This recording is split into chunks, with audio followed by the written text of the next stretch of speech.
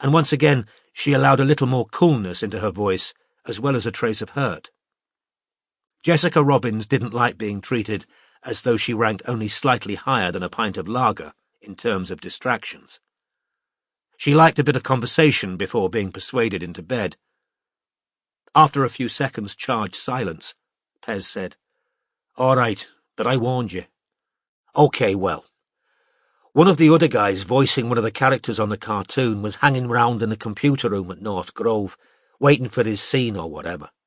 I walked in and I noticed him shut down what he was looking at pretty fast-like, and I was curious-like. Never liked this guy. Public school, rich parents, trying to tell everyone else how much privilege they had.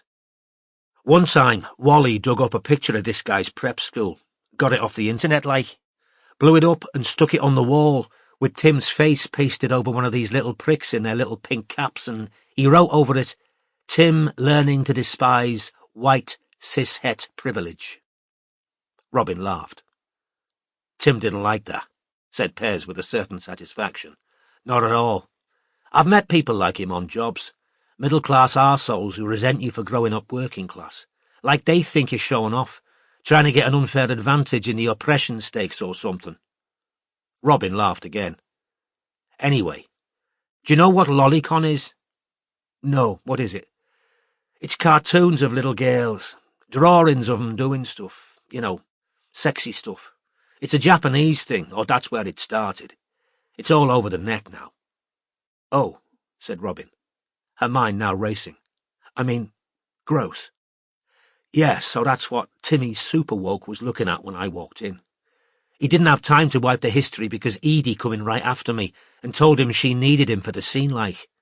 I went straight over and checked what he'd been browsing. Anyway, I told Edie what he'd been looking at once they'd all gone home like, and we had a row. She didn't believe me. She fucking hero-worshipped this guy.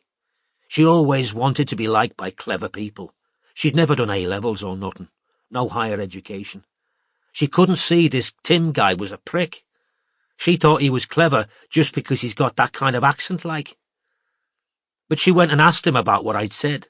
He said I was lying, and she believed him.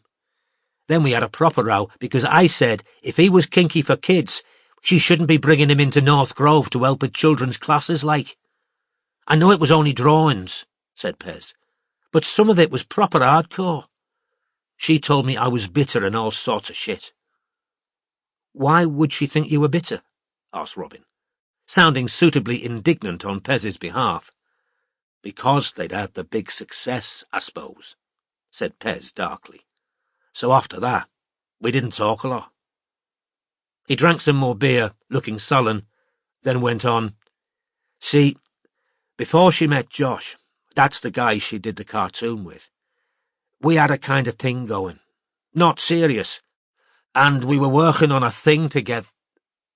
Pez cut himself off. "And now I've got a fucking boyfriend coming round trying to make me hand over what's mine. Well, he can fuck right off," said Pez, though Robin thought she detected some unease beneath the anger and bravado. "It's mine, and I'm fucking keeping it." "So you haven't lost it," thought Robin. But sweet, kind Jessica Robbins expressed only sympathy for her date's justifiable resentment, before offering to buy him a fourth pint. Chapter 68. The jealous doubt, the burning pain, that racked the lover's heart and brain, the fear that will not own it fear, the hope that cannot disappear. Letitia Elizabeth Landon, The Troubadour, Canto 2. Tired of the confines of the office and his attic flat, Stryker decided to spend the evening at the Tottenham, where he could enjoy a couple of pints while continuing his online investigations. However, the Tottenham had been atypically full for a Thursday night, so he'd headed instead to the Angel, only to find a sign on the bar declaring that the use of mobiles and laptops was forbidden in the establishment. His craving for beer increasing with each thwarted attempt to get some, he came to rest at last in the Cambridge, a large and noisy pub situated on the edge of Theatreland, where he'd no sooner sat down with his first pint of Doombar than Robin had called, asking him to take over as Buffy Paws in Drek's game. In consequence, he'd had to abandon the lines of investigation he'd planned, and had spent the last 2 hours pretending to be Buffypaws in the company of successive pints and a burger and chips. Other than one private channel conversation with Fiendy 1, his stint in the game had been uneventful, Anime absent throughout. At 9:45, with Strike still in the Cambridge and becoming increasingly bored of the game, his mobile rang. "Strike." "Evening," said Nutley. "Got a bit on Kay and Niven." Strike had sent their newest subcontractor to King's Lynn in the hope of finally ruling Kaya out of the investigation. The choice of Nutley had been largely dictated by Strike's desire to keep the man out of his own vicinity. "Go on," said Strike, picking up a pen and drawing his notebook closer to him. "She's been out for a drink with some friends," said Nutley. "Local wine bar." "Walking all right, then, is she?" asked Strike.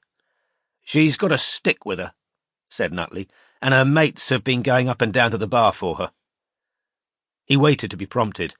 This habit was one of many of Nutley's that Strike found extremely irritating. "Is that it?" "No," said Nutley, sounding amused that Strike could think so. "About 20 minutes ago her mobile rang, and she went outside the bar to take the call. I went too, pretended I wanted a fag." Nutley paused to be praised for his initiative. When Strike's only response was silence, Nutley continued. "Yeah, so she was talking to someone on the phone and got kind of hysterical, wanting to know why they hadn't called her back sooner and stuff. She was saying she's got to get a message to Josh and wanted this person to arrange it. She said people on Edit are saying terrible things about her, and they aren't true, and it's all been faked or something. And," said Nutley, with the air of a man about to produce a rabbit out of a hat, "she said she thinks Anime's behind it. The stuff on Edit." "You sure she wasn't saying Reddit?" asked Strike, not bothering to keep the exasperation out of his voice. "What?" "Reddit," repeated Strike. "Yeah, it might have been," said Nutley, after considering the point for a few seconds. "But like I say, she was kind of hysterical. It was hard to hear exactly what she was going on about. They're all arty types, though, aren't they? So I thought Edit might be some kind of—" "Did you get the name of the person she was talking to?" "Didn't hear her say a name." "Of course you fucking didn't." "OK, good job, Nutley," said Strike, his tone contradicting his words. "Write it up for the file, and call me if anything else happens." Once Nutley had rung off, Strike turned back to Drek's game, very much wishing he too had somebody he could send up and down to the bar in his stead. The surrounding tables were full of people laughing and talking. He was the only solitary drinker, a 40-year-old oddball with his laptop, gaming alone while craving a smoke.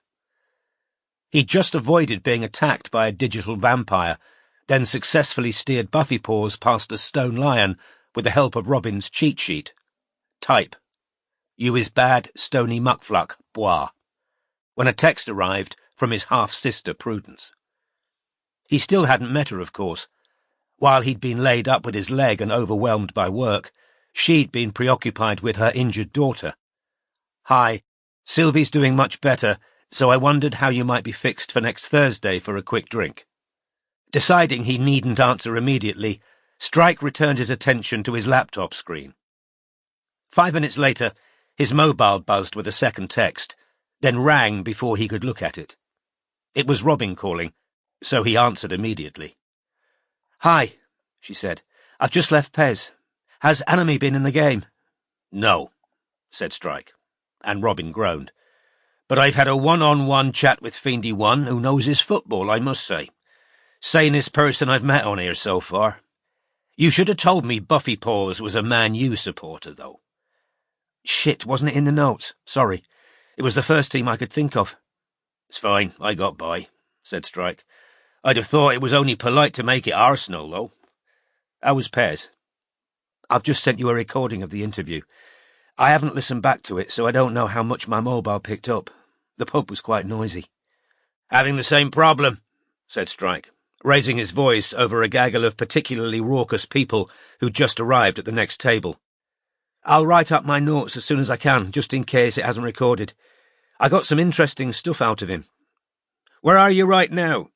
asked Strike, who thought he could hear traffic. "Heading for Junction Road," said Robin, "trying to flag down a cab." "The hell are you going to Junction Road for?"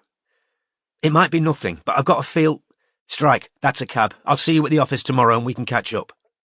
Robin waved at the approaching cab, which slowed, gave the driver the address, and got in.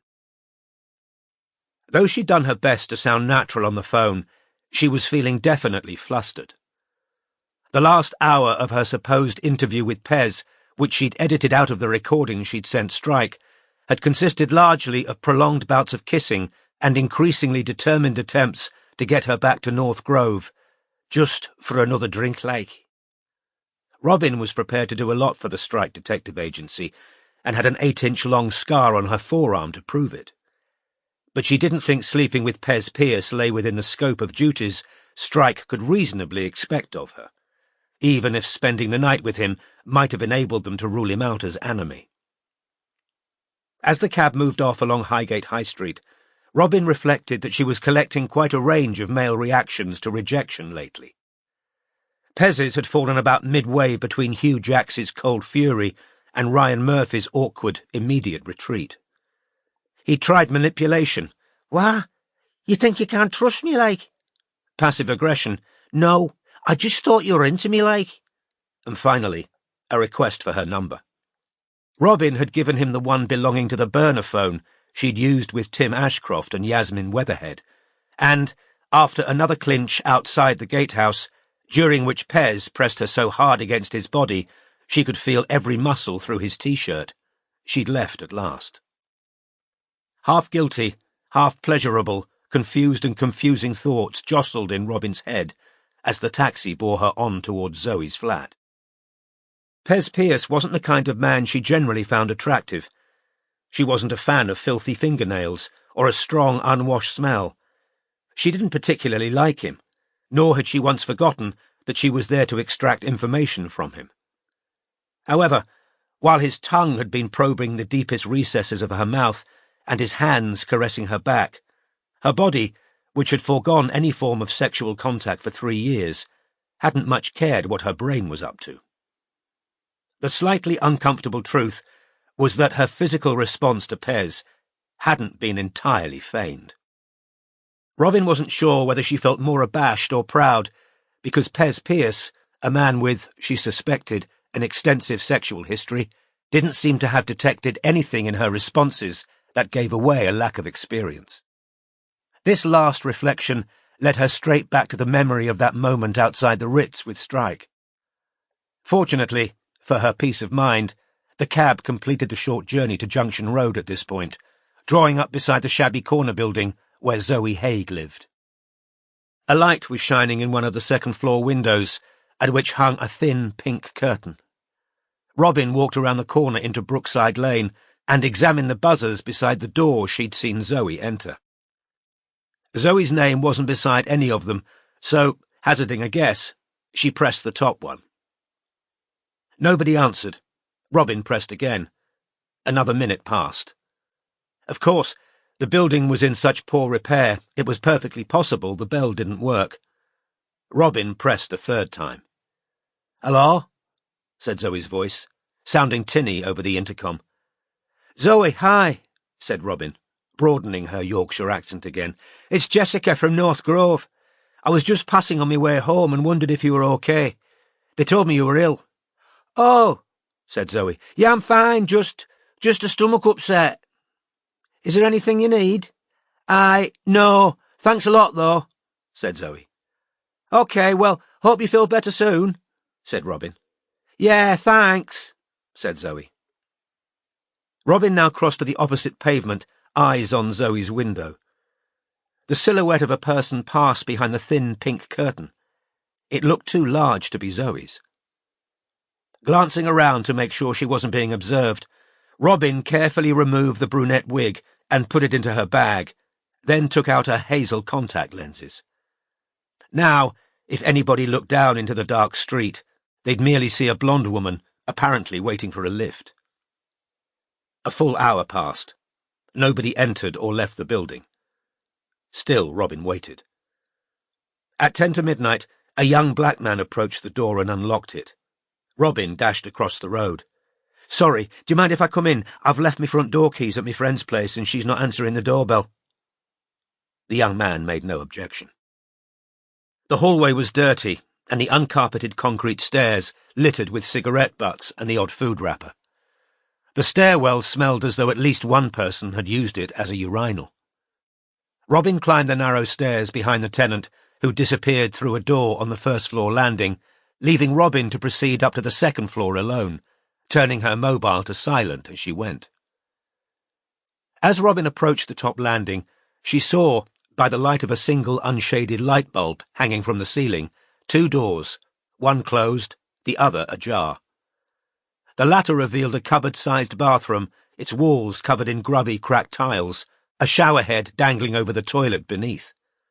Robin doubted the conversion had been legal. The closed door looked as though it could be forced open with one good kick. Well aware of the risk she was taking, Robin crept towards it and pressed her ear to the crack where the cheap wooden door met the frame. She could hear a male voice. The cadence sounded angry, but the speaker, perhaps aware of how far sound would travel inside this shoddily built building, hadn't raised his voice loudly enough for Robin to catch more than a few words. "Play acting. Free choice. Pressuring me." Robin checked her phone again. It was now past midnight. Zoe's guest might be planning to stay the night, but his tone was far from lover-like. Robin remained where she was, ear pressed against the crack in the door. "Do me harm." Now Zoe's voice rose, high-pitched and tearful, far easier to hear than the man's. "I never wanted to hurt you, ever." "Keep your bloody voice down." Zoe complied. But Robin could tell by the rise and fall of her voice that she was pleading, the words indistinguishable. Then Robin heard footsteps from inside the room. They seemed to be approaching the door.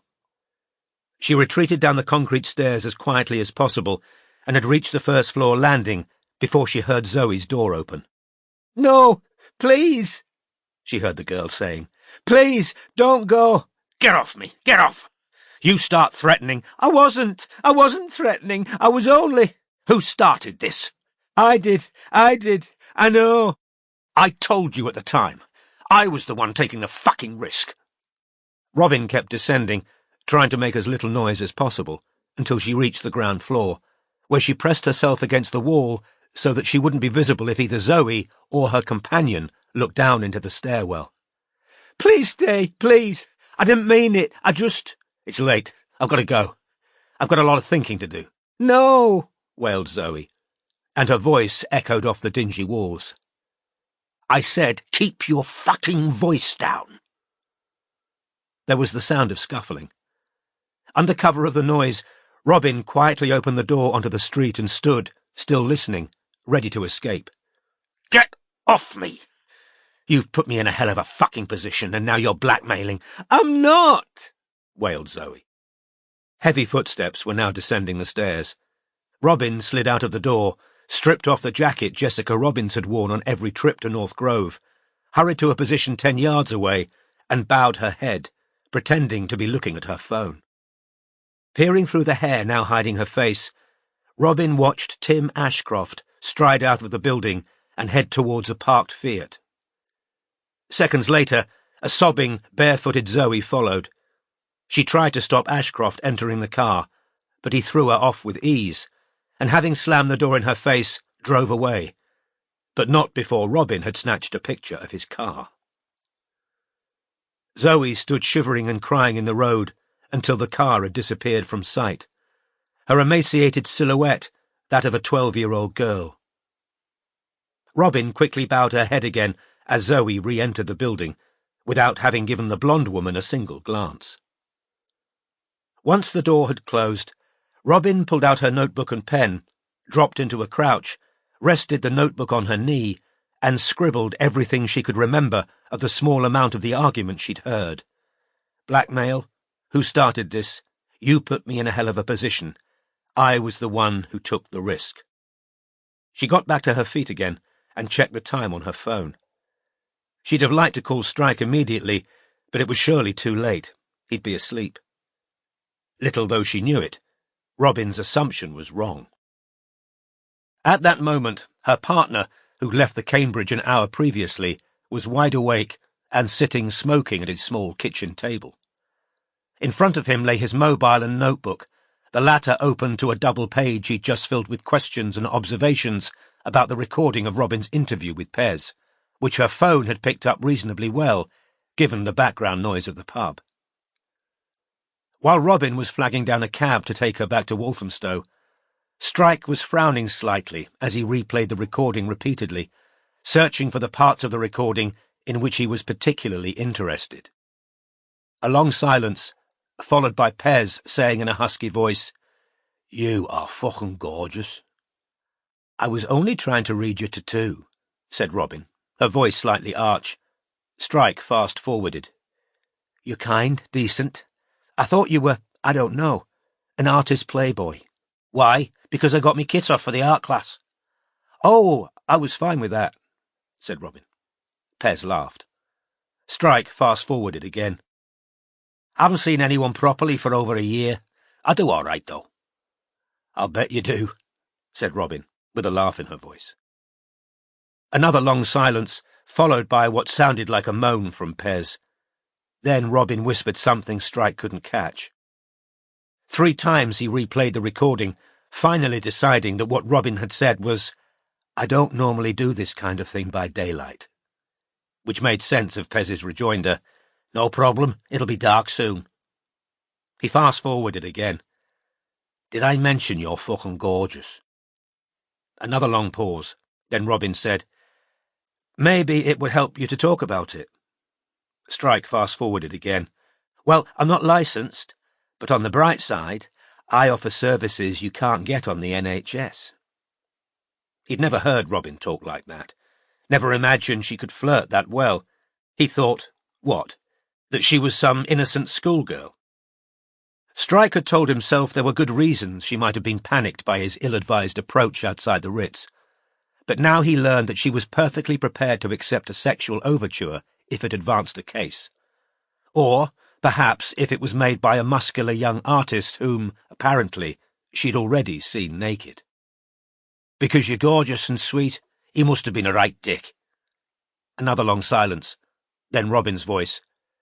"Control yourself. God, people are staring." "Just wanted some of that non-NHS therapy." Strike sat smoking and scowling at the kitchen wall for another 20 minutes before rousing himself to go to bed. The awareness that he had no reasonable grounds for complaint, that, far from feeling aggrieved and unsettled, he ought to be congratulating his partner on a job well done, did nothing to restore his equanimity. Chapter 69.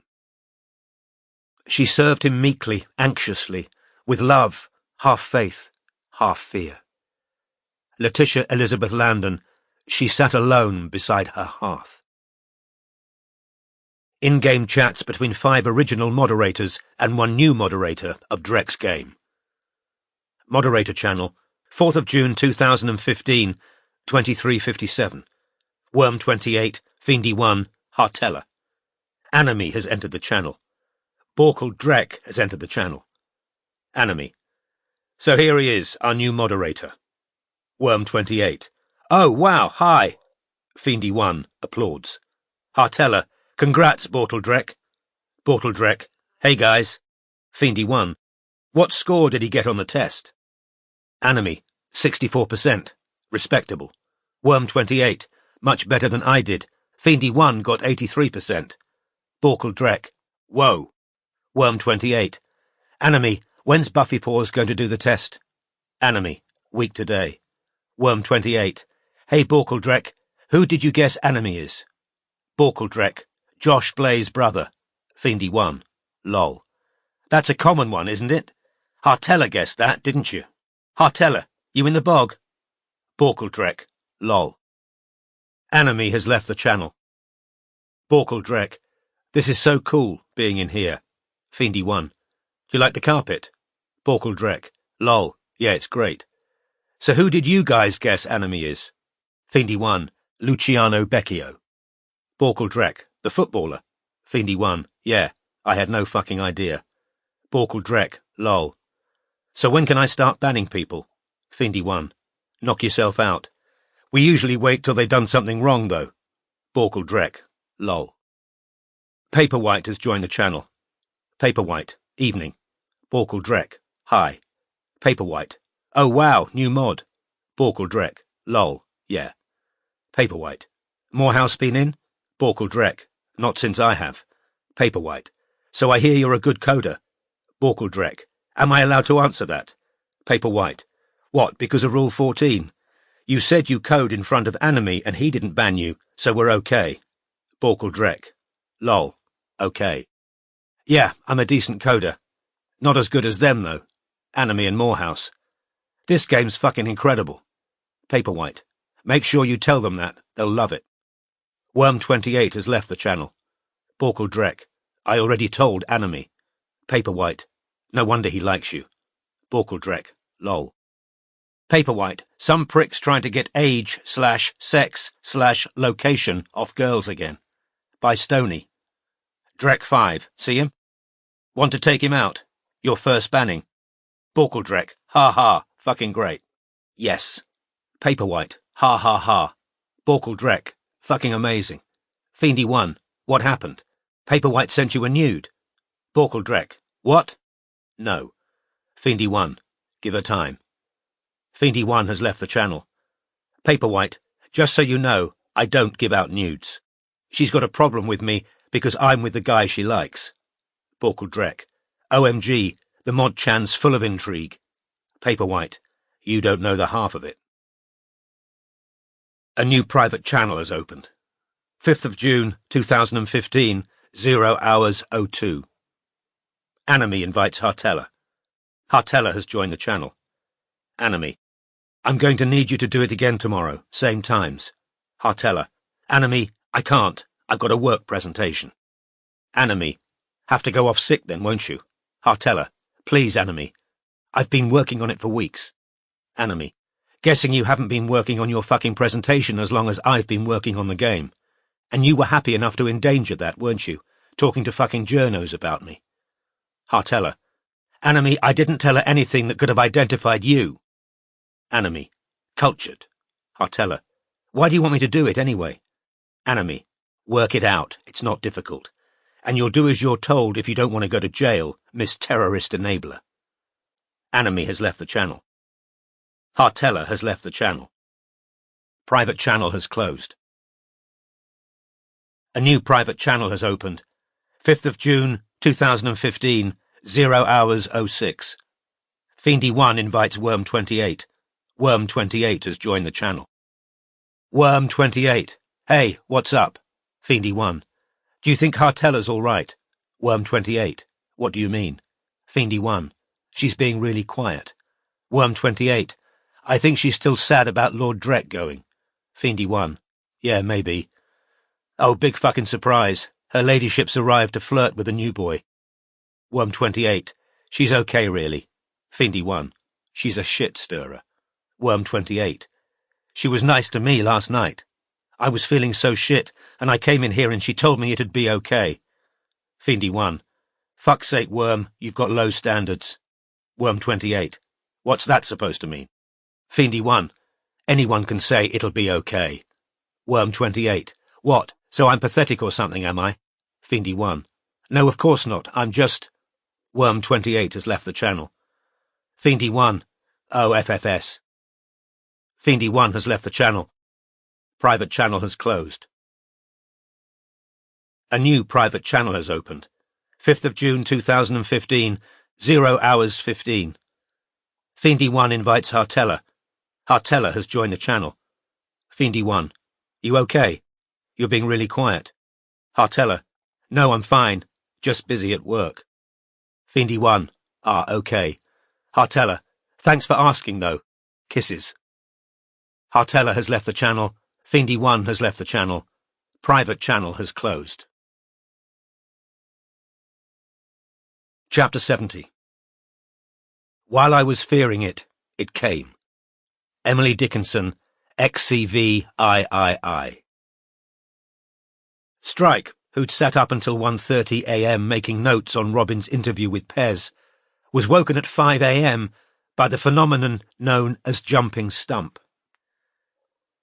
He'd suffered myoclonic spasms in the remaining portion of his right leg in the months following his amputation, and this unexpected recurrence was highly unwelcome.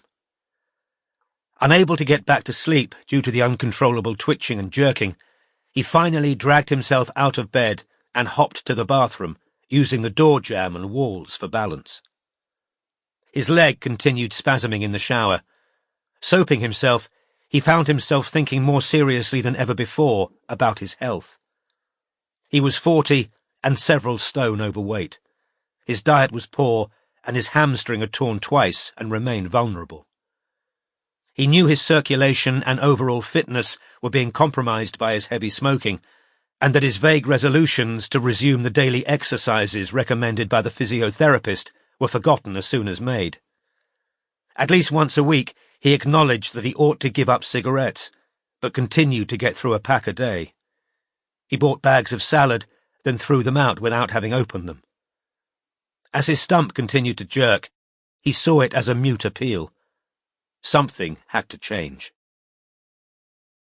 Having towelled himself off, Strike put on his prosthesis, hoping the weight of it would hamper his stump's involuntary movements, then made himself a mug of tea, and notwithstanding his stern self-talk in the shower, lit a cigarette. As he sat back down at the small kitchen table, where his laptop and notebook remained from the night before, he remembered that he was supposed to be having dinner with Madeline tonight. The prospect brought him no pleasure. On the contrary, a leaden weight of obligation and aggravation settled in the pit of his stomach. He drank his tea, staring out of the window at the pigeons on the roof opposite, silhouetted against the crystalline early morning sky, and asked himself how he'd got himself in this mess. He'd been accused before now of subconsciously sabotaging relationships because he didn't really want commitment. He remembered being lectured by Ilse on the need for compromise and forgiveness after splitting up with a short-term girlfriend whom he dated during one of his many breaks with Charlotte. Of course, Ilse, like every single one of his friends, had had an overriding aim: to see him settle down with literally anyone but Charlotte. And he tried, hadn't he? He genuinely tried to give the relationship with Madeline a chance. The sex was good. There were things about her he found endearing, even admirable, but there was no avoiding it anymore. Something essential was missing. Strike's leg was still trying to jump around, even with the prosthesis on, his false foot shifting irritably on the floor. Yawning, he flipped open his laptop to check today's rota. Robin was supposed to be tailing the housekeeper of South Audley Street this morning. Strike picked up his mobile and texted her. Be good to have a catch-up on Anime today. Nutley got some stuff on Kea last night. You can leave the housekeeper unwatched. Dev's on fingers. He'll know if they meet up. Having sent this message, Strike made and ate some porridge, rather than frying up the bacon he really fancied, dressed and proceeded carefully downstairs to the office, partly because it would stop him smoking. He tried to keep the workplace cigarette-free. He took the ever-expanding Anime file out of the filing cabinet, then settled himself at his computer, intent on pursuing the online investigations he'd had to abandon the previous evening while impersonating Buffy Paws in Drek's game. An hour passed, but Strike's attempt to find friends of Gus Upcott came to nothing. He was unable to find any trace of the music student online, other than a 7-year-old clip from a school concert in which a teenaged Gus played what seemed to Strike to be an exceptionally difficult cello solo. If Gus used Twitter, Instagram, or Facebook, he was doing so under a pseudonym, and his social life remained as much of a mystery as it had when Strike began looking. He drew a similar blank on Grant Ledwell's daughter Rachel, coming up with only a year-old photo on Instagram. The picture showed a group of laughing teenagers at the back of a bus. One dark-haired girl had pulled her beanie hat down over her face, so that only her chin was visible. She was making the rock and roll salute with both hands, little fingers and index fingers raised, and the tag read, @Rach Ledwell. However, when Strike went to find @Rach Ledwell's Instagram account, he found it had been deleted. Returning to the page with the bus photo, he worked his way slowly through the rest of the pictures until finally, after a bit of cross-referencing of school uniforms and landmarks, he deduced that the owner of the page, @Shelley Pinker, lived in Bradford, which meant that all Strike had for a further hour's work were the words Rachel Ledwell, Bradford, in his notebook. Yawning again, he headed into the outer office to make himself another mug of tea, grateful that at least his leg had stopped twitching. Back at his desk, he found a return text from Robin on his phone. "Great, because I've got a lot to tell you. Would you mind if I came in at 10? I've been up all night working." Strike looked at this message for a full minute, a multitude of possibilities running through his mind. Robin had said she was going to Junction Road. He'd assumed that meant she wanted, for reasons unknown, to visit Zoe or watch her flat. Did I mention you're fucking gorgeous? What exactly had kept her up all night? Control yourself. God, people are staring. Pez Pierce surely couldn't have accompanied Robin to Junction Road. Had she promised to go back to North Grove after Junction Road? I don't normally do this kind of thing by daylight. Now scowling, Strike texted back, OK, turned his attention back to his computer and typed Kaya Niven Reddit into Google. There was an immediate hit. Feeling even more aggravated by Nutley, who could have done this simple bit of follow-up on his own phone, Strike opened a Reddit page headed R-Track Criminal Bitches. Strike scrolled slowly downwards. He was surprised that the page hadn't been shut down, because it seemed to be one long exhortation to vigilantism, its purpose to expose the personal details, addresses, and employers of women who'd been convicted of crimes against men, or, in the view of those posting their profiles, had falsely claimed to be victims of male crime themselves. Photographs of all the women had been provided for easier identification. Above a picture of a tired-looking blonde in her 30s was written, Baba Yaga.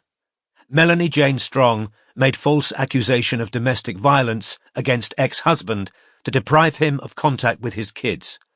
Female judge fell for it hook, line and sinker. Currently living at 3 Pargeter Avenue, Cheam, SM1 2PL.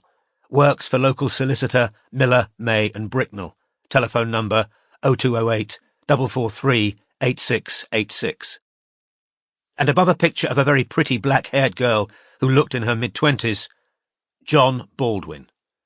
Lying bitch Darcy Olivia Barrett made false sexual assault accusation against boyfriend. Living at 4B Lancaster Drive, Hoxteth. Instagram @ViolaD97. Twitter @DarkViola90. Kids at 98 Raglan Road, Barnet, EN4 788. Telephone number 0208 906 4359. Call and let family know what a cunt she is. It took Strike only a couple more minutes to find Kaya's name. The item had been posted 10 days previously. Drek Bois. This crazy bitch threatened to kill her ex-boyfriend and his girlfriend the night before they were actually fucking stabbed. dailymail.co.uk/news/murder of animator in Highgate Cemetery. She's now deleted these tweets. Spread these screenshots far and wide. Twitter @RealPaperWhite. bumblefootandSpoons.tumblr.com. Instagram.com/KayaNiven. Patreon.com/KayaNivenArt. Kaya Niven @RealPaperWhite. When you find out by accident just how deep the betrayal goes, and you've been lied to for months, @RealJoshBlay, @EdLedDraws. 12:10 a.m., 12th of February, 2015. Kaya Niven @RealPaperWhite. You're about to find out there are fucking consequences to stabbing people through the heart and walking away. @RealJoshBlay, @EdLedDraws. 12:25 a.m., 12th of February 2015. Kaya Niven @RealPaperWhite. You treat people with contempt long enough, they will retaliate. Violence begets violence. @RealJoshBlay, @EdLedDraws. 12:26 a.m., 12th of February 2015. Wally Cardew at the Wally Cardew, replying to at Real Paperwhite. Delete that FFS. 12:39 a.m., 12th of February 2015. Kaya Niven at Real Paperwhite, replying to at the Wally Cardew. Why the fuck should I? 12:40 a.m., 12th of February 2015. Wally Cardew at the Wally Cardew, replying to at Real Paperwhite. Because there are better ways. 12:42 a.m., 12th of February 2015. Kaya Niven at Real Paperwhite, replying to at the Wally Cardew. I don't give a shit. 12:42 a.m., 12th of February 2015. Wally Cardew at the Wally Cardew, replying to at Real Paperwhite. Well, you should. 12:44 a.m., 12th of February 2015. Strike flipped open the Anime file and pulled out the printed list of websites visited by Kaya prior to Strike's interview with her. He'd previously given this list only a cursory glance, but now he'd found out Kaya made a barely veiled threat of violence against Josh and Edie less than 24 hours before they'd been stabbed. He felt she deserved a little more of his attention. Scanning the list of websites, he mentally discounted the BuzzFeed quiz on being cis, the shopping sites, the Googling of his name and of Josh's. His attention finally coming to rest on a website called Tribulationem et Dolorem. He brought the website up on his computer. It proved to be a support group for people suffering from chronic illness, most commonly ME. The overall look was amateurish, and in places the formatting had gone awry. However, after perusing the message boards for half an hour, Strike finally found something interesting, dating from 2013. Arca. Hi, chronic fatigue sufferer here, EDS. Really just looking to connect with others going through the same stuff. I've just turned 24, should be completing my studies at art school, but had to drop out due to multiple health issues. John. Welcome, Arca. Very pleased to have you join us. I hope you find our resources helpful. We're a friendly community, and I trust you'll find the support you're looking for. Arca. Thanks so much. This looks a great site, one of the best I've found. Kiss. John. We try our best. May I ask, is your handle in reference to the Greek goddess of that name? Arca. Yes. Can't believe you know that. For several reasons she kind of speaks to me. The shadow rainbow. Don't shine as brightly as I should. Can I ask, did you design this site? John. I did indeed. Arca. Oh wow, it's really great. Like I say, I'm an artist. This has a really great look. I love the colour palette and the whole vibe. I could tell when I looked at it, it wasn't an amateur job. John. High praise from an artist. I dabbled in web design before I was stricken with myalgic encephalomyelitis, which sadly forced me to give up work. Arca. Oh, I'm so sorry. How long have you had ME? John. 12 years. Arca. Ugh, that's awful. Have you got a supportive doctor? John. I'm fortunate enough to be able to go privately these days and have found a doctor who suits me. Prior to that, it was a struggle, which is why I created this website. Arca.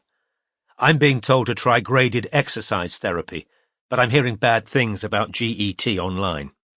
John. I don't recommend it. In my own case, it dramatically worsened my fatigue. Arca. Right, that's what I heard. And being told I should try CBT felt like they were telling me this is all in my head. John. Yes. I'm afraid too many doctors are profoundly ignorant about the realities of the condition. If you're comfortable private messaging me, I'm happy to share the medications and treatments that have been of some benefit to me. Arca. Oh, totally, that's so kind. John. Just click on speech bubble top right. Strike now turned to the home page. About the founder of Tribulationem et Dolorem. John is a creative whose flourishing career in publishing, plus successful sidelines in both art and music, were cut short when he developed myalgic encephalomyelitis, ME, over a decade ago.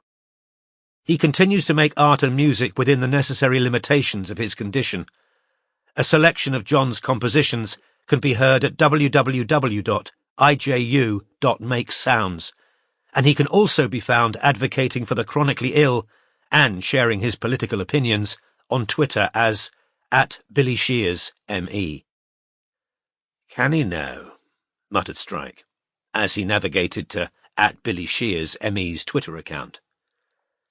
This proved to be composed mostly of attacks on the medical profession, contemptuous strictures on both the Conservative and Labour parties, and occasional links to www.iju.makesounds.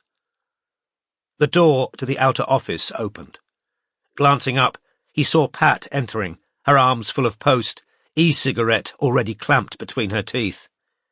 "You're in early," she grunted. "Following a lead," said Strike. 5 minutes later, he found what he was looking for. Kaya Niven at Real Paperwhite. When you're too depressed to do anything except stare at the ceiling and you'd quite like to die, except that requires effort. 1:50 p.m., 4th of September, 2014. Lepine's Disciple at Lepine's Disciple, replying to @Real Paperwhite. Whiny narcissistic bitch says what? 1:51 p.m., 4th of September, 2014. ME writes @BillyShearsME, replying to @Lepine's Disciple @Real Paperwhite. You know nothing of what this young woman has gone through, nor does she deserve to have that kind of language thrown at her. 1:57 p.m., 4th of September, 2014. Lepine's Disciple @Lepine's Disciple, replying to @BillyShearsME @Real Paperwhite. Grandpa's got a semi. Crying, laughing. 1:59 p.m., 4th of September, 2014. ME writes @BillyShearsME, replying to @Lepine's Disciple @Real Paperwhite. The standard of discourse as elevated as ever here, I see. 2:03 p.m., 4th of September, 2014. Before Strike could fully compute what he'd just read, he heard running footsteps. He looked up. Pat was sprinting towards him. She'd barely slammed the door on the outer office when there was a deafening boom and the door blew inwards, cracking in two. The lower hinge held, but the upper portion fell, hit Pat in the back, and would have sent her sprawling had Strike not caught her. Debris was flying everywhere. Strike felt something sharp slice his neck as he dragged Pat down behind the desk. From the outer office came the sound of falling glass and rubble, and the caustic smell of smoke and chemicals filled the air. "Package!" Pat shouted into Strike's ear. "Started to undo it, realized it was hissing." Metal echoed. Something heavy hit the floor in the outer room, and Strike felt the floor shake. The smoke was becoming thicker. His eyes were watering. From out in the streets he heard shouting. "I've dropped my bloody e-fag," said Pat crossly, looking down at herself. "Stay there," Strike ordered her. He got slowly to his feet, squinting through the smoke. Plaster dust was still raining from the ceiling beyond the door. Pat's computer monitor lay on the floor, its screen smashed. Her desk had cracked in two and was still smouldering. Chunks of wood and plaster littered the floor. "Please, please," said Pat, who, in spite of Strike's command to stay down, had also stood up to use the phone on his desk. "Strike, Detective Agency here, Denmark Street. We've been sent an explosive device, and it's exploded." No injuries." "Oh, have you? Righto. They're already on their way," said Pat, replacing the receiver. "Someone must have called it in." "Not bloody surprised," said Strike. An accumulation of excitable voices in the street outside was becoming audible, even over the ringing of his ears. "I want my fag back," said Pat, peering at the floor outside. "Have one of mine," said Strike, handing her his pack of Benson & Hedges and lighter. "You're not going out there till we know it's safe." After 5 minutes' wait, during which no more of the ceiling fell in, Strike decided it was time to get out. He picked up the enemy file, then insisted on holding Pat's arm to guide her over the debris as they made their careful way towards the outer door, from which the glass had blown out. The walls bore scorch marks, there were deep dents in the filing cabinets, and stuffing bulged through the rips in the fake leather sofa. Wires dangled from 2 large cavities in the ceiling, one of which looked as though it had almost blasted through to his attic flat above. Fury rose inside him. You cowardly fucks. I just had that bloody cleaned, grumbled Pat, surveying the dust-covered coat still hanging incongruously from its peg.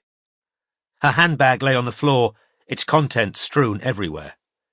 As she bent to pick them up, Strike heard an approaching siren. Cavalry's here. Come on. Just a mo. I want to find... Christ's sake, Pat, I'll buy you a new bloody e-cigarette. Let's go. Strike didn't like to think what state his flat was going to be in. Grateful at least for his habit of always bringing his phone, car keys and wallet down to the office to minimise unnecessary trips back upstairs, he ushered Pat out onto the landing, and together they descended into Denmark Street. Chapter 71. These monsters, set out in the open sun, of course throw monstrous shadows. Those who think awry will scarce act straightly. Elizabeth Barrett Browning, Aurora Leigh. At 10 to 10, Robin emerged, somewhat bleary-eyed, from Tottenham Court Road tube station and headed through the ongoing roadworks towards the office. She'd only had 2 hours' sleep, so Strike's message that she needn't tail the housekeeper of South Audley Street today had come as a relief.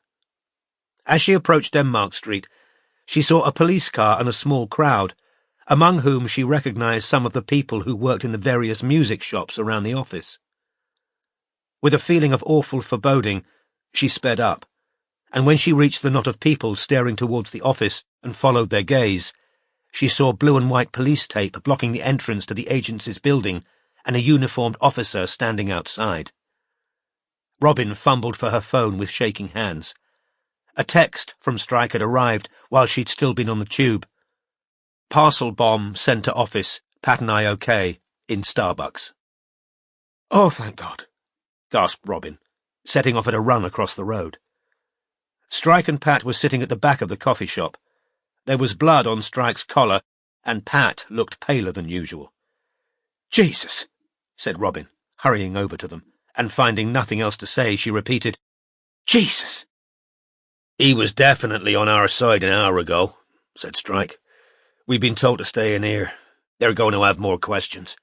I think they're waiting for the CID. What? How?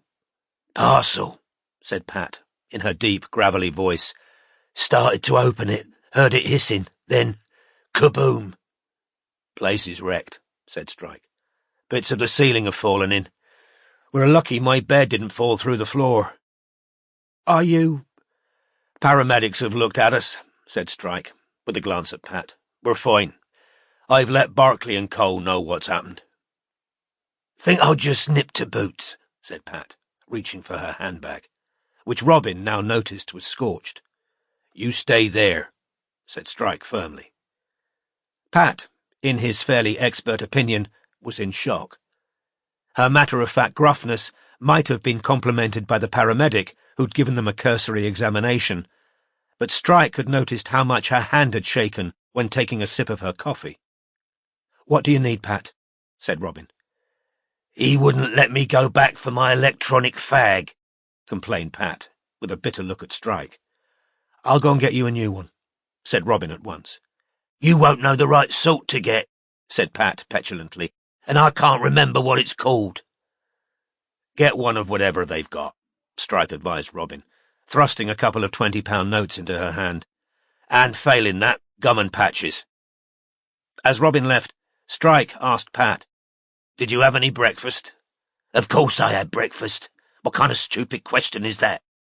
Think you need some sugar, said Strike, heaving himself up. He felt no ill will towards the office manager for her pettishness. Indeed, he empathised. His own reaction to shock tended to take the form of irritability. He returned to the table with 2 Danish pastries and fresh coffee, and after glaring at the plate he'd set in front of her, Pat condescended to break off a piece and eat it. You realise you just saved both our lives, Strike told her, sitting down again. If you hadn't twigged and pulled that door shut... He bumped his plastic coffee cup gently against hers. You're a bloody marvel, Pat. Plus, you make a great fruitcake. Pat pressed her lips together, frowning. Her eyes had become unusually moist. Strike fleetingly considered putting an arm around her, but could almost feel her bony shoulders shrugging him off. "Suppose it's that terrorist group you've pissed off," she said. "Must have been. That wasn't an amateur effort." "Bastards." "You said it." "My uncle died in an IRA pub bombing. Woolwich, 74. "Shit, I'm sorry," said Strike, startled. "Wrong place, wrong time. Hard to get your head round." "Well," said Pat, with a glance towards the tabletop, beneath which Strike's fake leg was hidden, "I don't need to tell you that." She ate some more Danish pastry. Strike saw a blue Toyota Avensis pass the window and thought he recognized the profile of Ryan Murphy, the CID officer who'd previously visited the office. "They might want to take us to New Scotland Yard," said Strike, "to give statements." "I'm not bloody going anywhere. Why can't we do it here?" "Maybe we can," said Strike placatingly. "Where's Robin?" said Pat in frustration. Strike could almost feel her craving for nicotine. The first police on the scene had asked them to stay put inside the cafe, not to hang around outside on the pavement. That suited Strike, because it was surely only a matter of time before the press turned up. By the time Robin returned, carrying a plastic bag full of various e-cigarettes, 2 CID men had joined Strike and Pat. Murphy and an older black man with greying hair. So worried was Robin about what had just happened that the sight of the back of Ryan Murphy caused her barely a tremor. She arrived at the table in time to hear Pat insisting, obstreperously, that she didn't want to go to New Scotland Yard, that she hadn't done anything wrong, and why couldn't she just say what she had to say right here? Strike knew Murphy had taken the measure of Pat's state of shock by his calm response. "We'd just like to talk to you somewhere a bit more private, Mrs. Chauncey." "Oh, hello," he added, as Robin joined them. "Hi," said Robin. "Here you are, Pat. Hopefully one of them will be okay." While Pat accepted the carrier bag and poked disconsolately at the contents, Strike said to the CID officers, "There's a pub just up the road with a basement room. They'd probably let us use it for half an hour or so. We're regulars." So the party walked the short distance to the Tottenham, Strike and Pat both seizing the opportunity to smoke a proper cigarette as they went. Robin found herself walking behind them, sandwiched between Murphy and his colleague, whom he introduced as Neil Jameson, before saying, "You okay?" "I wasn't there," said Robin. She felt irrationally guilty for not having been in the office when the bomb went off. "Still a shock," said Murphy. "Yes," said Robin. The barman at the Tottenham was obliging. A couple of minutes after they'd arrived, the 2 CID officers, Strike, Robin and Pat, were sitting around a table in the otherwise deserted, red-carpeted basement room. "Okay, Mrs. Chauncey," said the older officer, flicking open his notebook, while Pat tried to open one of the e-cigarettes. Her hands were still shaking, so Strike took the packet from her, unwrapped it, and began to put the device inside together. "If you can tell us in your own words what happened." "Well, the postman came up the stairs right behind me," said Pat. "Usual postman?" "Yes," said Pat. "He knows me. I took our mail from him on the landing." "How big was the package?" asked the CID man. Pat mimed a shoebox-size shape. "Heavy?" "Yeah," said Pat, watching beadily as Strike filled the e-cigarette with fluid. "What was written on it? Can you remember?" "Their names," said Pat, nodding at Strike and Robin. "Can you remember anything about the handwriting?" "Educated," said Pat. "We sometimes get nutters writing. You can always tell by the handwriting." "Green ink," said Murphy with a smile. "The worst one was in purple," said Pat, almost smiling back. She always had a soft spot for handsome men, and Murphy was certainly good-looking, as Robin, shaken though she was, now appreciated. High cheekbones and that full upper lip, and wavy hair somewhat like Strike's, though lighter in colour. Some daft bugger thought the royal family had all been replaced with imposters. The two CID officers laughed obligingly. But this wasn't nutter handwriting? Asked Murphy's colleague. No, said Pat. Black ink, everything spelled right. They don't always get Ellicott right, and most people call him Cameron. Don't suppose you noticed the postmark? Pat accepted her filled and functional e-cigarette from Strike, took a long drag on it as though it were oxygen, then said, Kilburn. I live there, Pat elucidated. You notice when it's yours, don't you? True, said the CID man. So, you took the package? Took it into the office, put it down on the desk. Took off my coat, opened one of the letters, then started to open the parcel. What with the nice handwriting and everything, I thought it was a thank you present, she said, with a hint of defensiveness. They sometimes get chocolates and booze from clients. I got one flap open, and then I heard it hissing, and I just knew, said Pat. She turned a little whiter. Robin got silently to her feet and left the room. I ran into his office, Pat continued, indicating Strike, and slammed the door, and it went off. Well, if everyone had your powers of observation and quick reactions, Mrs. Chauncey, said the older CID officer, our jobs would be a hell of a lot easier. Forensics are going to need at least 24 hours, Murphy said to Strike. You live over the office, right? Yeah, said Strike. I'm assuming you'd advise me to clear out. I would, yeah, said Murphy. From what I've just heard, it might be structurally unsound, and... Yeah, said Strike again. He didn't need it spelled out in front of Pat, that once the Harvening realised their attempt on his and Robin's lives had failed, they might start looking for other ways to get to them. Robin returned, holding a glass of what looked like port, which she set down in front of Pat. I don't need that, said Pat. Drink it, said Robin firmly, sitting down again. Could have got me a pint while you were there, said Strike. I was bombed too, you know. The two CID officers laughed again. OK, said Neil Jameson. I'm going to write this out in full and ask you to sign it, Mrs. Chauncey. While he was writing out Pat's statement, Murphy turned to Robin. I've just been telling your boss. He's my partner, said Robin. At the same time, Strike said, She's my partner. Ah, sorry. Just been telling your partner it'd be wise to stay out of the office for a bit. I don't mean to be personal. What's your home situation? Do you live... Alone, said Robin. I've only just moved. Walthamstow. Right by me. I'm in Wanstead. Could be helpful. You only just having moved. All the same, I've got all the usual security, said Robin, cutting him off. Murphy's colleague had finished writing. Pat, whose colour had returned after a few sips of port, read the statement through and signed it. Right, said Strike to Pat as he got to his feet. I'm taking you home. There's no need for that, said Pat irritably. Don't worry, it's not because I like you, said Strike, looking down at her. Just don't think I can find another office manager with your skill set. Robin saw Pat's eyes fill with tears. As Strike moved towards the stairs, Pat at his side, Robin called after him. Cormoran, I've got that sofa bed if you need it. She wasn't sure he'd heard her, because he made no response, and a second later, she wished she hadn't said it.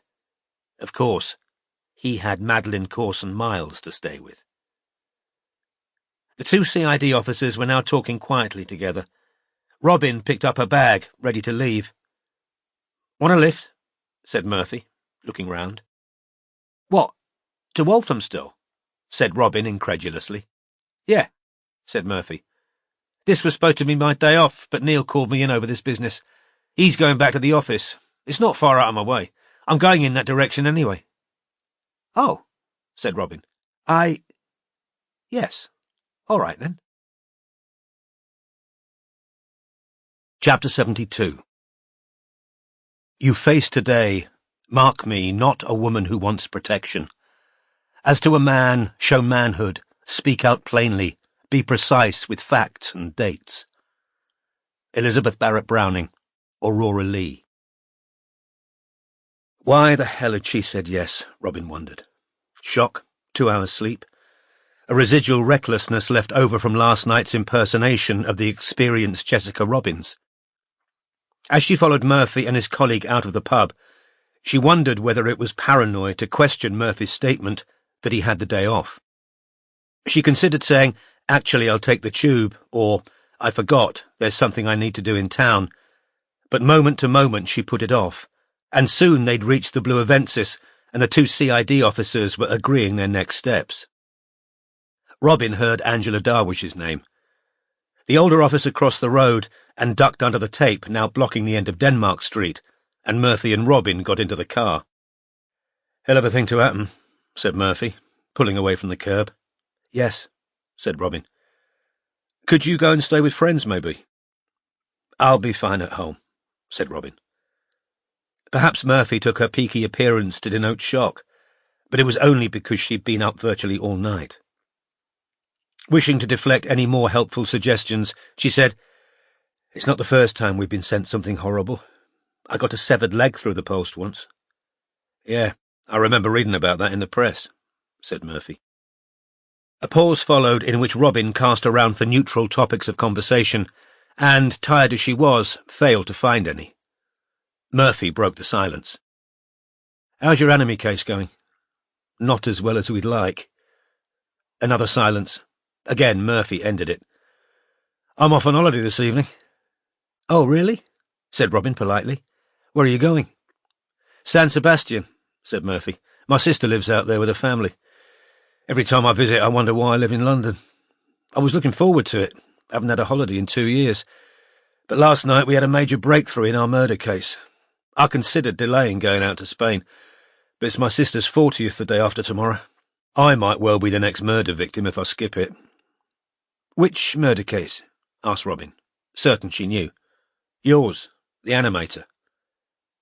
"You've got Edie Ledwell's killer," said Robin, now looking directly at Murphy. "We think so.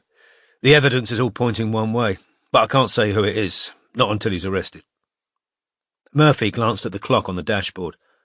Robin's tired mind was suddenly racing with questions. "Did he talk to someone? Admit it?" "No," said Murphy.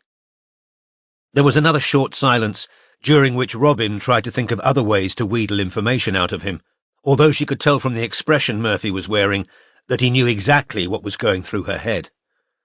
At last he said, "It was a phone. Ledwell's phone." "He's got it." "Not anymore," said Murphy. "He chucked it in a duck pond in Writtle." "Where's that?" "Out Chelmsford way." She could tell Murphy was going to tell her more, knew he wanted to explain how they got their man, even if the man's identity couldn't be shared. In his place, she'd have felt the same temptation. She, too, knew the satisfaction of laying out pieces of the puzzle for somebody who appreciated what it had taken to get there. "About a fortnight after she was killed," Murphy said, "someone turned Ledwell's phone on for 15 minutes, then shut it off again. We traced the signal to the car park of Westfield Shopping Centre in Stratford. Ever been there?" "No," said Robin. "Biggest shopping centre in Europe. You can imagine what size the car park is. We collected the CCTV footage, 1,000+ cars, plenty of people using their phones. We took every number plate, pictures of everyone we could see with a mobile, and started sifting through it all. 5 days after that, the phone was turned on again for 10 minutes, then shut off. Signal traced to a field in Kent. No cameras nearby, but we got hold of the nearest CCTV footage, which wasn't that near. We started looking at number plates of cars entering and leaving the general area, plus pedestrians, cyclists, looking for a match with any of the cars or people we got from Westfield. Slow work, as you can imagine." "They were choosing the places they were using the phone pretty carefully," said Robin. "Very," said Murphy. "Making our lives as difficult as possible. Couldn't get any matches between the 2 locations. We still aren't sure why they were turning the phone on at all. You'd think it'd be smarter not to touch it. They didn't make any calls. Our presumption is that there was information on there the killer wanted." "You know Edie Ledwell stored ideas for the cartoon on her phone?" asked Robin. "Yeah. Blade told us that, said Murphy. Anyway, 3 weeks ago a man gets out of a car at the duck pond in Writtle in the early hours of the morning, face concealed in a scarf, and chucks something into the water. He was seen by a teenage kid having a cheeky smoke out of his bedroom window while his parents were asleep. This kid was quite interested, so next morning he wades into the pond, pulls out an iPhone and takes it home. After an hour or so, it occurs to the kid that there's something fishy about what just happened, so he goes downstairs and tells his parents. The mother takes the phone to the local police station. We get contacted, get our forensic and tech guys onto it. Obviously, it had been underwater all night, so it was a specialised job. But once they'd done their stuff, sure enough, it was Ledwell's. CCTV footage showed a Ford Fiesta entering and leaving the area at the right times, false plates. We go back and look at the Westfield pictures and there's a Ford Fiesta there with a number plate ending CBS, said Robin. Murphy looked round so quickly, Robin said, "Traffic light!" fearful they were about to hit the car in front. As Murphy slowed down, he said, "How—" "I've seen him in it," said Robin, whose thoughts had been thrown into a state of total disarray. She felt astonished, confused, and a strange sick sense of— what was it? Disbelief? Anticlimax? I noticed the letters on the number plate. "Because of the American news channel?" said Murphy. "Yes," lied Robin. "Don't worry, I'm not about to call the press. What about Blade's phone? Has he used that at all?" "No. That one hasn't been turned on since it disappeared. We're assuming Ormond's got it at home, unless he's disposed of it somewhere else. We dragged the Writtle duck pond and it wasn't there." "I only saw him last night," said Robin, for the second time that morning, as waves of incredulity washed over her. "Where?" "North Grove Art Collective. He was trying to get something from one of the people who lives there." "Really? What?" "I don't know. I think a drawing or a piece of writing Edie did. I can't believe this. I don't know why, although I suppose—" She didn't finish the sentence, but Murphy had followed her train of thought. "First person you look at is the partner. You were the one who spotted the bruising on her neck. I thought he was taking a detention when she was killed. He left early and told the girl not to tell anyone, unless she wanted a week's worth. God. So he knew where they were meeting?" "Yeah. Confidentially, we've got reason to believe he put a tracker on her phone, which she didn't know about. We're still trying to unlock it. Apple won't help, civil liberties. But he clearly knew the passcode to open it twice." "They're going to arrest him today?" "Yeah, he's gone to work as usual. We're going to nab him once he leaves school. Arresting a guy in front of a load of kids isn't smart. We'd rather not have the press onto this until we've got him in an interview room."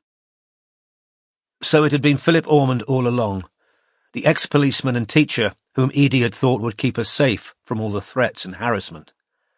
A jealous partner stalking her as she went to meet her ex-boyfriend, stabbing both of them, then leaving with their phones.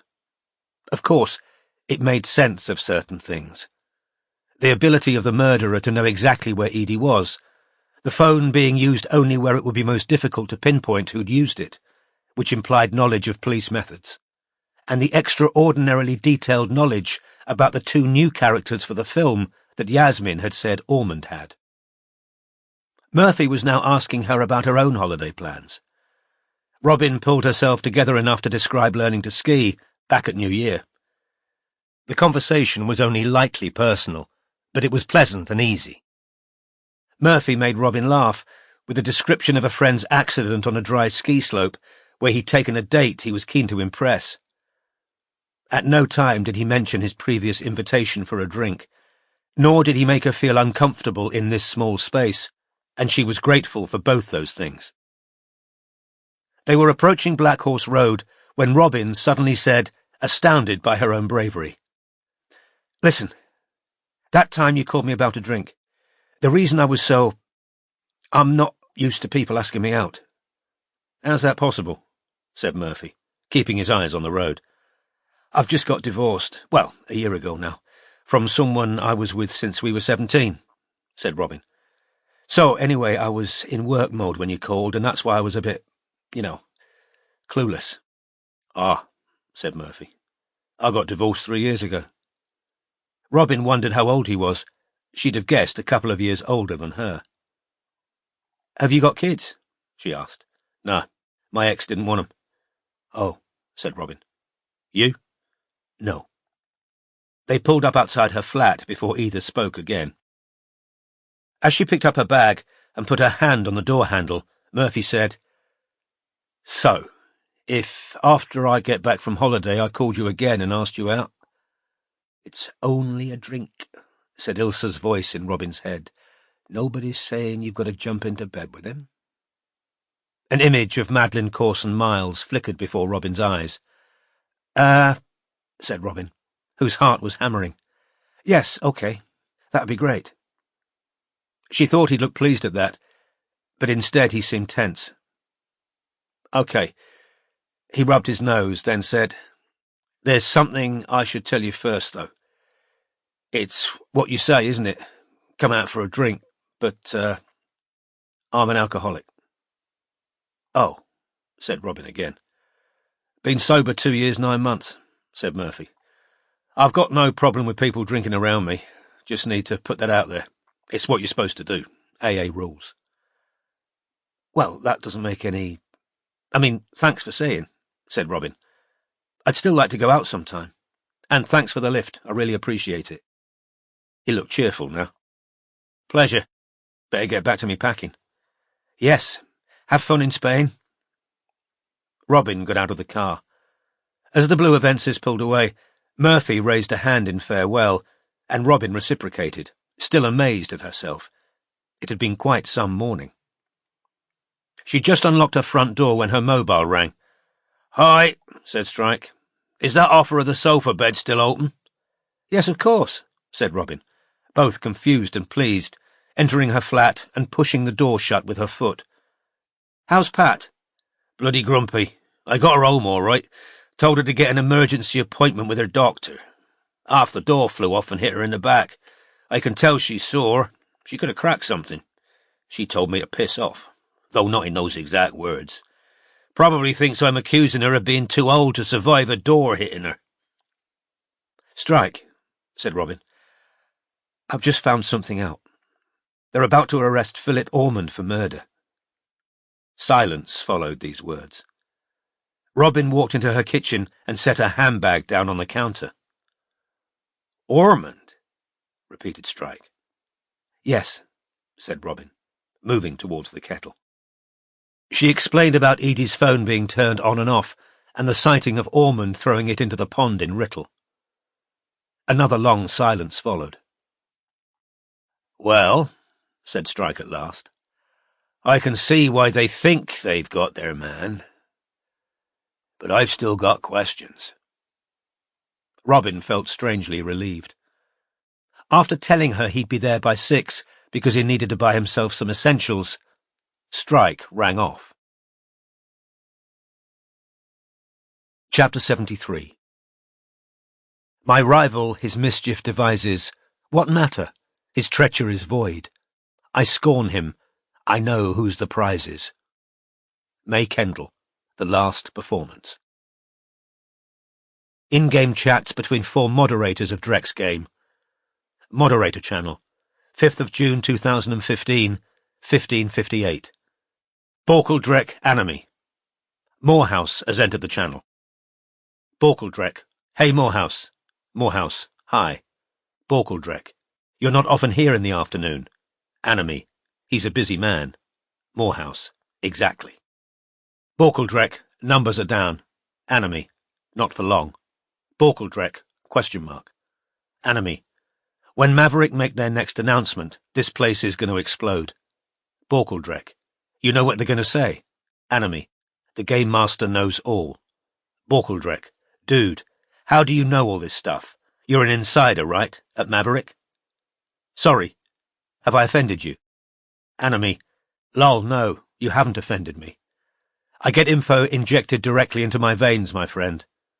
Borkle-Drek, so tell me, what are they going to do? Go on, tell me, I won't tell anyone. Anime, I'll tell you once you take over from Morehouse. Borkle-Drek, question mark. Anime, if Morehouse has an accident, I mean. Borkle-Drek, Lol. You want my theory? I think you're a mate of Josh Blaze. Anime, you might be right. Borkeldrek. Did you know Ledwell as well?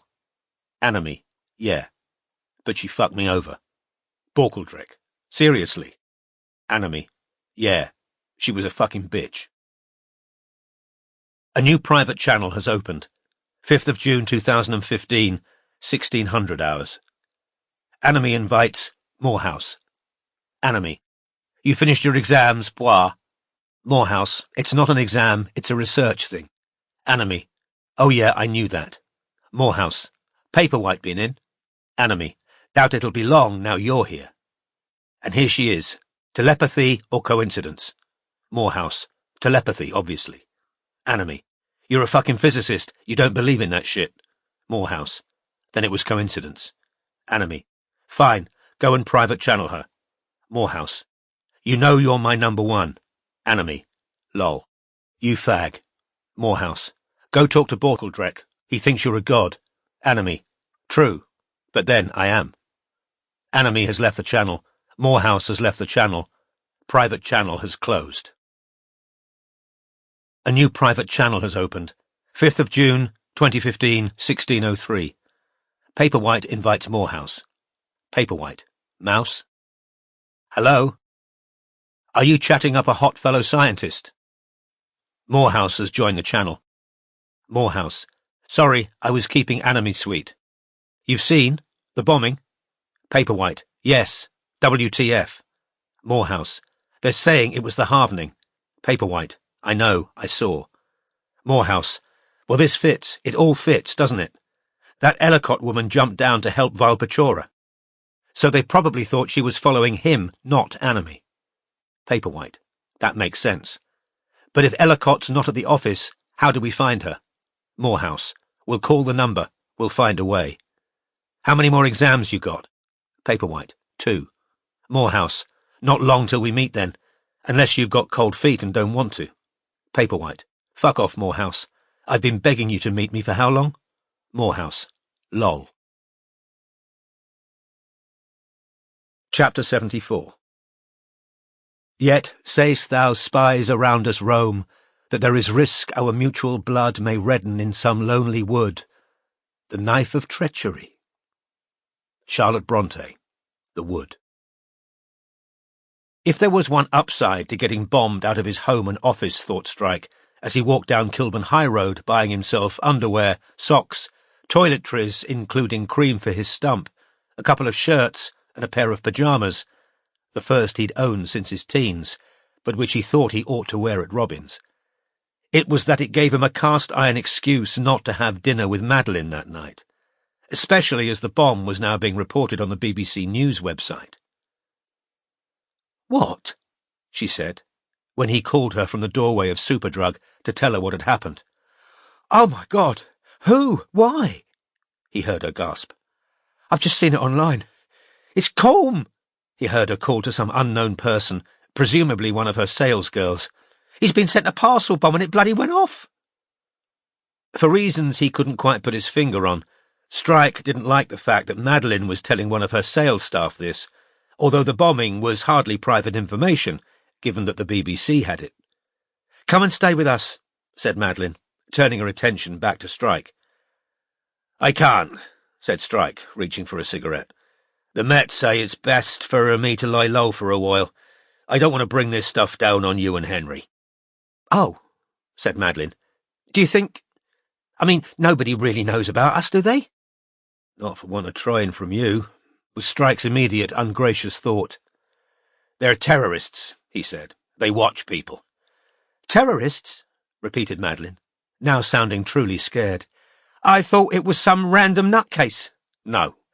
It's the same group that sent pipe bombs to those MPs. The ones that went after your friend Gigi." "Oh, my God," said Madeline again. "I didn't realise you were investigating." "We're not. We just ran afoul of them because of another case. I can't tell you any details. It's better you don't know. Given that you'll just pass it straight on to your sales girl." "No, I suppose. But where are you going to go then?" "Travel lodge or somewhere, I expect," lied Strike. "I'll call you when I know what's going on. "Call me anyway," said Madeline, "whether you know what's going on or not. I want to know you're all right." After Strike had hung up, he noticed how much lighter of heart he felt, knowing he didn't have to go to Pimlico that night. He reached automatically into his pocket for a celebratory cigarette, but after taking out the familiar gold packet, he stood for a few seconds looking at it, then replaced it in his pocket and re-entered Superdrug. Having bought all immediate necessities, plus a cheap rucksack to carry them in, he headed into McDonald's where, remembering the condition his stump had been in that morning, he reluctantly eschewed a burger and bought an unsatisfactory salad. After this, still being hungry, he bought an apple pie and a coffee, consuming the former while trying not to resent 3 skinny teenagers at the nearest table who were all tucking into Big Macs. Though tired, Strike felt agitated. Adrenaline tingled in his veins, urging him to take some kind of retaliatory action, but instead he ate his pie, staring into space, while people laughed and clattered all around him. The consequences of the bombing were sinking in, now that he had no Pat to look after, and no practical tasks to distract him. He had no access to his laptop, no computer, and no printer. All the work materials he had were his notebook, the anime file, and his phone. He picked up the last, intending to open Twitter to check what Anime was up to, then noticed that he had 2 new texts, one from his half-sister Prudence, and one from Shanker, a friend dating back to his teens, with whom he remained in touch, in spite of the fact of Shanker's incurable criminality. He opened Prudence's first. "I've just seen your office has been bombed. Really hope you're okay." Strike texted back, "I'm fine. Might have to take a rain check on our drink, though. Police are advising me to lie low. Hope all okay with Sylvie." He then opened Shanker's offering. "Who the fuck have you pissed off this time, you silly cunt?" Before he could answer this, his phone rang. Seeing that it was his sister Lucy, he hesitated, but then decided it was best to get it over with. "Why didn't you call me?" were her first heated words. "I was just about to," said Strike, wondering how many more women he was going to have lied to before the day was through. "I've been with the police." "Well, you could have sent a text. I nearly had heart failure when Greg rang and told me." "I'm fine, Luce. Literally got away with a scratch." "Where are you? The BBC say the building's been seriously damaged. Come to us." Strike repeated the story he told Madeline, emphasizing the dangers to anybody he was currently associating with, and, by impressing upon her the risk to her sons, managed to convince her that it was best he retired to some anonymous, cheap hotel. Nevertheless, she talked for 20 minutes, begging for reassurances that he'd be careful, until Strike told her mendaciously that the police expected to arrest those responsible within days. Only slightly reassured, she finally rang off, leaving Strike irritable and still more tired. He now opened Twitter. There had been no recent tweets from Anime, but his eye was caught by one of the hashtags currently trending on the site. Hashtag #FuckWallyCardew. Prior to this morning's discovery that Wally had been in touch with Kea on the night before the stabbings, Strike mightn't have been much interested in whatever Wally had done to earn Twitter's disapprobation. Now, however, he clicked on the hashtag to find out what was going on. Aoife, at Aoife O'Cons. Lol about fucking time, hashtag #FuckWallyCardew. TubeNews.com/YouTube drops Wally Cardew over racism allegations. Sammy at SamMitch97, replying to at Aoife O'Cons. OMG, he beat up MJ? Hashtag #FuckWallyCardew, hashtag I stand with MJ. Drew C at Drew Curtis, replying to at SamMitch97 at Aoife O'Cons. Why'd he beat up MJ? SQ at hashtag BOUT Quince, replying to at Idaridna at Drew Curtis at SamMitch97 at Aoife O'Cons. Because the sand was fucking his sister.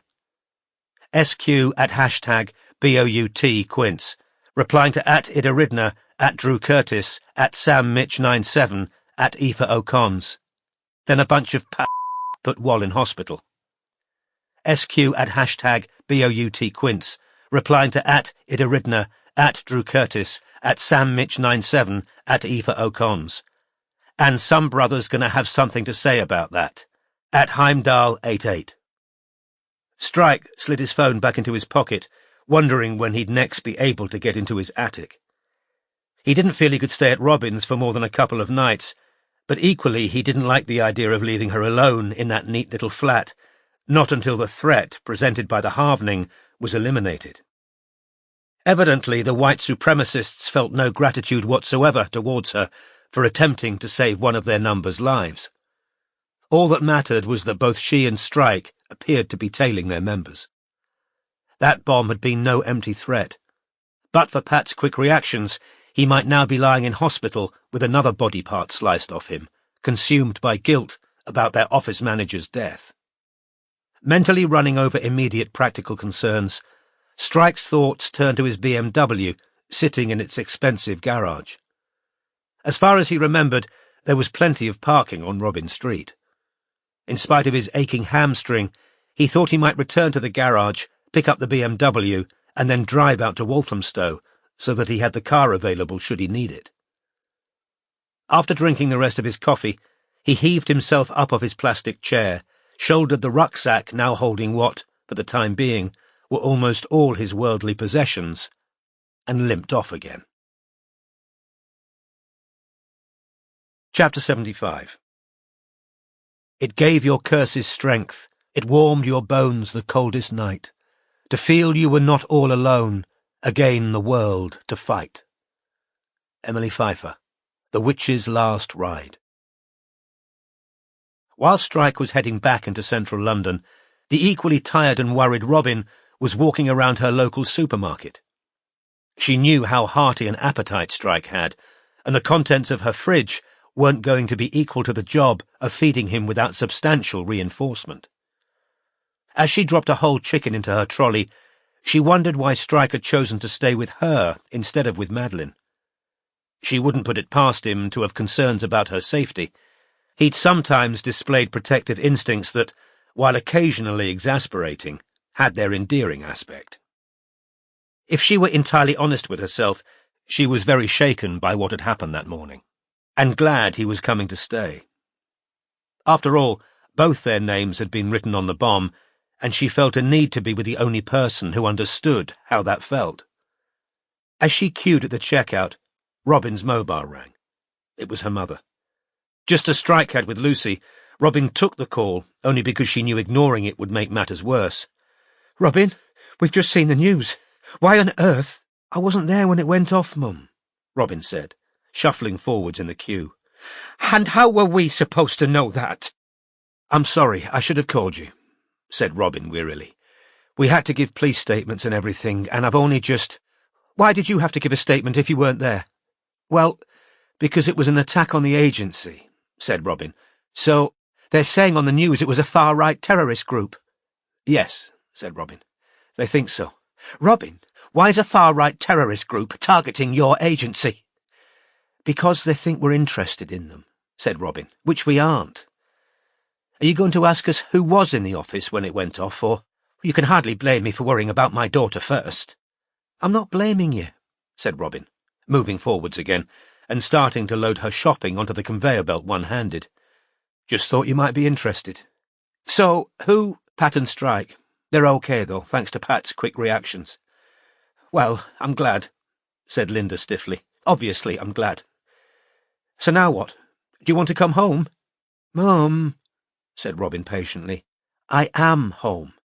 "Robin," said Linda, clearly on the verge of tears, "nobody wants to stop you doing what you love." "You do," said Robin, unable to help herself. "You do want me to stop doing it. I know this is a shock. It was a shock to me too, but why not apply for the police? With the experience you've got now, I'm sure they'd be glad to—" "I'm happy where I am, Mum." "Robin," said Linda, now audibly crying, "how long before one of these near misses—" Robin felt tears in her eyes too. She was exhausted, stressed and scared. She understood her mother's panic and pain, but she was a grown woman of 30, and she was going to make her own decisions now, no matter who it upset, after long years of doing what other people, her parents, Matthew, wanted her to do, the safe, dull, and expected thing. "Mum," she said again, as the cashier began scanning her purchases, and she tried to open a plastic bag one-handed. "Please, don't worry. How do you expect me not to worry? Your dad's just out of hospital, and we turn on the news." 15 more minutes passed before Robin was able to terminate the call, by which time she felt still more exhausted and miserable. The prospect of Strike arriving was the only thing that cheered her up as she made her way back up the road, laden with heavy bags of food and drink. Once back at her flat, she busied herself putting away her shopping, sorting out clean bedclothes for the sofa bed, and, in a spirit of defiance against her mother, logging on to Drek's game on her iPad, which she left running while she did her various household tasks, checking periodically to see whether Anime had appeared. She also put the printout she'd made in the early hours of the morning onto the small table behind the sofa, which had room for 3 chairs at a pinch. Atypically for Strike, he arrived exactly when he'd said he would. Robin had barely put the chicken in the oven when the doorbell rang. Robin buzzed him in through the main entrance and waited for him at the open door of her flat. "Evening," he said, panting slightly as he reached the top of the stairs. He handed her a bottle of red wine as he entered the flat. "Thanks for letting me stay. Appreciate it." "No trouble at all," said Robin, closing the door behind him. Strike took off his coat and hung it on a set of hooks that hadn't been there on moving day. He had the characteristic drawn expression that meant he was in pain, and as she followed him upstairs, Robin saw that he was using the banister to haul himself upwards. Strike, who hadn't seen the flat since Robin had fully finished unpacking, glanced around the sitting room. There were framed photographs on the mantelpiece that hadn't been there on moving day, and a Raoul Dufy print hanging above them, showing a seascape viewed through 2 open windows. "So," said Strike, turning to look at Robin. "Ormond." "I know. I bought lager. Do you want some?" "Hang on," said Strike, as Robin turned automatically towards the kitchen, taking his yes for granted.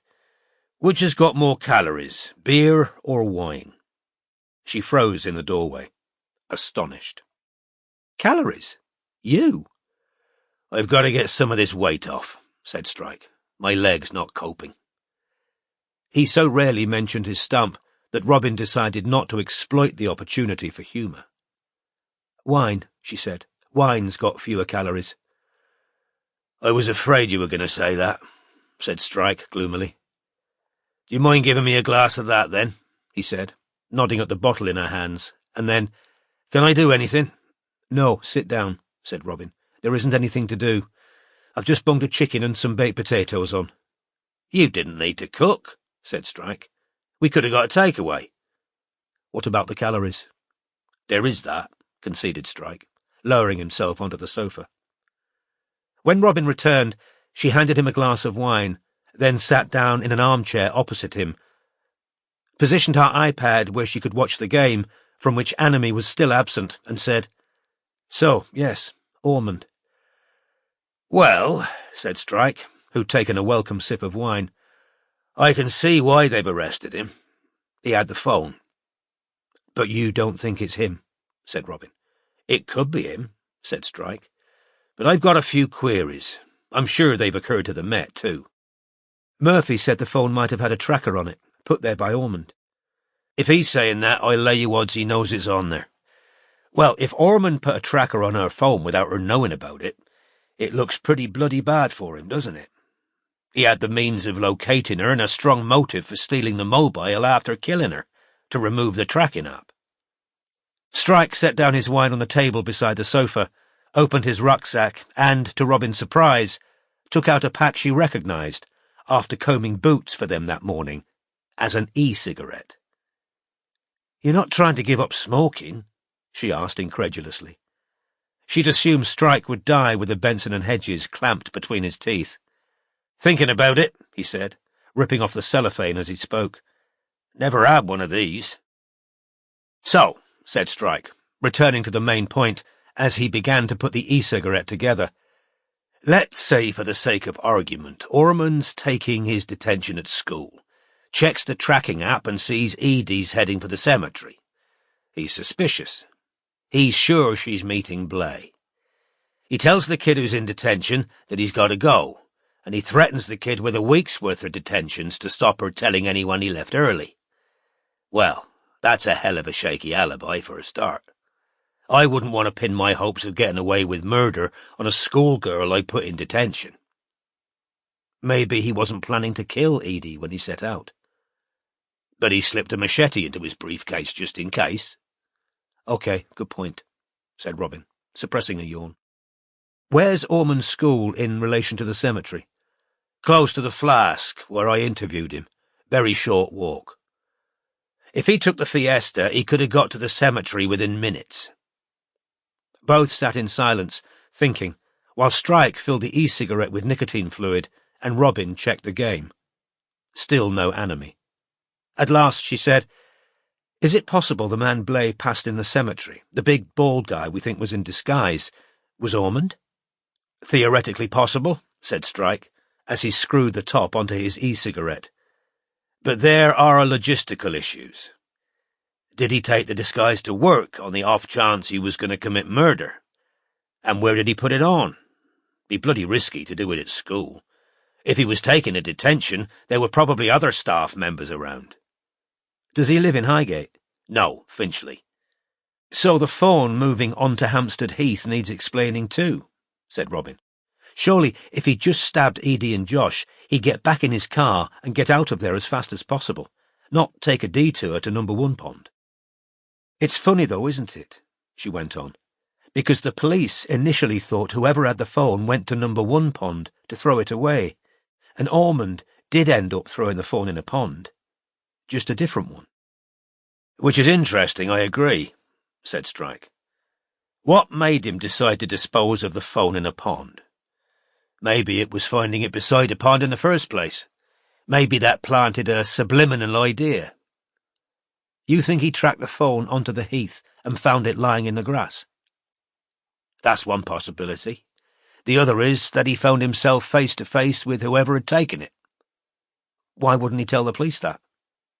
"Panic," suggested Strike. "He doesn't want to admit he was in the vicinity of the cemetery when it happened. Doesn't want to admit he was tracking her." He now turned on the e-cigarette in his mouth and inhaled, frowning. "But if he came face to face with the killer," said Strike, exhaling vapour, "how did he get the phone off them? Was there a fight?" "Maybe the killer pretended they'd found the phone, just lying on the ground, and Ormond said it was his, and they handed it over." "Think that's more plausible than Ormond wrestling them for it," said Strike, nodding.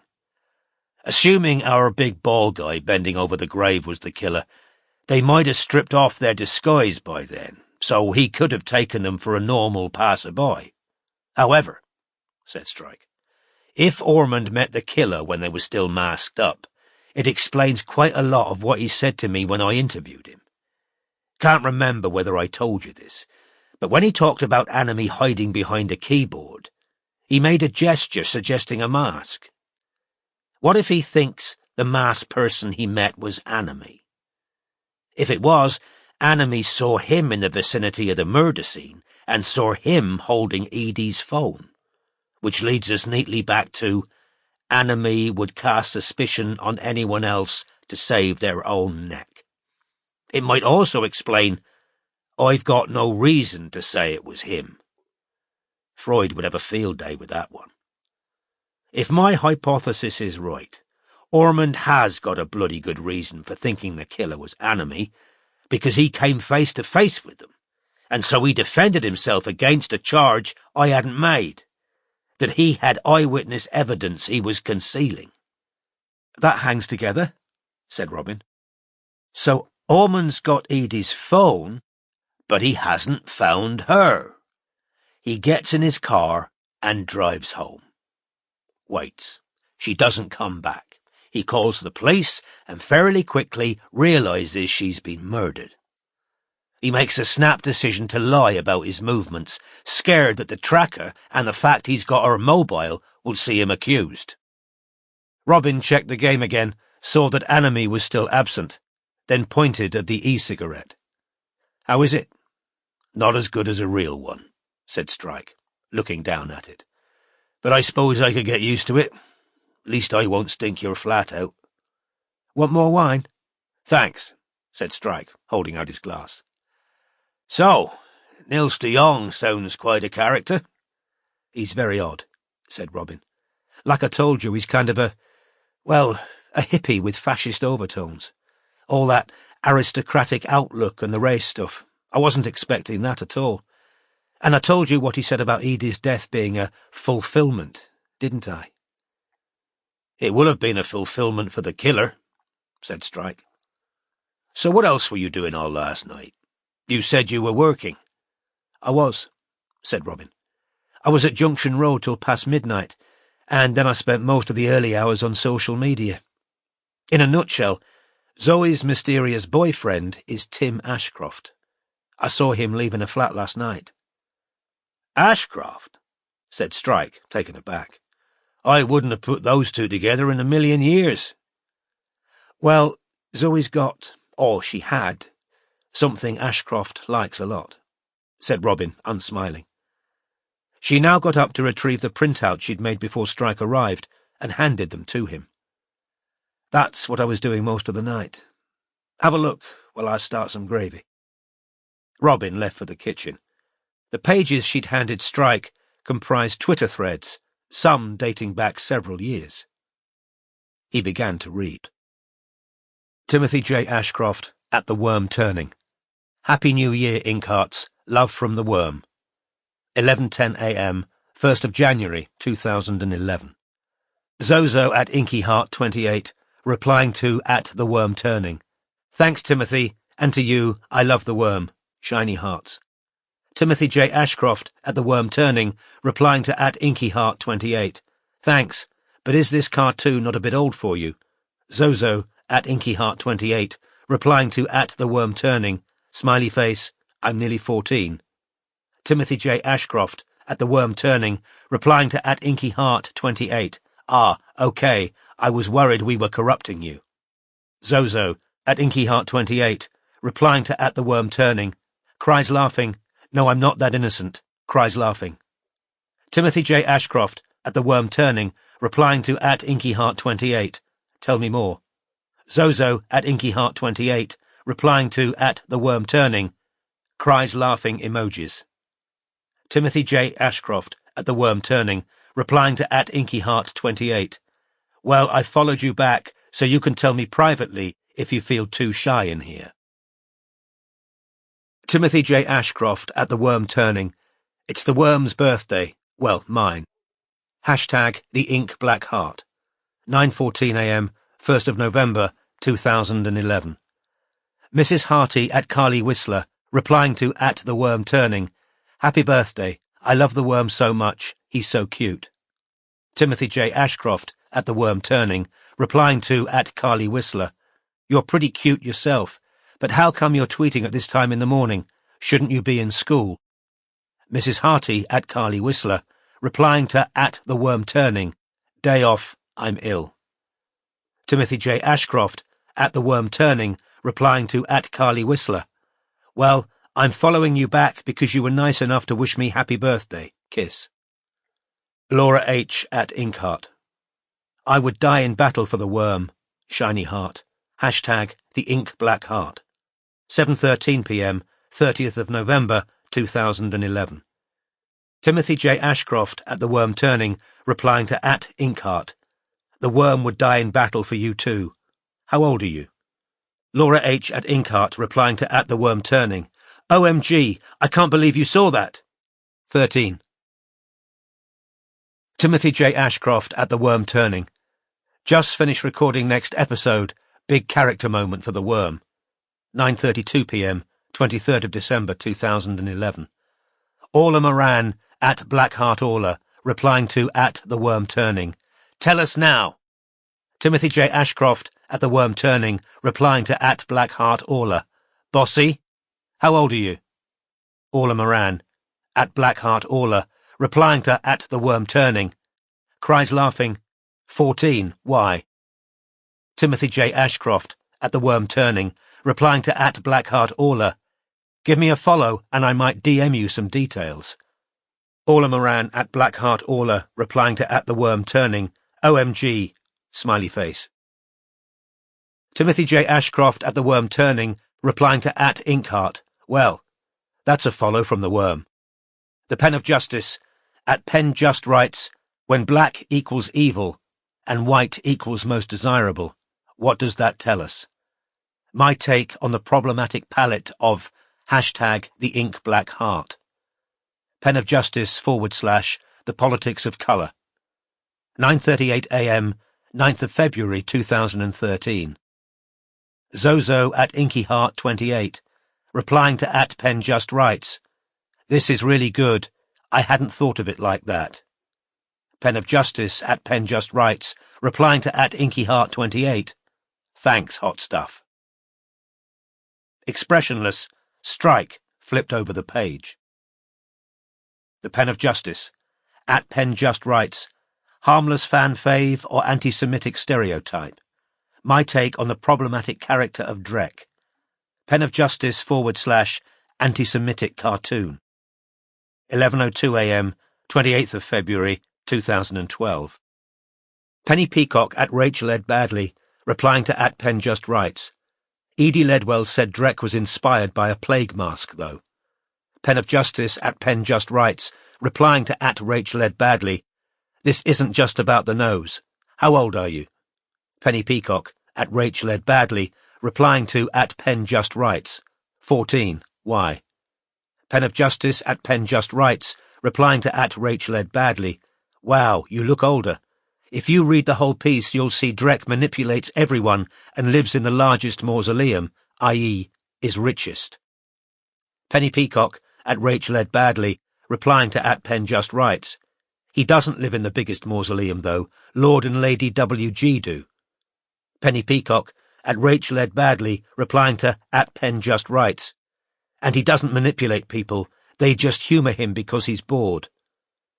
Pen of Justice at Pen Just writes, replying to at Rachel Ed Badley, hey, I'm always up for an intelligent debate. That's a follow from me. Mrs. Harty at Carly Whistler, so I'm coming to London. What are the best things to see? 7:45 p.m., 14th of March 2012. Pen of Justice at Pen Just writes, replying to at Carly Whistler, me. Mrs. Harty at Carly Whistler, replying to at Pen Just writes, crying laughing, shiny heart. Mrs. Harty at Carly Whistler, so my dad won't let me go to London, sad face, crying face. 8:02 p.m., 20th of March 2012. Zozo at InkyHeart28, it's my birthday and I'm in London. Fireworks, balloons. 10:02 a.m., 28th of March 2012. Timothy J. Ashcroft at The Worm Turning. Not gonna lie, I was gutted to be ousted from hashtag the ink black heart, but new projects coming. We're dead. Things can only get better. 11:14 a.m., 25th of March 2013. Ruby Newby at Ruby Newby, replying to at The Worm Turning. I'm so sad, I loved you as the worm. Timothy J. Ashcroft at The Worm Turning, replying to at Ruby Newby. Your beautiful face just made my day better. Shiny heart. Ruby Newby at Ruby Newby, replying to at The Worm Turning. Oh wow, I never thought you'd reply. Shiny hearts. Timothy J. Ashcroft at The Worm Turning, replying to at Ruby Newby. Lol, how old are you? Ruby Newby at Ruby Newby, replying to at The Worm Turning. 12. Timothy J. Ashcroft at The Worm Turning, replying to at Ruby Newby. Naughty girl, you shouldn't be on Twitter. Ruby Newby at Ruby Newby, replying to at The Worm Turning. I mean 13. Timothy J. Ashcroft at The Worm Turning, replying to at Ruby Newby. Lol, well you've got a follow from me. Andrew Whistler at Andy Whistler 8, replying to at The Worm Turning, at Ruby Newby. Still at it, are you? Andrew Whistler at Andy Whistler 8, replying to at The Worm Turning, at Ruby Newby. Ah, you've blocked me, no fucking surprise. Timothy J. Ashcroft at The Worm Turning, replying to at Juicy Loose. Love your little dog. How old are you? The Pen of Justice at PenJustWrites, replying to at Carla Mappin 5. You really get these issues. How old are you? Netflix UK and Ireland, at Netflix. We are delighted to announce that smash YouTube success #The Ink Black Heart will be premiering on Netflix in June 2013, with new content and a second series already in development. Read the full story here. Netflix UK /The Ink Black Heart. 9:12 p.m, 5th of February 2013. Esther Cohen at Happy Bunny, replying to at Netflix. Wonderful news, happy for these two very gifted creators. Pen of Justice at PenJustWrites, replying to at Netflix. Very much hope at Netflix will listen to fans' concerns about problematic material before TIBH reaches a wider audience. Caitlin Adams at Kate Adams, replying to at PenJustWrites, at Netflix. Only one way to fix that, #FireFedwell. Penny Peacock at Rachel Ed Badley, replying to at Kate Adams's, at PenJustWrites, at Netflix. I don't want her fired, all the decent ideas are hers. Pen of Justice at PenJustWrites, replying to at Rachel Ed Badley, at Kate Adams's, at Netflix. Agree she's V-talented, just think certain changes would improve cartoon. Penny Peacock at Rachel Ed Badley, replying to at PenJustWrites, at Kate Adams's, at Netflix. But I don't want to get rid of Drek. Turn Hearty pink or stop Paperwhite being a ghost like you do. Pen of Justice at PenJustWrites, replying to at Rachel Ed Badley, at Kate Adams's, at Netflix. Lol, you're obviously a regular reader of mine. How old are you?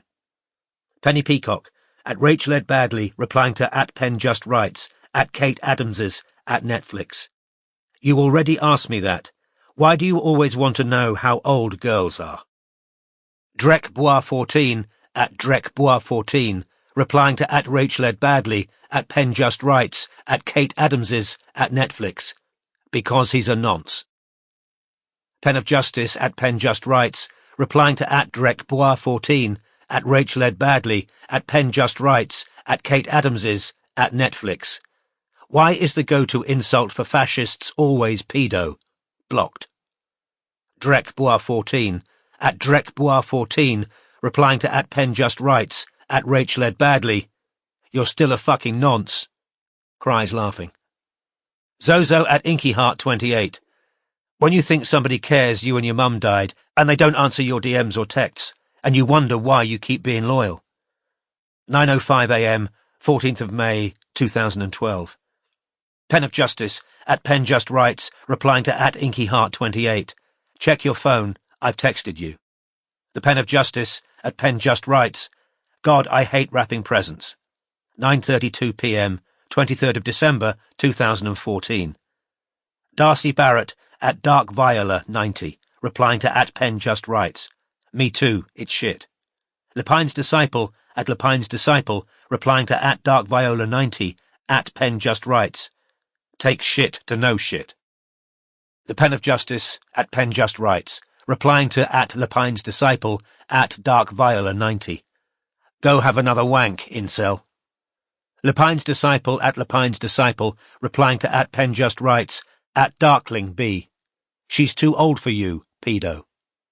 The Pen of Justice at PenJustWrites, replying to at Lepine's Disciple, at Dark Viola 90. Blocked. Arsehole. Ellen Richardson at E.R. Inkheart, replying to at PenJustWrites. I really love how you interpret everything for us. Shiny heart. The Pen of Justice at PenJustWrites, replying to at E.R. Inkheart. Thank you. Shiny heart. How old are you? Ellen Richardson at E.R. Inkheart, replying to at PenJustWrites. 13. The Pen of Justice at PenJustWrites, replying to at E.R. Inkheart. Followed for being so nice. Ellen Richardson at E.R. Inkheart, replying to at PenJustWrites. Oh wow, shiny heart. Timothy J. Ashcroft at The Worm Turning, replying to at Molly Deverell 1. Good point. How old are you? Timothy J. Ashcroft at The Worm Turning, replying to at Anna Forbes. Cute picture. How old are you? Timothy J. Ashcroft at The Worm Turning, replying to at Tash Arg. You're funny. How old are you?" Robin re-entered the room just as Strike finished reading. His expression was forbidding. "Have you read it all?" "Yeah." "I think he created the Pen of Justice account as a fallback. He wanted to keep his connection to the Ink Black Heart fandom, even if he lost the worm. Meanwhile, he could snare straightforward fangirls as Tim and critics as the Pen." "And he started grooming Zoe when she was what, 14? 13, said Robin. "She lied to him, claimed to be a year older than she is. She first came to London on her 14th birthday. I've checked online records. She's only 17 now." "Did you see the father who got wise to him? Still at it, are you?" "The guy who stopped his daughter going to London? Yeah, smart man. And now Ashcroft's going into schools with his theatre group. Jesus Christ." Robin picked her notebook off the table and opened it at the scribbled results of her eavesdropping in Junction Road. "Zoe and Ashcroft were arguing last night. I got inside the building and had a listen outside her door. Ashcroft seemed to be accusing Zoe of blackmail, which she denied. He said to her, 'Who started this?' and 'You put me in a hell of a position,' and said he was the one who took the risk. No elaboration on what the risk was, but obviously he might have meant their relationship. Other than that, it was old Zoe begging him not to leave and him saying he had thinking to do. Of course," said Robin, closing the notebook, "she's aged out of his sexual preference now, hasn't she? He seems to like them best around 13 or 14. I wondered whether that's why she's starving herself, to keep looking as young as possible." "Fucking hate paedophiles," muttered Strike, as Robin's upstairs neighbour began playing rap loudly. "Does anyone like them?" asked Robin. "Yeah, other paedophiles. They're very much birds of a feather in my experience." "Well, this explains your friend Pez having a go at Ashcroft at the funeral, doesn't it? Wasn't Ashcroft talking to a couple of underage girls?" "I don't know whether Rachel Ledwell's underage," said Robin, "but Flavia Upcott definitely is." "And what do you mean, my friend Pez?" she added, because there had been an undertone in Strike's voice she hadn't much appreciated. He raised his eyebrows, a slight smirk on his face, and Robin, to her own irritation, felt herself turning pink.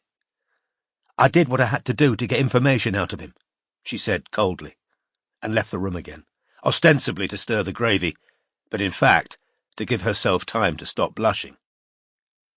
Regretting his attempt at archness, which in truth had been a clumsy attempt to find out how much Robin had enjoyed those parts of the interview that had involved kissing and perhaps being groped by Pez Pierce, Strike considered calling an apology after her.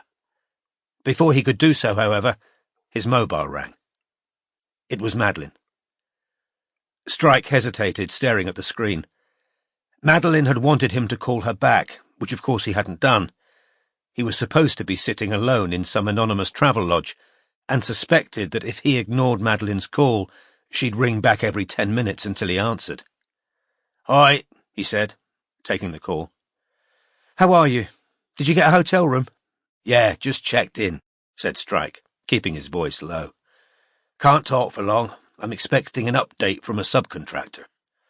"I'm worried about you," said Madeline. "Bloody hell, Colm. A bomb? It's terrifying." Robin re-entered the room, her colour still high. Failing to notice that Strike was on the phone, she said, "Look, I don't much appreciate—" She broke off, seeing the mobile held to his ear. "Who was that?" asked Madeline. "Room service," said Strike. "No, it wasn't," said Madeline, while Robin stared down at him with accusatory eyes. He had a strong feeling both women knew exactly what was going on. Yielding inadvisedly to the impulse of the cornered male, he attempted to brazen it out. "It was." "Colm," said Madeline, "I'm not stupid." Robin left the room again. "I don't think you're stupid," said Strike, now closing his eyes as if he were a child on an out-of-control bike, careering towards a wall.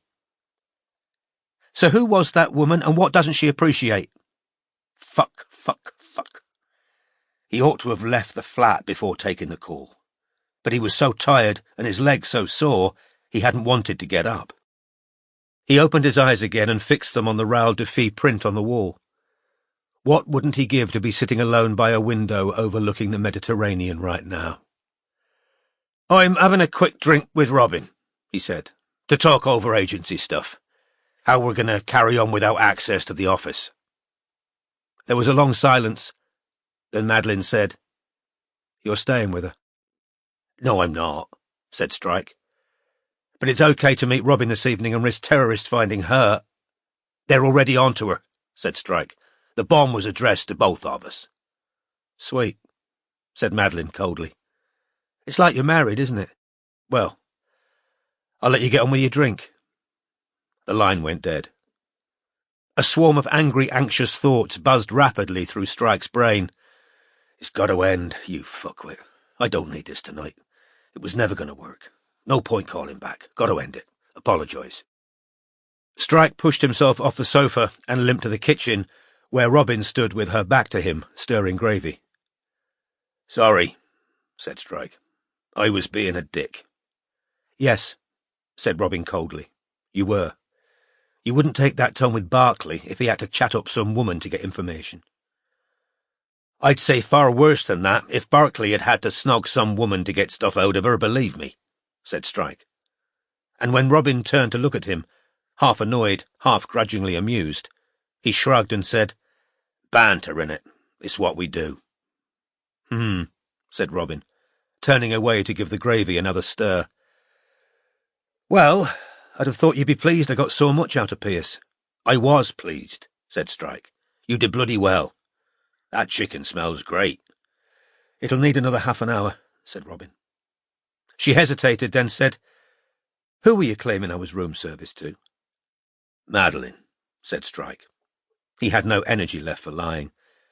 "She wanted me to stay with her. I said I was going to a hotel. Just easier." Robin, who was very interested in this information, kept stirring the gravy, hoping to hear more, but not wanting to ask for it. However, as Strike didn't enlarge on the subject, Robin turned down the heat under the saucepan, and both returned to the sitting room. While Robin checked the game and greeted various players to make sure Buffy Paws wasn't completely inactive, Strike took out his notebook and turned to the pages in which he'd written observations on Robin's interview with Pez. "You really did do great with Pierce," he said. "All right," said Robin, with a slight eye roll as she refilled both their glasses. "There's no need to overdo it." "I imagine you've noticed how many boxes on our enemy profile he ticks. Knows a lot about the Beatles. Doesn't like cats." "That was only ever a guess. Part-time carer for his father.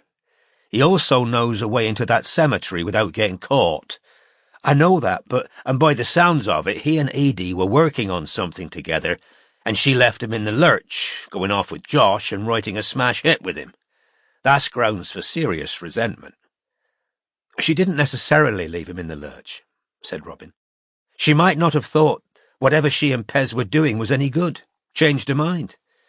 They'd argued about Tim as well. Maybe it wasn't fun working with him after that." "Might not be how Pierce sees it. You don't think he's enemy, do you?" said Strike, watching for her reaction.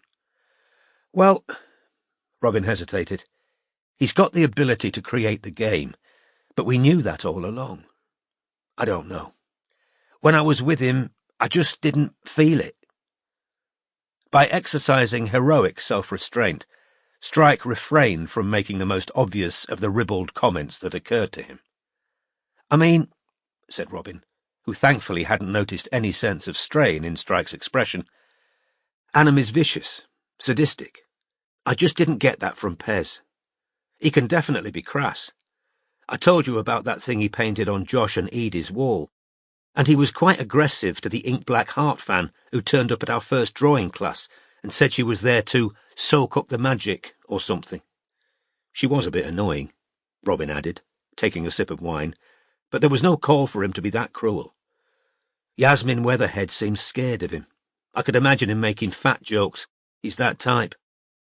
But barring his dad being ill, which must be a big strain, he's not doing badly in life, as far as I can see.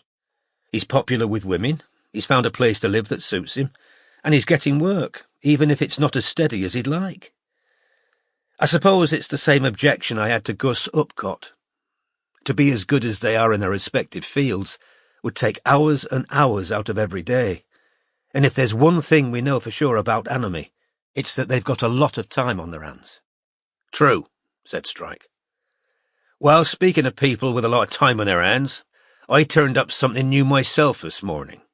Didn't have time to print it out before the bomb went off, but the bottom line is, Kaya Niven made some very threatening comments on Twitter on the night before the attacks, which she deleted, but which have since turned up on Reddit.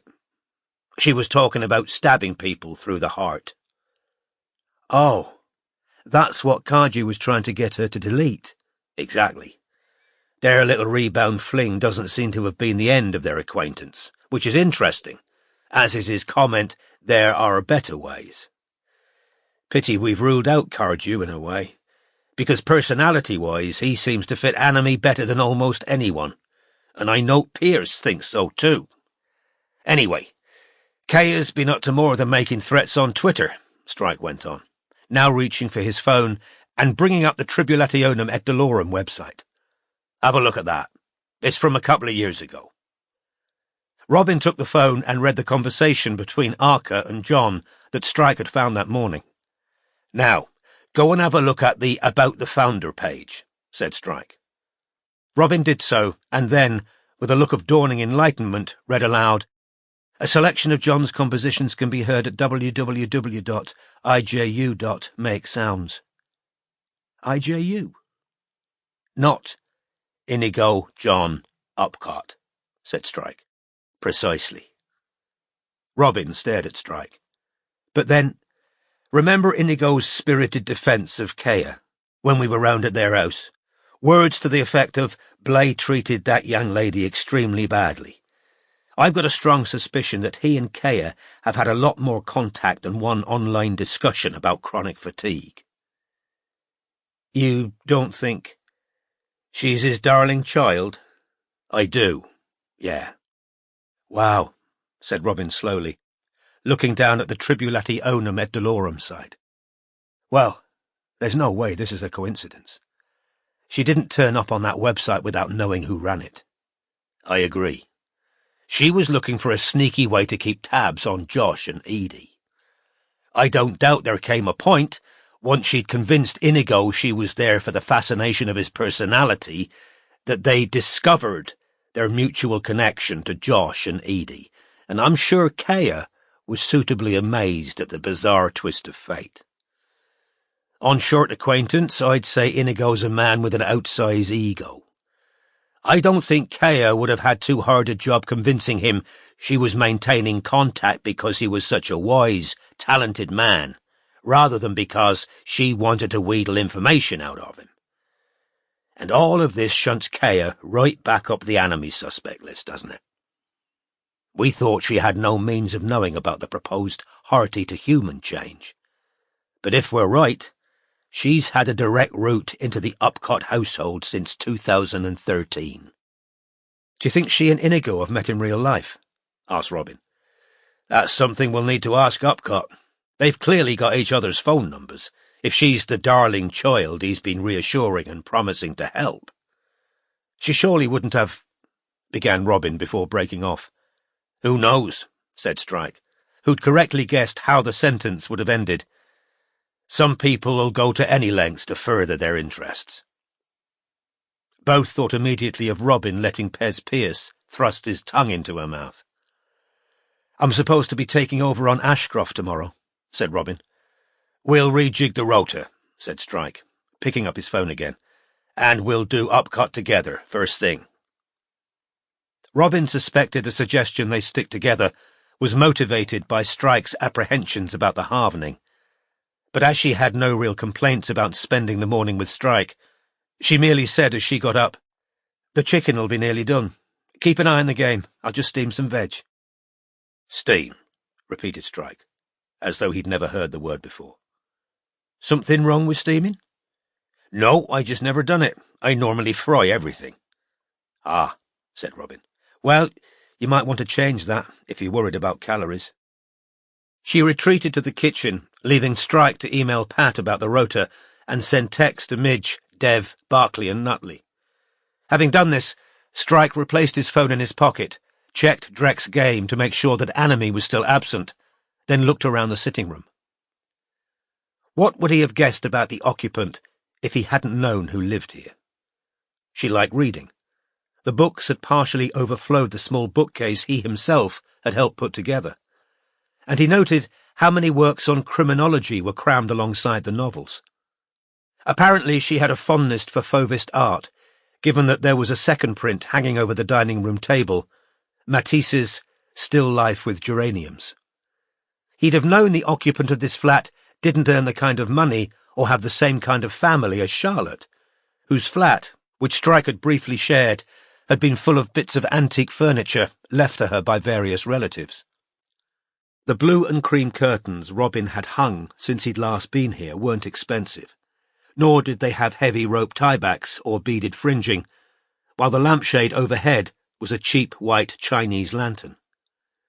He'd have guessed she was habitually neat and clean, because this room bore no air of having been hastily organised for his arrival. No Hoover tracks on the carpet, no smell of pledge in the air. He saw with some pleasure that Robin had put the philodendron he'd bought her in a blue china pot. The plant was now sitting on a corner table, looking healthy. Apparently she watered plants, too. After taking another pull on his e-cigarette, he heaved himself to his feet to look at the framed photographs on the mantelpiece. He recognised Robin's parents, beaming at what appeared to be, judging by the silver balloons behind them, a 25th anniversary celebration. Her mother Linda hadn't often worn that smile when face to face with Strike, but then she'd become less enamoured of him with every dangerous episode in which her daughter had been involved, working for the agency. A second picture showed a giggling toddler in a pink-spotted swimsuit standing beneath a garden sprinkler. Strike assumed this was Robin's niece. The third picture showed the adult Robin arm in arm with her three brothers, all of whom Strike had met. The fourth, a chocolate Labrador, and the fifth, a group of people sitting at a dinner table with a spectacular view of the Matterhorn at sunset visible through the large window beside them. Glancing behind him to make sure that Robin wasn't going to reappear, he picked up this picture and examined it. A different toddler was sitting in a high chair at the end of the table, a plastic spoon clutched in his chubby hand. Robin was smiling at the camera from a seat about halfway down the table, and a sturdy-looking man with a neat sandy beard and eyes that Strike found fishy was sitting beside her, also beaming, with his arm along the back of Robin's chair. Strike was still holding this picture when Robin returned, holding cutlery. "Matterhorn," he said, replacing the picture where it had stood. "Yes," said Robin. "It was so beautiful." "Has Anime been in?" she asked, pointing at the iPad. "No," said Strike. "Let me help carry stuff through." Both were so tired that talk was desultory over dinner, during which Robin paused regularly to move Buffy paws in the game. Anime didn't appear, and the only moderators present were Paperwhite and Morehouse, neither of whom chided Buffy paws for spending long periods inactive. "If I'm going to pass the moderator test, I'll have to find some time to revise the cartoon next week," Robin said, as they cleared away their plates at the end of dinner. "I know," said Strike. "We'll have to prioritise that." Strike checked whether Ormond's arrest had been reported after washing up, but none of the news sites they visited were yet carrying the story.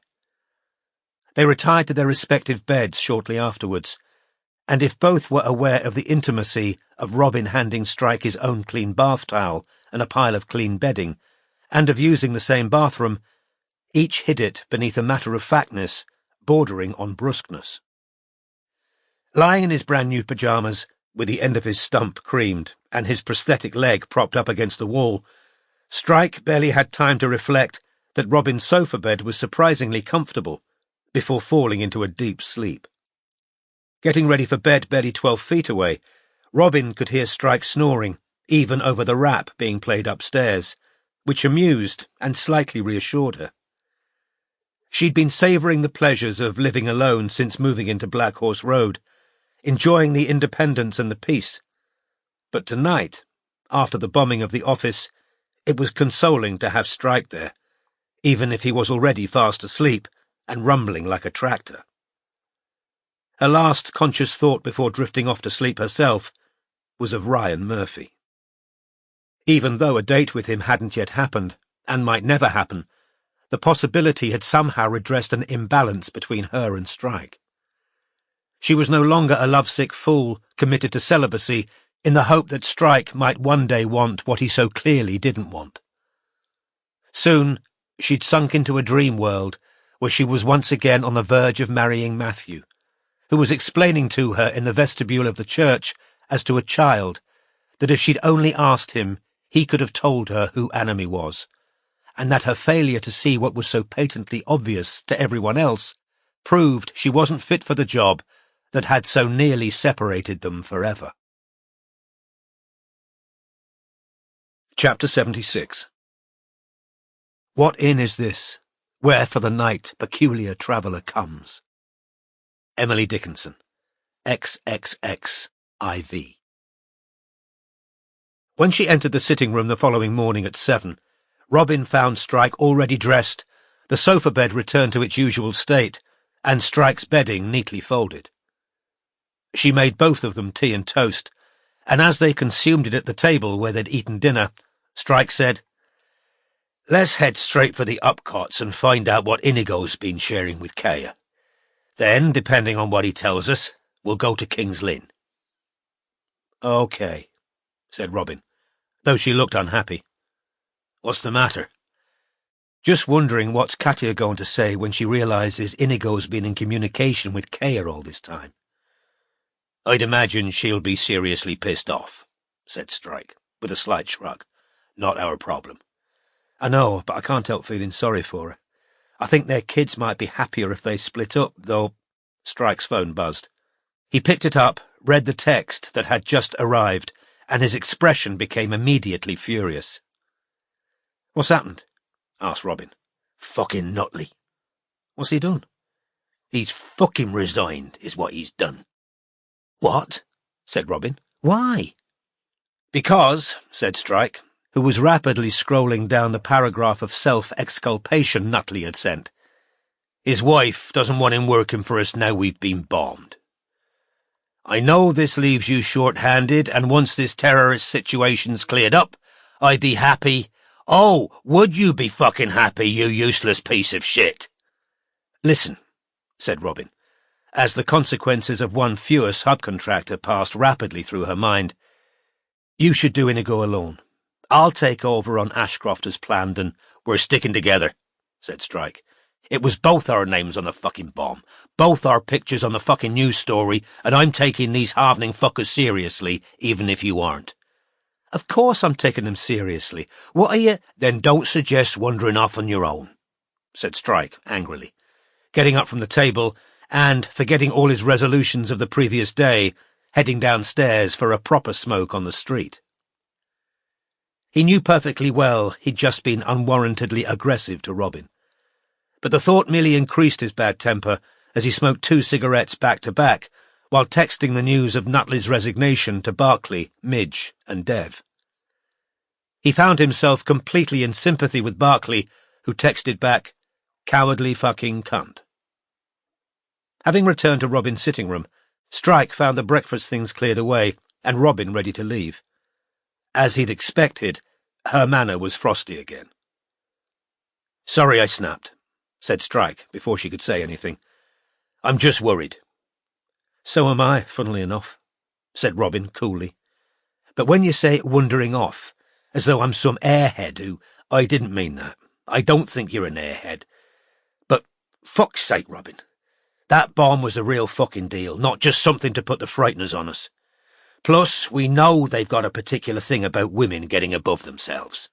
"So what? You're going to tail me until they've rounded up the halvening?" "No, I don't know. Let's just go and talk to Inigo. Proving Kaya's Anime would solve our manpower problems, at least." They took Strike's BMW, Robin at the wheel, and spent most of the 20-minute drive in silence. Robin couldn't help but remember that the last time they'd visited the Upcots, she'd been angry at Strike too, That had been right after she'd found out he was dating Madeline. She wondered what the aftermath of Strike's lie about room service had been. He didn't appear to have spoken to Madeline since, unless the loud snores she'd heard last night had been faked and he'd been texting from beneath the bedcovers. Nor had she forgotten Charlotte. Investigating Jago Ross had been the thing that brought the agency to breaking point, a fact Strike seemed curiously averse to acknowledging. But unbeknownst to Robin, Strike's thoughts were running parallel with hers. Unless he could find a replacement for Nutley immediately, they didn't have the capacity to cover all current cases, and there was no doubt that Ross would be the easiest to drop. Even if his own future as an investigator were forever scuppered by being associated with such a high-profile divorce, everyone else would still have jobs. Perhaps he thought it was his duty to withdraw surveillance from Ross, whatever the consequences. He was at this depressing point in his ruminations when his phone buzzed again. Looking down, he saw a text from Madeline. "Please call me when you can. I think we need a proper talk." Strike put the phone back in his pocket without responding. He knew exactly where this was heading. The same way all his relationships went, to the place where expectation met resistance and imploded. "All right," he thought, as he scowled out of the window. "I shouldn't have lied about where I was spending the night. But if I told you the truth, there'd have been a scene anyway." Was it a crime to have tried to avoid conflict, to have striven to save both of them grief? He tried, hadn't he? He turned up when he was supposed to, given her flowers when it was appropriate, listened to her work worries, and had what he believed to have been mutually exciting sex. What else did she want? Honesty, he heard Madeline say, as women always said. But honesty would have meant admitting that he'd started the relationship because he'd wanted a distraction from complicated feelings for another woman, and Madeline's response would surely be that he'd used her. So what? People use each other all the time, Strike told an imaginary Madeline, taking deep pulls on the e-cigarette he'd refilled for use in the car. Ward off loneliness. Try and find what they're lacking. Show the world they've snagged a prize. And he remembered Madeline trying to take a picture of the two of them for her Instagram page and the row on the night of her launch, and could already hear himself saying, "I think we want different things." He ought to get it printed on cards, ready to hand out at the start of relationships, so nobody could say they hadn't been warned. "Shit," said Robin. Strike looked round to see a Range Rover pulling out from the line of parked cars in front of the Upcott house. "I think Inigo's in there," said Robin, peering through the windscreen. "Yes, he is. Gus is driving. What do we do?" "Follow," said Strike.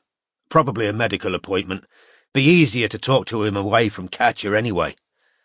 "He's going to be furious we've tailed him," said Robin. "Probably," said Strike. "But it'll be a damn sight harder for him to get rid of us face to face. Anyway, he's got it coming, the sneaky bastard." However, Inigo and Gus didn't stop at either a doctor's surgery or a hospital, but continued east. Robin could see Inigo's profile turned towards his son. He appeared to be telling Gus off. Occasionally she saw a wagging finger. "The hell are they going?" Strike wondered aloud, a full hour after they'd started following the Range Rover as they reached the Dartford crossing, the long, cable-stayed bridge crossing the Thames. "Inigo can't be attending a hospital this far away, can he?" said Robin. "He's really having a go at Gus." "Yeah," said Strike, who was also watching the aggressive finger-jabbing. "Not much wrong with Inigo's stamina, is there?" "I thought Gus was supposed to be his favourite child." "The fact he's covered in hives might indicate that's a pretty stressful position to maintain," said Strike. "Maybe he's just told Inigo he wants to jack in the cello." The Range Rover continued along the M2 for another hour. "I think they're going to Whitstable," said Robin at last, as the Range Rover turned into a road called Borstal Hill. "Could they be visiting someone?" "Or," said Strike, who'd had a sudden idea, "they've got a second home."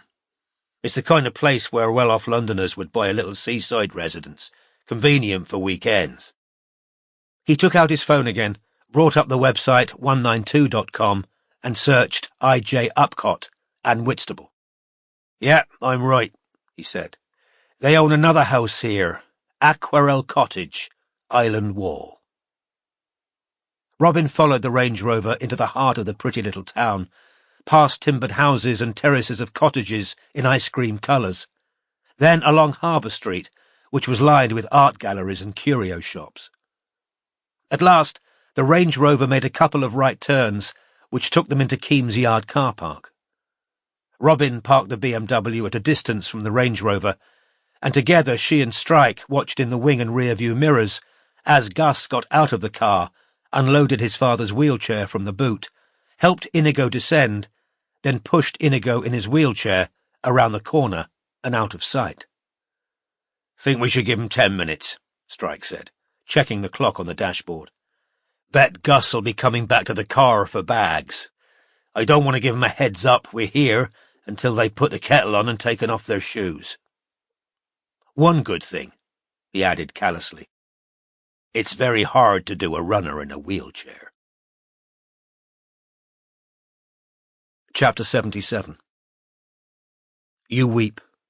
I had such lofty aims, my soul had yearnings truly great, than broken altars, dying flames. I had deserved a better fate. May Kendall, Failures. Having watched Gus unload a pair of suitcases from the back of the Range Rover and given him sufficient time to carry them into the house, Strike and Robin got out of the BMW. A pebble beach lay on the other side of the car park's stone wall, and the Cornish-born Strike experienced that slight lift of the spirits the smell of the sea and the sound of lapping waves always gave him. Island Wall, which lay right around the corner from the car park, was a narrow street that sloped downwards. The terrace of painted houses on the right-hand side would have an unimpeded rear view of the sea. Aquarelle Cottage, which lay several houses down, was painted eau de Nil, and the stained glass fan window over the door depicted a galleon in full sail. There didn't appear to be a bell, so Strike lifted the anchor-shaped knocker and rapped twice.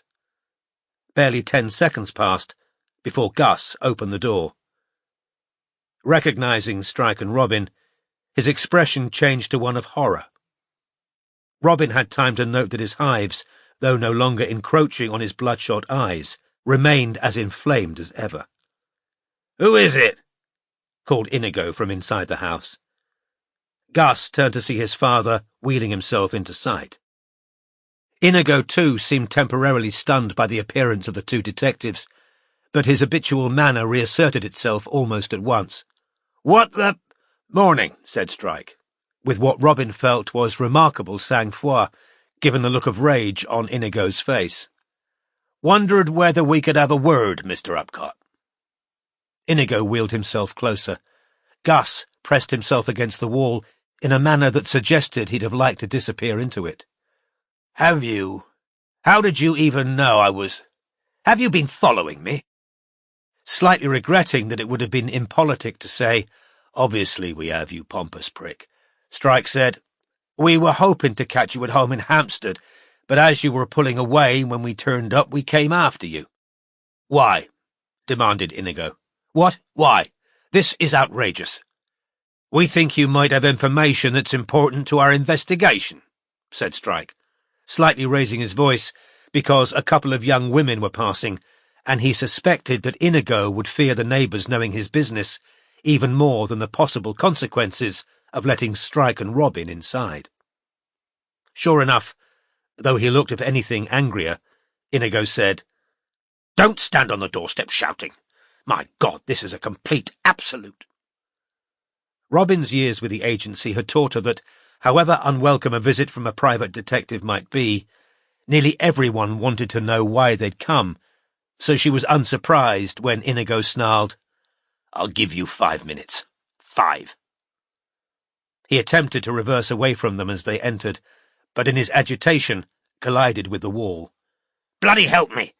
he barked at his son, who hurried to do so. The house, as they saw once they'd stepped inside and closed the door, had been adapted to the high standard of their Hampstead home. The ground floor had been converted into an open-plan area, incorporating kitchen, dining and sitting areas, all with smooth floorboards. To the rear of the house were French windows which opened onto a garden that had also been adapted for Inigo's wheelchair, with a sloping stretch of decking that led up to a platform, on which stood a large sunshade, table and chairs that overlooked the sea. A palm tree stood in the middle of a small patch of lawn, rustling gently in the warm breeze. "Go and unpack," Inigo snarled at his son, who seemed only too happy to leave his father's vicinity. As the sound of Gus's footsteps receded upstairs, Inigo manoeuvred his wheelchair into position beside a low coffee table and gesticulated rudely at Strike and Robin to sit down in 2 armchairs covered in striped blue and white canvas. Watercolours dotted the walls of the room, which were painted white. Remembering the Tribulationem et Dolorem website, he continues to make art and music within the necessary limits of his condition.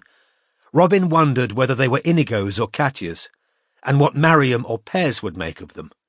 To her, they seemed insipid and amateurish. The largest, which had been given a whimsical driftwood frame, showed Island Wall as they'd entered it, with Aquarelle Cottage on the right. The perspective had gone a little awry, so that while the street looked of immense length, vanishing to a point on the horizon, the houses appeared far too big for their setting. An electric keyboard stood in one corner, and on a music stand sat a book of print music, 30 Kleine Choralvorspiele by Max Reger, on the front of which was a line drawing of the German composer, who, being cross-looking, paunchy and bespectacled, bore a remarkable resemblance to their unwilling host. "So," said Inigo, glaring at Strike, "to what do I owe this intrusion into my privacy?" "To Kay and Niven," said Strike. Though he attempted to maintain his obstreperous expression, Inigo was betrayed by the slight, convulsive closing of his hands on the arms of his wheelchair and the twitch of his silent mouth. "What in the world do you imagine I can tell you that my wife hasn't?" he said after too long a pause. "Quite a lot. We believed you forged a private relationship with Kay and Niven, without your wife's knowledge, dating back at least a couple of years." Strike allowed the silence to spread between them like ice, dangerous to break, impossible to glide past. At last, the older man said, "I don't see that my private relationships, and I'm far from admitting that this particular relationship exists, can have the remotest relevance to your inquiry. That's assuming," said Inigo, now turning red where he'd previously been pale, "that you're still trying to find out who this anime person is. Or has Katya engaged you to investigate me instead?" "Currently we're only investigating anime." "And your proof of this alleged relationship is?" "Mr. Upcott," said Strike patiently, "a man of your intelligence knows I'm not going to lay out everything we know so you can tailor your story accordingly." "How bloody dare you suggest I have any reason to tailor anything?" exploded Inigo, and Robin could tell he found it a relief to become openly angry. "I'm in contact with any number of chronically ill people through a website I run. Yes, Kaya visited the website for advice. I gave her exactly what I'd give any person suffering from this lousy condition of ours, which doctors barely believe exists." "But you didn't tell your wife Kaya Niven had contacted you." "I didn't know who Kaya was at the time. She visited the website under a pseudonym, as many users do. There's shame and stigma attached to having the conditions the bloody medical profession think are psychosomatic, I'll have you know." "But there came a point when you found out who Arca was." In the slight pause that followed, they heard a creak on the stairs. Inigo's head turned so quickly, Robin wouldn't have been surprised if he'd given himself whiplash. "What are you doing?" he roared, as Gus hastily descended the stairs again.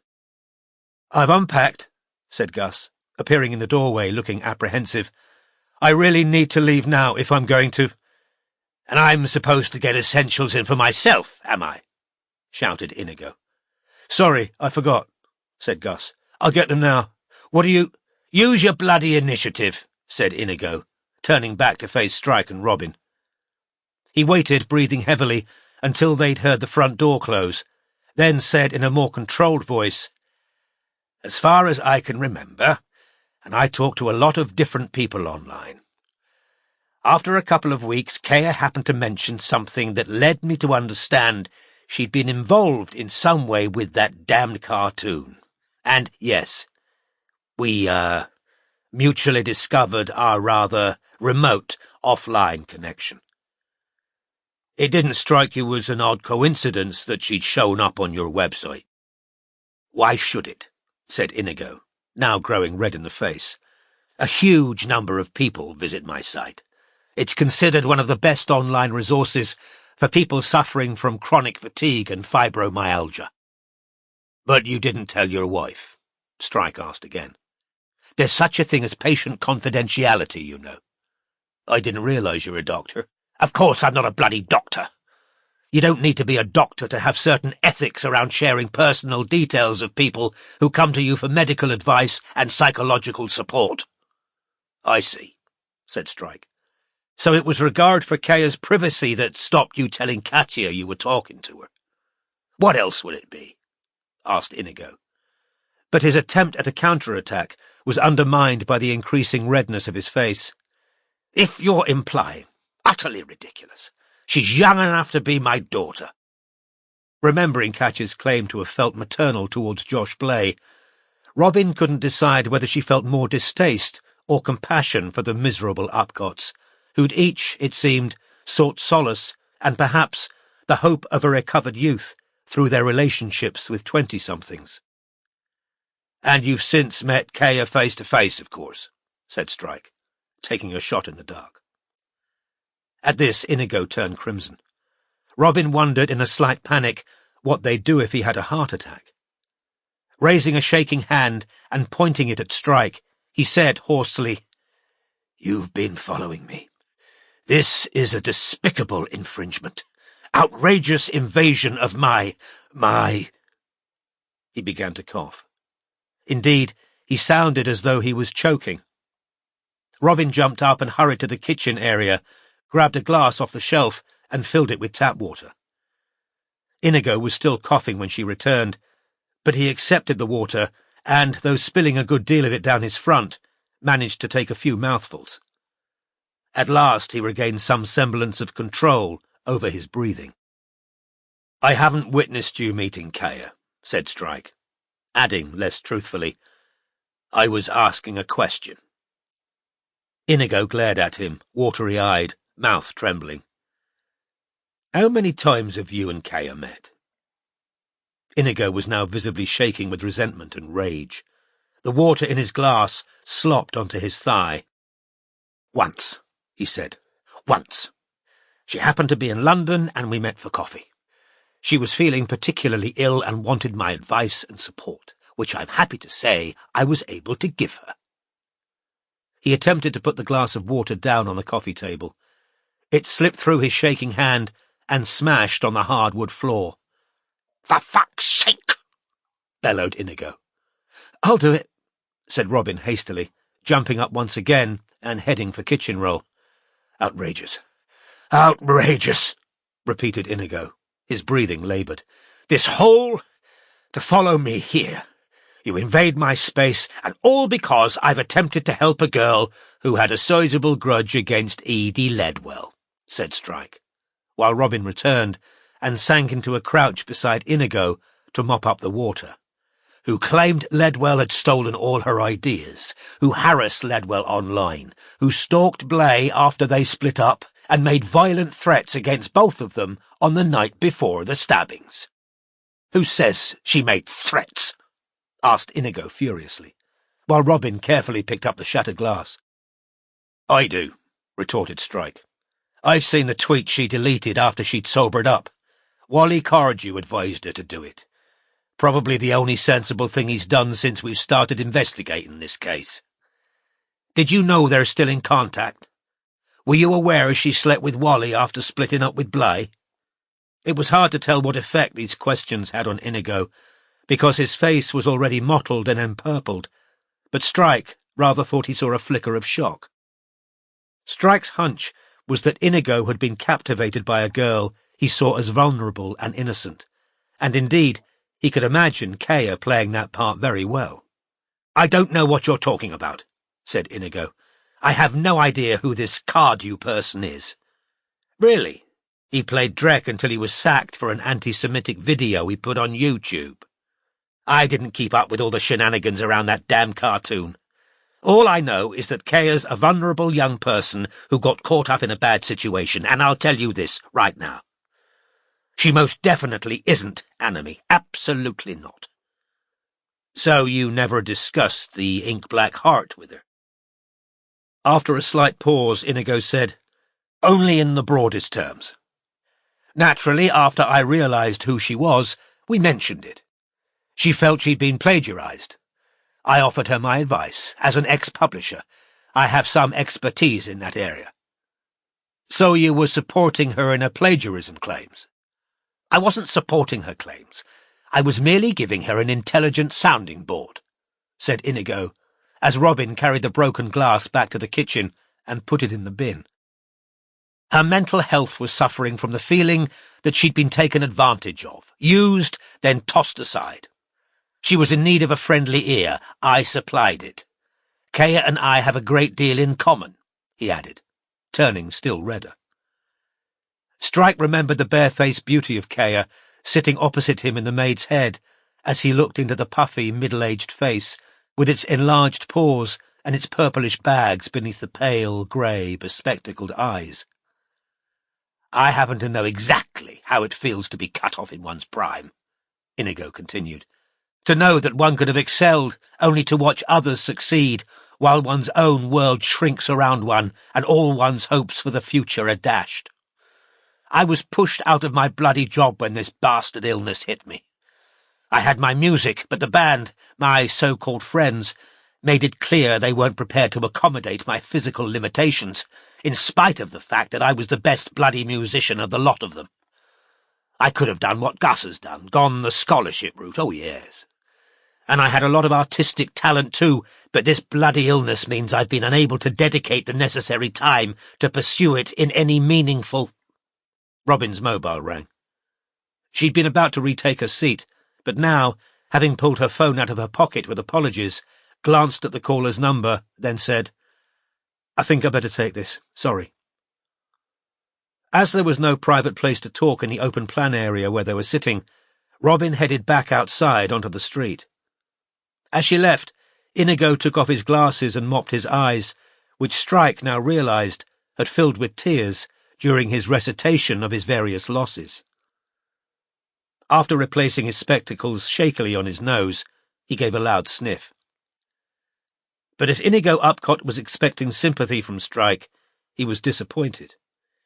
He, who'd once lain on a dusty road in Afghanistan, his own leg blasted off, with the severed torso of a man who'd minutes previously been bantering about a drunken stag night in Newcastle lying beside him, had no pity to spare for Inigo Upcott's crushed dreams.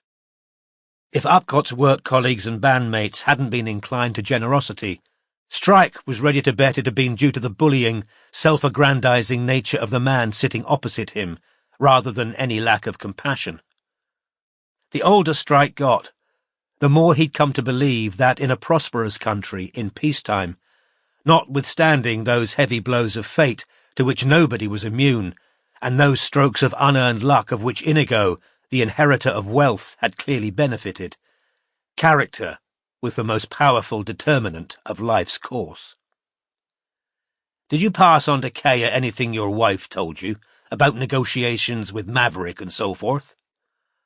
"I may have mentioned it," said Inigo, his resentment at Strike's matter-of-fact tone very evident, and he repeated, "but only in the broadest terms." "Has Kaya asked you to pass messages on to Josh?" "Occasionally," said Inigo, after a slight hesitation. "But you haven't passed those messages on?" "I have no contact with Blay." "And I suppose you can hardly ask your wife to take in messages from Kaya?" Inigo's only response was to tighten his lips. "Have you promised Kaya any assistance, aside from advising her on her plagiarism claims?" "I've given her some reassurance." "Reassurance about what?" "She's well aware my wife dislikes her," said Inigo.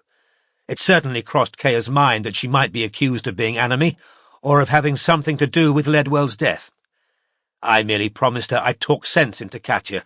I repeat," said Inigo forcefully, "Kaya cannot be enemy."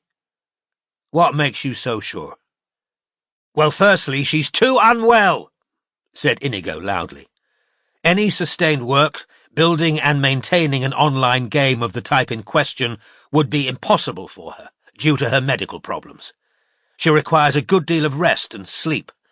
Not that sleep comes easily with this bloody illness. Moreover, enemies attacked Kaya online. She was very unpleasant indeed to Kaya. Kaya was very upset by it." "She?"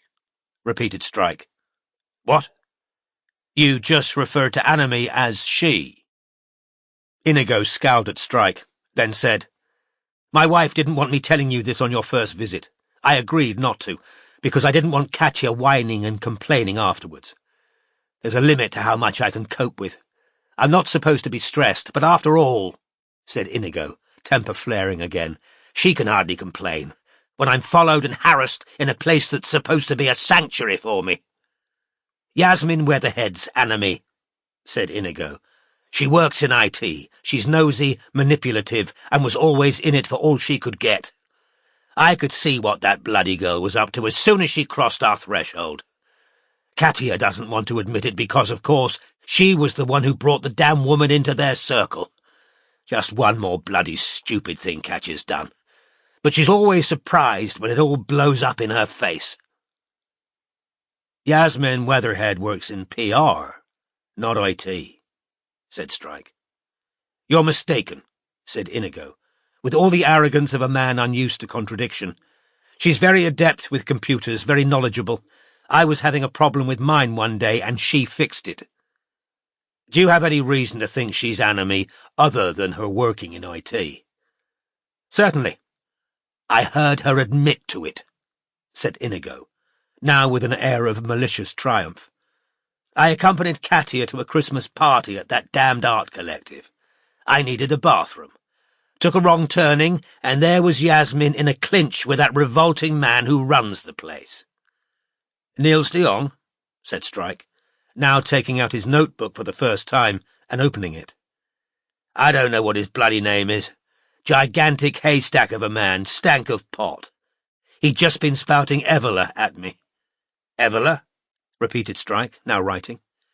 He had an idea he'd heard the name recently, though couldn't think where. "Julius Evola, far-right philosopher, ludicrous racial theories. A rather determinedly eccentric classmate of mine at Radley was partial to him. Used to carry The Myth of the Blood around and read it ostentatiously at meal-times. The two of them didn't realize I was there. It was dark where they were standing, and I made no footsteps, obviously," said Inigo, indicating his wheelchair again. "Anyway, I heard her say it. I'm Anime." "You're certain of that?" asked Strike. "I know what I heard," said Inigo, his jaw clenched. "Go and question the two of them. For all I know, they're in it together. He might be Morehouse, mightn't he?" "Ah, you know the name of Anime's partner?" "I've had no choice but to know," snarled Inigo. "Between Katya and Blay talking endlessly about Anime and that damn game, and Kaya worrying she'll be accused, I'm as well informed as anyone can be who's got virtually no interest in the matter." "Have you told Kaya your theory about Anime?" Strike asked Inigo. "Yes." His tone softened. "She doesn't believe it. She's naive in some ways, unworldly. She's convinced Anime's an unsavoury Scouse artist who lives at that bloody North Grove as well. Something Presley, I think he's called. He was at that party too. He's a cocky little bastard, and apparently he sexually assaulted Kaya once when he got her into his bedroom. Disgusting, spat Inigo. Naturally it left its mark. Kaya says this enemy made a play for her sexually online, which led her to think it was this Presley. Kaya's an innocent, said Inigo, the colour rising in his face again. She doesn't realise the games people play. It wouldn't occur to her that a woman would try to lure her into a sexually compromising conversation. What do you imagine Yasmin would achieve by doing such a thing? A hold over her, something to use against her to threaten her with. Yasmin's highly manipulative, not to mention a snoop. What makes you say that? Her behaviour in our house, said Inigo. She'd make excuses to drop by, if Blay and Ledwell weren't available, or had forgotten to pass on emails or what have you. Eyes everywhere, little questions, scavenging for information. Oh, I can see how Katya was taken in at first. Yasmin pretended to be concerned and sympathetic. Nothing too much trouble. Then, gradually, one realised she was a parasite, pure and simple. She's enemy. They heard the front door open, and Gus reappeared, laden with bags of food from Sainsbury's, followed by Robin, who looked tense. "Dad," said Gus, "I'm going to have to go if I'm going to make it to—" "And I'm supposed to put all that away, am I?" his father demanded. "I'll do the milk and stuff," said Gus, who seemed torn between fear and a desperate desire to leave that had made him, perhaps atypically, assertive. "But if I don't go now—" He hurried towards the kitchen and began taking bottles of milk and other perishables out of the bag and placing them hurriedly into the fridge. "Whose fault is it," his father called savagely over his shoulder, "that you need extra tuition because you've fallen behind? Whose fault, you bloody malingerer?" Gus, whose expression was hidden by the fridge door, didn't answer. Inigo turned back to Strike and said peremptorily, "There's nothing else I can tell you. That's everything I know. This is all going to cause me endless stress and disruption," he added, on a fresh surge of anger. "But whose fault is it?" said Strike, getting to his feet. He was tired of this petulant, arrogant, embittered man, and disliked the contrast between the way he treated his children and the solicitude he displayed towards a pretty young woman who'd groomed him so expertly. "That you hid from your wife, that you've been chatting up Kay and Niven on the sly." Robin saw Gus look round, wide-eyed, as he closed the fridge. For a brief moment, Inigo appeared winded. Then he said in a low growl, "Get the hell out of my house." Chapter 78. Why should I praise thee, blissful Aphrodite? Thou dost not guide, rather with conflict dire my mind divide. Catherine Bradley and Edith Cooper. Saphoi ditan paluelabon Aphroditan. "Who was that on the phone?" Strike asked Robin, once both were back on the pavement. He had a feeling her strained expression related to the call she'd just taken. Robin moved a few feet away from the Upcott's front door before turning to face him. "Police. They've been tailing a guy they know is halvening. He went to Black Horse Road an hour ago and took pictures of the block where my flat is." "Fuck," said Strike. "Okay, let's—" He broke off. Gus Upcott had just emerged from Aquarelle Cottage, and he looked alarmed to find the two detectives still hanging around. "Were you waiting for me?" "No," said Strike and Robin simultaneously. "Oh," said Gus. "Well, I'm going that way." He pointed back towards the car park. "So are we," said Strike. So the threesome walked in silence back up the street. As they rounded the corner, Gus suddenly blurted, "She's not the only one he talks to." "Sorry," said Strike, whose thoughts were still with the Halvening and Robin's flat. "My father talks to another woman." Gus had the air of one determined on some reckless course of action. The daylight was cruel to his disfigured complexion, but somewhere under the hives was a good-looking boy. He smelled as young men who aren't especially dedicated to hygiene often smell. A little dank and oily, and his crumpled black T-shirt looked as though it had been worn for days. "Off the same website. I've seen her messaging him. She's called Rachel." When neither detective spoke, Gus said, "He's been unfaithful to my mother before. She thinks it's all stopped." Rachel, repeated Robin. Yeah, said Gus. I can't tell Mum. He'd kill me. Anyway, I've got to go. He walked away, unlocked the Range Rover, and got into it, leaving Strike and Robin to proceed to the BMW, which they entered before either said another word. What else did the police say? Strike asked, once both car doors were closed.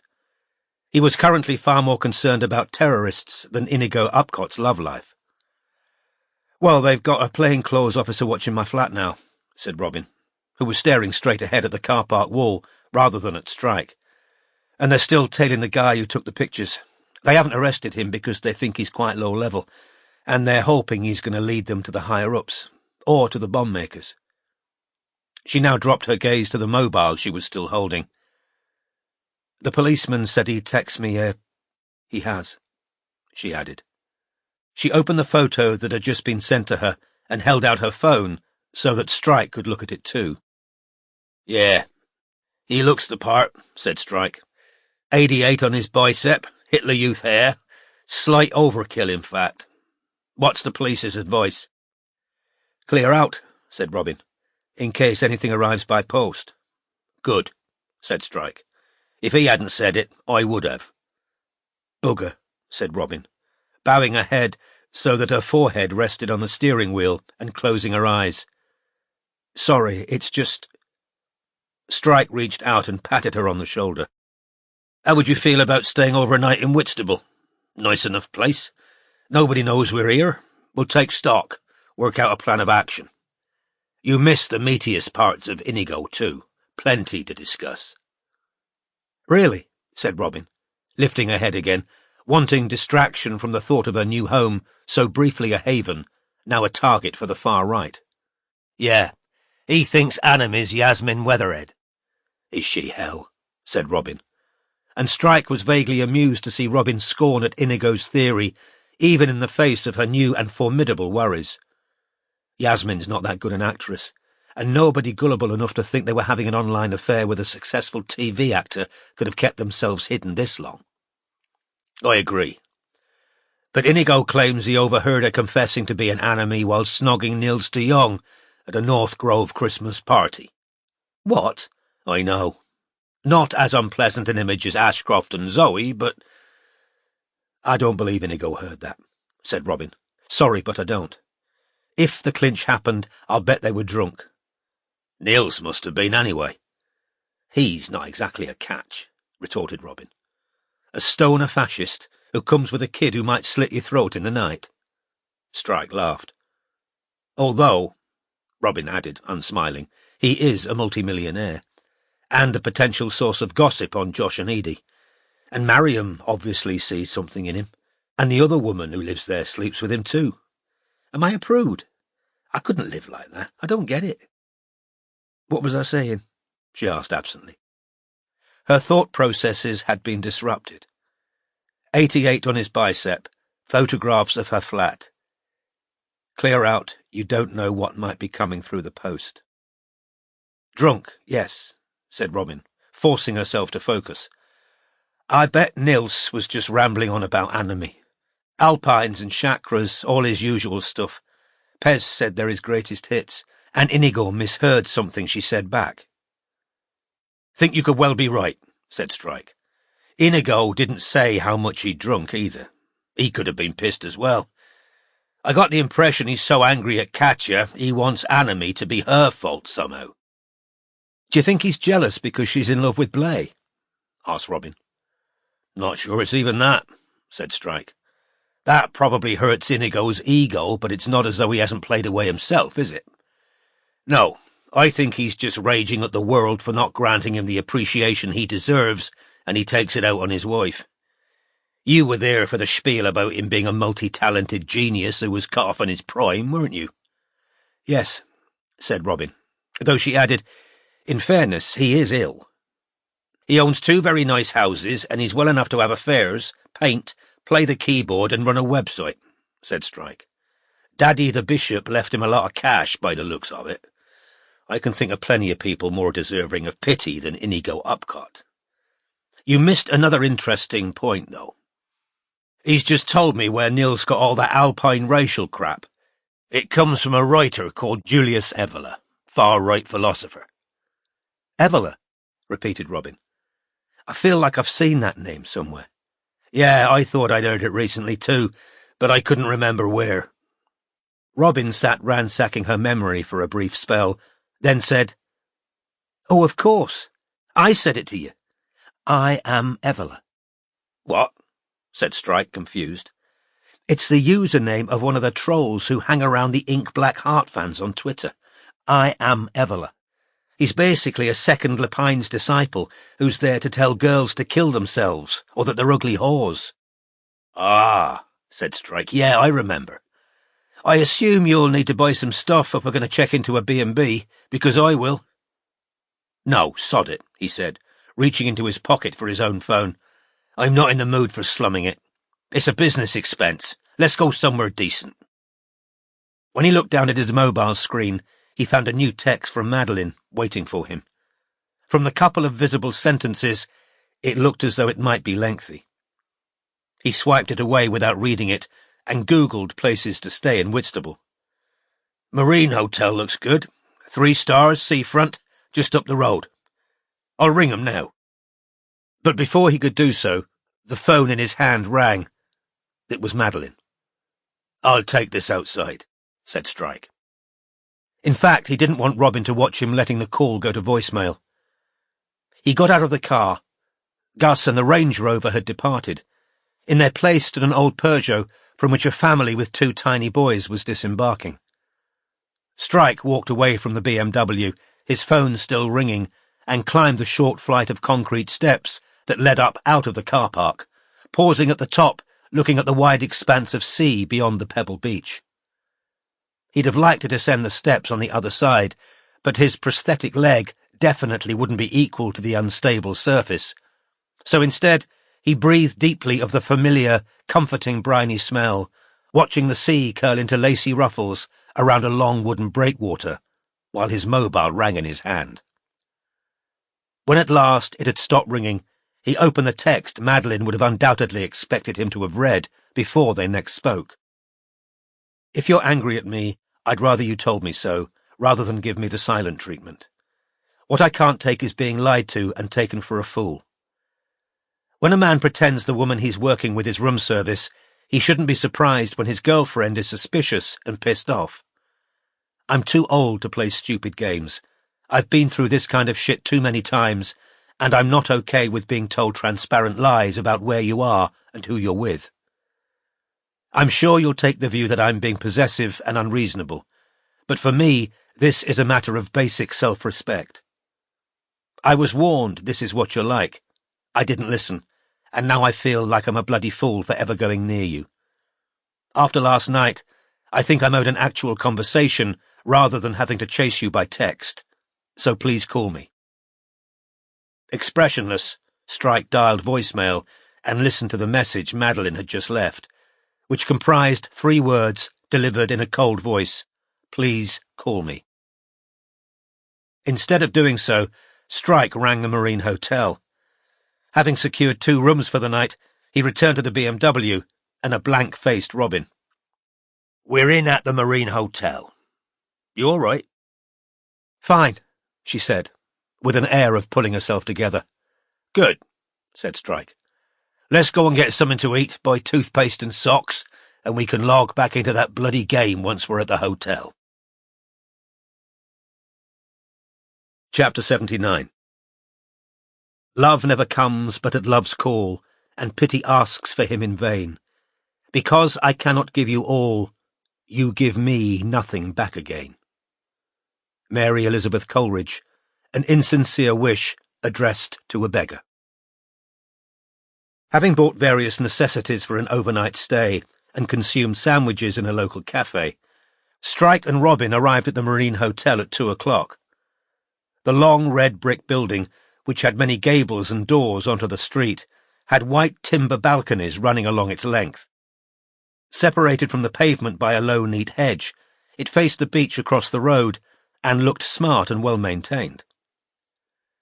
Strike had been told on the phone that he'd been lucky to secure the last 2 vacant rooms for this Saturday night, and on setting eyes on the hotel's front as they drove around to the rear car park, conceived an optimistic hope that he'd at least be able to conduct his forthcoming talk with Madeline from one of those sea view balconies, preferably with a whiskey from the minibar in his hand. This bittersweet vision was shattered at reception, where a large-suited man repeated cheerfully that they were very fortunate to have got the only 2 vacant rooms, which were on the top, balcony-free floor. "Numbers 30 and 32, up the stairs, double back, up the next flight, then another flight to your rooms." "Is there a lift?" asked Strike, taking the keys and handing one to Robin. "There is," said the man, "but not up to those particular rooms." With a brief smile, he turned to greet a couple right behind Strike. "Great," growled Strike, as they climbed the first narrow staircase, which was covered in a 70s-style carpet patterned with orange and brown leaves. "No offer to help with luggage, either." "We haven't got any luggage," said Robin reasonably. Each was carrying a small, not particularly heavy rucksack. "Not the point," panted Strike, as they approached the second flight. His hamstring had had enough of stairs, and the end of his stump was starting to smart again. 3 stars doesn't mean Ritz-type service," said Robin, forgetting that there'd been a tacit taboo over the mention of the Ritz since their evening there. "Anyway, I think this is the best the accountant'll let us get away with." Strike made no reply. His stump was starting to shake with the effort of climbing, and he was afraid the spasms of the previous morning might be about to recur. The third flight of stairs took them past a small alcove behind the banisters, in which stood a display of model yachts and earthenware pots. The now sweating Strike found this irritating rather than charming. If they had spare space, why not put in another fucking lift? At last they reached a small landing where 2 doors stood side by side, evidently occupying 2 halves of a single eave. "Swap," said Robin, taking the key to number 32 out of Strike's hand and handing him that of number 30. "Why?" "You can have the sea view. I know you got that Cornish thing going on." He was touched, but too out of breath and worried about his leg to become effusive. "Thanks.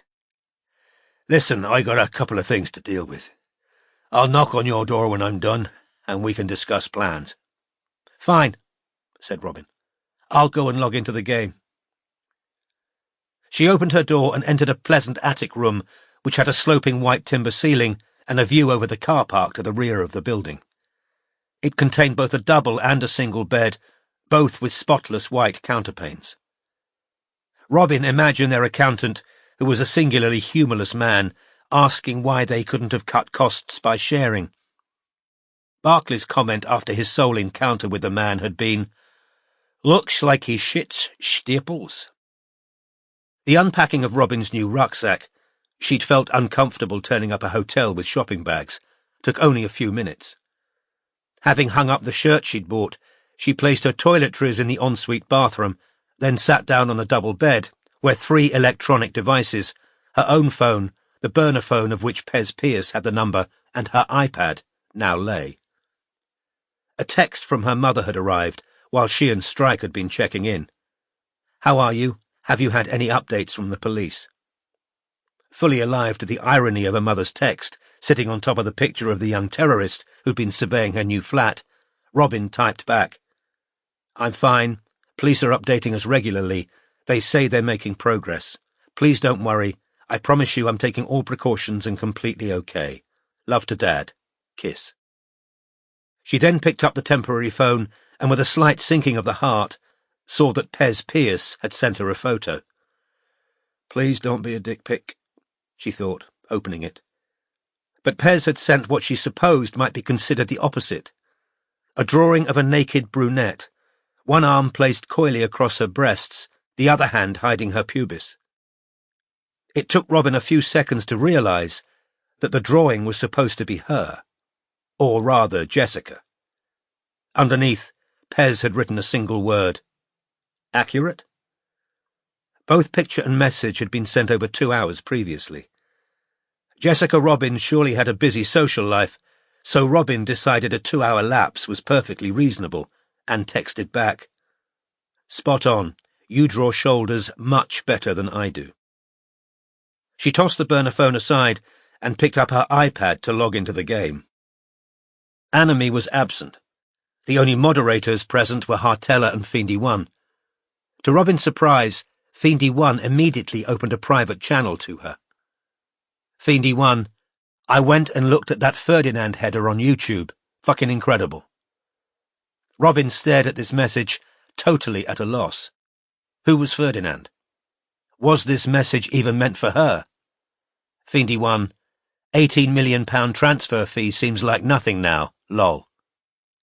Football, thought Robin, remembering how Strike had told her that he and Fiendy One had enjoyed a private channel chat the night before last while he was impersonating Buffy Paws. She had half a mind to bang on the wall and ask Strike what they'd said to each other, but as he said he'd had things to take care of, she grabbed her phone and Googled Ferdinand £18 million transfer fee instead. While Robin was deducing that Fiendy One was talking about Rio Ferdinand, who'd scored a famous header for Leeds United against Deportivo in 2001, Strike was sitting a few feet away on his own double bed, in a room that was a mirror image of Robin's. He'd done no unpacking because his priority had been removing his prosthesis. Instead of enjoying his sea view, he was now watching his stump twitch uncontrollably inside his trouser leg. A cursory glance around the room had revealed the absence of a minibar, which he now supposed was only to be expected. This wasn't, as Robin had pointed out, the Ritz, but which made him feel no more kindly towards the hotel. Perhaps whiskey mid-afternoon was a bad habit to slip into, but between the bombing, the arrival of a young Halvening member on Robin Street, the recurrence of spasms in his stump, and the imminent prospect of a proper talk with Madeline, a calming shot of alcohol would have been highly welcome. Little though he wanted to speak to her, he had to get Madeline out of the way, as he put it to himself, because he had quite enough on his plate without being harassed by an angry girlfriend. Well aware he'd behaved in a less than exemplary fashion, he was prepared to issue an apology. But then what? Lying back on the pillows, he seemed to see only an ever more constricting tunnel of mutually increasing resentment if he continued the relationship. While his stump jumped around as though electric pulses were running through it, he thought he should have seen from the first that his and Madeline's lives were fundamentally incompatible.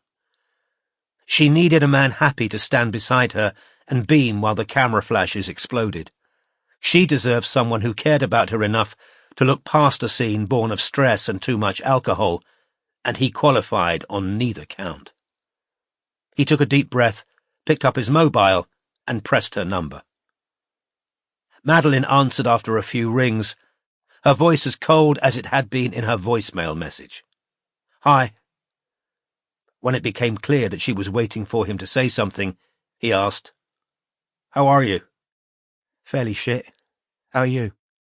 "Been better. Listen, I want to apologise for last night. I shouldn't have lied, it was shitty behaviour. I thought there'd be a row, so you made sure there'd be one." "Not intentionally," said Strike, wishing his leg would stop its uncontrollable jerking. "Did you stay at Robin's last night, Colm? Tell me the truth." He turned his head to look out at the horizon, where the azure of the sky met the teal of the sea. "I did, yeah." There was a lengthy silence. Strike said nothing, hoping that Madeline would end things now, without any further effort on his part. However, the next sound he heard was quiet but unmistakable sobs. "Look," he began, with no real idea what he was going to tell her to look at. But Madeline said, "How could I have been so stupid as to fall for you? People told me. They warned me." He wasn't going to fall into the trap of asking who these people were, because he was certain there was only one. She, whose disintegrating marriage was currently threatening his livelihood. "But you didn't seem like that at all." "If you mean by that I'm sleeping with Robin, I'm not," he said, reaching for his e-cigarette, only to discover that the damn thing was out of charge. "You've been the only person I've slept with all the time we've been together." "Past tense," she sobbed. "I've been the only person." "We're talking about the past, aren't we?" "Do you want this, Colm?" she demanded, her voice higher than usual, choking back tears. "Do you actually want to be with me?" "You're great," he said, inwardly cringing at the necessity for these empty, formulaic words, which spared nobody any hurt, but offered the speaker a comforting conviction of their own kindness. "And it's been great. But I think we want different things." He expected her to argue, perhaps to shout at him, because the scene at her launch had revealed a perfect willingness to wound when hurt. Instead, after a couple more sobs, she hung up. Chapter 80. I know not what can ease my pains, nor what it is I wish. The passion at my heartstrings strains, like a tiger in a leash. Amy Levy. Oh, is it love?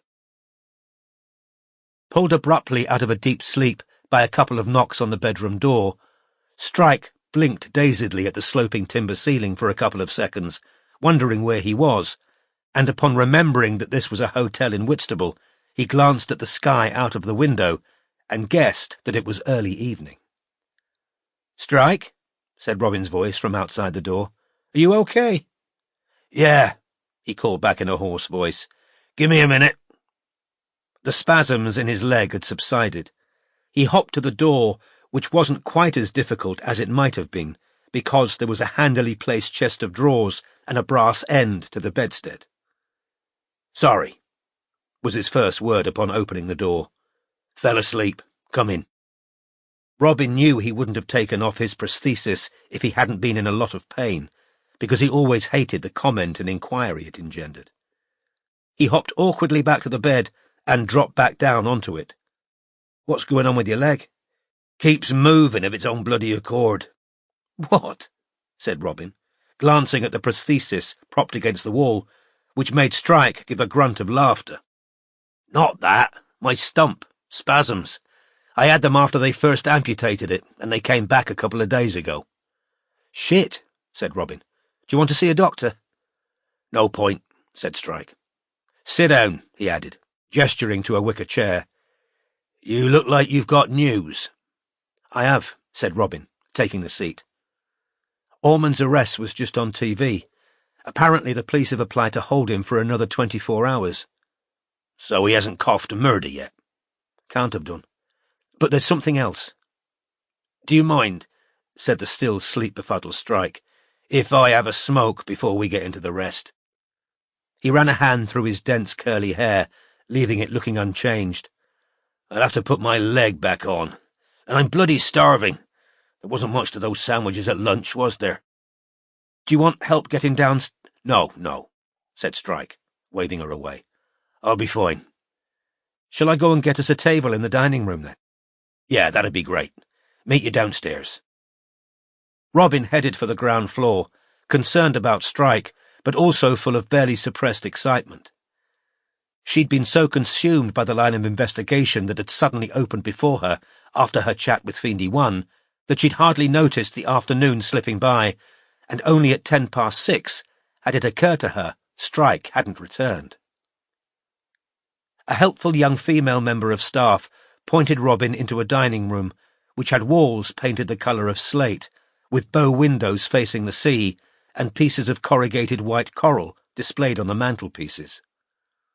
A waiter showed her to a table for two, and Robin, having ordered herself a glass of Rioja, chose the seat facing the sea, which she thought only fair, given that she'd given Strike the sea-view room. She then propped up her iPad on the table, on which the game was still playing. Anime was still absent, which was starting to intrigue Robin. Unless she'd missed an appearance during their journey into Whitstable, this was the longest they'd failed to appear in the game since she'd joined it, and she couldn't help reflecting that Philip Ormond was currently in custody and undoubtedly unable to use any electronic device. Meanwhile, Pez Pierce had texted Jessica Robin several more times since Robin had responded to his drawing. Robin had invented an evening with her parents to quell Pez's expectation of regular texts. But that hadn't stopped him sending messages, the latest of which was, "So when am I going to see you again?" To which Jessica had coyly replied, "I'll check my availability. GTG, my dad's complaining I'm on my phone too much. The waiter brought her wine, and as Robin sipped it, she found her thoughts drifting towards her ex-husband, Matthew. She'd never have been sitting here if she'd still been married. The mere idea of her texting Matthew to say, "The office has been bombed, Strike's coming to stay on the sofa," was a bad joke. Matthew had taken against Strike from the start, and she could just imagine what he would have said if Robin had phoned home to say, "Cormoran and I are going to spend the night in a hotel in Whitstable together." For a few seconds, she luxuriated in the feeling of freedom this gave her, but then her thoughts jumped immediately to Madeline, and Strike's lie about room service. She suspected that one of the things he'd wanted to do upstairs was soothe his girlfriend's feelings. She wondered what Strike sounded like when he was trying to sweet-talk somebody. She'd never heard him do it. "It doesn't matter," she told herself sternly. "You've got this," by which she meant the investigation, not the Marine Hotel and the Rioja. "Which is better? Friends and work partners is better." And before her feelings could mount any counter-arguments, she picked up her phone, opened Twitter, and checked to see whether there'd been any response to the long direct message she'd sent an hour earlier to a young ink-black Heart fan. If Robin's theory was correct, and she was certain it was, the girl's response might be extremely important to the Anime case, but none had yet arrived. It took Strike half an hour to reach the restaurant because he'd taken a quick shower in the hope that it might ease his aching muscles before descending carefully to the street for a cigarette. He noticed as he walked across the room that Robin had changed into her new blue shirt. The dark walls threw her distinctive, vivid colouring into high relief, and it crossed his mind that he might compliment her on the fact that the colour of the shirt suited her. But before he could do so, she said, "How's your leg?" "Not bad," he said, sitting down. "Tell me what your other news is." "Well," said Robin, "firstly, I had a private channel talk with Fiendy One this afternoon. You two got in a bit deep on the football the other night. I had to do a lot of Googling to catch up.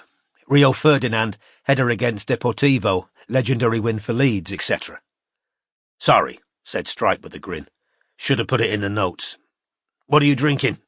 "Rioja, it's good." "Great, I'll have the same as she's having," he told the waiter, who'd appeared promptly at their table. When he'd left, Strike said, "I'm taking it you're not looking this excited because you went and watched Ferdinand's header." "Correct," said Robin. "I'm looking excited because I found out Leeds United are also known as the Peacocks." "And that makes you excited because—" "Because I think I've made a breakthrough, a major one. I feel like an idiot for not seeing it before, but there are so many millions of people on Twitter, I just... Take a look at these." Robin closed Twitter on her phone, opened Photos instead, and brought up the first of the screenshots she'd taken that afternoon, which showed the last portion of the long private channel conversation she'd had with Fiendy One.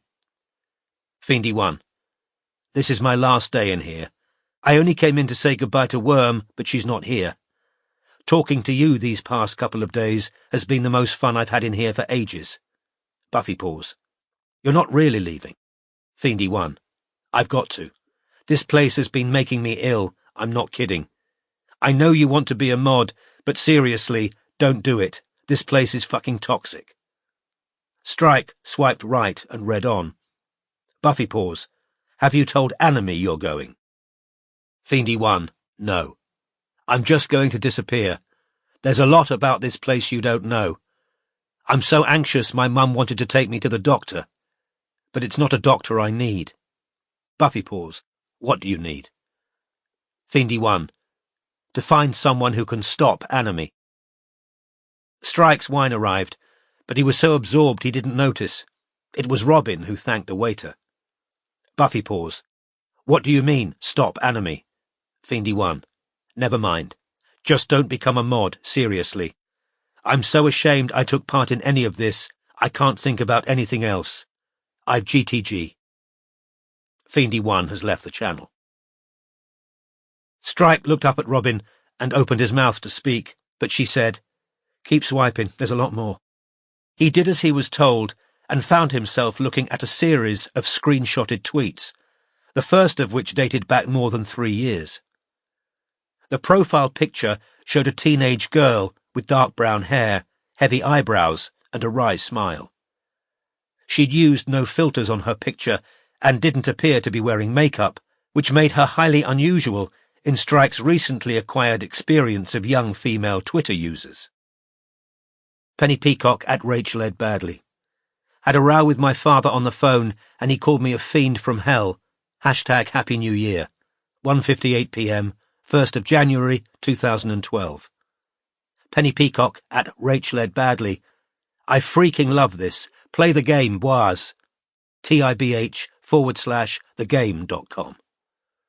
7:55 p.m, 9th of February 2012.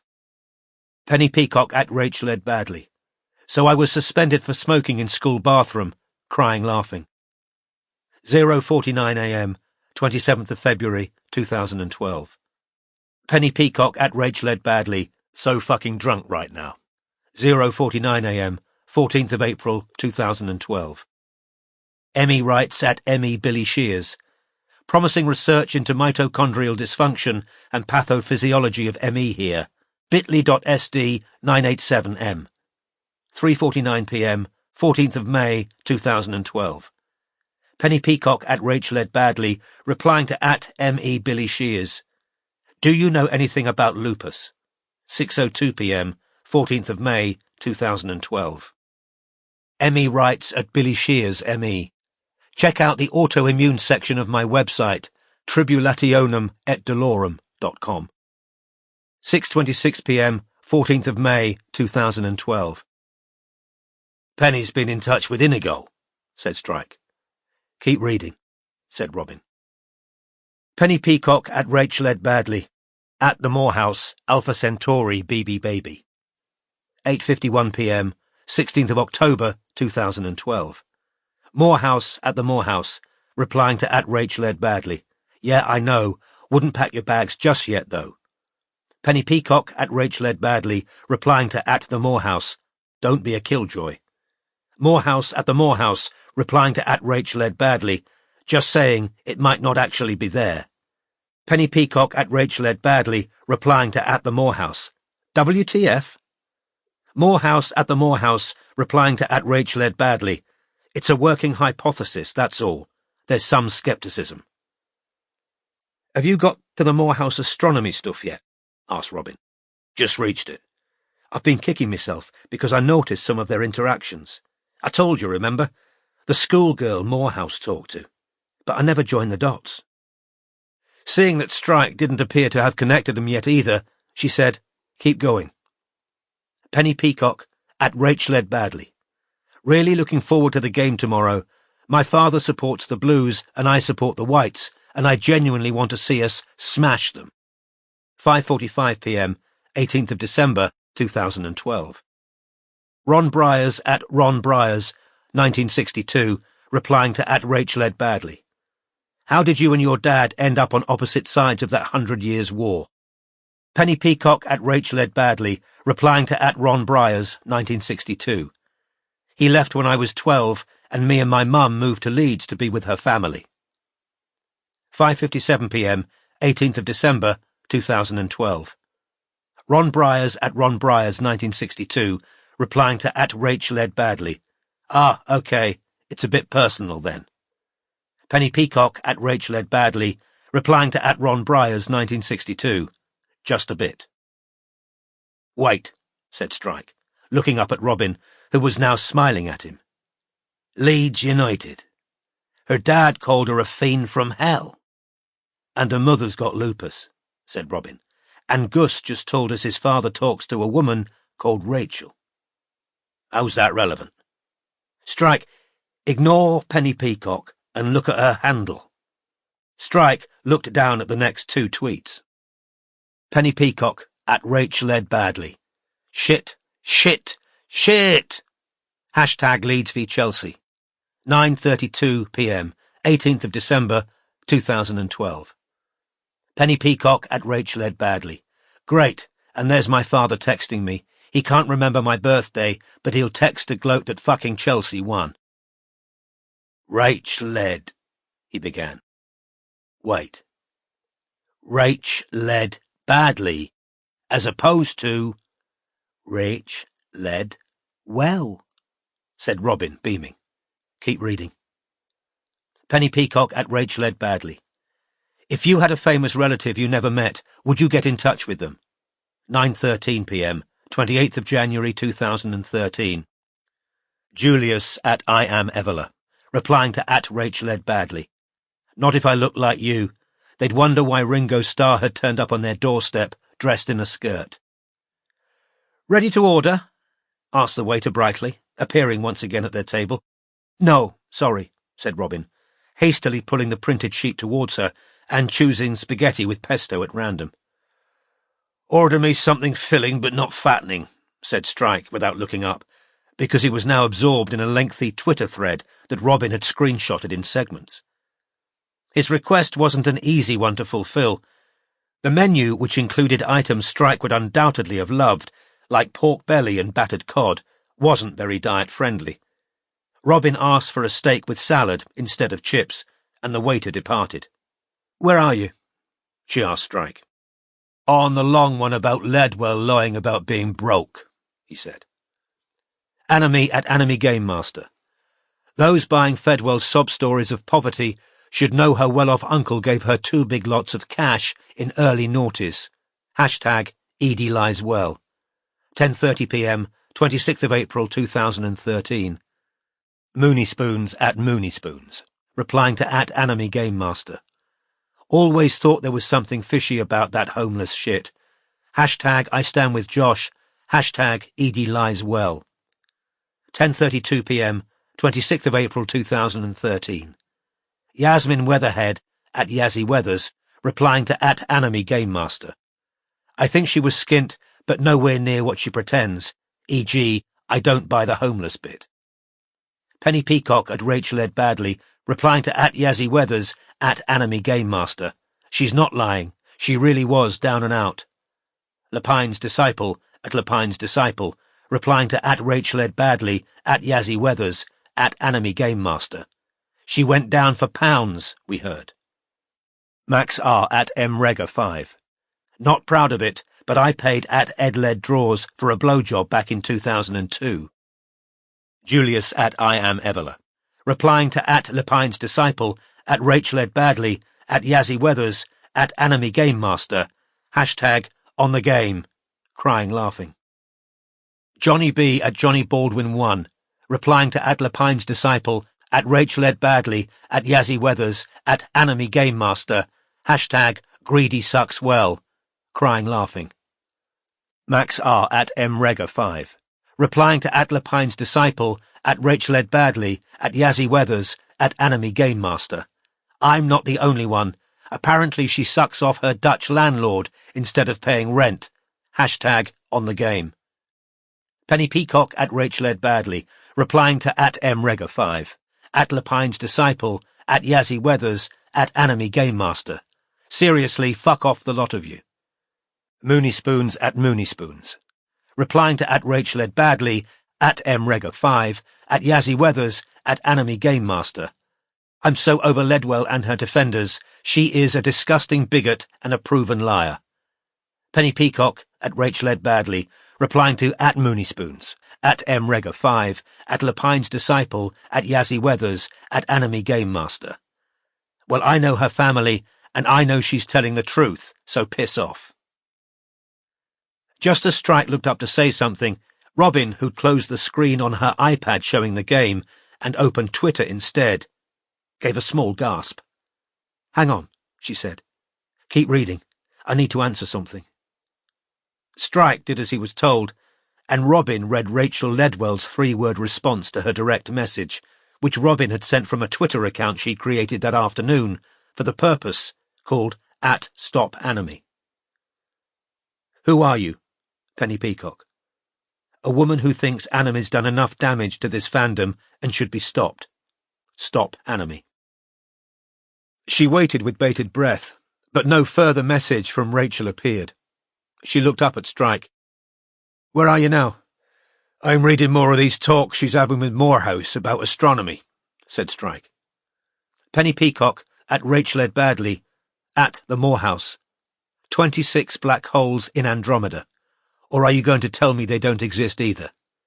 10:02 p.m, 12th of June 2013. Morehouse at the Morehouse, replying to at Rachel Ed Badley. Lol, no, they're there. This is genuinely exciting. Penny Peacock at Rachel Ed Badley at the Morehouse. Kepler 78b. 8:25 p.m, 5th of November 2013.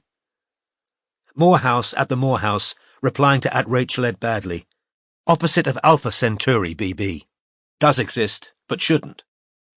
This definitely reads as though they know each other, said Strike. What is he, an astrophysicist? Paperwhite told me she worked out who Morehouse was because Fiendy 1 gave her a hint on the moderator thread. Morehouse got angry with Paperwhite for finding out whatever it was, but I doubt it was that he's an astrophysicist. I'd have thought that'd be something you'd be quite proud of.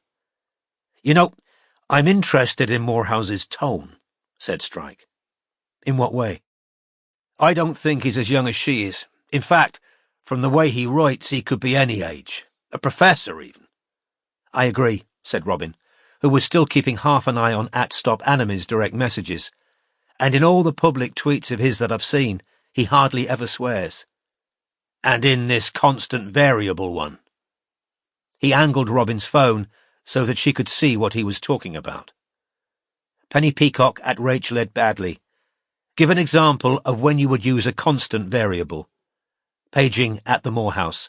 11:33 p.m, 11th of November, 2013. Morehouse at the Morehouse, replying to at Rachel Ed Badley. Come on, you know this. Penny Peacock at Rachel Ed Badley, replying to at the Morehouse. I'm so fucking knackered, can't you just do it for me? Morehouse at the Morehouse, replying to at Rachel Ed Badley. Lol, no, got my own work to do. He's talking like an older brother, or, I dunno, an uncle. A pretty cool uncle, seeing as she feels free to swear to him. On the other hand, there's nothing creepy here. He's no Ashcroft. Funny you should mention Ashcroft. He's coming up. Strike swiped left, but Robin was no longer paying attention because Rachel had just responded to her last direct message. Why are you coming to me for help? Penny Peacock. Heart now racing, Robin typed her reply. Because I think you're a decent person who feels the same way I do, and I think you could give me information that would help me stop Anime. Stop Anime. While Robin was waiting in some trepidation for Rachel's response, Strike started on the next Twitter thread. Anime at Anime Game Master. Greedy Fedwell's latest piece of #sympathy trolling. I prefer small places, it's how I grew up. Does this place look small to you? 1:53 p.m, 15th of August, 2013. Attached to the tweet was a picture of a terraced house, the door number clearly visible. The Pen of Justice, at Pen Just Rights, at Anime Game Master, at Rachel Ed Badley. Whatever Ledwell's faults, it isn't okay to reveal her address, reported. 1:56 p.m, 15th of August, 2013. Anime at Anime Game Master, replying to at Pen Just Rights, at Rachel Ed Badley. Where did I reveal the address, please? 1:57 p.m, 15th of August, 2013. Penny Peacock at Rachel Ed Badley, replying to at Anime Game Master, at Pen Just Rights. He's right, take it down. 1:58 p.m, 15th of August, 2013. The Pen of Justice, at Pen Just Rights, replying to at Rachel Ed Badley, at Anime Game Master. Don't play games, Penny. 1:58 p.m, 15th of August, 2013. Penny Peacock at Rachel Ed Badley, replying to at Pen Just Rights, at Anime Game Master. I'm not Anime. 1:58 p.m, 15th of August, 2013. Lepine's Disciple, at Lepine's Disciple, replying to at Ed Led Draws. If anyone wants the full address of that flat, DM me. I've got it. Crying, laughing. Wait, so Ashcroft thought Rachel was Anime? He still thinks so. If you read the next bit, you'll see why he told me Anime's a disturbed young girl who's been in trouble with the police.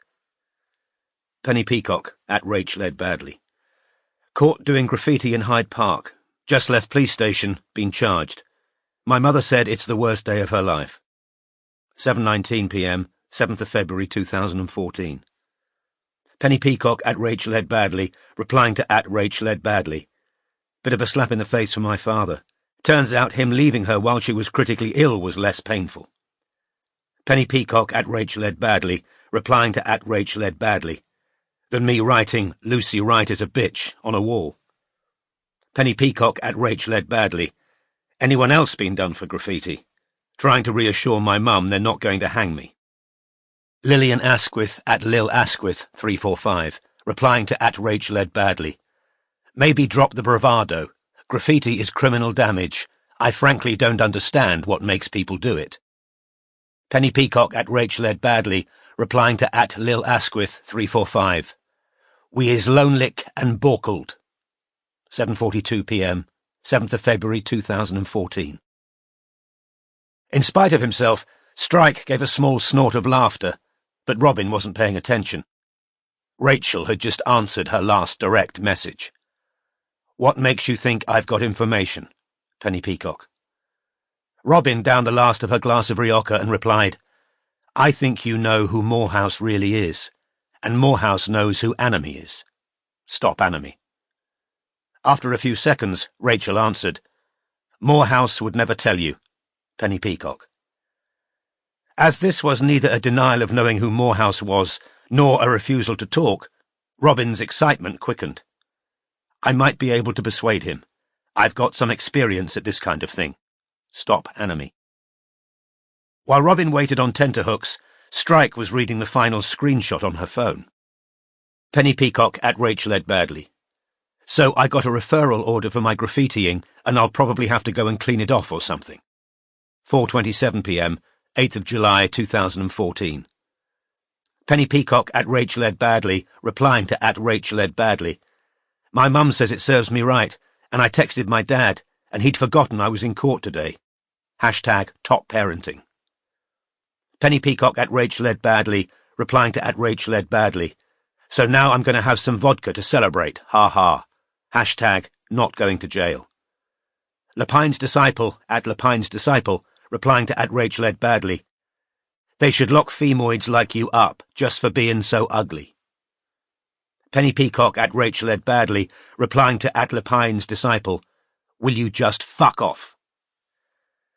I've been waiting for someone to tell Lepine's Disciple to fuck off, said Strike, pushing Robin's phone back across the table towards her. He's the kind of bloke who should be told to fuck off loudly and often. Everything all right? He asked, because Robin was wearing a very tense expression while watching the iPad in her hands. Fine, said Robin. I could use another glass of wine, though. As Strike hailed the waiter, Rachel's response appeared on the screen in front of her. Are you a journalist? Penny Peacock. Or police? Penny Peacock.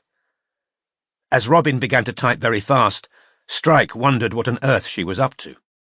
Her silence suggested something private, and he suddenly remembered that call to the office from Hugh Jacks, which had been put through to his phone the night he'd had dinner with Grant Ledwell. He'd never found out what was going on between them.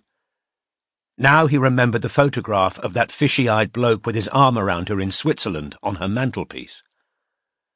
When the 2 fresh glasses of wine arrived, he drank while covertly watching Robin, trying to decide whether she looked more like a woman arranging another holiday with her boyfriend or breaking up with him. In fact, Robin was typing, Neither. I'll tell you everything if you meet me. I can guarantee you total anonymity, and we can meet face-to-face in a crowded place, by daylight, anywhere you like. If you don't like the look of me, you can leave immediately. If you decide when you get there you don't want to talk to me after all, you can just leave. Nobody ever needs to know you met me or that you helped me, if that's what you decide to do. Stop Anime. Why won't you tell me who you are now? Penny Peacock. Because if you tell anyone, you could hamper me trying to stop Anime. Stop Anime. Their waiter now returned to their table with their food. Robin shifted slightly to allow him to place her bowl of pasta in front of her, her gaze fixed on her iPad. Strike looked down at his own plate, where there should have been chips, There was only salad. He supposed he only had himself to blame for this, so picked up his knife and fork and began to eat in silence, while Robin continued to type. I want to help, but I'm scared. Penny Peacock. I understand, but you've got nothing at all to fear from me, I swear. Stop Anomie. My mum's ill, she can't take me getting in trouble again. Penny Peacock. You won't be in trouble. Nobody even needs to know you're meeting me. Stop Anomie. Could you come to Leeds? Penny Peacock. Of course. Stop Anomie. Tomorrow afternoon? Penny Peacock. Strike, said Robin, looking up with an expression of excitement that made him fear the worst, possibly a proposal of marriage made by text. Could we go to Leeds tomorrow? Leeds? Rachel Ledwell's agreed to talk to me. What? I'll explain in a minute. Can we go? Of course we can fucking go. So Robin typed, yes, stop Anomie. You can't come to my house because of my mum. Penny Peacock. That's okay. Stop Anomie. There's a place called Meanwood Park. Penny Peacock. Go in through the entrance by the cafe and take the right-hand path. Penny Peacock. There's a stone bridge over the stream on the left, like broken slabs. Penny Peacock. On the other side of the stream, there's a tree with 2 big boulders on either side of it. Penny Peacock. Near the tree, there's a bench with the name Janet Martin on it. Penny Peacock. I'll meet you at Janet Martin's bench at 3 o'clock. Penny Peacock. Wonderful. I'll see you there. Kiss. Stop Anomie. Robin put down her iPad, drank most of her second glass of Rioja straight off, then told Strike everything. He listened in mounting astonishment, and when she'd finished her recital, he said, Fucking hell, Ellicott. I fall asleep for 3 hours and you crack the fucking case. Not yet, she said, flushed with excitement, wine, and the pleasure these words had given her. But if we get Morehouse, we get Anomie. Strike picked up his wine glass and clinked it against hers. Want another one? Better not. It must be 300-odd miles to Leeds. I don't want to fail a breathalyzer test. She picked up her fork at last and began eating her pasta. How's your steak? Bloody good, actually, said Strike, wondering whether to say what he wanted to say, and finally deciding to do so. I thought you might be emailing Hugh Jacks. Hugh Jacks? Said Robin incredulously, a next forkful of spaghetti suspended halfway to her mouth. Why on earth would I be doing that? Dunno. He's calling you at work. I thought something might be going. God, no, said Robin. Nothing's going on between me and Hugh Jacks. A combination of Rioja and elation at securing a rendezvous with Rachel Ledwell had loosened the guard Robin had kept over herself over these last few months. Right now, she felt more kindly towards her partner than she had in weeks. Tell me something, she said. If a woman ignored you knocking on her bedroom door, a Valentine's card and sundry phone calls, would you think she was interested? Strike laughed. I'd have to say, on balance, no. Thank God, said Robin, because you wouldn't be much of a detective if you couldn't read clues like that. Strike laughed again. The relief he was currently feeling was telling him something. He knew that. But now was hardly the moment to sink into an introspective reverie, so instead he drank more wine and said, Nice hotel, this. I thought you were pissed off it hadn't got a lift to the attic, and nobody helped you with your imaginary luggage. But they do a good steak. Robin laughed in turn. As he'd asked about Hugh Jacks, she briefly considered asking him how things were going with Madeline, but decided against posing a question that might ruin her current good mood. The rest of dinner passed pleasantly, with inconsequential talk, jokes, and laughter that might have seemed extraordinary to their fellow diners had they known how recently Strike and Robin had been sent a bomb. Chapter 81. Golden gates between us stretch, truth opens her forbidding eyes. Mary Elizabeth Coleridge, an insincere wish addressed to a beggar. An in-game chat between 2 moderators of Drek's game. A new private channel has opened. 6th of June 2015, 23:29. Morehouse invites Paperwhite. Paperwhite joins the channel. Paperwhite. You've seen? About Ledwell's boyfriend. Morehouse. Literally 2 minutes ago. Been in the lab all afternoon. Jesus, I can't get my head round it. Paperwhite. Now what? Morehouse. I don't know. Paperwhite. The police won't have arrested him for nothing. Morehouse. No. But they haven't charged him yet. Paperwhite. Mouse. Do you want Anime to have killed her? Morehouse. Bloody hell, of course I don't. But explain Valpachora. Paperwhite. Maybe that was completely unconnected. Maybe none of it's been Anime. Morehouse. If they charged Ormond, all we'll know is that A didn't stab Ledwell and Blay. Paperwhite. But babe, if he didn't stab them, where was his motive for attacking Valpachora? Morehouse. I don't know.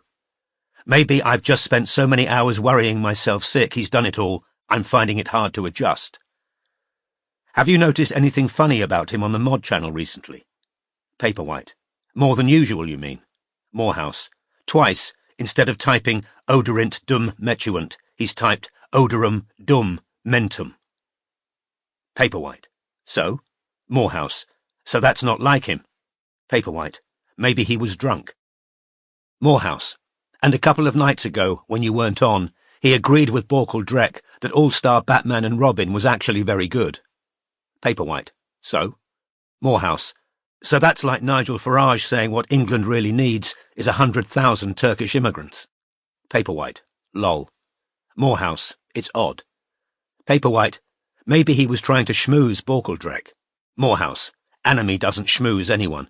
He thinks we're there to schmooze him, not the other way round. Paperwhite. Lol. True. Morehouse. Well, if Ormond's charged, it'll be a massive fucking relief.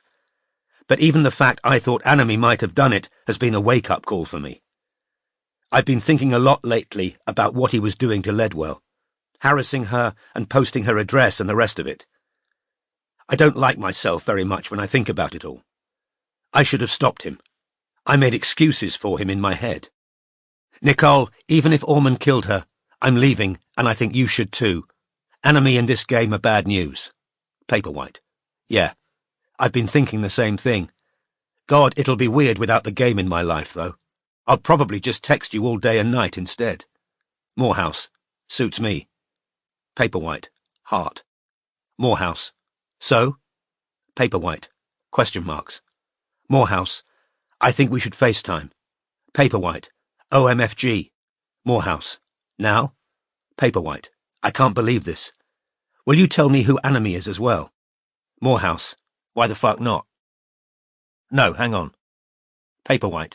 Mouse. You can't say that, then call it off. Morehouse. No. Someone's at my door. Give me a mo. Chapter 82. Girls blush sometimes because they are alive, half wishing they were dead to save the shame. They have drawn too near the fire of life, like gnats, and flare up bodily, wings and all. Elizabeth Barrett Browning, Aurora Lee. Robin was so anxious not to miss the opportunity to speak to Rachel Ledwell that she and Strike were on the road again by 8 o'clock the following morning.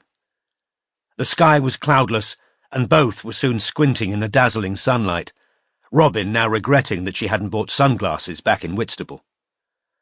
Strike, who'd recharged his e-cigarette overnight, took occasional unenthusiastic drags on it as they drove up the M11.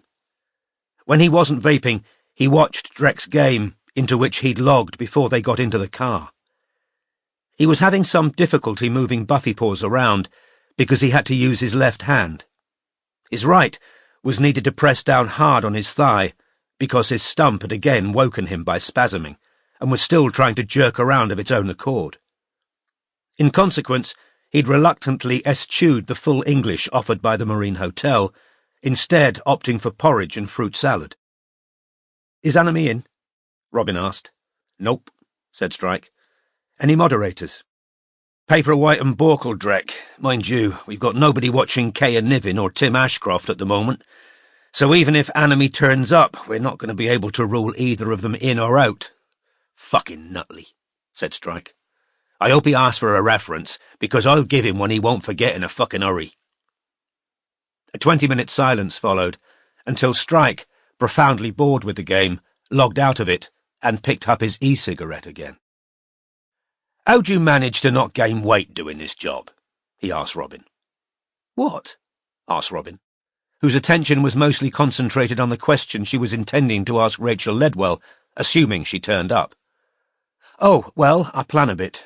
Try and take healthy stuff with me when I'm doing surveillance, so I don't end up grabbing chocolate to keep myself going." "Healthy stuff like?" "I don't know, nuts. Sometimes I make sandwiches." "Is your leg bad?" she asked. She'd noticed, but not mentioned, him pressing his stump to the seat. "Not bad enough to eat like a squirrel." "I don't eat like a squirrel," said Robin, "but I don't fry everything and I don't eat chips with every meal, since you ask." Strike sighed deeply. "I was hoping to hear there's a magic pill." "Sorry," said Robin, overtaking a dawdling Volvo. "No magic pill. I take it you're hungry." "Only fairly." "We could stop at Cambridge services, but not for long. I really don't want to be late for Rachel, assuming she turns up." They drove on for a few minutes, until Strike said, "It's all a bit the spy who came in from the cold, this meet-by-the-bench business." "I bet it's a teenage thing," said Robin. "It's probably where she goes to meet mates. Listen, I hope this is okay." She felt awkward about saying the next bit, because she'd never done it before. "But I think I should meet her alone. She doesn't know anything about you, and you might be a bit scary for a teenager. Also, she's only expecting one person." "Makes sense," said Strike, dragging on his pale imitation of a proper cigarette. "I'll wait in that cafe she mentioned. Maybe they'll have chips." They made a brief stop at Cambridge services, where Strike consumed a coffee and a tasteless oat bar while checking work emails.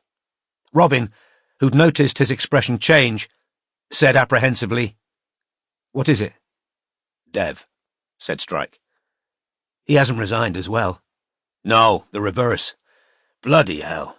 He's managed to chat up one of Charlotte and Jago's nannies last night in a pub in Kensington. She was pissed. Told him neither of the people she works for are fit to be parents. Has witnessed the father being violent to his girls on multiple occasions. Shit, this could be good." "Glad you're happy," said Robin dryly. "You know what I mean. Obviously, I'd rather he wasn't kicking the shit out of his kids, but if he is, I'll be bloody delighted to be the one to expose him." "But you won't expose him, will you?" thought Robin, as she drank her own coffee. "If you expose him, you've lost your hold over him."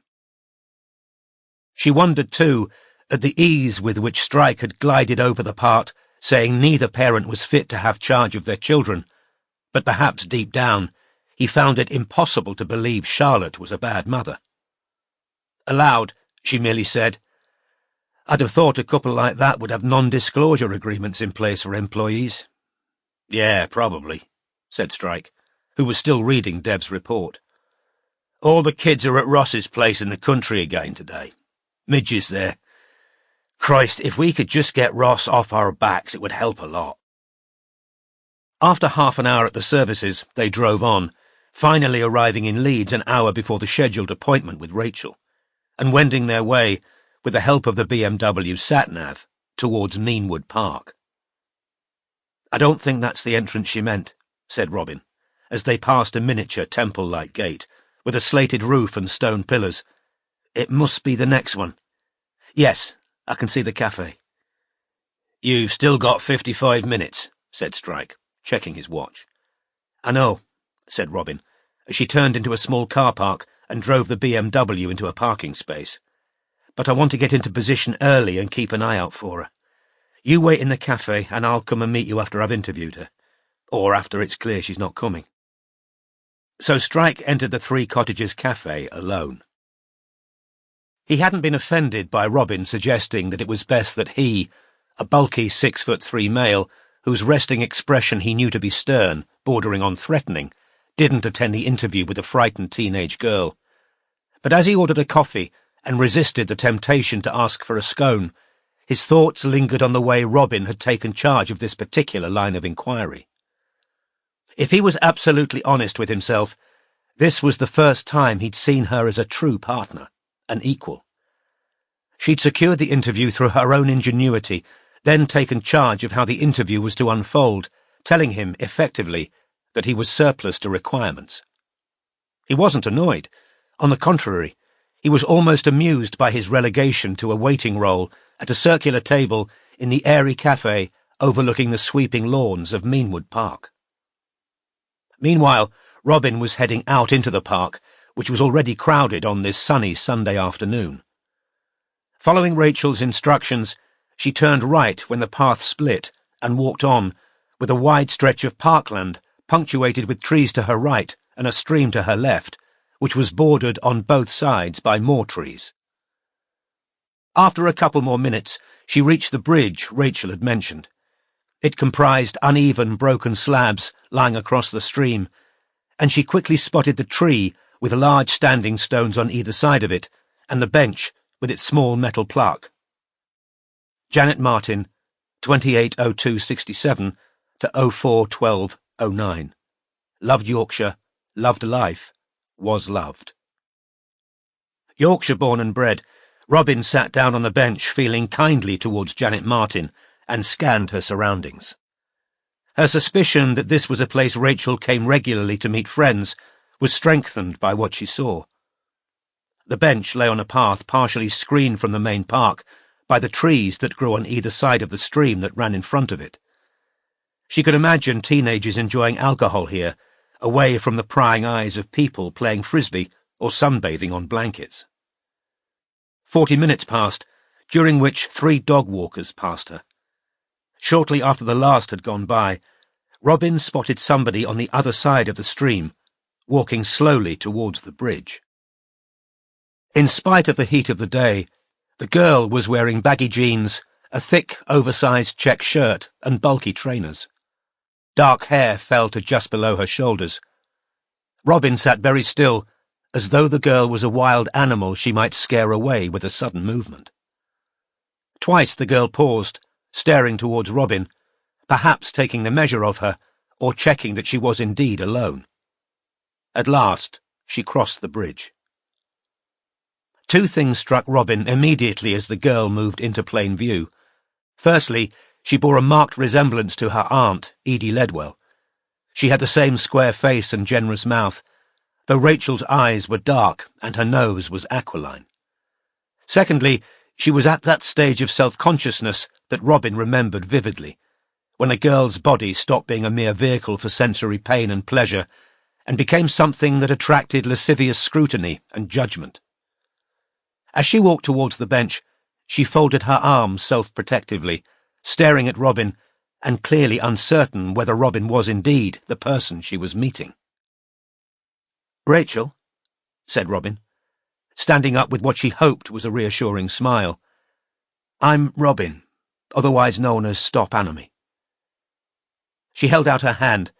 Rachel unfolded her arms to shake it, and Robin felt the dampness of the girl's palm. "Your directions were great," said Robin, sitting back down on Janet Martin's bench. "I love this park. Do you know the names on all the benches?"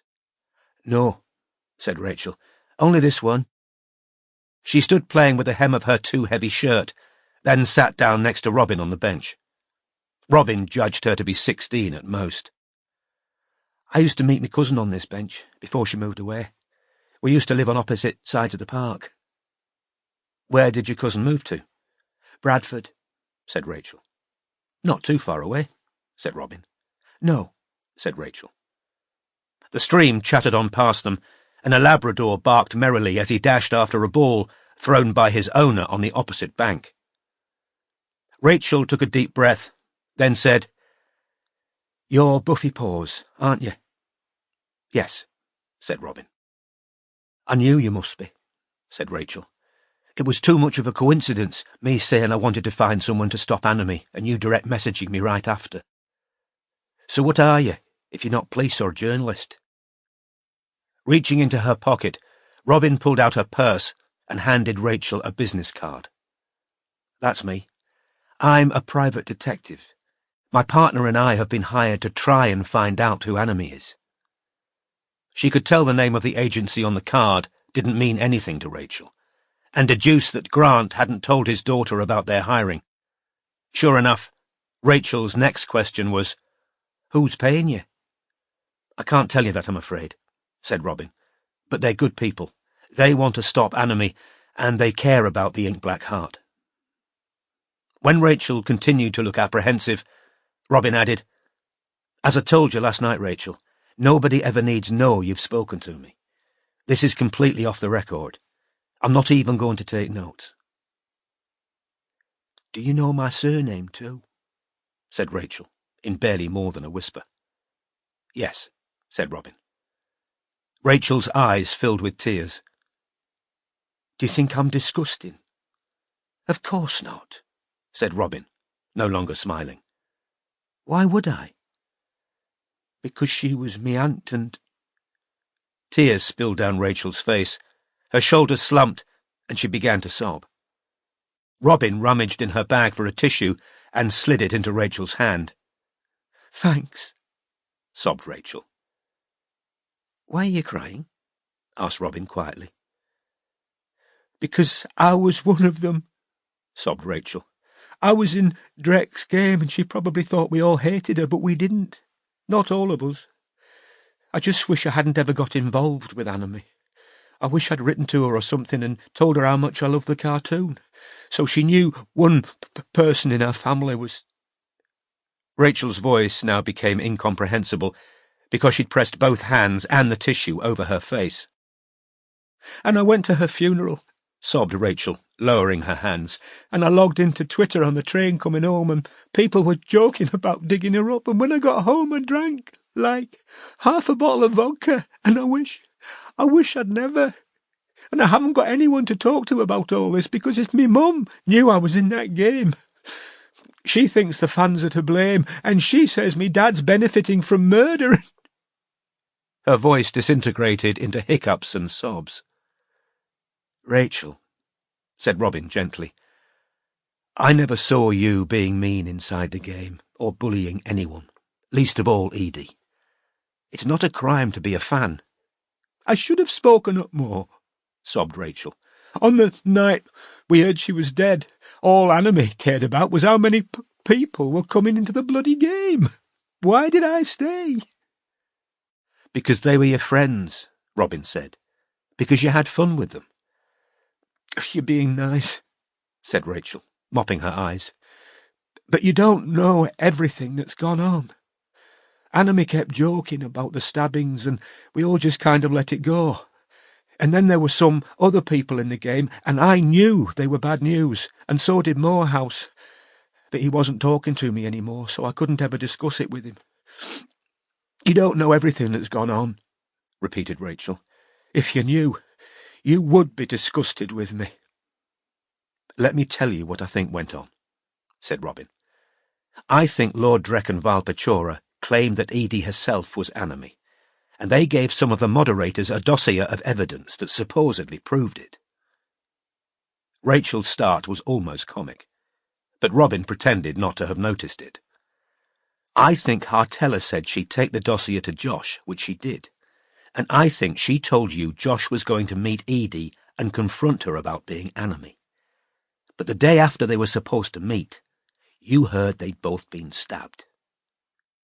"How do you know all that?" said Rachel, looking terrified.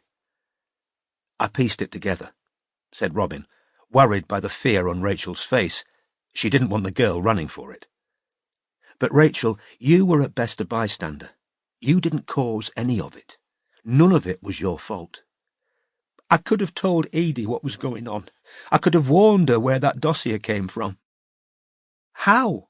said Robin reasonably. "You'd never met each other.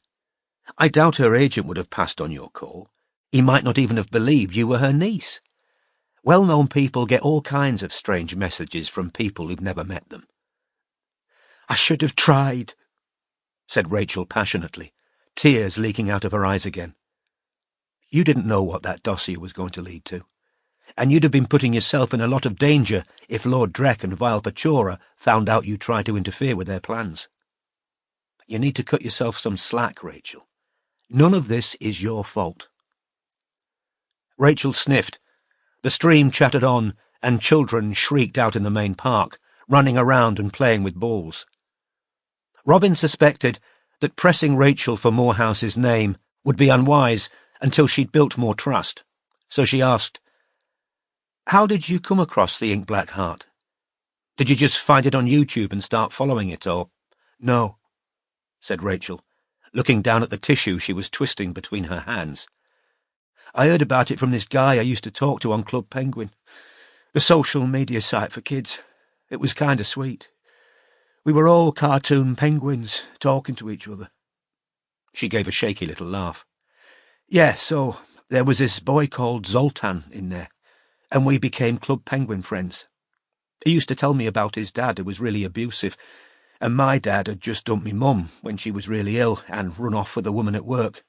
And Mum and I had moved up to Leeds from London, and I didn't know anyone yet, so I used to go on Club Penguin all the time to talk to Zoltan, and we'd kind of try and support each other. And Zoltan found the first episode of The Ink Black Heart on YouTube, and he told me I had to go and watch it, that it was the funniest thing he'd ever seen. So I did, and I absolutely loved it. We were both obsessed with it. And then I found out it was me aunt who'd made it," said Rachel quietly. "And I was so psyched, I couldn't believe it. I told Zoltan I was Edie Ledwell's niece, and he got a bit weird.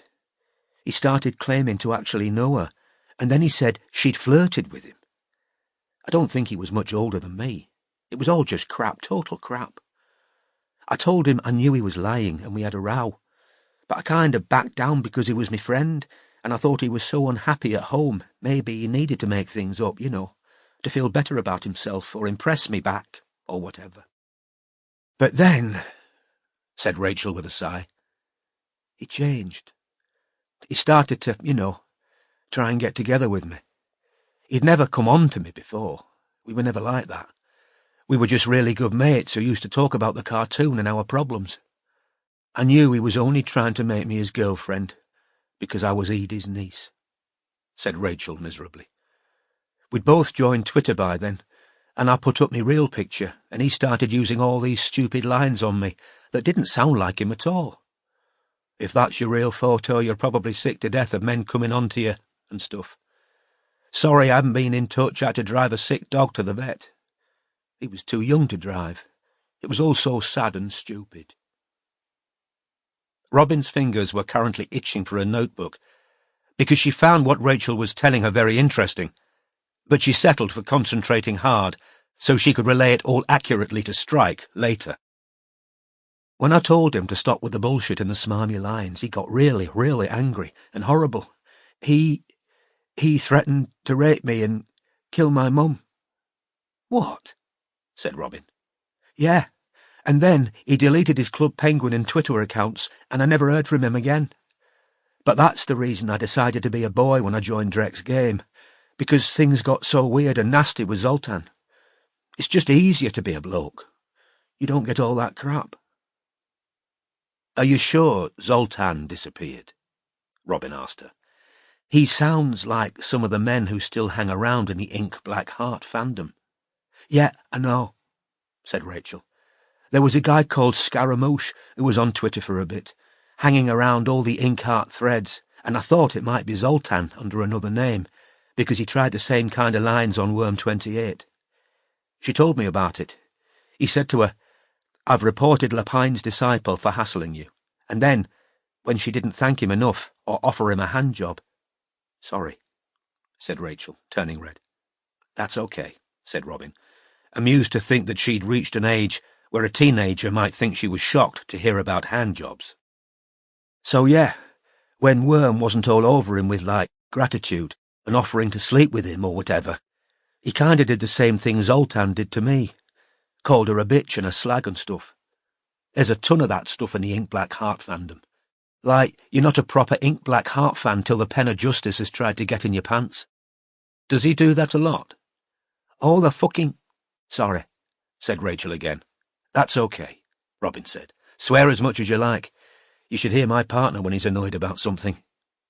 "Yeah, well, the pen pervs on young girls all the time," said Rachel. "He's such a creep.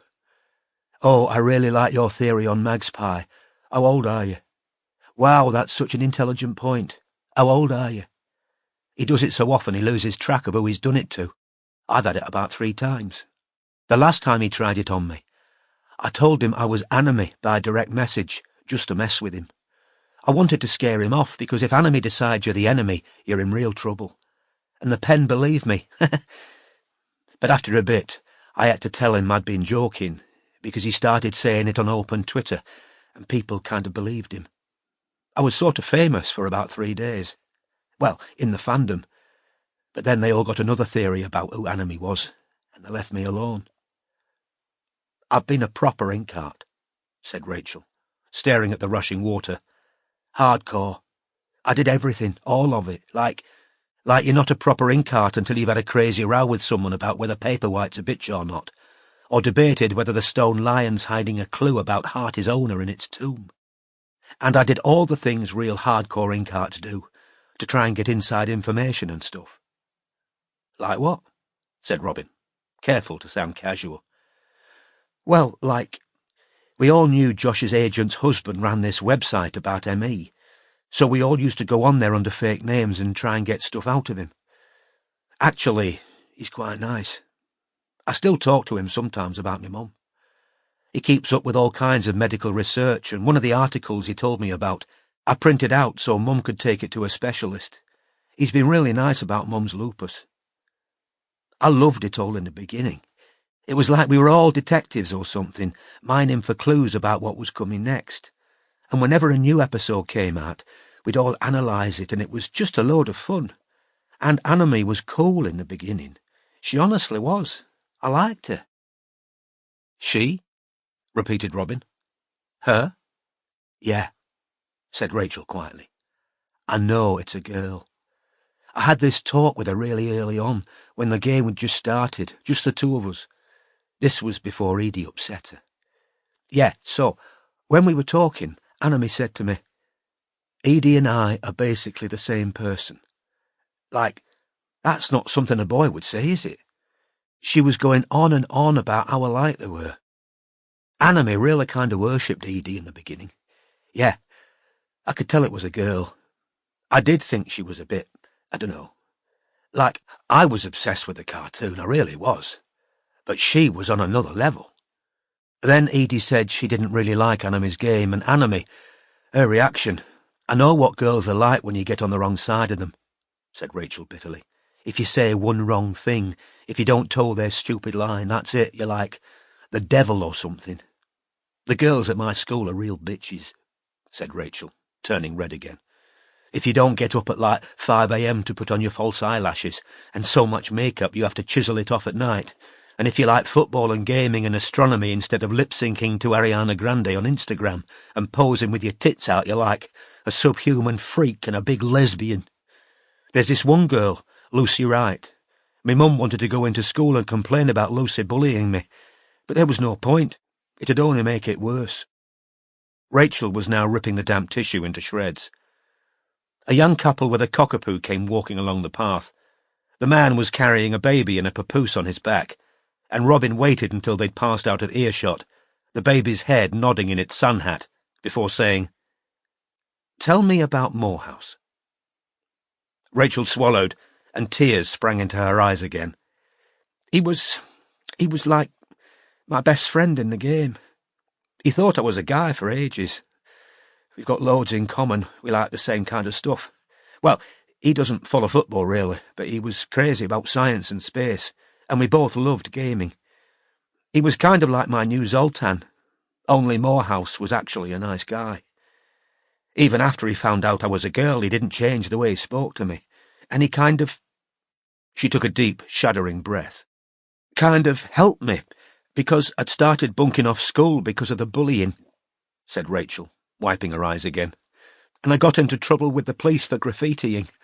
And he just kept telling me I had to get my act together because I was too clever not to try and get to uni, and I needed to stop drinking and study. And once I got into uni, I wouldn't have to deal with all the bitches at school anymore. Did you tell Morehouse you thought Anime was a girl? Yes, said Rachel, and he denied it, but I could tell he was just protecting her. I thought they were together at first, you know, boyfriend and girlfriend, like Josh and Edie. He said, she's my sister, not my girlfriend, like as a joke, or he said he was joking. But even the way Anime was, knowing that Morehouse and I were having private channel chats, she was jealous, I could tell. She was the same when Paperwhite came along as well. She's possessive of Morehouse. Morehouse always said to me, he's a guy, don't go saying he's a girl in front of him, you'll be banned. But I knew she was pretending to be a boy, probably for the same kind of reasons I was.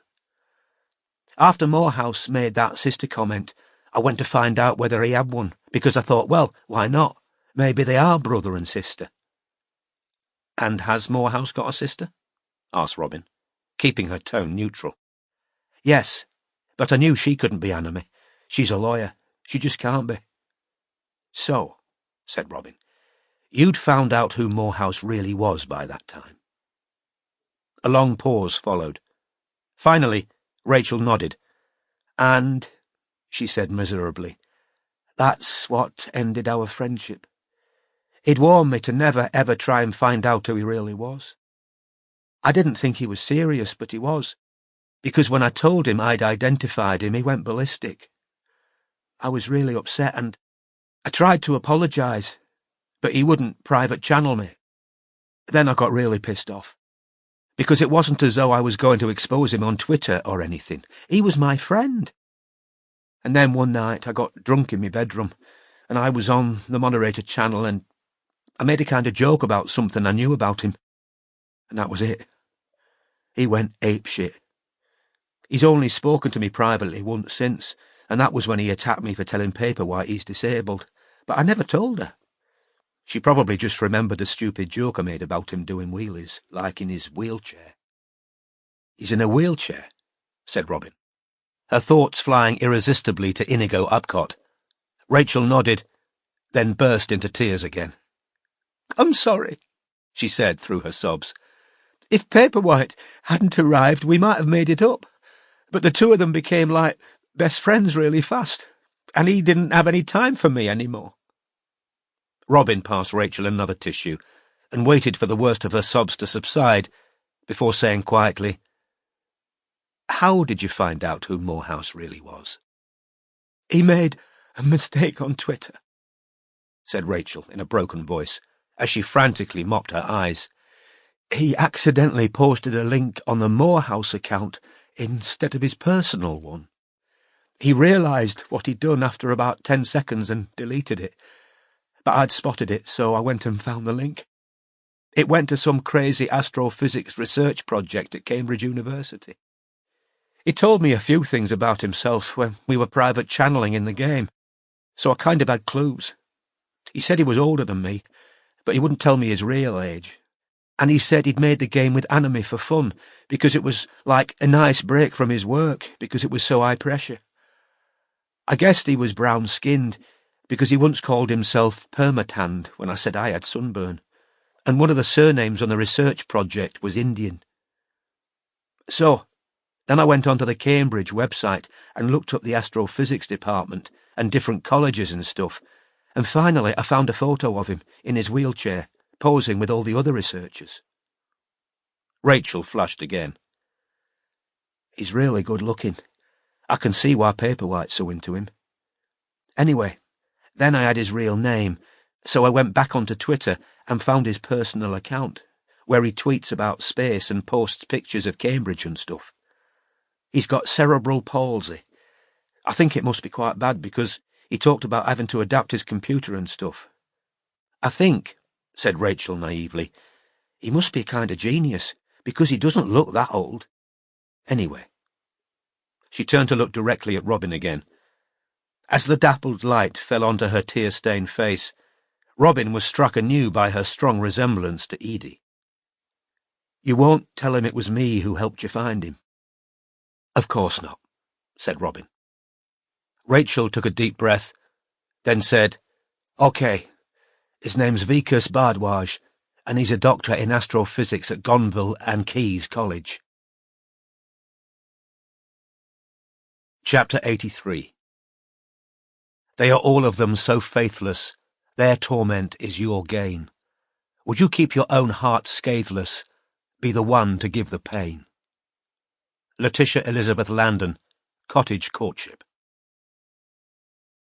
The only entry I can find for a Dr. Vikas Bhardwaj under 30 is in Birmingham, said Strike, 3/4 of an hour later in the Three Cottages cafe, after he'd heartily congratulated Robin on her successful interview, then opened 192.com on his phone.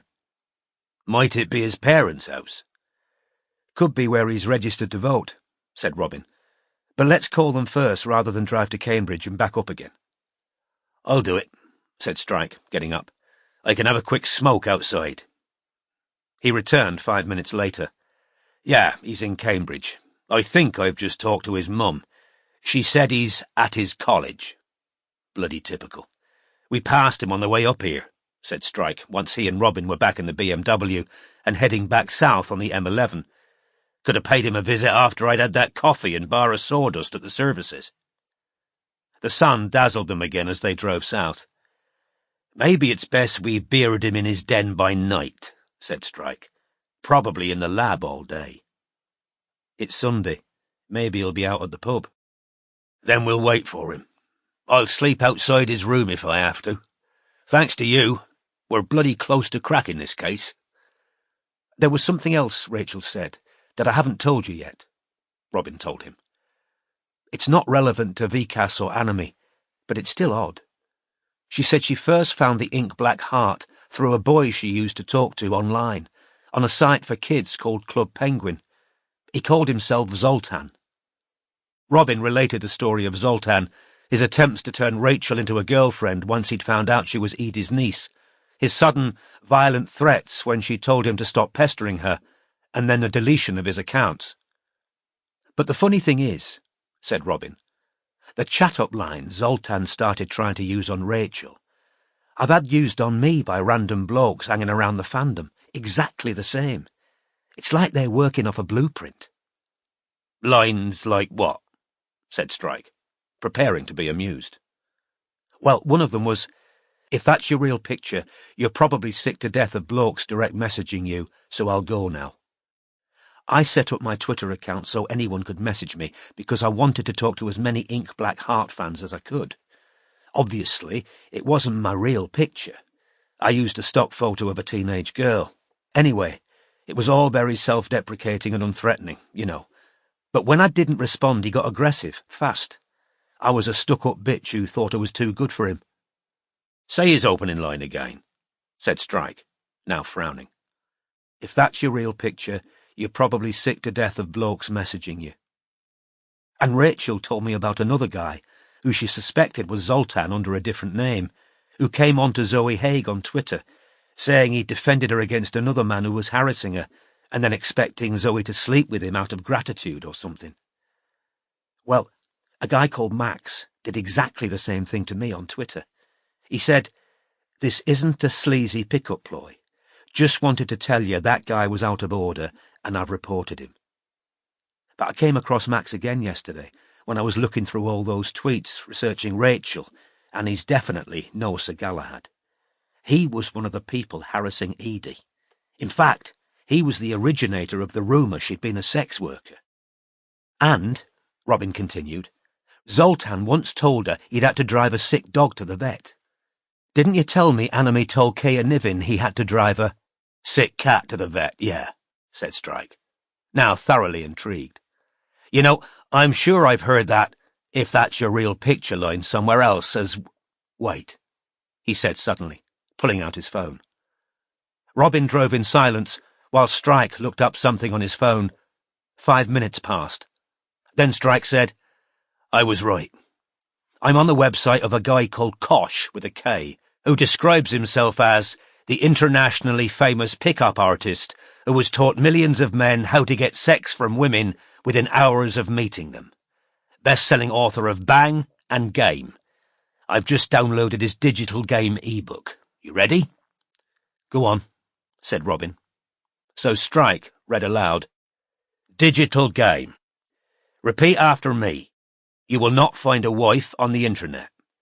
Women online can get as much dick as they want.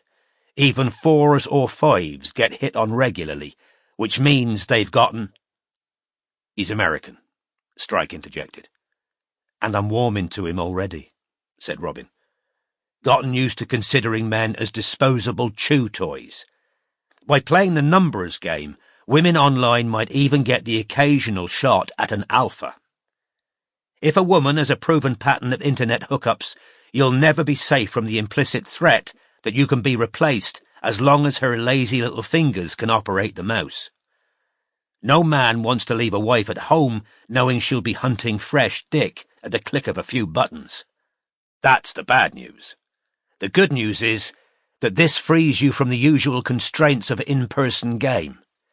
Digital game is the most ruthless and in some ways the most enjoyable of all game. Minimum effort, maximum payoff, as long as you're prepared to accept lower-grade pussy." "Lovely," said Robin. "But if it's pussy in quantity rather than quality you're after, get yourself online. By internalising the following ground rules and putting in a small amount of effort, you'll be certain of achieving hookups regularly and with ease. Then we've got the infallible steps to securing said hookups," said Strike. 1. Carpet bombing. You may have to hit on anywhere between 50 to 100 girls to ensure 1 or 2 hookups, in addition to nudes/camcorder action. If you follow these steps consistently, your digital game will become effortless. One great advantage of digital game is that you can target large numbers of women simultaneously. I seriously advise keeping a chart so you know where in the process you are with each target. "That was Tim Ashcroft's mistake," said Robin, "not keeping a chart. Rachel told me he's hit on her 3 times by mistake." 2. Know your prey. Most available pussy on general apps such as Twitter, Tumblr, etc. trend liberal/SJW. Another reason you won't find a future life partner here. SJW women are spoiled, self-centered, entitled, and often aggressive. They're also astonishingly easy to game, if you know the rules. SJWs have an added layer of falsity compared to most women. They want alphas, but are ashamed of it. They love a white knight, but pretend they don't. They want equality, but to be treated like the little princesses they secretly believe themselves to be. Sensitivity, apparent respect for boundaries, and faking interest in their opinions are key to hooking an SJW. "How do you even know about this guy, Kosh?" Robin asked. A 16-year-old boy told me about him. But listen to this. 3. Opening lines. The following are guaranteed openers I have used over and over again to secure hookups. One of the advantages of digital game is that you aren't reliant on looks/in-person charm/tone of voice/body language. Simply cut, paste, and wait. If that's your real picture, you're probably sick to death of men in your DMs, so I'll go now. Given what women get on this lousy platform, I feel the need to state up front this isn't a cheesy come-on, but the point you just made about politics/social justice/lousy behaviour of men is spot on. This isn't a sleazy pickup ploy, just wanted to say that guy who has disagreed with her/harassed/insulted her was seriously out of order/I've reported him. "I can't believe this," said Robin, glancing sideways. "So all these idiots are using Kosh lines." "There's more," said Strike. "This bit's interesting. 4. Negging. Negging works online just as it works off. Once you've caught her attention with your fake interest in her opinions/concern about her welfare/appreciation for her looks, find something to criticize or disagree with. Keep it small and safe. Destabilized, she will then work to regain your approval. About her picture, but I guess you've used a load of filters, right? Everyone does.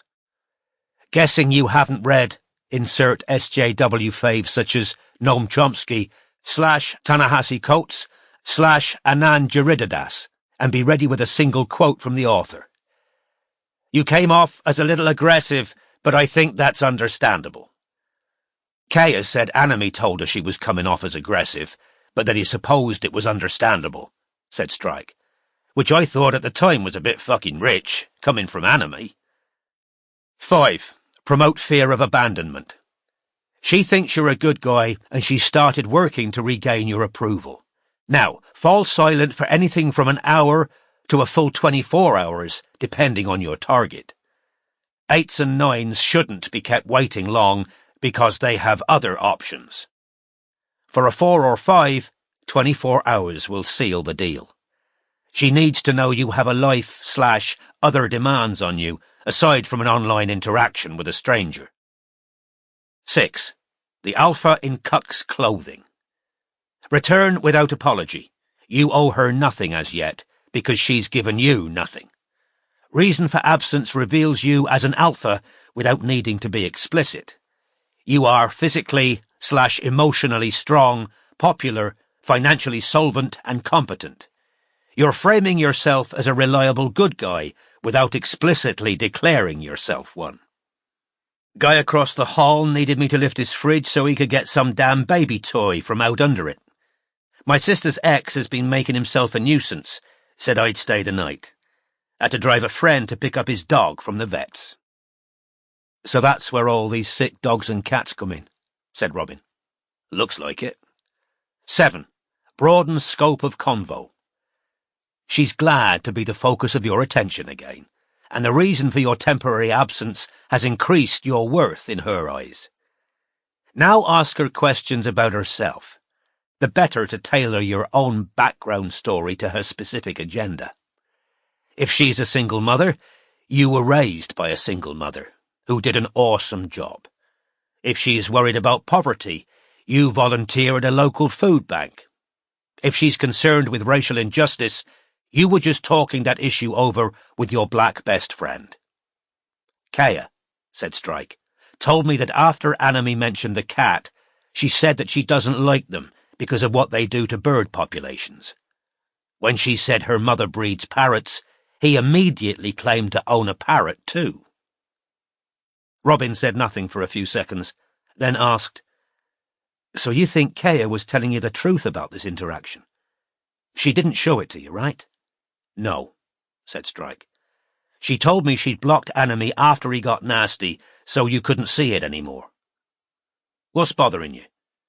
Well, a bunch of men or teenage boys are clearly hanging around the Ink Black Heart fandom, trying to pick up liberal, left-wing women and girls, right?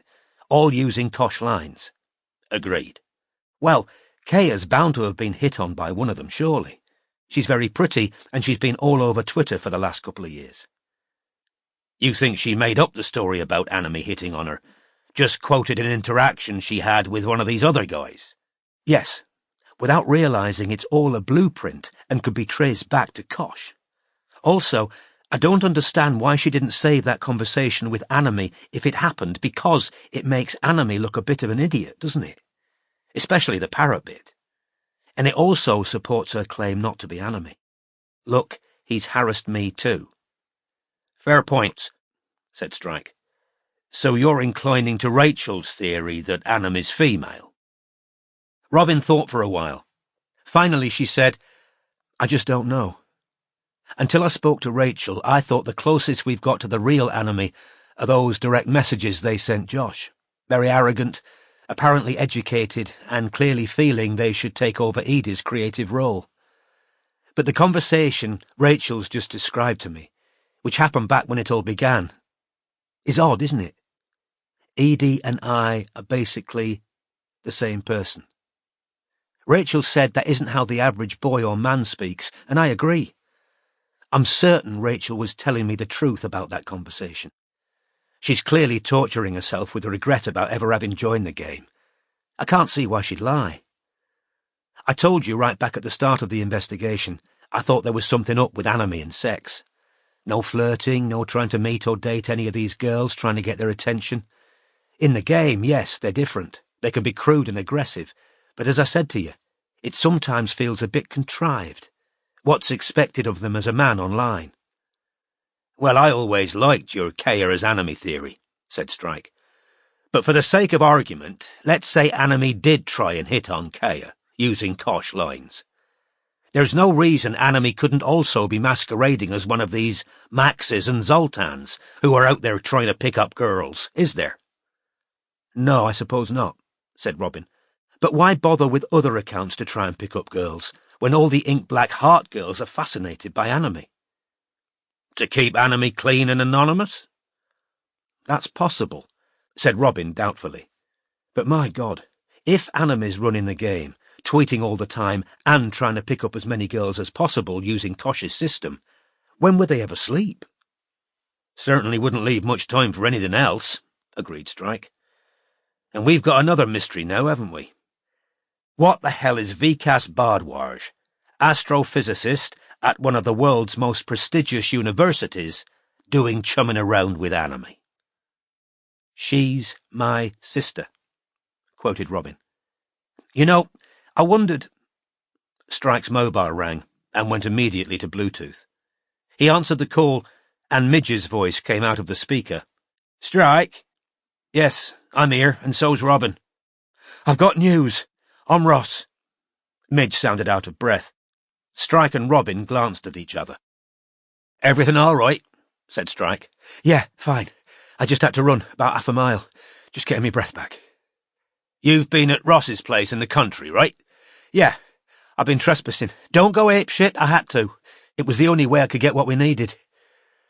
OK, said Midge, after drawing a deep breath. So I've been sitting up on a hill overlooking the place, watching the grounds through binoculars. This is a hill belonging to Ross, I take it?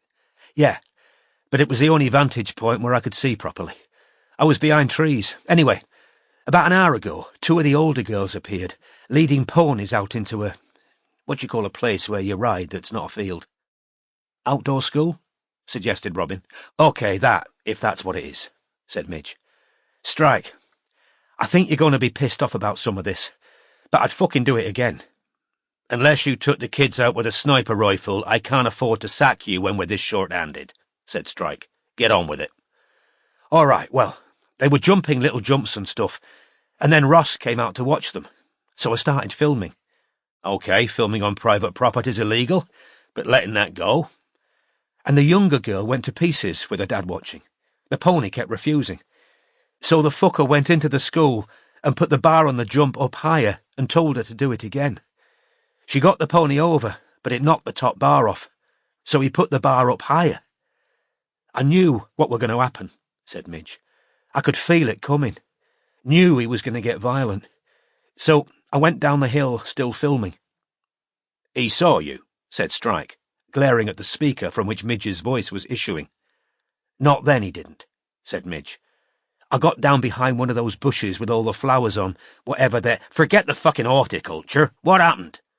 She was telling him she couldn't do it, crying and shaking. So then the eldest girl starts telling her father to leave her sister alone. Ross walks right over to the elder girl, drags her off her pony, slaps her round the face and sends her inside. She tried to stay, and he hit her again, so she went. I should have gone for him then, said Midge, because the other bit wouldn't have happened, but I stayed hidden, filming. And then he turned to the littler kid and told her to jump the fucking jump and whack the pony with the whip until it managed it. The top bar was taller than the pony. It was fucking ridiculous. The kid was terrified, but Ross was yelling at her, so she just charged straight at the jump, whacking the pony with the whip like he was telling her to, and the pony just smashed through the poles and went down. It rolled over, and I heard her scream. The pony couldn't get up because he got a leg caught, and she was trapped beneath the pony. And that's when I went running out of the bush, said Midge. I know first aid. I couldn't leave the kid there like that. And I'm sure Ross was delighted to let you have a look at her and had no questions about why you were hiding in a fucking bush. What was she supposed to do? Said Robin heatedly, who was entirely on Midge's side. Keep filming while the girl got crushed to death. I was climbing over the fence when Ross managed to drag the pony off her, but I think the girl had a broken leg at the very least, white as a fucking sheet. So then Ross sees me, said Midge, and shouts, "Who the fuck are you?" or something, and... You won't like this bit either, Strike. You told him you got the lot on film. "I did, yeah," said Midge. "And then he came after me with a horsewhip. Thought that was the kind of thing that went out with the Victorians." "He left his daughter lying on the ground with a broken leg to chase you," said Robin in disbelief. "Course he fucking did," said Strike. "He's the whole reason she's got a bloody broken leg. He's hardly going to start worrying about her now, is he?" "I take it you outran him?" Strike asked Midge. "Course," said Midge. "He's not very fit." "Well, he gets driven everywhere, doesn't he, lazy arsehole? So, yeah, I've got a film for you with a good bit of child and animal cruelty on it. Thought you'd be pleased about that bit, at least." "I am," said Strike. "Hopefully Ross'll think you're some horse welfare crank. Well, I wouldn't have advised those tactics, but you got excellent results. Well done." When Midge had hung up, Strike heaved a long sigh of relief. "Well, with that, the film Dev got and the piss nanny, I think that's Ross well and truly fucked. Once Bardwaj has told us who Enemy is, we're down 2 cases and can focus on fingers and a fat payday all round." Robin didn't answer. Strike glanced sideways at her, registered her stony expression, and guessed immediately what lay behind it. "I'm not happy the kid got hurt." "I never thought you were," said Robin coolly. "So why the Medusa stare?" "Just thinking. Those girls aren't going to be helped by knowing their father's been filmed hurting them. All that's likely to happen is that he'll be a bit more careful about who's watching." Strike took his e-cigarette out of his pocket as he turned his gaze back to the M11 and said, "I haven't forgotten trying to get them some help. If I can do both, I will." Chapter 84. What was my sin to merit this? Christina Rossetti, Zara. It was almost 7 o'clock when Strike and Robin finally entered the outskirts of Cambridge. The clear spring sky now had an opaline gleam, and Robin, though tired, noticed the increasing frequency of beautiful classical buildings as they made their way towards Vikas Bardwaj's college. "This is ironic," said Strike, who was reading from the college's website on his phone. "Keyes, one of the blokes the place was named after, obviously, was renowned for his unusual rules, barring the sick and infirm, as well as the Welsh, from studying here. Well, obviously all sensible people will be with him on the Welsh, but I doubt Keyes would have wanted to miss out on Vikas Bardwaj. Christ, and Stephen Hawking was here too. 4th oldest college, one of the richest." "Not easy to get to, I know that," said Robin, who could see the college clearly on the sat-nav, but was being directed down a series of streets that seemed to be taking her further away from it. "Are you up to walking? I don't think we'll be able to park next to it, what with all these bus lanes and pedestrianised areas." "Yeah, no problem," said Strike, flicking across to another window on his phone, which showed a photograph of Vikas, who was in his wheelchair, dressed in a light green shirt and jeans, surrounded by a group of fellow researchers.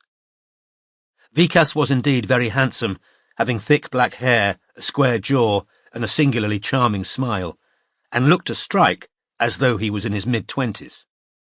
He could tell the younger man had dysfunction in his hands, which were curled in on themselves, and clearly in his legs, because like Inigo Upcott's, they showed signs of muscle wastage. According to the caption beneath the picture, Vikas and his colleagues were studying neutron stars, a subject about which Strike knew precisely nothing, and were posing in Tree Court, which gave a backdrop of Viridian lawn and buildings of golden stone. "Doesn't look like an ideal place for a wheelchair user to live," commented Strike, eyeing the narrow doorways behind Vikas, which undoubtedly gave onto stairs even narrower and steeper than those at the Marine Hotel. A few minutes later, Robin parked and they got out, Robin now consulting her own phone for directions. They passed many young people also taking the soft evening air. The sun imparted a golden glow to the old brick buildings. Robin, whose own student life had ended so grotesquely, found herself remembering those brief months of happiness and freedom she usually avoided thinking about because of what happened to her in the stairwell of her halls of residence. She'd come to believe over the intervening years that had the rapist in the gorilla mask never reached out of that dark space and seized her, She and Matthew would have split up before they were 20, drawn apart by competing interests and lives. Instead, Robin had dropped out, gone home to her parents in a small Yorkshire town where she'd been raised, and clung to the only man in the world who seemed safe.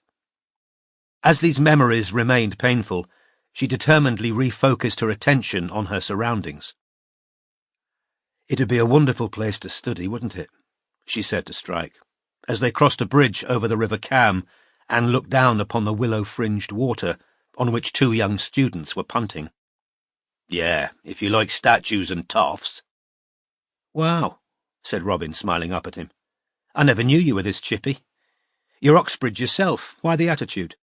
"I'm failed, Oxbridge," he corrected her, as they entered Garrett Hostel Lane, a narrow alleyway between old brick buildings. "It isn't failing if you choose to leave of your own accord," said Robin, who knew Strike had dropped out of Oxford University after the suspicious death of his mother. "Yeah, I'm sure that's what Joan told the neighbours," said Strike, who well remembered his aunt's bitter disappointment at him leaving Oxford. "What did you study?" asked Robin, who'd never asked. "Classics?" "No, history." "Really? I thought because you know Latin—" "I don't know Latin," said Strike. "Not properly. I've just got a good memory and a GCSE. They turned into Trinity Lane. "In one of the squats my mother took us to live in," said Strike, to Robin's surprise, because he rarely talked about his childhood, "there was a guy who'd been a classics teacher at some major public school. I can't remember which one now, but I know it was famous. The guy was an alcoholic who claimed to have had a nervous breakdown. Well, he was pretty unstable, so maybe he had, but he was a real shit as well. I was about 13, and he told me I'd never make anything of myself because, among other things, I lacked all the basics of a gentleman's education." "Like what?" "Well, like classics," said Strike. And he quoted some long Latin tag at me with a sneer on his face. I didn't know what it meant, so obviously I couldn't really make a comeback. But I really didn't like being fucking patronised when I was a kid. They continued along Trinity Lane, between more ancient brick buildings. "Anyway," said Strike, "when we left the squat, which I remember as being about a day later, I nicked all the bloke's Latin books." Robin let out a shout of laughter. She hadn't seen that coming. "There was a copy of Catullus in there," said Strike. "You ever read any Catullus?" "No," said Robin. "It's filthy. I knew because there was English on one side and Latin on the other. It's basically sex, buggery, blowjobs, poems about people Catullus didn't like being arseholes, and his infatuation with a woman he called Lesbia, because she was from the island of Lesbos." "She presumably wasn't." "No, she liked men, a lot, according to Catullus. Anyway, I didn't ever want to be patronised by any fucker spouting Latin at me again. So I used the bastard's books to learn enough to get a GCSE 2 years later, and memorised a ton of quotes." Robin started to laugh so uncontrollably that Strike began to laugh too. "What's so funny?" "You learned Latin to prove a point to a man you were never going to meet again." "He patronised me," said Strike, who was still grinning, but couldn't really see why she thought his behaviour unusual. "And I'll tell you this. There's nothing like Latin for slapping the fuck out of people who think they're better than you. I've used it several times to good effect." "This is a whole new side of you," said Robin, trying with difficulty to suppress her laughter. "I should have told you no gentleman can hold his head up until he thoroughly understands sheep reproduction. You'd probably have run off to get a degree in it." "No offence to your father," said Strike, grinning, "but if you need a degree to understand how sheep reproduce, you've got bigger worries than whether you're a gentleman. I used Latin on Charlotte the night I met her," he added unexpectedly, and Robin stopped laughing to listen. "She thought I was just some oik, obviously, but she was humouring me because she wanted to piss off Ross when he came looking for her at the party. They were dating and they'd rowed. She was trying to make him jealous. Anyway, she was studying classics," said Strike, as they entered Senate House Passage. "She told me she loved Catullus, expecting me not to have heard of him, so I reeled off Catullus 5, his first love poem to Lesbia, in its entirety. The rest is history, 16 years of fucking pain. Appropriate, really, because Lesbia led Catullus a right fucking dance. Is this it? Gonville and Keyes College towered above them, its arched entrance barred by a black iron gate, and its ornate face of dun-coloured stone, defying the modern world represented by the surrounding shops. 3 statues of unsmiling 14th and 16th century men stared down at Strike from their niches. A stretch of brilliant green lawn was visible through the bars of the gate, and more golden buildings surrounding it. What appeared to be a porter's lodge was unoccupied. There was no sign of any human. Locked, said Strike, trying the gate. Obviously. Shit. But then, while they were still staring through the bars, an Asian woman in her 30s came into view, dressed in white linen trousers and a t-shirt, and carrying a laptop bag. Before she could pass out of sight, Strike called through the locked gate. "Excuse me, hello? You know Vikas Bhardwaj, don't you?" He was certain she was one of the people he'd just seen in the picture of Vikas's research group, and sure enough, she paused, frowning slightly. "Yes?" she said, approaching the gate. "We're friends of his. We were passing through and thought we'd surprise him," said Strike. "But he's not answering his phone. You wouldn't happen to know—" He saw her gaze move from him to Robin, and back again. As Strike would have guessed, the presence of Robin seemed to convince her he was harmless. "Have you been to his rooms?" she asked. "We thought his rooms were here," said Robin. No, he's over in the Stephen Hawking building." "Ah, of course," said Strike, feigning exasperation with himself. "He told me that. Thanks very much." She smiled briefly and turned back into the college. Robin was already looking up the Stephen Hawking building on her phone. "It's a long walk. It'd make sense to go back to the car and drive there." So they retraced their steps, and after a short journey in the BMW, arrived at a modern S-shaped building in pale grey stone, surrounded by a garden in which heavy-headed roses bloomed amid a mass of greenery. A sign asked visitors to visit the porter's lodge, but a dreamy-eyed, long-haired man had just opened the main door, so Robin called, "Excuse me, we're friends of Vikas Bhardwaj. Could we come in with you?" The long-haired man held the door open in silence. Robin had the impression of somebody so deep in their own abstractions that they barely registered what they were doing. "Which way is Vikas's room, would you happen to know?" Robin asked.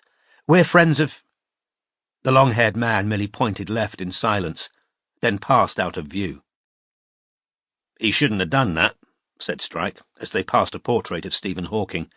"You don't just let people into a building like this." "I know," said Robin. They tightened security around her old halls of residence after the attack on her, but still people left the main door propped open for friends. "OK, this is wheelchair-friendly," said Strike. The floors were smooth, and the slightly curved passages into which they turned wide, with white doors appearing at intervals. At the far end of the corridor, a tall, thin white man and a short black woman appeared to be examining something on a wall. "No names on doors," said Strike. "Let's ask them. If they don't know, we'll start knocking." When they heard Strike and Robin's footsteps, the man and woman looked around quickly. Both their expressions were anxious, even scared. "Would you happen to know which is Vikas Bhardwaj's room?" asked Strike. "It's this one," said the woman, pointing at the door beside which she was standing, to which was fixed a brief, typed note in large letters that enabled both Strike and Robin to read it quickly. "Gone to Birmingham. Back Monday." "Who are you?" asked the man. "I'm a private detective," said Strike. Robin knew exactly why he'd said it. Something was wrong. She could feel it. The fear in the faces of the pair facing them, the note claiming Vikas was where they knew he wasn't, and the faint, unpleasant smell in the air, which reminded her of Josh and Edie's old room in North Grove, where a dead rat had been quietly decomposing in a jar. Her heart had begun to race. It knew what her mind didn't want to accept. "You were supposed to be meeting him?" Strike asked the frightened-looking pair. "Yes," said the woman. "Has someone gone to get the porter?" "Yes," said the man.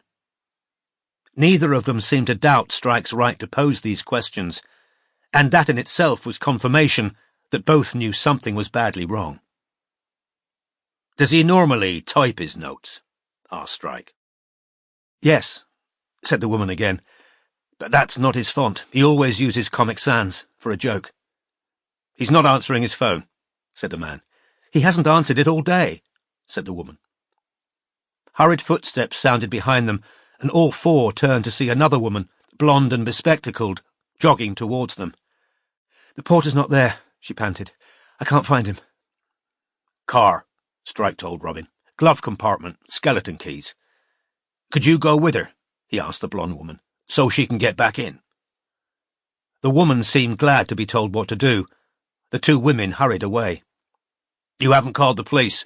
Strike asked the man. "We only got here 10 minutes ago," he replied, looking thoroughly frightened. "We thought the porter—" "Call him now," said Strike. "When I open the door, nobody's to go in, unless he's still alive." "Oh, God," said the woman, and she covered her mouth with her hand. The man had taken out his mobile and called 999. "Please, please," he said in a shaking voice. Strike was now examining the note on the door without touching it. In the top corner, he spotted a mark so faint it was barely visible.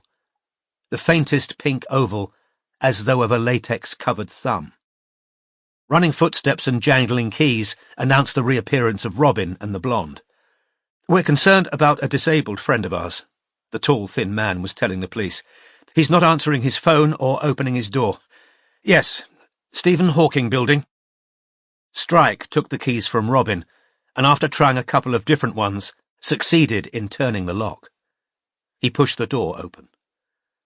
The black woman's scream was ear-splitting. Vikas Bhardwaj was sitting in his wheelchair facing the door, with his back to his desk and computer. His white shirt was stiff, with dried brown blood. His eyes and mouth were open. His head was hanging askew. And his throat was slit. Part 5. At the apex, the fibres turn suddenly inwards, into the interior of the ventricle, forming what is called the vortex. Henry Gray, FRS, Gray's Anatomy. Chapter 85. I thought my spirit and my heart were tamed to deadness, dead the pangs that agonize. Amy Levy, The Old House.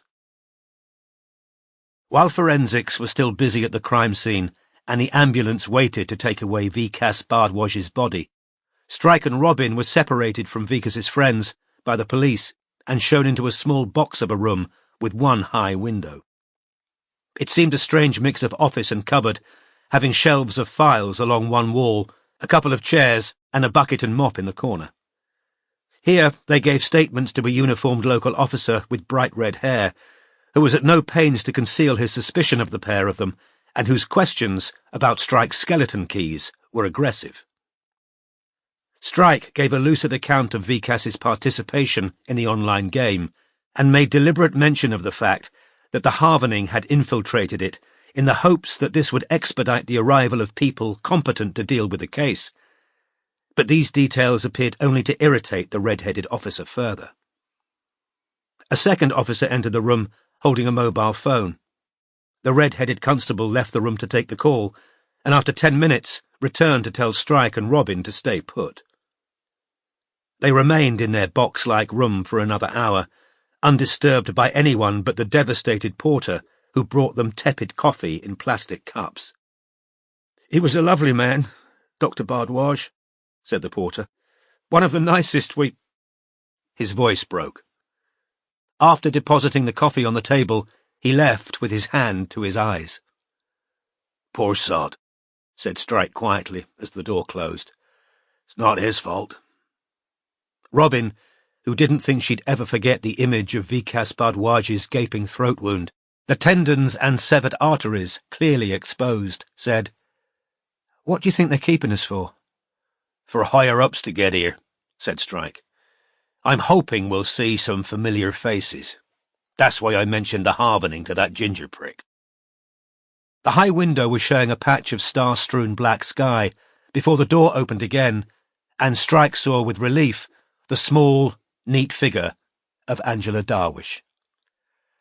"We meet again," she said. Strike made to get up to offer Darwish one of the 2 chairs, but she shook her head.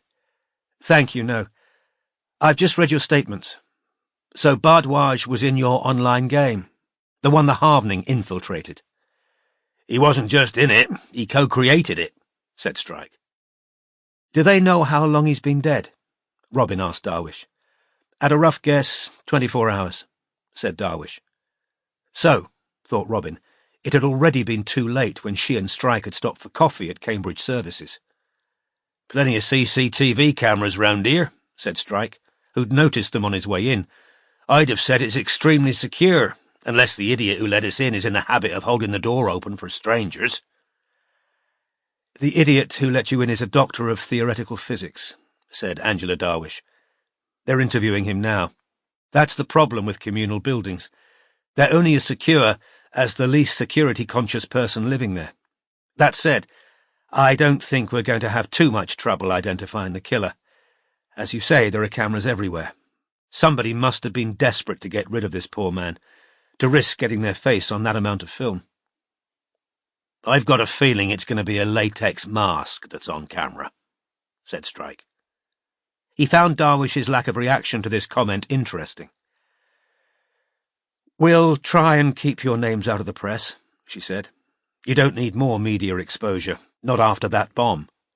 "Appreciate it," said Strike. "Where are you staying?" "No idea," said Strike.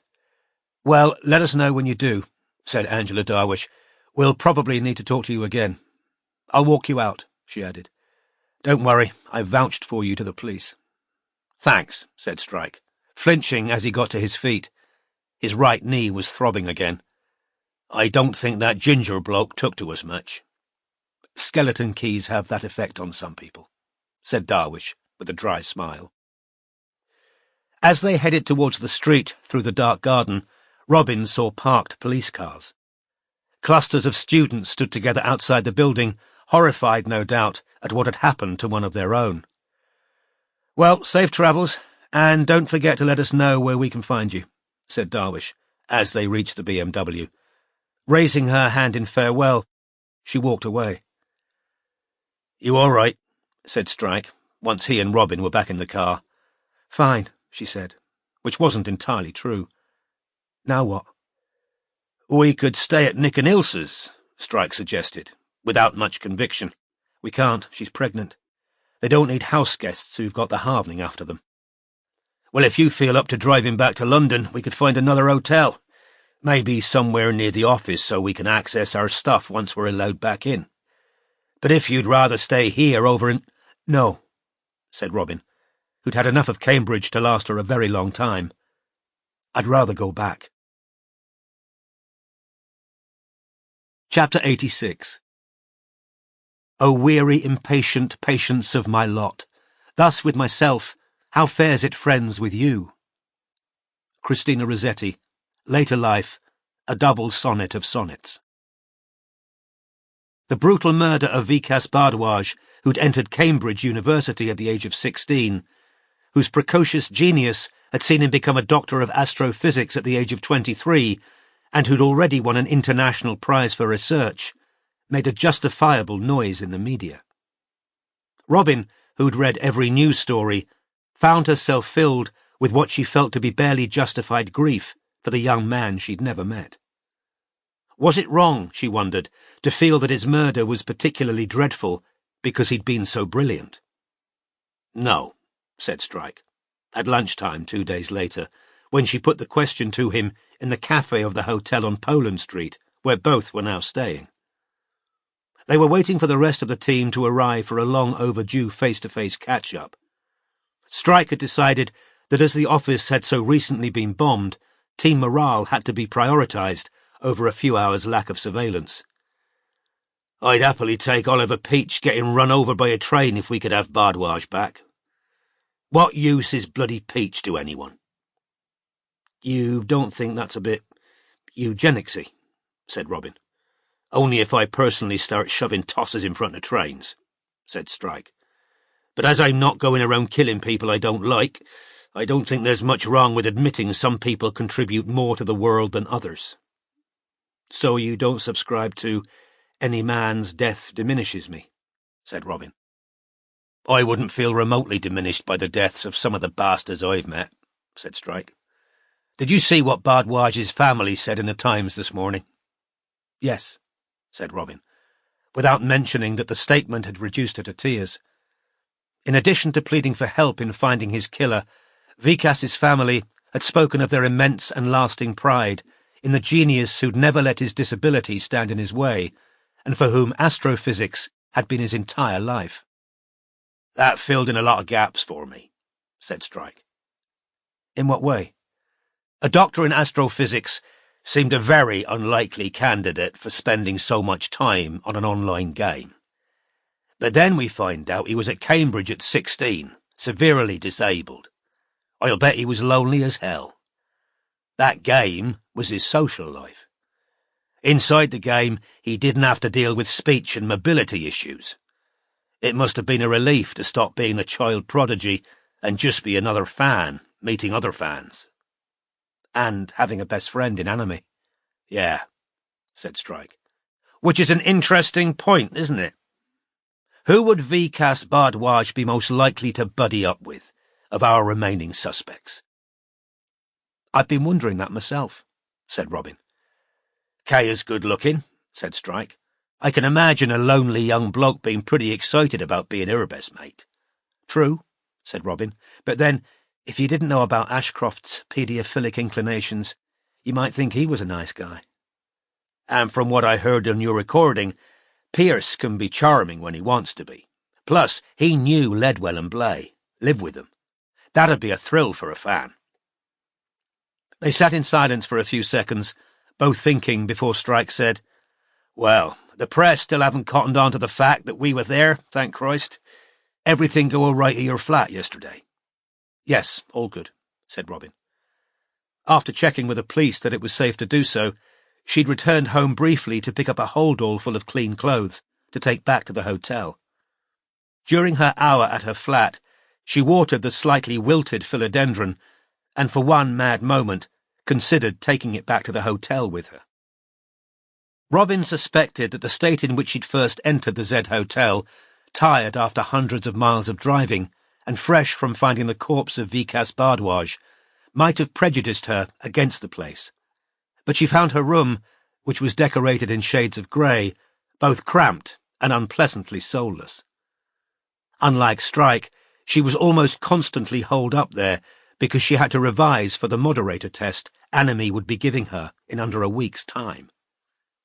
Her partner, on the other hand, was perfectly happy. His years in the army had inured him to regular changes of residence. He preferred his spaces clean, uncluttered, and utilitarian, and the cramped conditions were useful for times when he wasn't wearing his prosthetic leg. The hotel was also ideally situated for keeping an eye on the repairs to the office and accessing all the amenities of the area he knew best. Midge and Barclay were the first of the subcontractors to arrive for the team meeting.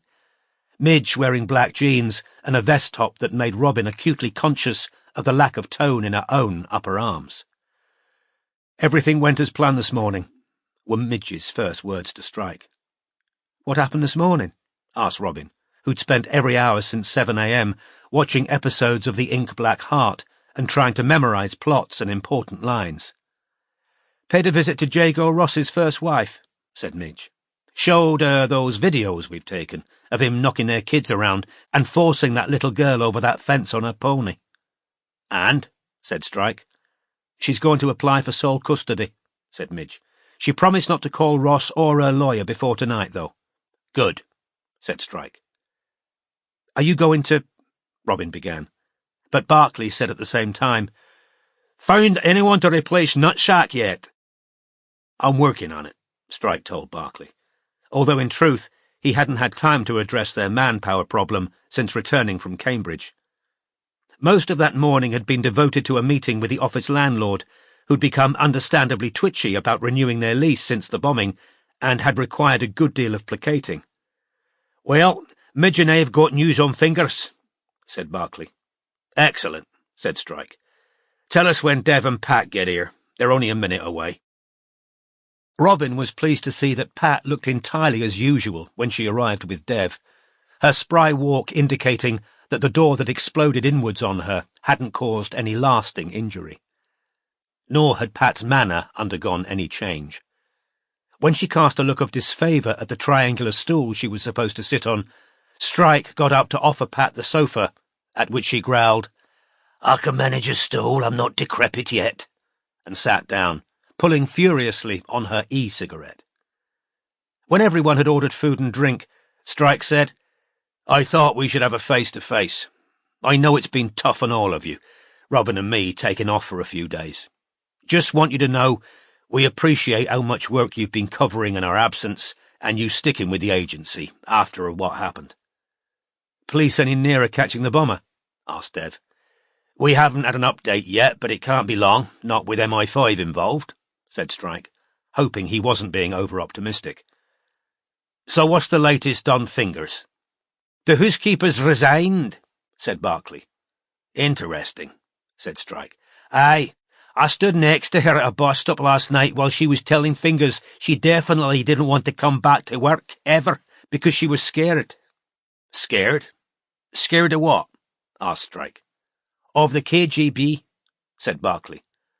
"There isn't any KGB anymore," said Robin. "And also, what the hell?" "From what I could hear," said Barclay, "Fingers has been telling her his stepfather's under surveillance by the Russian government. So he's had her ferreting all the hidden cameras out and given them to him, because he says his mum mustn't be worried because she's ill. But," said Barclay, "Midge knows a bit more about that." "Yeah, ill my ass," said Midge succinctly. "The mother's here in London, arrived 2 days ago. I tailed her and Fingers yesterday, and by a bloody good stroke of luck, I got a seat beside the pair of them at the Champagne and Caviar bar in Harrods."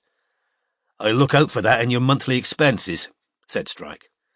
"If it's any consolation, it were horrible," said Midge. "I've never had caviar before." "There wasn't a cheaper option?" "Fucking hell, Strike, I was sitting at the Caviar bar. What were I going to do? Ask if they could do me a pork pie?" Robin laughed. "Anyway," said Midge, "I heard their whole conversation. She's planning a divorce. If you ask me, Fingers has been nicking stuff because he wants to get as much out of that house as he can before the locks change." "Or," said Strike, "she's had him nicking stuff she fancies keeping rather than fighting for in court, presumably in the hope that the housekeeper would be blamed." "Wouldn't surprise me," said Midge. "Fingers and his mum seem very cosy." "OK, well, that's excellent work from both of you. We stay on Fingers and maybe his mother too while she's here. How old is she?" "Dunno. Mid to late 40s, said Midge. "Might look younger if it were dark. She's got a face full of fillers. Under a bright light she looks like she's had anaphylactic shock."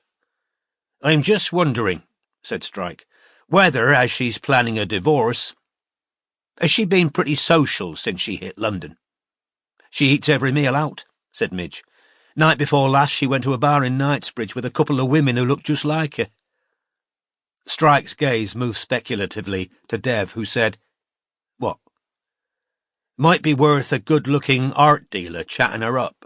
See whether she asks him to value or sell the stuff Fingers nicked." "I know fuck all about art," said Dev. "You only need to specialise in whatever it is we know is gone from the house," said Strike. "Why am I no been picked for this job?" said Barclay, deadpan. "Know a lot about art, do you?" asked Strike. "Did a city and guilds in Fabergé and welding?" Even Pat laughed. Once their sandwiches had arrived, Strike said, "So, Anime." The blank faces of the subcontractors told him that they weren't particularly enthused about the new subject. "We've got 3 strong candidates left," said Strike. "It's really going to be legwork until we've ruled someone else out. It could take years at this rate." "Robin's close to getting into the moderator channel in the game," said Strike. "I think her getting in there is going to be key to breaking the case." Strike couldn't blame the subcontractors for looking sceptical. The agency had 5 investigators, one of whom was currently out of commission because she was trying to pass Anime's test, and they were supposed to be running surveillance on 6 people. "Look, said Strike. "I know we're stretched, but Ross should be off our books tonight." "You going to see him?" asked Robin. "Yes," said Strike without elaboration. As he didn't want a whole team discussion about Ross, his long entanglement with Charlotte, or his guilt about having added the case to their workload in the first place, he turned the conversation back to Anime, allocating each subcontractor a suspect on whom they'd resume surveillance that afternoon. Chapter 87. Great loves to the last have pulses red. All great loves that have ever died dropped dead. Helen Hunt Jackson, dropped dead. At 8:30 that evening, by which time Jago Ross had usually returned from work, Strike arrived in Kensington and walked to the huge, solid-looking red brick block with white stone facings, inside which Jago had an apartment. Sure enough, all the second-floor lights were on, so Strike rang the bell beside the front door, which was partly made of glass, and through which could be glimpsed a luxurious lobby. A porter wearing black livery answered when Strike rang, but didn't admit him. "Here to see Jago Ross," said Strike. "Cormoran Strike." "I'll ring upstairs, sir," said the porter, who spoke in the hushed tones of an undertaker, and closed the front door gently in Strike's face. The detective, who was confident that Ross would see him, if only to have a chance to be offensive and threatening in person, waited without undue concern. And sure enough, the porter returned after a couple of minutes, opened the door, and admitted the detective. "Second floor, flat 2B, said the porter, still in the hushed, unctuous voice of one offering condolences to an important dignitary. "Lift straight ahead." As Strike could plainly see this, he didn't consider the information worth a tip, so he walked across the lobby, which was carpeted in royal blue, and pressed the brass button beside the lift doors, which slid open to reveal a mahogany-panelled interior, complete with a beveled mirror in a gilt frame. When the doors reopened, Strike found himself on the second-floor landing, which was furnished with more royal blue carpet, fresh lilies standing on a table, and 3 mahogany doors to separate apartments. The name Ross was engraved on a small metal plaque on the middle door, so Strike rang another brass doorbell and waited. It took Ross nearly a minute to answer. He was as tall as Strike, though much thinner, and looked, as he'd always looked, like an Arctic fox, with his white hair, narrow face, and bright blue eyes. Still in his business suit, he'd loosened his dark blue tie and held a crystal tumbler of what looked like whiskey. He stood back, his expression impassive, to allow Strike to enter the hall, then closed the apartment door and walked silently past his visitor into what appeared to be a drawing room. Strike followed. Strike knew that the flat was owned by Ross's parents, and the decor was almost parodically old money, from the slightly faded but still lustrous brocade curtains to the antique chandelier and Aubusson carpet. Dark oil paintings of dogs, horses, and what Strike assumed were ancestors covered the walls. Prominent among the silver-framed photographs on the table behind the sofa was a picture of the young Ross wearing the white tie and black tailcoat of Eton. Ross seemed bent on making Strike speak first, to which the latter had no particular objection. Indeed, he was keen to get this over with as quickly as possible. But before he could start, he heard footsteps. Charlotte walked out of a side room wearing black stilettos and a clinging black dress. She looked as though she'd been crying, but her expression on seeing Strike was simply astonished. "Corm," she said. "What?" "And the Oscar for Best Actress," said Jago from one of the sofas, his arms stretched along its back, ostentatiously at ease. "I didn't know he was coming," Charlotte fired at her husband. "Of course you didn't," drawled Jago. But Charlotte was looking at Strike, who saw, with profound misgivings, that she'd flushed with what looked like pleasure and hope. "Have I walked into a marital reunion?" he asked, with the dual aim of dampening Charlotte's expectations and getting them all to the point as quickly as possible. "No," said Charlotte, and in spite of her reddened eyes, she gave a little laugh. Jago called me round here to offer to buy my children from me. If I want to avoid being painted as a psychotic tart in court, I can walk away now with 150,000 tax-free. I suppose he thinks it'll be cheaper than taking this to trial. 145 for James and 5 for Mary, I imagine. Or is she even worth that? She flung at Ross. Well, not if she takes after her mother, said Jago, looking up at her. You see how he treats me, Charlotte said to Strike, searching his face for some sign of pity. It's my final offer, Jago told his wife, and I'm only making it so your kids don't have to read the truth about their mother once they're old enough to read the press. Otherwise, I'm more than happy to go to trial. They gave the kids to their father because the mother was a real Charlotte Ross, they'll say, once I've got through with you. Apologies, Jago added, turning lazily to Strike. I know how much this must pain you to hear. I don't give a toss which one of you gets custody, said Strike. I'm here to make sure my agency and I are kept out of your shit show. That won't be possible, sadly, said Ross, though he looked far from miserable. Nude photos. I'll always love you, Corm. Saving her life when it would have saved me a lot of time, trouble and money if she'd just died in the loony bin. Charlotte seized a polished malachite sphere the size of a grapefruit from the nearest tabletop and threw it, aiming it at the mirror over the mantelpiece. As Strike could have predicted, it fell far short, landing with a dull thud on a pile of books heaped on the coffee table, then rolling harmlessly onto the carpet. Jago laughed. As Strike could also have predicted, Charlotte then snatched up the next nearest object, an inlaid tortoiseshell box, and threw it at Jago, who warded it off with a swipe of the hand that deflected the box into the grate, where, with a loud crack, it broke apart. That, he said, no longer smiling, was 18th century, and you're going to fucking pay for it. Oh, am I? Am I? Shouted Charlotte. Yes, you crazy bitch, you are, said Jago. That's 10 grand off my offer, 140, and you get to see the twins supervised 6 times a year. He turned back to Strike. I hope you don't think you're the only one she's been playing around with, though, because you lying fucking bastard! Screamed Charlotte. I did nothing with Landon, and you know it. You're just trying to shit-stir between Corm and me. There is no Corm and me, Charlotte, Strike said. There hasn't been for 5 years. If you two could control yourselves for a couple of minutes, I think you'll both want to hear what I've got to say, because it's highly relevant to this conversation. Both seemed a little surprised at that, and before either of them could interrupt, Strike went on, addressing Jago. One of my subcontractors went to visit your ex-wife today.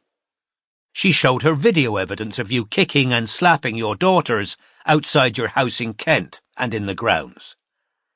Your ex has also seen footage of you forcing one of them to take a jump on her pony, which resulted in her serious injury. My subcontractor tells me your ex is now thinking of filing for sole custody, using the evidence my agencies collected. It was impossible to know whether Ross had turned pale, because the man had always looked as though antifreeze ran in his veins rather than blood, but he'd certainly become unnaturally still. I posted copies of the same films to your house this afternoon, he told Charlotte, who, unlike Ross, had now flushed pinker than ever and looked exhilarated. Needless to say, I've kept my own copies. If my name gets mentioned in court during your divorce case, Strike continued, looking Ross straight in the eye, I'll send that footage straight to the tabloids, and we'll see which story they're more interested in. A baseless claim that I had an affair with a married woman, or the aristocratic millionaire with connections to the royals, who kicks the shit out of his little girls and forces accidents that break their legs because he thinks he's untouchable. Strike now headed for the door, before pausing. Oh, and incidentally, one of your many nannies is on the verge of quitting. Obviously, my agency wouldn't covertly record a private conversation, but one of my detectives made extensive notes after chatting her up in a pub. In her opinion, you're both unfit to be anywhere near kids.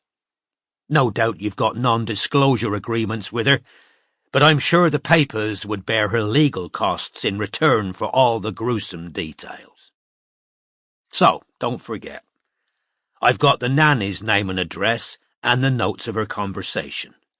And I've got those videos. One call to a news desk, and we'll see whose name gets dragged through the mud. So you both think long and hard about involving me in any of your shit ever again. No sound followed him up the hall. The Rosses appear to have been struck dumb. He closed the door of the flat firmly behind him. The porter in the lobby looked surprised to see Strike again so soon, and stood up to open the door for him. As Strike could have opened the door easily himself, he didn't consider that worth a tip either. So left with a "good night," and headed out into the darkness towards Kensington High Street, where he hoped to find a cab. But as he approached the street a couple of minutes later, he heard the click of high heels on stone behind him, and knew exactly whose voice he was about to hear. "Come! Come!" He turned. Charlotte walked the last few feet on her thin heels, breathless, beautiful, and flushed. "Thank you," she said, reaching out to touch his arm. "I didn't do it for you," said Strike. "Don't kid a kidder, Bluey." She was smiling now, scanning his face for confirmation. "It's the truth. I did it for myself and the older kids." He turned again, pulling out his cigarettes as he walked, but she ran to catch him up, grabbing an arm. "Come! No," he said bluntly, shaking her off. "This wasn't about us." "You bloody liar," she said, half laughing. "I don't lie," he lied. "Come, slow down. I'm in heels." "Charlotte," he said, turning to face her, "get this through your head. My agency was under threat. Everything I've worked for over the last 5 years would have gone to shit if I'd been dragged into your divorce case. I don't want to be in the gossip columns." "Yeah, I heard about you and Madeline splitting up," she said, half smiling, and he knew that nothing he'd just said had made any impression on her. "Come, let's go for a drink and celebrate. Your agency's safe, I'm free of Jago." "No," repeated Strike, turning to walk away again, but this time she grabbed his arm so tightly that dislodging her would have meant risking knocking her over as she teetered on her stilettos. "Please," she said softly, and he knew she still believed the old power she'd exerted over him for so long lingered, that beneath his anger and impatience lay the love that had survived so many ugly scenes. "Please, one drink, Corm. I told you when I was dying. They could have been my last words. I love you." But at that his patience ran out. Prizing her grip free with his fingers, he said, "Love's one long fucking chemistry experiment to you. You're in it for the danger and the explosions, and even if I wasn't done with you," he added brutally, "nothing on earth would make me want to help raise Jago Ross's kids." "Well, it'll be joint custody now, I expect. They won't be with me all the time." With those words, the busy night seemed to slow again around Cormer and Strike, and the constant growl of traffic seemed suddenly muted. This time he wasn't staring down into Robin's face, full of alcohol and desire. The seismic change had happened inside him because he felt something break, and he knew, at last, that there was no putting it back together. It wasn't that he saw the truth of Charlotte in that instant, because he'd come to believe that there was no single, static truth about any human being. But he understood, once and for all, that something he'd taken to be true wasn't. He'd always believed, had had to believe, because if he couldn't believe that, what on earth was he doing, going back to the relationship over and over again? That however damaged and destructive she was, however prone to generating mayhem and inflicting pain, they shared a similar core, where certain inalienable principles lived. In spite of all evidence to the contrary, her malice and destructiveness, her craving for chaos and conflict, He cleaved romantically to the idea that her childhood, which had been every bit as disrupted, chaotic, and at times frightening as his own, had left her with a desire to refashion her corner of the world into a saner, safer, kinder place. And now he saw that he'd been entirely wrong. He'd imagined her own vulnerability meant an instinctive rapport with other vulnerable people. Even if you didn't want children, as indeed he didn't, because he didn't want to make the sacrifices necessary to raise them, surely you'd do anything in your power to prevent them having to spend half their time with Jago Ross. Whatever else he might have thought of Charlotte, never once had he doubted that she'd now do what Ross's ex-wife was preparing to do, to fight to keep the children safe from their father. "Why are you looking at me like that?"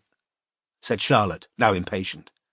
In fact, it had just registered upon Strike, as he took in the skin-tight black dress that had been the least of his concerns in Jago's flat, that Charlotte had gone to her estranged husband's, dressed for seduction. Possibly her plan had been to bewitch Ross, although perhaps the unknown Landon was waiting hopefully in some Mayfair bar, while Charlotte tried to rekindle the affair with a man she'd never quite given up. "Good night, Charlotte," said Strike, turning around and walking away, but she ran after him, catching his arm. "You can't go like that. Come on," she said, half laughing again. "One drink."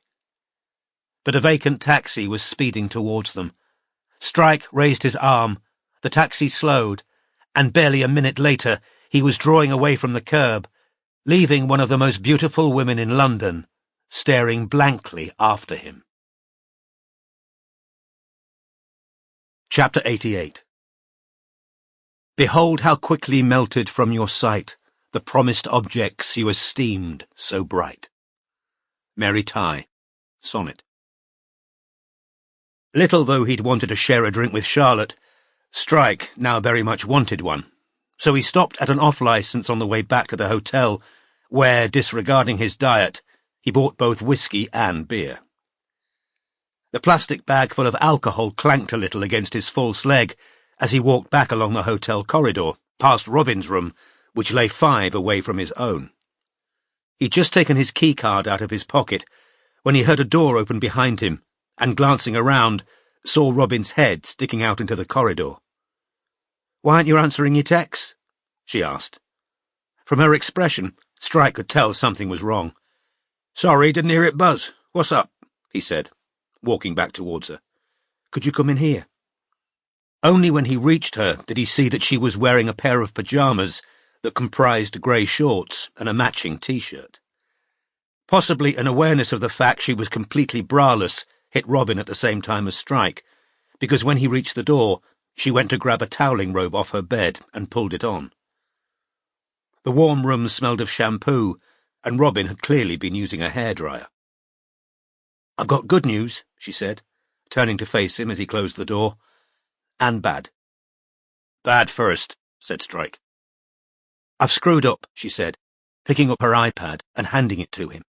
"I took the last picture in the nick of time. I'm so sorry, Strike." Strike put down his bag of alcohol, sat on the bed because there was no chair, and examined the pictures of what had been happening in the game in the last hour. A new private channel has opened. 9th of June 2015, 21:47. Hartella invites Buffypaws and Worm28. Hartella, hi. Worm28 has joined the channel. Buffypaws has joined the channel. Buffypaws, hi, what's up? Worm28, Hartella, has Morehouse really left? Buffypaws, what? Morehouse has gone. Hartella, Anime says he wasn't pulling his weight. Worm28, I can't believe it. I thought they were like best friends. Why couldn't we just get more mods and let Morehouse do less? Hartella, Anime's happier without him. Have either of you seen Fiendy 1? Buffypaws, no. Worm28, no, why? Hartella, he's disappeared. Missed 2 modding sessions already. Anime's going crazy. He's emailed him and everything. Buffypaws, oh wow, that's weird. Worm28, maybe he's ill. Hartella, he can't be ill. We all have to let Anime know if we can't mod. Worm28, What if he's had an accident or something? Hartella, he can't have done. I think Anime would know. Pretty sure he knows who all the mods are in real life. Worm 28. But Fiendy 1 wouldn't leave the game. He'd have told me. No way he'd just go. Hartella, have you got contact details for him? Worm 28. No, of course not. Rule 14. Have you heard if the police have charged P 5 asterisks O 5 asterisks yet? Hartella, they haven't and they won't. It wasn't him. People need to stop shooting their mouth off about stuff they don't know about. Worm 28. When have I shot my mouth off? Hartella, not you. I mean all the Inkhearts on Twitter saying he did it. He definitely didn't. Worm 28. How do you know? Hartella, I just know. Look, Paperwhite's back. I thought she'd leave if Morehouse did. She's such a sneaky bitch. Worm 28. Why is she?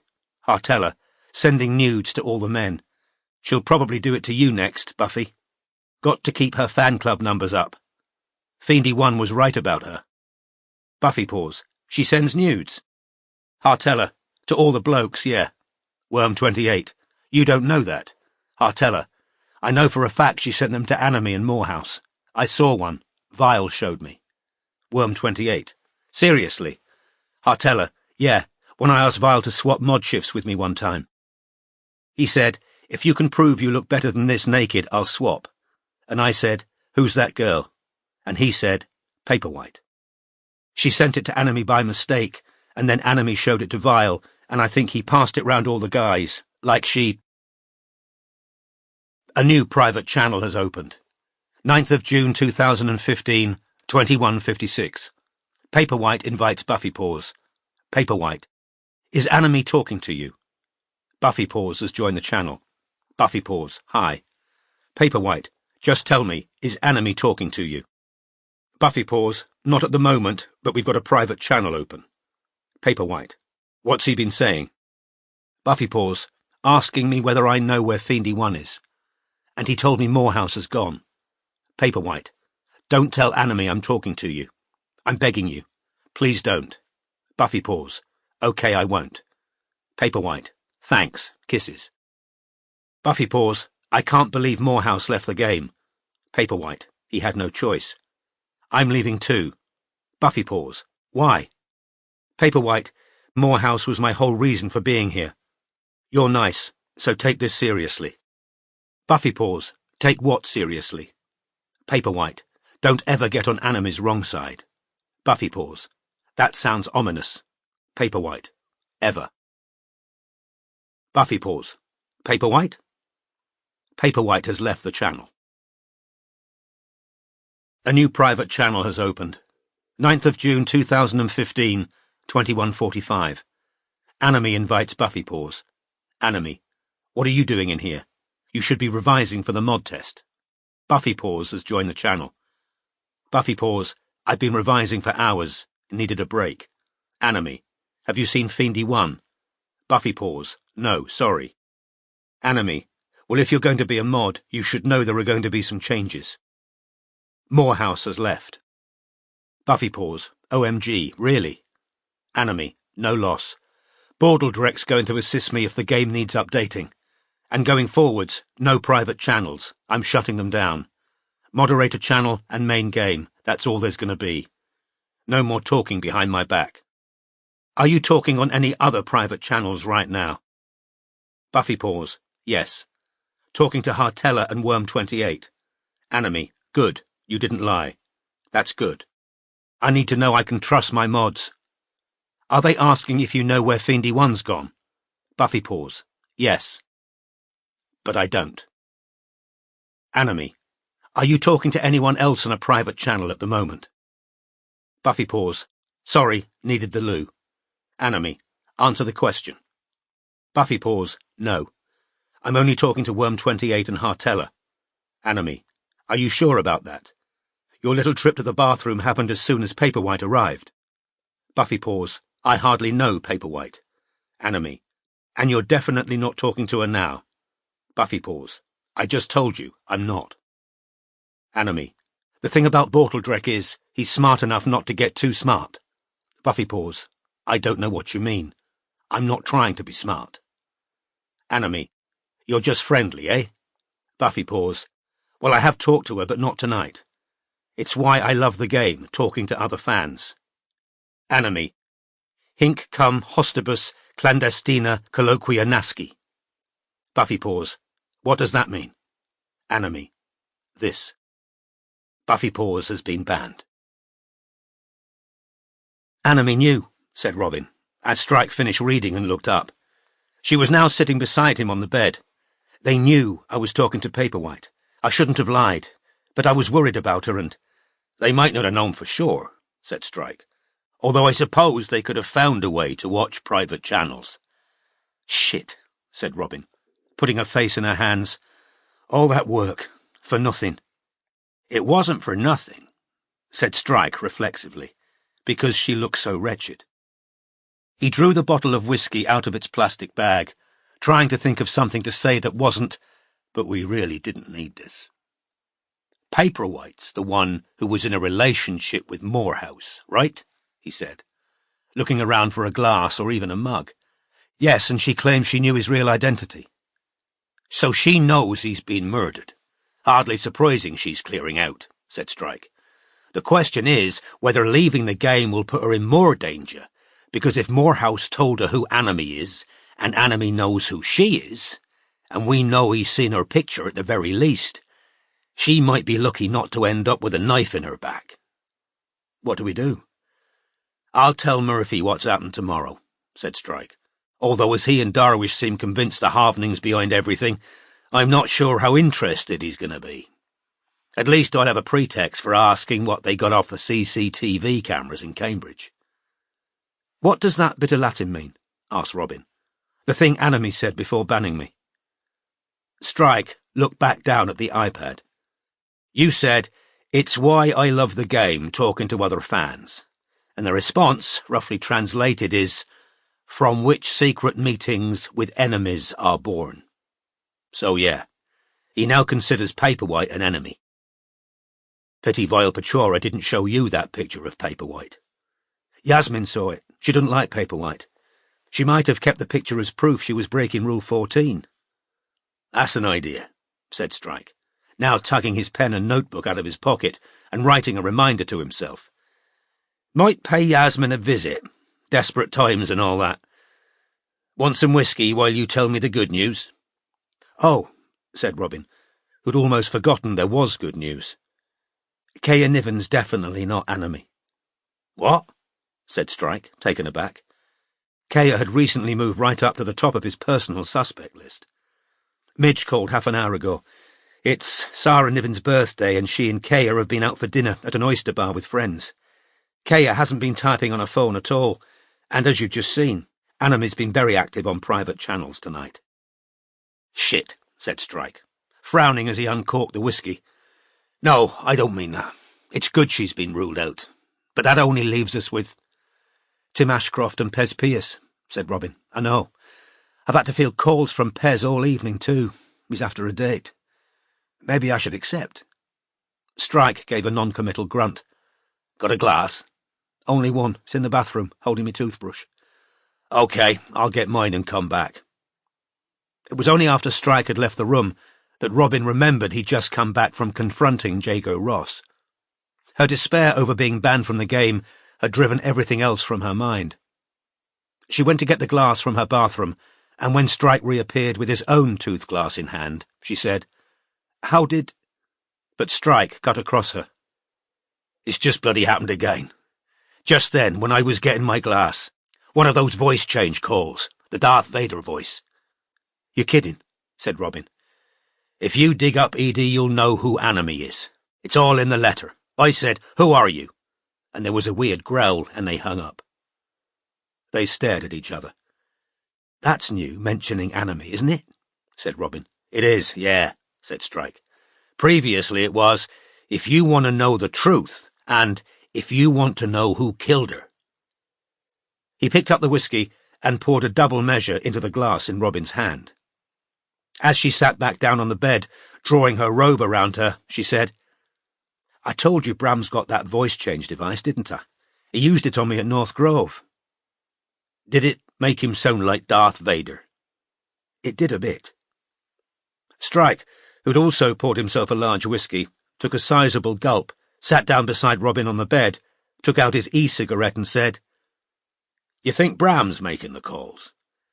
Trying to get Edie dug up feels very Bram. Would he have known there were letters in the coffin?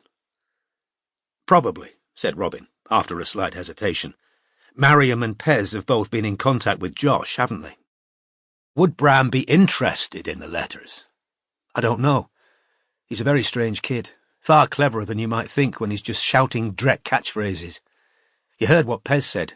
He's got a genius-level IQ.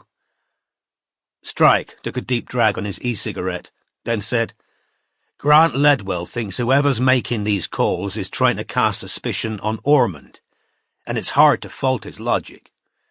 Nobody in their right mind's going to think Josh killed Edie, nearly sliced his own head off, then dictated a confession to Katja to put in the coffin.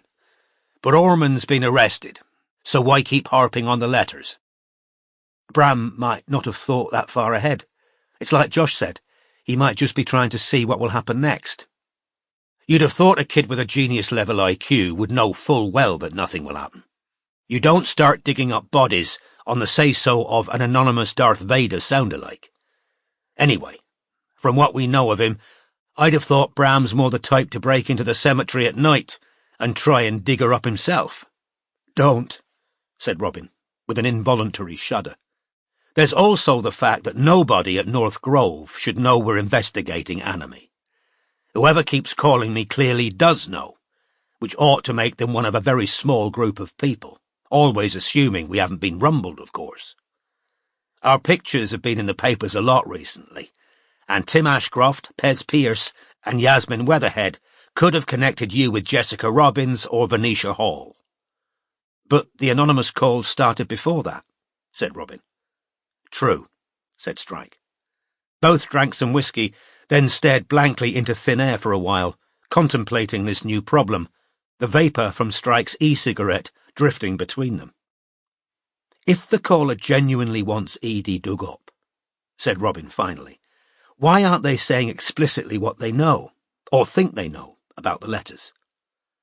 Well, said Strike slowly, the obvious answer would be because they're scared of being identified. I might ask Murphy whether the police have had any of these calls. Strike picked up his pen again and wrote another reminder to himself in his notebook. There has to be something we're not seeing, said Robin, who was still staring into space, or someone we're not seeing. Did you have any luck with friends of Gus Upcott's? Couldn't find any trace of him online, except for an old YouTube clip of him playing the cello. We could put surveillance back on him, see who he's meeting, said Strike, though he didn't sound enthusiastic. But you said it right at the start. Anime surely can't be a friend of a friend of a friend, of Josh's or Edie's. The speed with which insider information shared doesn't suggest the long chain of communication. Is there any point in trying to ferret out Inigo Upcott's ex-mistress? We can give it a go, but I can't see a middle-aged woman as Anime either. Then we go back to Pez and Ashcroft, don't we? Said Robin. They're the only two we haven't ruled out. I bet Ashcroft knows Latin. He had that kind of schooling. True, but what would he get out of creating the game that he couldn't get far better from being the pen of justice? The game's a lousy vehicle for grooming little girls. Rule 14. If you can't give personal details, how's he going to find out whether they're in the right age group? That rule's so strange. What did Anime and Morehouse want to achieve with it? Christ knows, but I note Hartella thinks Anime knows the real identity of all the moderators. It's one rule literally for Anime and another for everyone else. Anime's got all the power.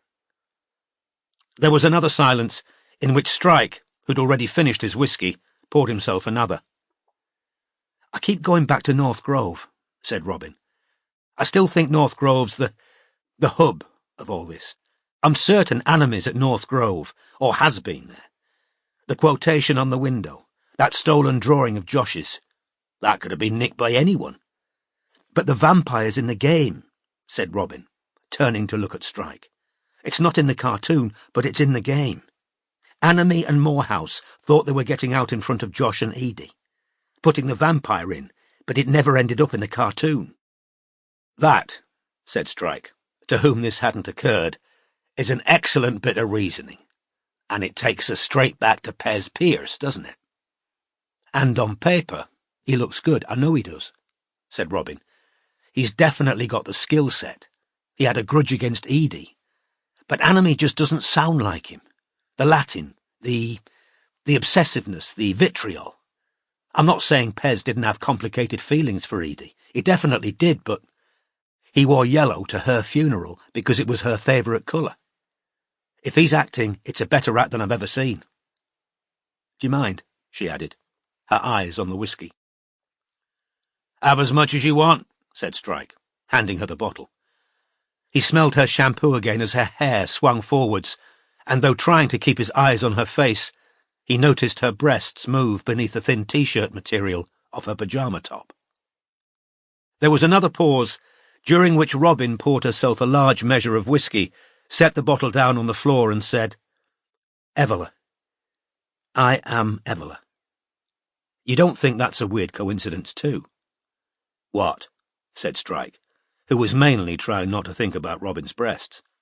That there's a troll hanging around the Ink Black Heart fandom using the name Evola, when he's one of Niels's favourite...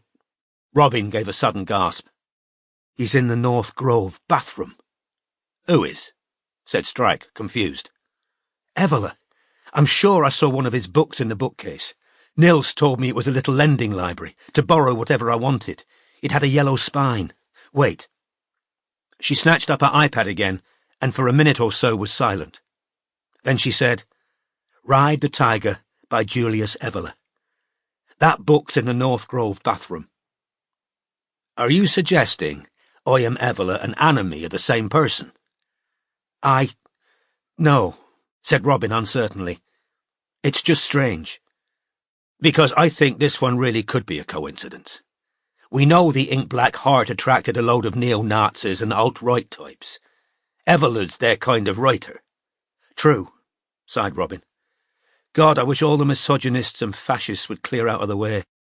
Me too, but I don't think that's going to happen any time soon. They're having too much fun. So, what happened with Jago Ross? Oh, said Strike, who'd forgotten that he hadn't yet told her. Well, it was pretty short and sweet.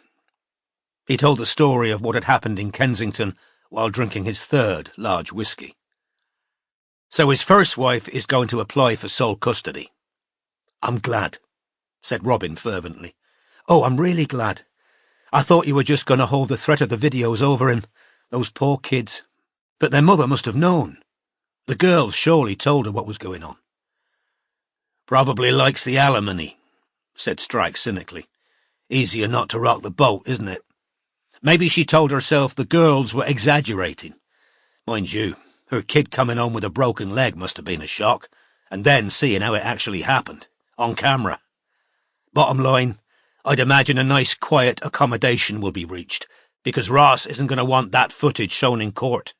It's not like he gives a shit about his daughters. He seems fixated on the son and heir. But if you sent Charlotte the videos as well... Strike drained his third glass of whiskey. She doesn't seem interested in sole custody. It'd hamper her social life. Robin had never heard him talk in that tone about Charlotte before. I'd better let you get to bed, said Strike unexpectedly. He heaved himself to his feet, then picked up his whiskey and his bag of beer. Night. Robin was left staring at the door, wondering why Strike had left so suddenly. Had memories of Charlotte overwhelmed him? 16 years of pain, he'd said in Cambridge. But there must have been pleasure, too, to keep drawing him back over and over again. Well, that's Madeline's problem, not yours, Robin told herself. She finished her whiskey and headed back into the bathroom to clean her teeth. In fact, the reason Strike had left so precipitately was because, after nearly half a bottle of Macallan on an empty stomach, he'd thought it best to remove himself from Robin's vicinity. Barefaced, sweet-smelling, and conspicuously clean in her pyjamas and robe, talking intelligently about the case and expressing compassion for children she'd never met. She couldn't have presented a greater contrast to Charlotte. Strike feared loss of control. Not some clumsy physical overture, although much more McCallan, and even that might have been a risk, but a caving in to the temptation of talking too personally, of saying too much, while the two of them were sitting on the same bed in an invitingly anonymous hotel room. It was quite enough that their office was currently in ruins and the Anime case was virtually impenetrable. He didn't need to screw up the only relationship that was currently keeping him sane. Chapter 89. The mighty are brought low by many a thing too small to name. Helen Murphy Hunt, Danger. Strike took it upon himself to call each of the subcontractors next morning to tell them the agency had lost its access to Dreck's game. As he'd expected, each responded with a single expletive, which he was glad Robin hadn't heard. Strike then told Barclay and Dev that they should continue to watch Pierce and Ashcroft, respectively. "What's your fucking point?" asked Barclay. "Anime might tweet," said Strike. "That's all we've got right now." The detective then called Ryan Murphy, only to be told he was in a meeting and would call back. So Strike walked up to Denmark Street for the first time since the bombing to check on the progress of the builders and see what could be salvaged from the wreckage. Robin was in Sloane Square again, watching Finger's windows, when Strike called her an hour later. He'd agreed to her undertaking daytime surveillance in the light of their current lack of manpower, but hadn't been happy about it. "How's the office looking?" she asked. "Better than I expected. The walls and ceilings have been replastered, and they fitted a new door on the inside office. We'll need some new furniture, and a new PC and desk for Pat. There's still no glass in the outer door. It's boarded over. My flat's okay now they've fixed the office ceiling. But that's not why I'm calling. I've just spoken to Murphy. They've released Ormond without charge." "Oh," said Robin. "Did you tell him about Paperwhite?" "Yeah," said Strike. "Can't say he seemed overly excited, but he still wants to see us both at New Scotland Yard as soon as possible." "What?" said Robin. "Why?" "He's being quite cryptic. Says there's something we can help them with and something they might be able to help us with. I've called Midge. She'll take over from you." "Strike, she hasn't had a day off in weeks." "I promised her a long weekend. Meet you at the front of the building," said Strike, and rang off. So, having handed over to Midge, Robin took a taxi to New Scotland Yard, an enormous pale grey building facing the Thames. She found Strike smoking a short distance from the main doors. "This is all a bit odd, isn't it?"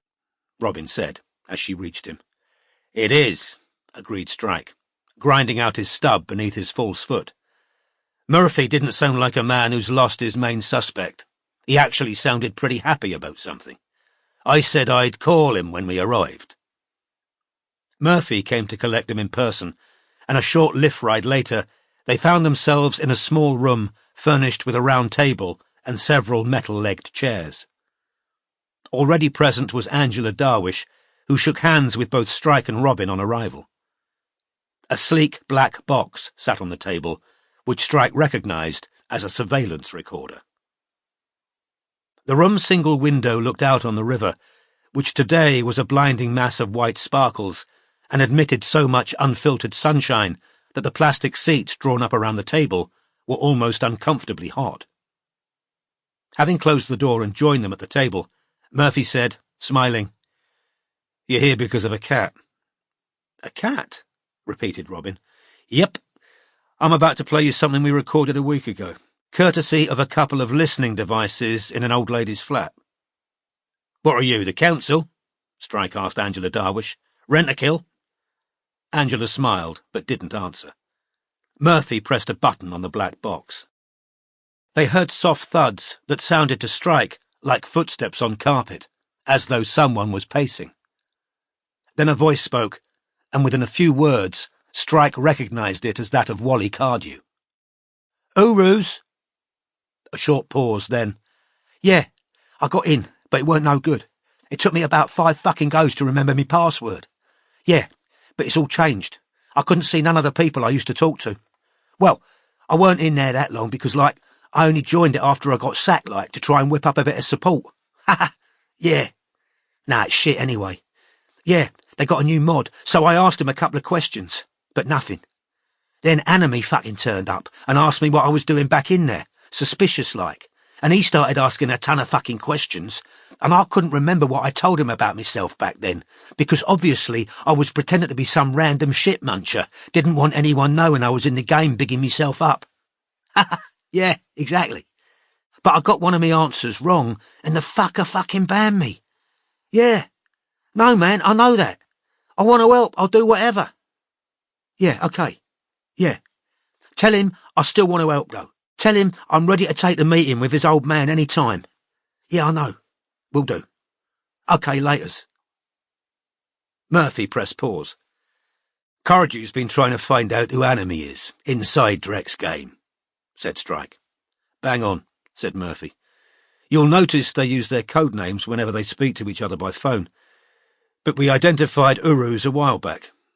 Uruz was round at Turizaz's house when we picked him up. Turizaz is Jamie Kettle, Darwish told Strike. The man you punched, said Strike. Yeah, I remember. I don't do it often. I mean, I can keep track of them. Darwish actually laughed. We didn't have anything on Uruz at the time, said Murphy, but his tattoos gave us a good steer on what his politics might be. You think men trying to operate in the shadows might think twice about tattooing swastikas all over themselves, commented Strike. We think, said Darwish, Uruz and Turizaz were picked for their brawn, not their brains. Anyway, we ID'd Uruz pretty quickly, said Murphy. He's the one who was casing your flat, he told Robin, and he gets careless when he's had a pint or 7. We had a plainclothes guy with him while he was telling his mates about a well-funded far-right web channel that's about to start up. Very pleased with himself about having this inside information, little Uruz. He said a multi-millionaire was behind the project, and there'd be a celebrity on it who couldn't speak freely on YouTube.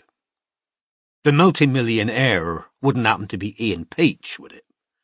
I couldn't comment, said Murphy, with a ghost of a wink. So, this is a second recording, which we got yesterday afternoon. He pressed the button again.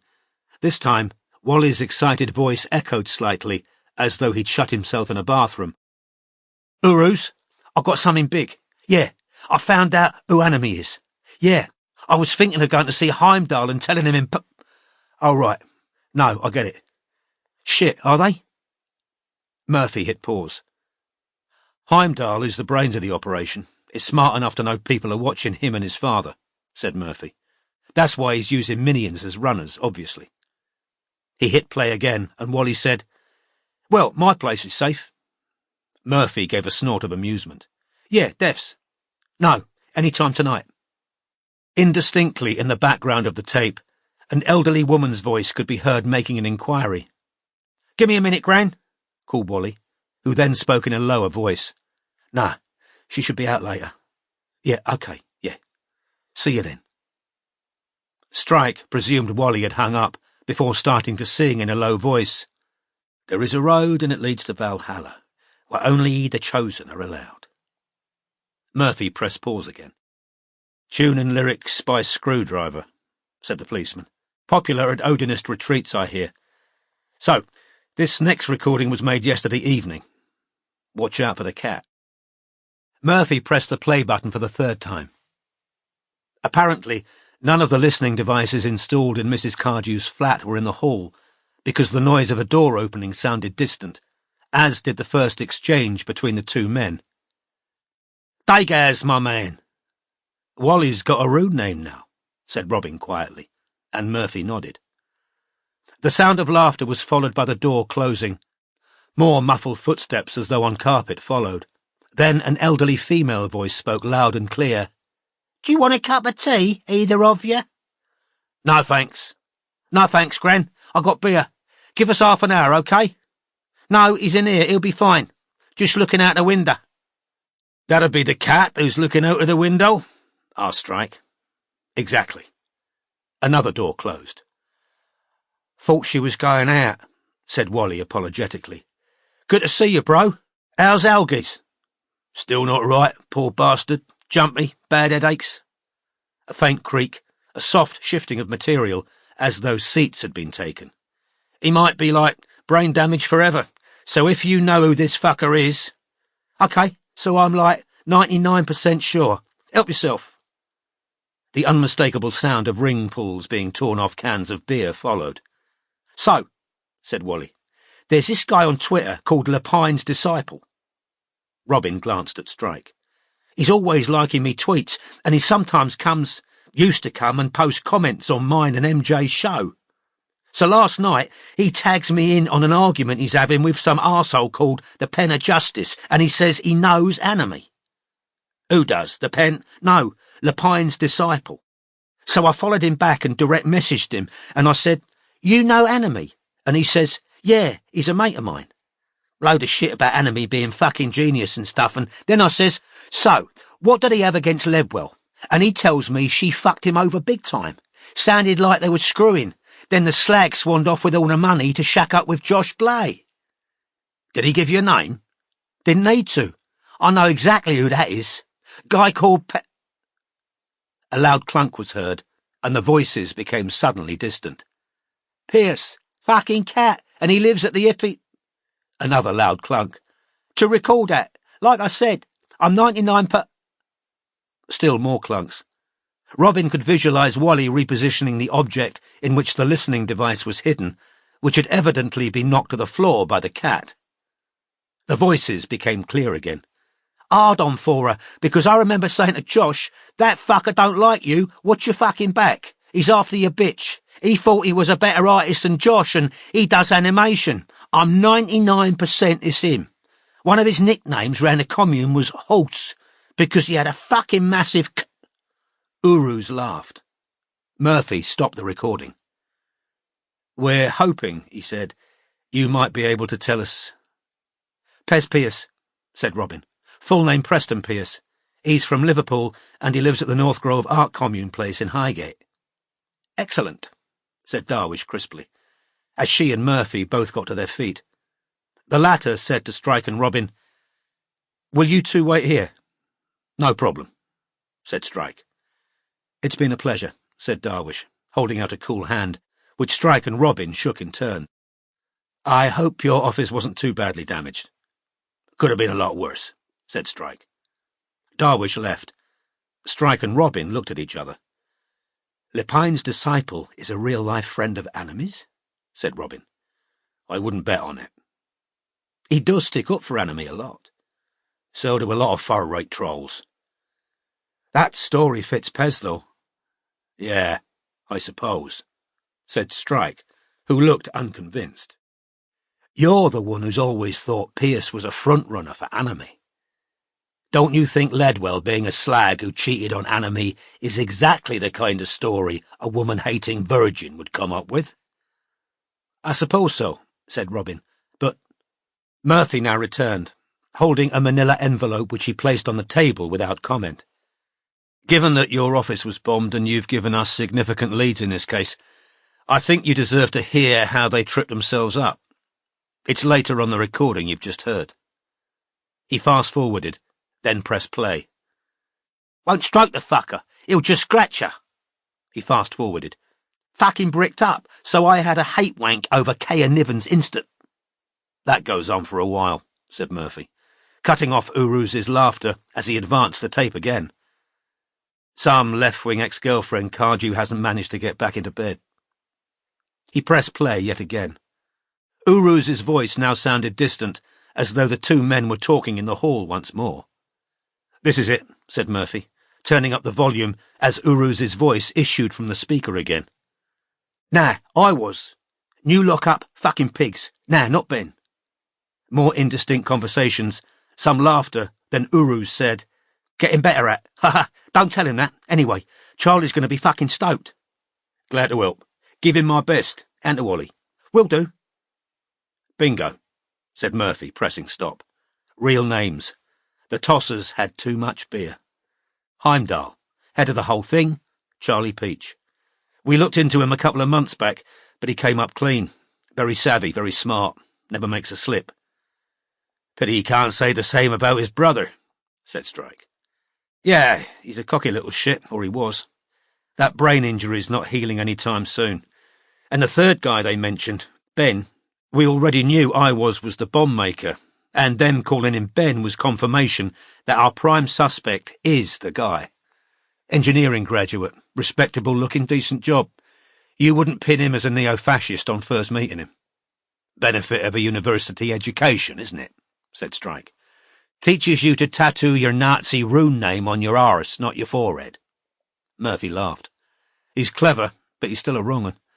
Cautioned for stalking an ex-girlfriend and got a suspended sentence for attempted GBH as a teen. I'd be surprised if the defence doesn't order a psychiatric assessment. The longer you talk to him, the weirder he is. Anyway, at 6 this morning we made a series of simultaneous arrests. We believe we've got the whole top tier of the halvening. Congratulations, said Strike and Robin together. Which means you two should be safe to go home. Fantastic, said Robin, relieved.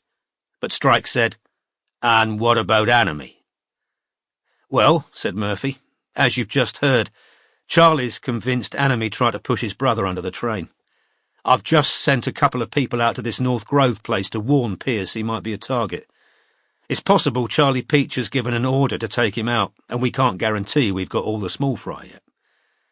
I'd strongly advise you to stay well away from Pierce until you get the all-clear from us. You don't want to be seen to get in the halvening's way again. Not until we're sure we've got all of them. Mind you, even if we've missed a couple of low-level guys, they're going to be crapping themselves once they see the news. You don't think Anime pushed Oliver Peach in front of the train, do you? Strike asked, watching Murphy carefully. No, said Murphy, we don't. So who did? Murphy leaned back in his chair. Ben, the bomb maker, got his suspended sentence for pushing a kid in front of a car. The kid survived, but it was a close thing. 3 months ago, Ben and Oliver Peach had a proper bust-up online, before they realised we were watching them. At the time, we only had suspicions about their real identities. Charlie would rather believe your Anime pushed his brother off the platform than one of the men he recruited into the halvening. Human nature, isn't it? But we think it's going to turn out to be Ben the bomb maker. Is using latex masks a halvening staple? Murphy picked up the manila envelope as he said, Since you mention it, it is. It is, said Robin, who hadn't expected this answer. Murphy now tipped a series of photographs out of the manila envelope and slid 2 of them across the table. Both pictures had been taken on the street by night and showed a male figure in a hoodie, his face jowly and expressionless. He was examining the letterbox of a small office that faced a street. Those were taken 18 months ago. The guy's wearing a latex mask that covers the whole head and neck. There's a very shady bloke in Germany who'll make them to any specifications, and the halvening have bought several. Those masks are getting far too realistic for our liking. The halvening aren't the only crims using them. There was a big bank job in Munich recently where the whole gang were wearing them. Murphy pointed at the pictures Strike and Robin were examining. That's the constituency office of Amy Whitstock. 2 days after Mask came sneaking around at night, checking that letterbox, a pipe bomb arrived with the Morning Post. These, Murphy went on, pushing another couple of pictures across the table, were taken the night Vikas Bardwaj was murdered in Cambridge. The picture showed a dark man in a wheelchair wheeling himself towards the door of the Stephen Hawking building. This is Vikas, said Robin. Look again, said Murphy. That wheelchair isn't motorised. It's one of the fold-up lightweight ones. Wait, said Robin. This is the killer, said Murphy. They wore a brown-skinned latex mask. It was evening, and the same idiot who let you in let this guy in, thinking they were Vikas. Sure enough, there in the second picture was the same long-haired man, helpfully holding the door open for the man in the wheelchair, while staring abstractedly at his phone. The third picture showed the dark man in a wheelchair leaving the grounds, head bowed beneath his hoodie. Strike handed the pictures back to Murphy. What happened after the killer got off the grounds. The wheelchair was found folded up in bushes down a lane, but not the hard drive. What hard drive? Oh, I didn't tell you. The hard drive on Bardwage's computer was gone, which figures. If he'd been talking to anyone online about his suspicions, they wouldn't want to leave that behind. It looks as though the killer took a line across some gardens, so no CCTV footage. We're still examining pictures from the camera's position nearest the gardens. It won't be long till we've identified the individual, but I'm 90% certain we've already got whoever it was in custody. We think this VCAS guy got suspicious and twigged who the Peach brothers were, so had to be taken out. Very similar MO to the stabbings in Highgate Cemetery, said Strike. Kill, then head for parkland or bushes, still disguised. Yeah. Whoever perpetrated these attacks has got strong nerves and did a lot of planning. Charlie Peach trained his people well, even if one of them went rogue and tried to kill his brother. And Ormond's off the hook, said Strike. Yeah, said Murphy. He didn't make it easy for himself, not telling us the truth right off, but we got there in the end. Confidentially, he eventually fessed up to having put a tracking app on Edie's phone so he could keep tabs on her. He was taking his detention and saw the phone moving towards Highgate Cemetery when she was supposed to be at home in the flat in Finchley. He immediately guessed she was going to meet Blay, so he chucked the detention and went after her, raging. She hadn't told him she was going to meet Josh then, said Robin. No, said Murphy. His story is that by the time he got in his car, the phone was leaving Highgate Cemetery and heading out onto Hampstead Heath. He drove there, followed the signal, and found the phone lying in the grass. He picked it up, and he claims that while he was standing there, a strange figure emerged out of the trees and came running towards him. Strange how? Said Strike. He says he looked like a troll. Lumpy body, bald ugly head with big ears. Latex mask, obviously, said Murphy. The person took one look at Ormond standing there with her phone, which had a bright yellow cover on it, so was distinctive, then took off into the trees and vanished. So he thinks this masked person dropped the phone, realised they didn't have it and ran back for it, asked Robin. Yeah, said Murphy. And Ormond panicked once he heard she'd been murdered, because he knew he'd been a minute away from it. I knew you'd think I was sus. Everyone always thinks it's the partner, don't they? I panicked, wouldn't have hurt a hair on her head. He probably didn't hurt her hair, said Robin. Her throat, on the other hand. I don't think there's any doubt he was abusive, but we pretty much tore his flat apart. No sign of Blay's phone, or the murder weapon, or the dossier the killer took. We didn't have grounds to hold him any longer, but I'm as certain as I can be that he's in the clear for murder. You think the masked person was Havning? Said Strike. Yeah, said Murphy, gesturing towards the photographs of masked individuals. I do. Now we've got them in custody, we can search all their hangouts, and I think there's a good chance we'll find Blay's phone and the murder weapon. Anyway, said Murphy, collecting up the photographs, you tipping us off about that game was extremely helpful. Can I ask one more question? Said Strike. Go on. Can't promise I'll answer.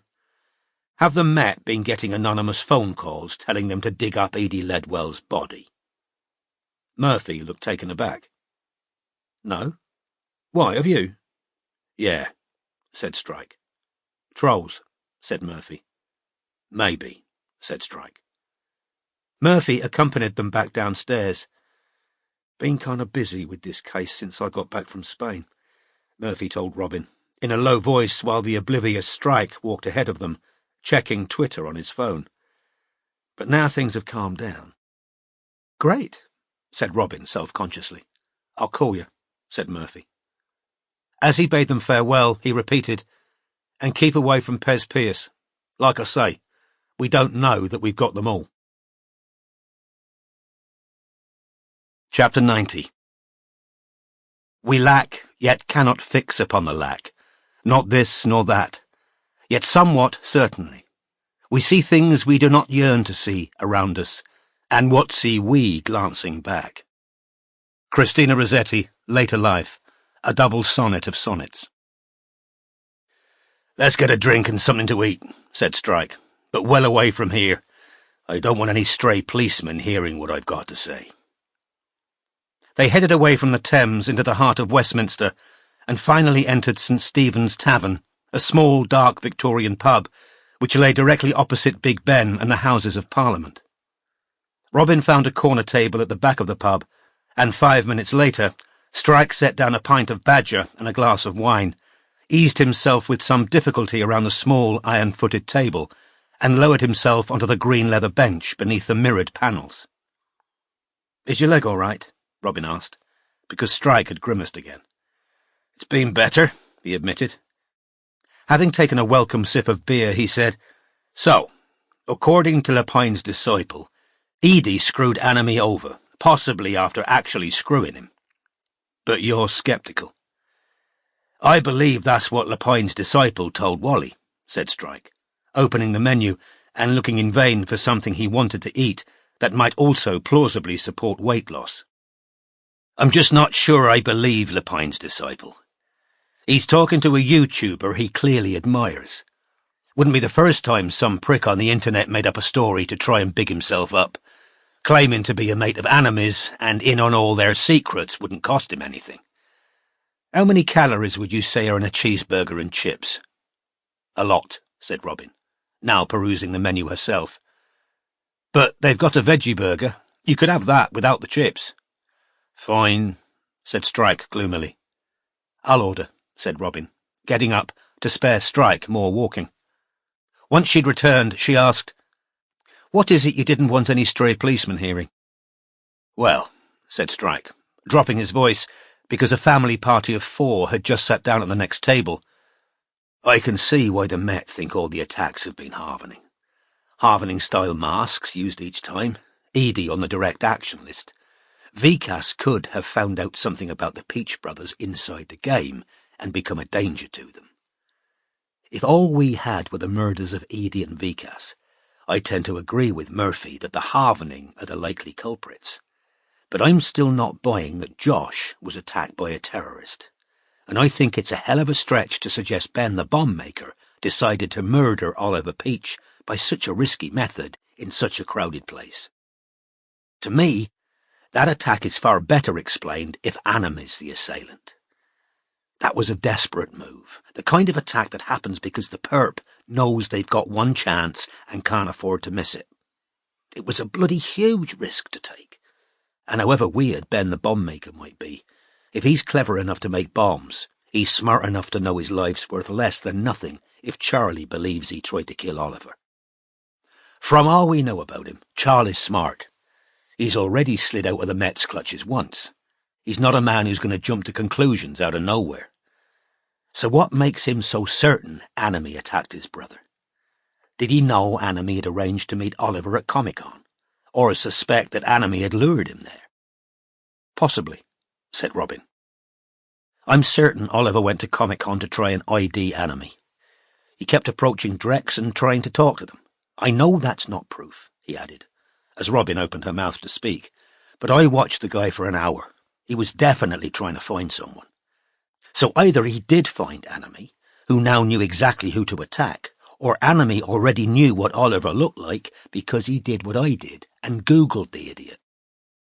So while Oliver's trying to find Anime, Anime's watching Oliver and waiting for his opportunity.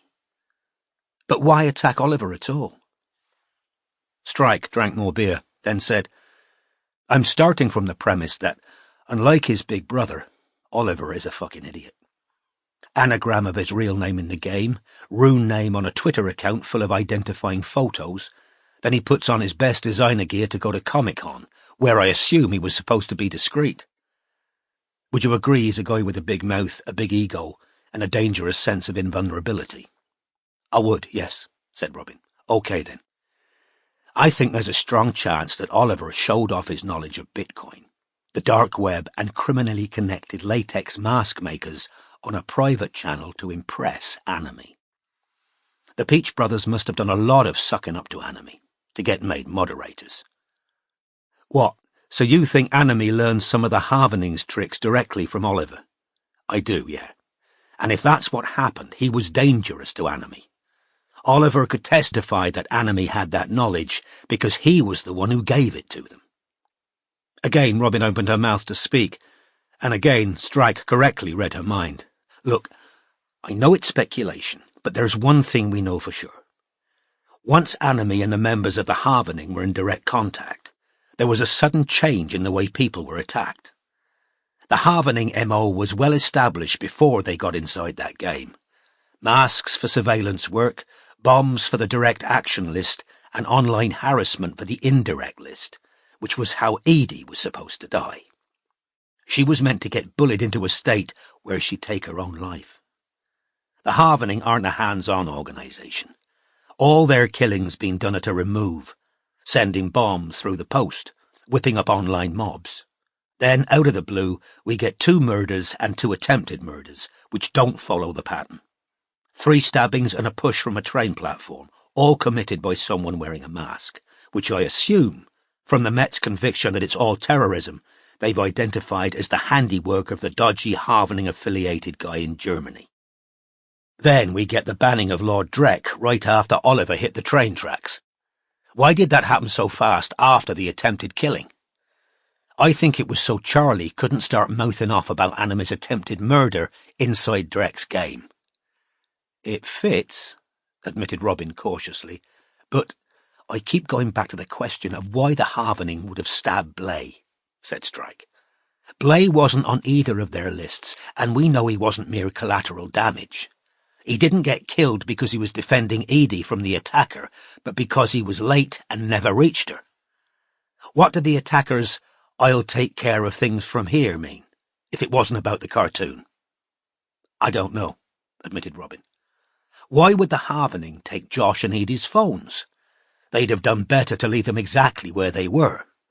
There was nothing that could have incriminated them. They were just burdening themselves with objects that tied them to the murder scene. Taking the dossier would make sense because that's easily burned. But why the mobiles? I don't know, said Robin again. But the taking of the dossier surely makes more sense if it was the Harvening who killed them. Not necessarily, said Strike.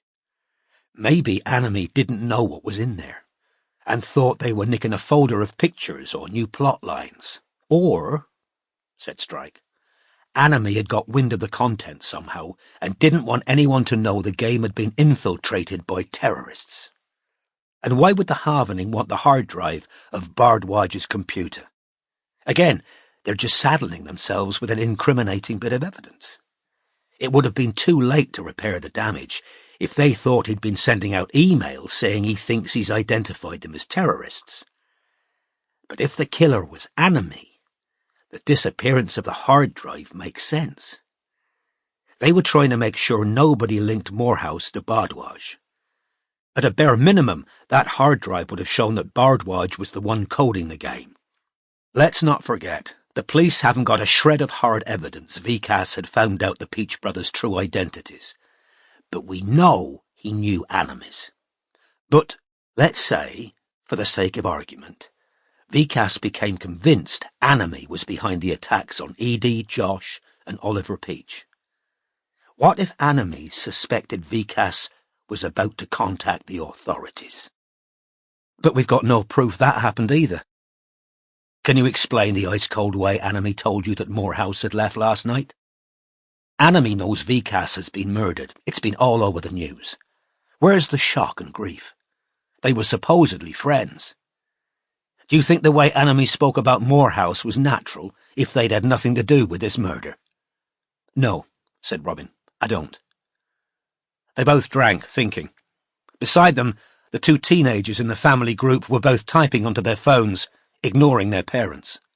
Finally, Robin said, Do you think it's worth doing some research on Lepine's disciple? I had a look at his account a while back. I doubt it'll give us much. He's just an anonymous little scrote who doesn't like women. But in the interests of thoroughness... Yeah, said Strike with a sigh. If you want to have a look, carry on. Personally, I think we're far more likely to get what we need from Paperwhite than Lepine's disciple. There's got to be a chance Morehouse told her who Anime is. I'm going to tackle Yasmin tonight. Visit her at home, take her by surprise. If she's still got a photo of Paperwhite, it'll give us a head start on finding her. A barman now brought them 2 veggie burgers. "Why haven't you got chips?" Strike asked, looking at Robin's plate. "Solidarity," she said, smiling. "But I could have nicked some," sighed Strike, picking up his knife and fork. Chapter 91. Her hair stood back on either side, a face bereft of loveliness. It had no envy now to hide, what once no man on earth could guess. It formed the thorny aureole of hard, unsanctified distress. Mary Elizabeth Coleridge, The Other Side of a Mirror.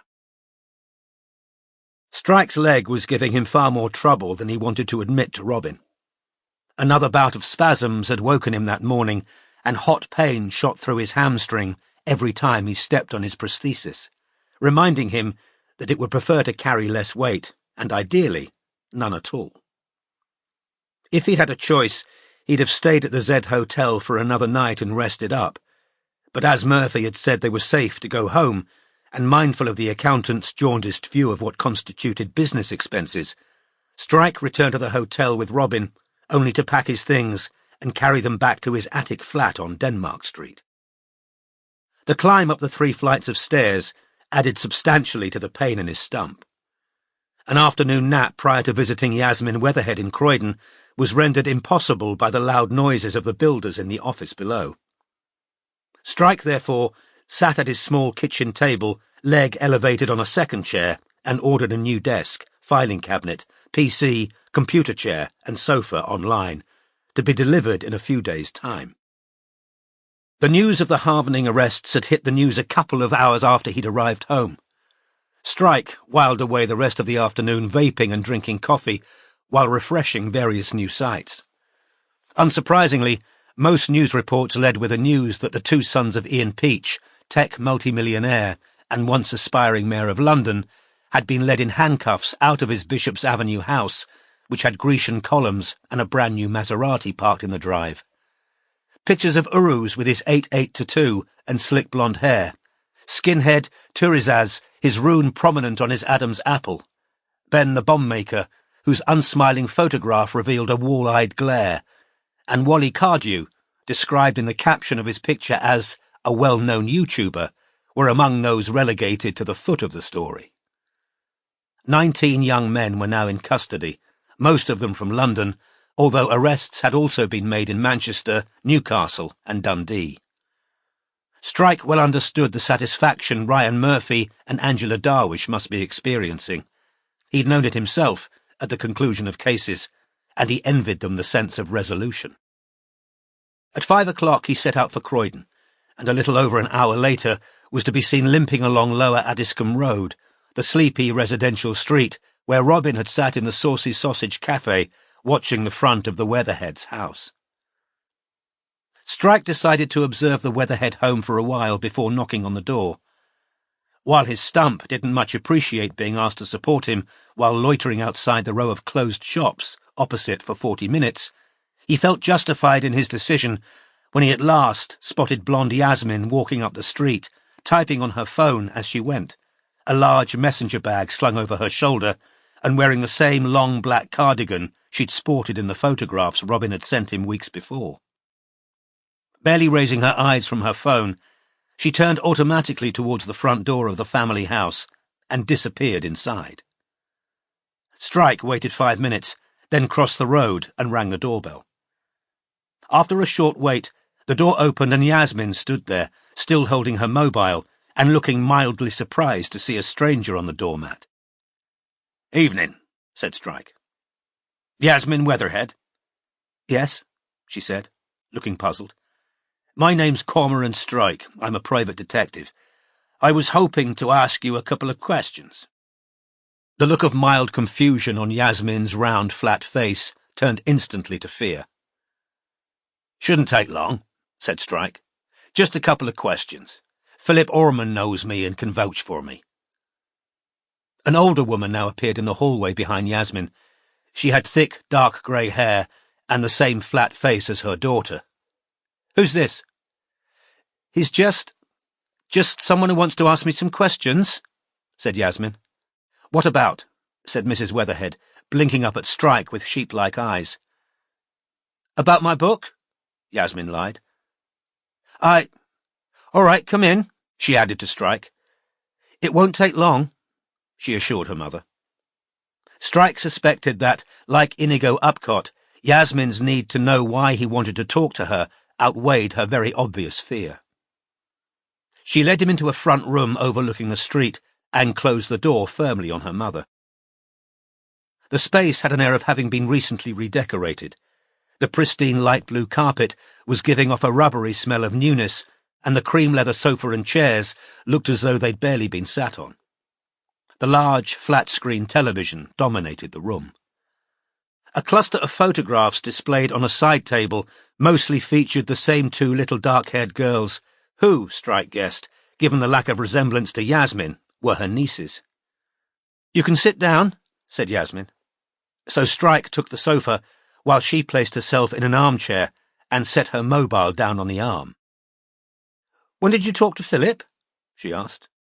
"A few weeks ago," said Strike. "My agency's been hired to find out who Anime is. I'd have thought he'd have told you that." Yasmin blinked rapidly a few times, then said, "It was your partner who talked to me at Comic-Con, wasn't it?" "That's right." "Well, I've already told the police everything I know, which is nothing," she added, and he noticed the up-talking Robin had mentioned. "That's not what you told my partner. You told her you'd put clues together to find out Anime's identity." Yasmin's right hand was playing with the perfectly manicured nails of her left. Since getting home, she'd changed her shoes for a pair of Ugg boots, which had made large flat imprints on the new carpet. "You're Hartella in Drek's game, of course," said Strike. The colour now drained out of Yasmin's lips. If it occurred to her to return an incredulous, "I'm what?" she was plainly incapable of delivering the words with any conviction, so merely stared at him, mute. "I don't know whether you've seen the news this afternoon," said Strike. 19 members of a far-right terrorist group. Yasmin burst into tears. The heavy fall of dark blonde hair concealed her face as she sobbed into her hands, while her thick legs, planted in their Uggs on the carpet, trembled. Strike, whose instinct was that he'd get more out of Yasmin by being businesslike rather than sympathetic, waited in silence for her to regain control. After nearly a minute, Yasmin raised her head again. Her face was as blotchy as her neck now, and she'd wept away her mascara, which made pale grey smears beneath her swollen eyes.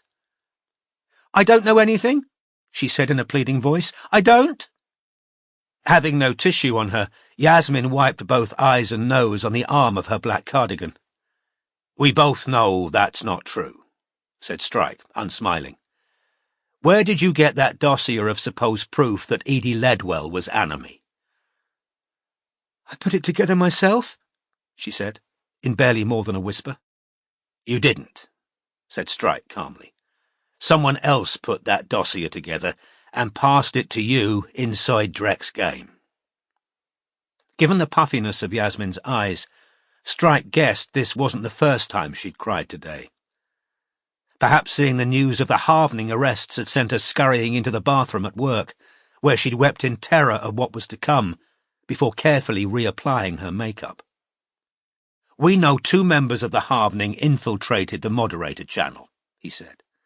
"The police will soon find the devices used by Lord Drek and Vile Pachora." She gasped at the names, as though he'd thrown freezing water at her. "To play Drek's game. MI5 are on the case too. It's not going to be long before they track you down and—" Yasmin began to cry again, one hand over her mouth as she rocked backwards and forwards in the chair. "Ask why you didn't tell them." "I didn't know," she said, through her fingers. I didn't. "Where that dossier came from." There was a soft knock on the sitting-room door, and it began to open. "Would you like a cup of—" Mrs. Weatherhead began.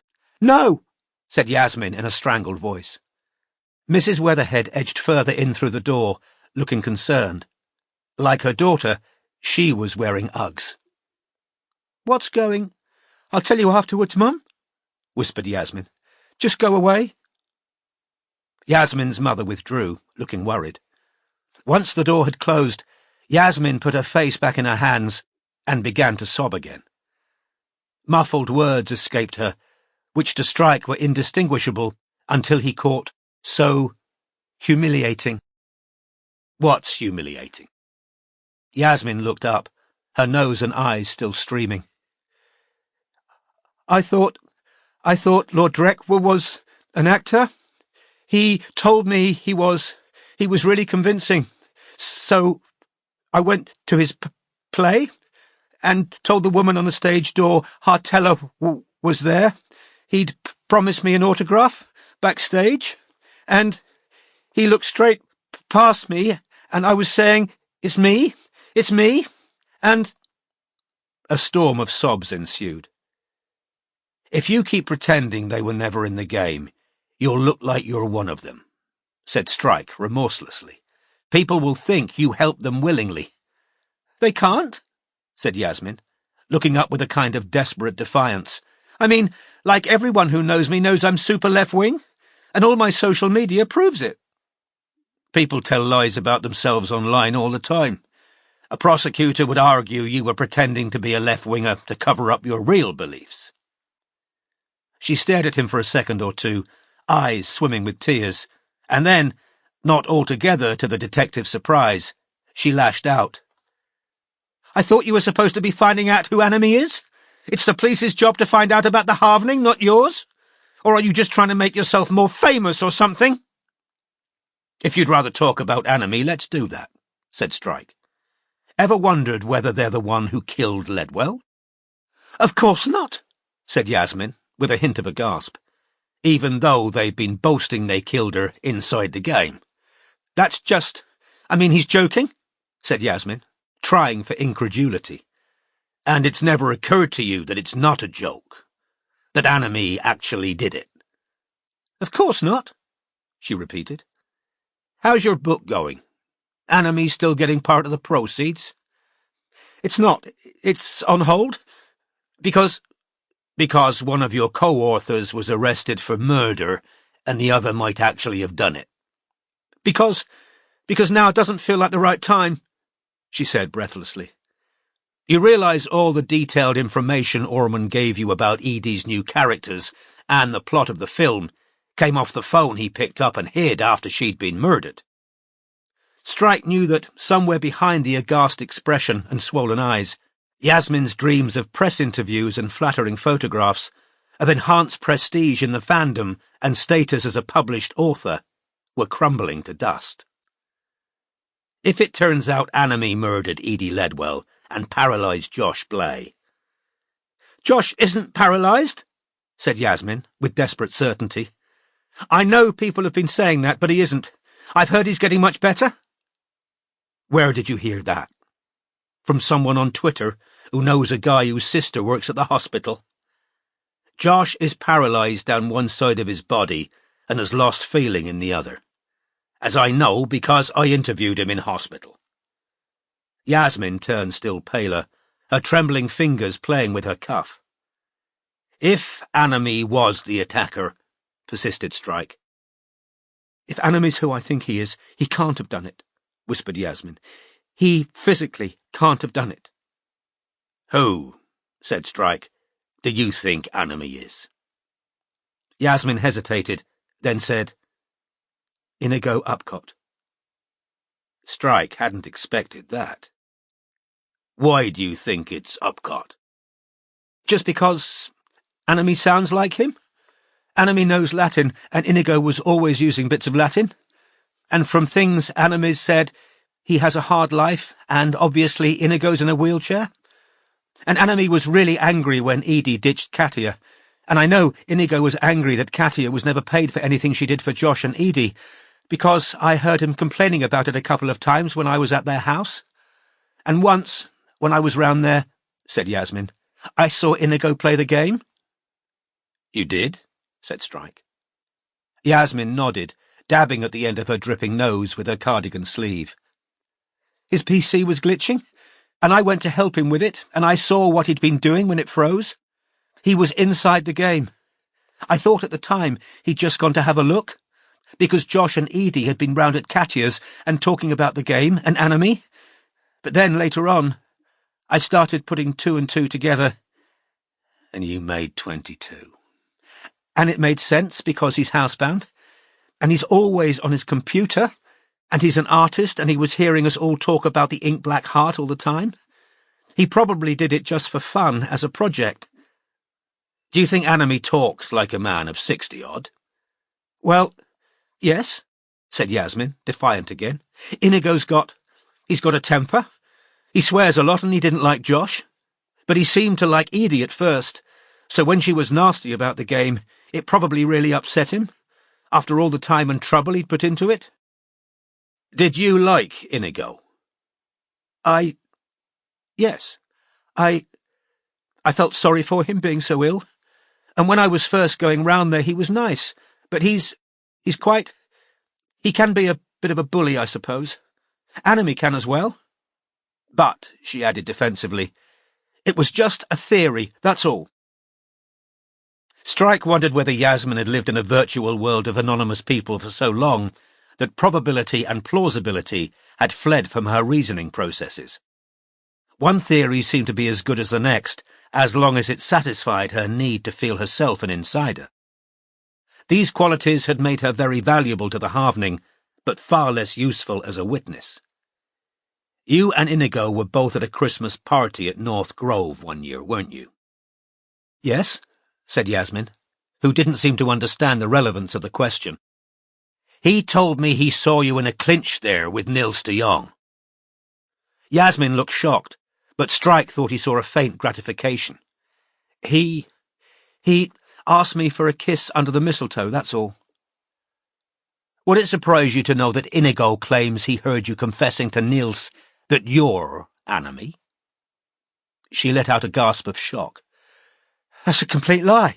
I mean, that's ridiculous. Can you remember what you and Nils were talking about before he kissed you?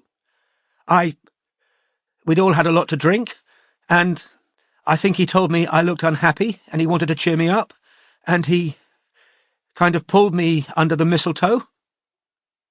Strike strongly suspected that no man had ever done such a thing to Yasmin before. Nils wasn't talking about Anime in the abstract. What do you mean? Anime as in a state of amorality. When Yasmin simply looked confused, Strike said, You never noticed that the word Anime is engraved into the kitchen window at North Grove? Is it? Said Yasmin, with what appeared to be genuine surprise. Have you ever talked to Anime, the person, that is, on the phone? No, only by email. What's their email address? Asked Strike, pulling his notebook out of his pocket. I'm not giving you that. Her red eyes were watering again, but she was frightened. Anime would kill me. You might not be far wrong, said Strike. You realize Morehouse has been murdered. What? No, What? Strike saw her slow thought processes struggling to catch up with what she'd just been told. I don't believe you, she whispered at last. Look it up, said Strike. Vikas Bhardwaj, Cambridge University. His throat was slit. Yasmin now looked as though she might throw up. How do you know he was Morehouse? She said faintly. If you check the news stories, said Strike, ignoring the question, you'll notice the murder happened the night Morehouse disappeared from the game. I don't believe you, she said again, but she was trembling. You're just trying to scare me.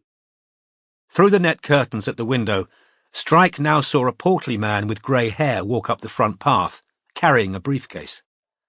Shortly afterwards, he heard a mumbled conversation outside the sitting-room door and guessed Yasmin's anxious mother was telling her father that a large stranger was badgering their daughter. The door opened and Yasmin's father walked in, still holding his briefcase. What's going on? Who's this man, Yasmin? It's nothing. I'll tell you afterwards. Who is he? Said Yasmin's father, who looked understandably alarmed at the sight of his daughter's streaked, swollen eyes. Cormoran Strike, said the detective, getting unsteadily to his feet while his hamstrings screamed for mercy. He held out his hand. "I'm a private detective, and your daughter's helping me with a case." "What is this?" blustered Mr. Weatherhead, ignoring Strike's hand as Yasmin's mother sidled into the room behind him. "Is this still about that damn cartoon?" "Just leave it, Dad," whispered Yasmin. "Please. I'll be out soon and I'll explain." "Please, Dad, just let me finish talking to him," said Yasmin, a little hysterically. Her parents reluctantly retreated. The door closed again. Strike sat back down.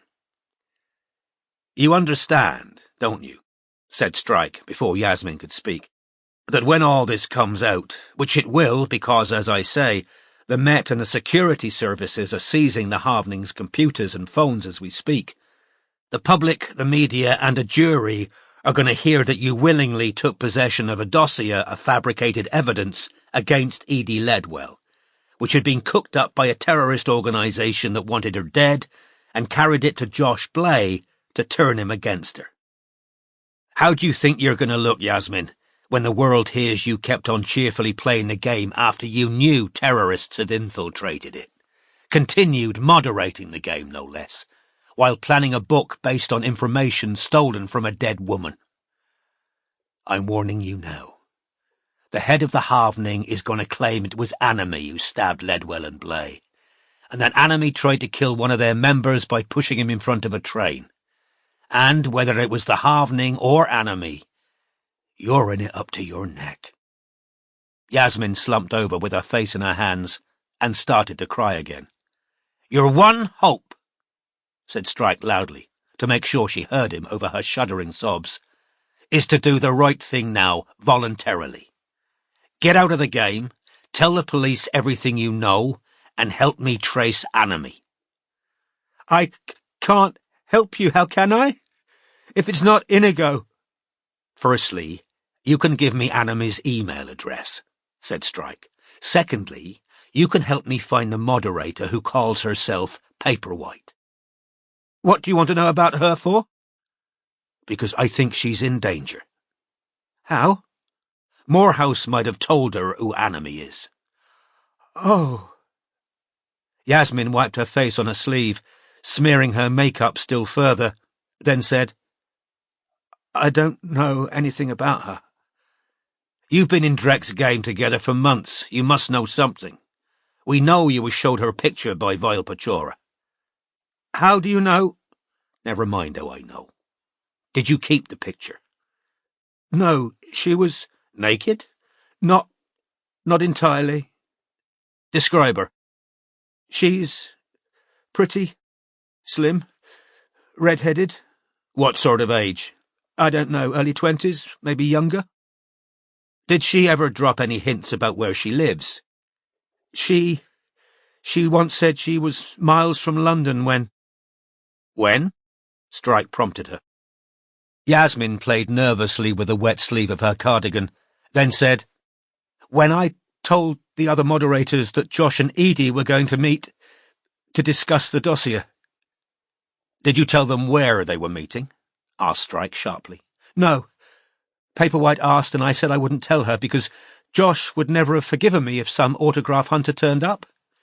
And she got in a huff and said she couldn't turn up even if she wanted to because she was miles away from London. And then she said it was obvious where they were going to meet and stormed off." "Do you think most Ink Black Heart fans would guess that Josh and Edie were going to meet in the cemetery?" "Maybe," said Yasmin. "I mean, it was their place, wasn't it? That's where it all happened." "Can you think of anything else Paperwhite said about her life, or where she lived?" "No. I just know all the men seem to fancy her. But she liked Morehouse best." "How many people do you think saw this partially nude photograph?" "All the blokes, probably. Vile Pachora told me she meant to send it to Morehouse, but sent it to Anime by mistake. Vile Pachora probably showed all the other men." "All right," said Strike, making a note. "Now give me Anime's email address." After a moment's hesitation, she picked up the mobile she put on the arm of the chair, opened her email account and said, "It's cagedheart14@aol.com. All lowercase. The numbers digits.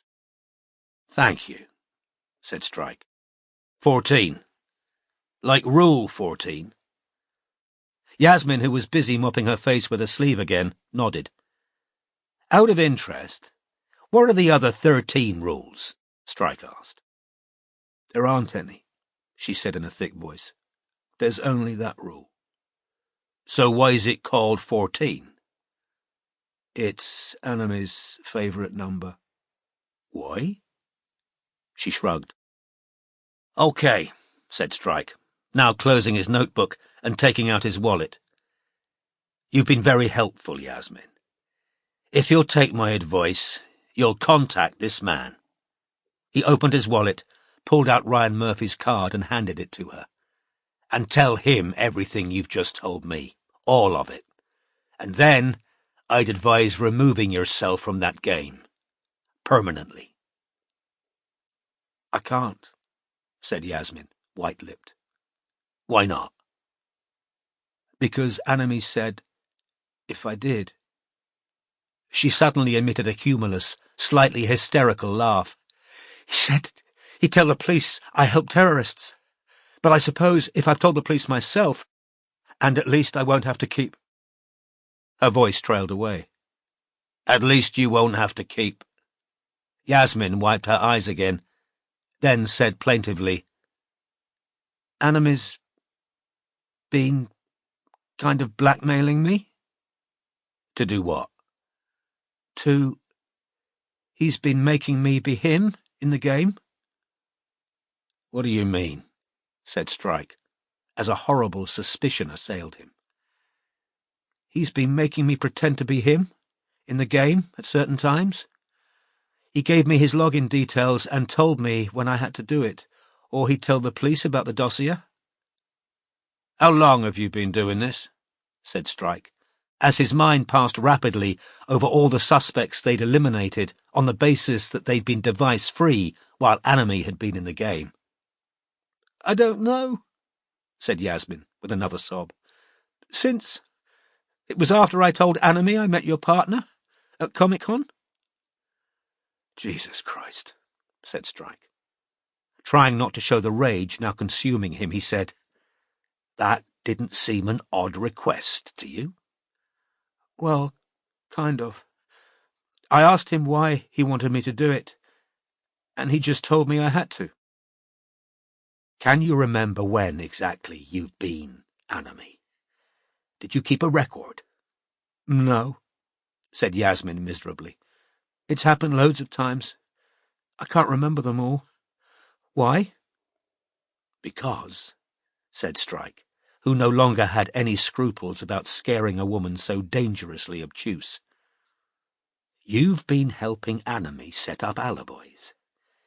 If I were you, I'd try hard to remember whether you were impersonating Anami on the night Vikas Bhardwaj got his throat cut.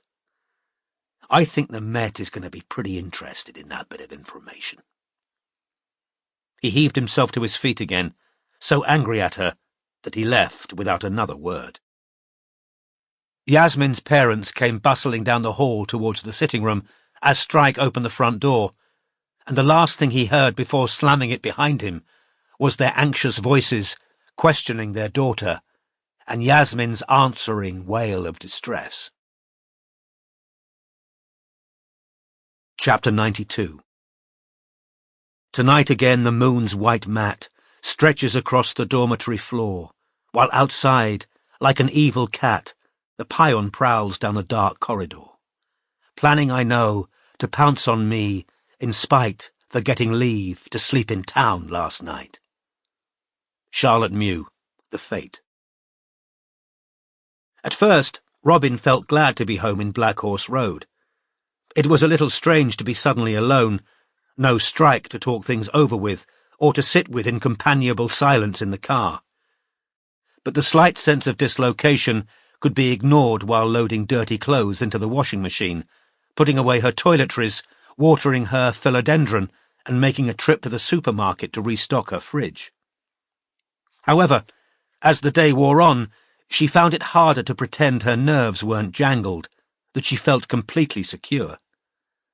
Haunted by images she couldn't forget, Vikas Bhardwaj's severed neck, the grotesque latex masks used by the pipe bomber, the young man with the 8-8 tattoo taking pictures of her flat, made her draw her curtains early and double-check that she'd set the burglar alarm. She just sat down to eat scrambled eggs on toast when the unfamiliar ringtone of the burner phone in her bag made her jump. When she retrieved the mobile, she saw a text from Pez Pierce. "You won't believe the day I've had." Robin considered her answer for a few seconds before texting back, "Why, what happened?" Pez's answer came almost immediately. "I've had the fucking police round. Some arseholes told them I'm that guy was trolling Edie. Now they're saying I need to go into hiding. Some far-right nutters are after the troll, the same guys that are all over the news." "OMG," Robin texted back. "Are you serious?" She had a strong feeling she was about to be asked to lend Pez her sofa, and sure enough, "Couldn't come and crash at yours, could I?" "I'm really sorry," Robin replied. "We've got 2 people staying." "Yeah, a lot of my mates have got people staying, now I've got terrorists after me." "I'm sorry," Robin texted back. "It's true. Let me know where you're staying. I could come over and cheer you up." She didn't have the slightest intention of going to meet Pez, but she could think of no other way of persuading him to tell her his location so that they could keep track of him. However, probably irritated that she hadn't offered him sanctuary, he didn't respond. In one way, Robin was relieved. She wasn't sure her nerves were equal to an evening of text flirtation with Pez Pierce, who might yet prove to be the person Strike believed had cut the throat of the young genius in Cambridge and left him to choke to death on his own blood. Her upstairs neighbour was once again playing loud music, and for the first time the pounding bass bothered Robin. She wanted to be able to hear unusual noises. Having finished her dinner and washed up, she tried to settle down to examine Lepine's Disciples' Twitter account, but found it hard to concentrate. When Strike called, she seized the phone with relief. "Hi," she said. "How did it go with—" "You won't fucking believe this," said Strike. "What's happened?" "Ever since Comic-Con, Yasmin's been pretending to be Anime for hours at a stretch, but she hasn't kept a note of exactly when she's been doing it. She twigged that the woman who'd interviewed her was you after she saw your picture in the paper, told Anime she'd been interviewed by an undercover detective, and Anime then blackmailed her into impersonating them in the game." "What?" "So every fucking suspect we ruled out since Comic-Con is back in. But that's just about every fucker we suspected in the first place, barring Seb Montgomery. I'm going to have to sit down and work it out, but Jesus Christ, we didn't need this. I thought we were down to 2 people. And as far as Paperwhite goes, well," said Robin, once Strike had finished telling her everything Yasmin had said about Paperwhite, and struggling to find any trace of a silver lining. "Well, that's something. Redhead, pretty, young, lives miles away from London. Yeah, it narrows it down to a few 100,000 women. If you've got any good ideas about how we identify which of them is Paperwhite, call me back," said Strike. After they said goodbye, Robin sat for a few moments, shocked and dismayed by the new development, until a bang out in the hallway made her jump. She turned in her chair, staring towards the landing. Her front door was secure, the alarm was on, so it was absurd, wasn't it, to worry that anyone was trying to get in. After a few seconds, in which she felt her heart beat far more rapidly than was normal in a healthy, stationary woman, she got slowly to her feet and walked to the door, pressing her ear against it and wishing she had a spy hole. She could hear nothing. Doubtless somebody walking upstairs had dropped something, yet the image of Vikas Bhardwaj, murdered in his wheelchair, throat agape, eyes dull, suddenly reintruded itself into her mind's eye. For the first time since finding Vikas's body, Robin's thoughts jumped to Rachel Ledwell. The girl must have heard Vikas was dead by now. And then an idea hit Robin with the jarring surprise of an electric shock. Hurrying back to her laptop, she clicked away from Lepine's Disciples' Twitter feed, brought up direct messages, opened the conversation she'd previously had with Rachel, and began to type. Rachel, it's me, Robin. I assume you've seen the dreadful news about Vikas. I'm so sorry. I'm now trying to make sure nobody else gets hurt. If you can, please message me back. There's something you might be able to help me with. Stop Anime. Robin knew perfectly well that the girl might not be on Twitter right now, that she might be so thoroughly and understandably repulsed by the online world that it would be hours or even days before she saw the message. Even so, Robin stared at the screen as though she could will Rachel onto Twitter with the power of her mind, and then saw 3 dots appear beneath her own message. Rachel was typing. Was Vikas already dead when you got there? Penny Peacock. Yes, it's awful. I'm so sorry, Rachel. I can imagine how you're feeling. Stop Anime. Robin waited on tenterhooks. Do you know who did it? To the police? Penny Peacock. Not yet. Stop Anime. There was a pause of around a minute. Robin was about to type again when she saw the 3 dots, and after another minute, a far longer message from Rachel appeared. I'm so scared. I've been crying non-stop. My mum thinks I'm depressed. She wants to take me to the doctor, but I can't tell her what's really going on. Do you think it was someone from the halvening? Vikas wanted to kick Lord Drek and Vile Pachora out of the game because he was convinced they were halvening. Maybe they killed him in revenge. Maybe he found out who they really are. He could have done. He was really clever, and he called the police. I saw all those arrests on the news today, and I've been sitting here reading all the news reports and reading what people think on Twitter. I thought the police might say the halvening killed Vikas, but they haven't. Penny Peacock. I don't know much more than you do right now, but I do want to stop anyone else getting hurt. Stop Anime. But the halvening have all been arrested. Penny Peacock. Robin began to type, but at the same time 3 dots appeared, so she stopped and waited for Rachel's new message. You think Anime did it? Penny Peacock. Robin hesitated, wondering how best to proceed. Not necessarily, although the last time I was in the game, Anime was behaving quite strangely for someone whose friend's just been murdered. Stop Anime. Strange how? Penny Peacock. Very cold and matter-of-fact. It didn't seem natural. Stop Anime. The longest pause yet ensued. But then the 3 dots reappeared, and another long message from Rachel followed shortly afterwards. This is like a nightmare. I keep remembering something really weird Vile Pachora said ages ago. It was when Morehouse came on the mod channel to tell Vile and Lord Drek to get out of the game. They denied being halvening, and then Vile said for a joke that Anime murdered Edie and used Bitcoin to buy the knife and the taser. Vile said Anime knew all about that kind of dark web stuff. I never saw Anime talking about cryptocurrency, but now I'm thinking maybe she and Vile Pachora discussed it on a private channel. I got really angry about them all talking like that about my aunt getting killed, like it was funny, and I left the channel. But ever since I saw what happened to Vikas, I've just been going round and round in my head, because Anime was always joking that she'd stabbed Josh and Edie, and it could have been a girl who's done it all, because Josh and Edie were tasered first, so they couldn't fight back, and Vikas couldn't have fought back from his wheelchair, could he? Penny Peacock. Bingo, said Robin under her breath. She messaged back. I understand why this is so distressing, Rachel. I really do. Stop Anime. You don't. You can't. Penny Peacock. It's bad enough thinking that Edie and Vikas were killed by the halvening, but if it was Anime, I've been friends with a murderer. I was helping moderate a murderer's game. Penny Peacock. Even if Anime's guilty, you couldn't possibly have known they were capable of murder. If everybody who made a joke about wanting to kill someone actually did it, none of us would be safe to walk down the street. My #1 priority now is to try and get hold of Paperwhite. There's a possibility she knows who Anime is.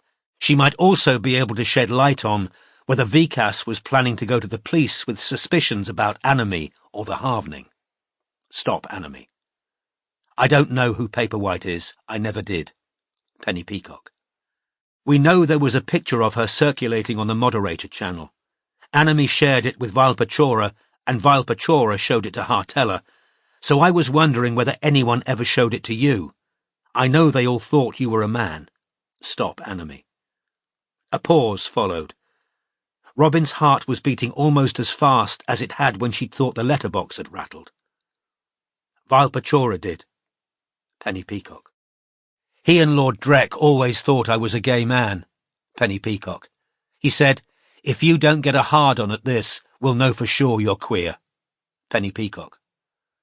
Robin knew she had to phrase her next question sensitively because she hadn't forgotten that Rachel's bullies had called her a lesbian. Rachel, can you check and see whether you deleted it, please? Because if you forgot to, that photo could help us find her. Stop Enemy.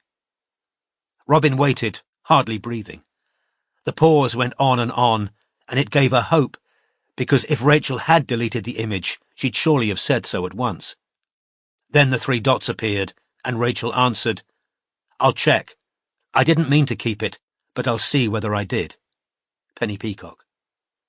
She's got it, thought Robin. She neither knew nor cared whether Rachel had kept the picture out of spite, or to try to find out the identity of the girl who'd stolen away her best friend online. All that mattered was that she'd kept it. 3 minutes passed, which felt to Robin like 30. Then Rachel returned. I've got it, Penny Peacock. Sending it now, Penny Peacock. The picture appeared before Robin had time to type her thanks. The girl in the picture wasn't merely pretty. She was beautiful. 20 at most, she was slim, with long red hair, cream-coloured, lightly freckled skin, high cheekbones, and large hazel eyes. Wearing nothing but an unbuttoned, light pink shirt, she'd posed, pressing her breasts together with her arms, the shirt barely covering her nipples. A stretch of flat stomach was revealed, and the picture cut off just below her belly button. Rachel, thank you so much. This could help us enormously. Stop Enemy. Please will you let me know what happens? I can't stand not knowing what's going on. Anything would be better than this. Penny Peacock. Of course, I'll keep in touch. And please go easy on yourself. You've been a massive help, and none of this is your fault. None of it. Kiss. Stop Enemy. Kiss, Penny Peacock. Robin now saved the picture of Paperwhite to her laptop, opened up Google to perform a reverse image search, and pasted the picture into it. The similar images found were, as Robin supposed she should have expected, of the cheesecake or soft porn variety. She found herself looking at a multitude of women baring their breasts in open shirts, none of them resembling Paperwhite. However, this told her something useful, which was that Paperwhite had never posted the picture online, which suggested it genuinely was a picture sent privately to a boyfriend, or somebody she considered a boyfriend. Robin looked closely at the background of the picture. It showed a dimly lit bedroom, possibly a student's room, as there was a desk in the background. When she enlarged the picture, she saw a shallow box on the desk, which was labelled Faber-Castell Soft Pastels, which Robin recognised as art supplies rather than sweets. She now cropped the picture to just the girl's face and pasted that into the app instead. A range of far more promising images appeared, headshots of young redheads, some of which looked professionally produced, others candid. Robin moved slowly through the pictures, scrutinising each face carefully, until at around picture 16, she stopped. It showed the same girl, same eyes, same cheekbones, same long mane of red hair. Now very excited, she clicked on the picture. It had come from Instagram. Robin navigated to the page and let out a loud, "Yes!" The girl's name was Nicole Crystal. As Robin scrolled down through the pictures on her account, she saw that she was a student at the Glasgow School of Art. The page was littered with examples of her work, which even to Robin's untrained eye seemed to demonstrate huge talent. However, There were occasional selfies, and one of them caused Robin to pause, slightly disconcerted. A handsome blonde young man in a cut-off black t-shirt was embracing Nicole from behind, his lips pressed to her cheek. As Robin moved further down, she saw a couple more pictures of the same man, one of which had a heart drawn around it. Did this man know his girlfriend had been spending hours in the game talking to Vikas Bhardwaj? That she'd been sending him provocative pictures? Robin clicked on Nicole's followers, scanned them for Vikas's name, but couldn't find it. She then opened Twitter and searched for Nicole Crystal. Several accounts appeared, but she located the right one without difficulty. Nicole had used her own picture and full name, with her location listed as Glasgow, but she seemed to use Twitter far less frequently than Instagram. Her last post, which had been a retweet of an account called Women's Art, had been made over 10 days previously, before Vikas's body had been found. Again, Robin clicked on the followers and after several minutes searching, found what she was looking for. Vikas Bhardwaj's real account was following Nicole's. So immersed was Robin in her discoveries that the sound of her mobile ringing made her jump. It was the office number, which diverted to Strike or Robin's mobiles if it went unanswered. Assuming that Strike had got back to Denmark Street rather more quickly than she'd expected, she snatched up the phone and answered it. A whisper spoke into her ear, each word carefully enunciated. "I am going to kill you." The line went dead. Chapter 93. My clothes are wet and my teeth are set, and the way was hard and long. Oh, lift me over the threshold, and let me in at the door.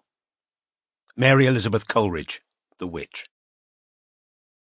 Strike's leg was now hurting him so badly, he stopped to rest for 50 minutes on a bench at Victoria Station. Telling himself his leg felt a lot better, and that joining the queue for a taxi would be just as onerous as continuing the journey by tube, he limped back into the Underground, then let 2 trains pass, because he needed to give his stump a rest before asking it to bear his weight again. By the time he emerged from Tottenham Court Road Station, night was falling, and he was barely restraining himself from saying fuck aloud on alternate steps. He now felt as though splinters of glass were digging into his stump, and he could no longer distinguish whether they were due to his cramping muscles or his white-hot hamstring. Bitterly regretting the decision not to bring a walking stick with him, and sweating with the effort of keeping himself moving forwards, he found himself mentally offering bargains to a god he wasn't at all sure he believed in. "I'll lose weight, I'll stop smoking. Just let me get home. I swear I'll take better care of myself. Just don't let me collapse in the fucking street." He was afraid his stump was about to give way again, and that he'd have to endure the humiliation of collapsing into a heap in public. It had happened once before, and he knew perfectly well what the sequel would be, because he wasn't a frail old lady to whom instinctive aid was offered by strangers. Surly-looking, bulky, 40-year-old men of 6'3" didn't automatically engender trust in the breasts of the public. They were assumed to be drunk or dangerous, and even passing taxi drivers tended to turn a blind eye to large men gesturing frantically from the gutter. To his relief, he made it out of Tottenham Court Road Station, still upright. Now he leaned back against the wall, taking deep breaths of night air and keeping all his weight on his healthy left foot, while his heart rate slowed, and a procession of lucky bastards with 2 fully functioning legs walked glibly past him. He was tempted to hobble to the Tottenham, but that would merely provide a temporary respite. What he needed was to get back to Denmark Street, and if he managed to crawl up the 3 flights of stairs, there'd be ice packs in the fridge and painkillers in the cupboard, and he'd be able to take off the prosthesis, sit comfortably in his pants, and swear as loudly as he liked. Purely to justify standing still a few minutes longer, and determined not to smoke, he pulled his mobile out of his pocket, glanced at it, and saw, to his slight surprise, a text from Robin. "Got good news, call me when you can." He couldn't have explained why, but it seemed to him that he might be able to walk more comfortably if he were talking to Robin at the same time. So he pressed her number, then pushed himself off the friendly supporting wall and began to limp off down Charing Cross Road, phone pressed to his ear. "Hi," she said, answering on the second ring. "What's the good news?" he asked, trying not to grit his teeth. "I've identified Paperwhite." "What?" said Strike, and for a few steps the pain in his leg did indeed seem to lessen. "How?" Robin explained, and Strike forced himself to concentrate, and when she'd finished speaking he said, with as much enthusiasm as he could muster while in this degree of pain, "Pure fucking brilliance, Ellicott." "Thanks," she said, and he didn't notice how flat she sounded, because he was concentrating on not breathing too heavily. "We could send Barclay up to talk to her," said Strike. "His neck of the woods, Glasgow." "Yes, I thought that too," said Robin, who, like her partner, was trying hard to sound natural. Something else just happened." "Sorry?" said Strike, because a double-decker bus was thundering past. "Something else just happened," repeated Robin loudly. "I just got a call, diverted from the office. It was somebody who said they're going to kill me." "What?" Strike stumbled to the side of the pavement, away from the traffic and the passers-by, and stood still, a finger in his free ear, listening. "They were whispering. I think it was a man, but I can't be 100%. They said, 'I'm going to kill you,' and hung up." "Right," said Strike. And colleagues in the military would have recognised the peremptory tone that brooked no argument. "Pack up now. You need to get back to the Z Hotel." "No," said Robin, who was now pacing her small sitting room, which satisfied her need to work off her adrenaline. "I'm better off here. The alarm's on, the door's double—" "The Harveny know where you fucking live," said Strike furiously. Why the fuck couldn't she do as she was told? "And if they're outside right now," said Robin, who'd been resisting the urge to peer through the curtains, "the stupidest thing I could do is walk out on my own." "Not if there's a taxi waiting for you," Strike contradicted her. "Tell them you want a male driver. Ask him to come upstairs to help you with bags. Say you'll pay a cash tip for his help, and take your rape alarm with you in case anyone rushes you." Whoever it was, they were just trying to scare— "They're fucking terrorists. Everything they do is supposed to scare the shit out of people." "You know what?" Robin said, her voice rising in pitch. "I don't need you shouting at me right now, okay?" He now heard her panic, and with an effort similar to that which had got him up the last broken escalator, repress the deeply ingrained instinct to shout orders in the face of danger. "Sorry, okay, well, if you don't want to come back into town, I'll come to you."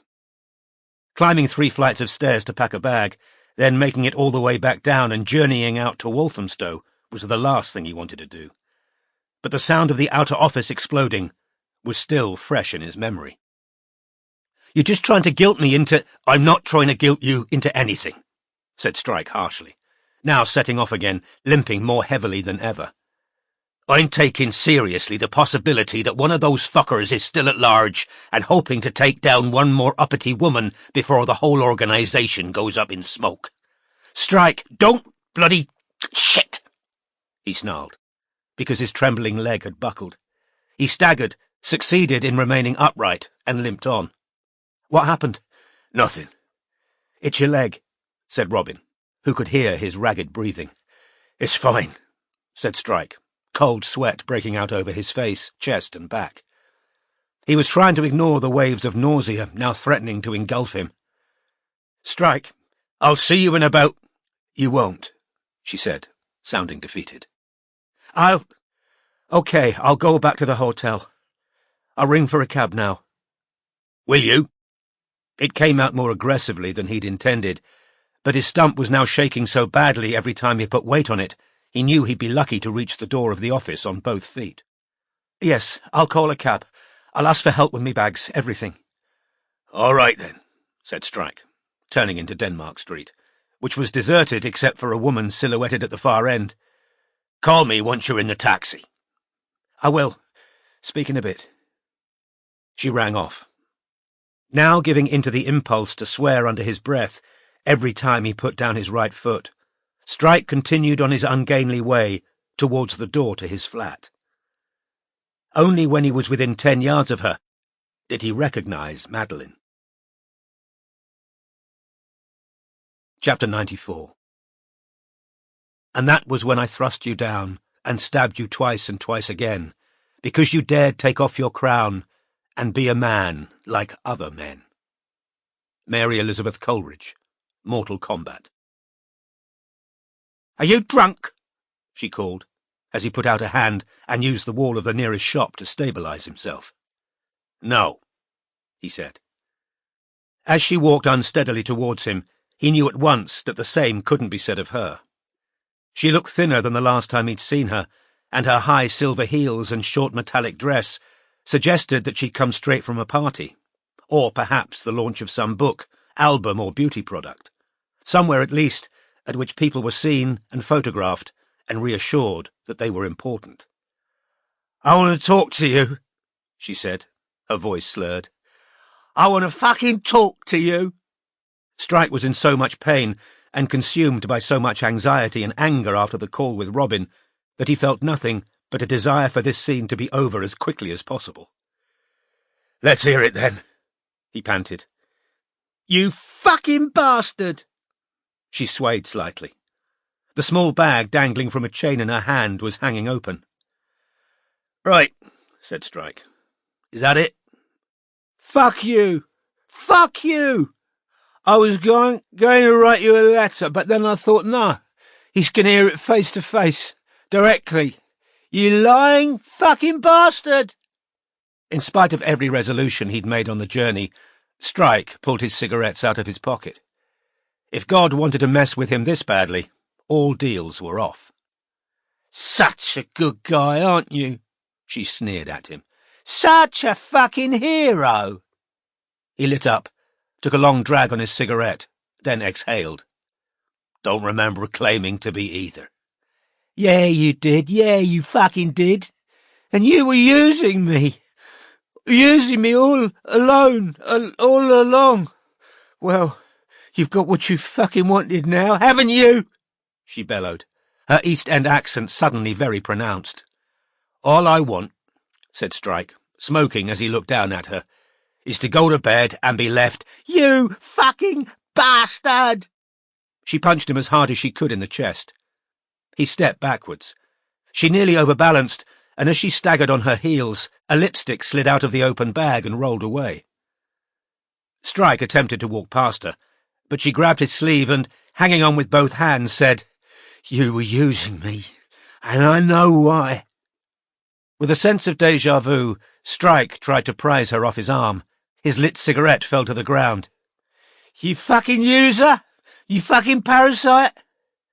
"How about you go and dry out," he said, struggling to release himself without breaking her fingers, "and send me that letter."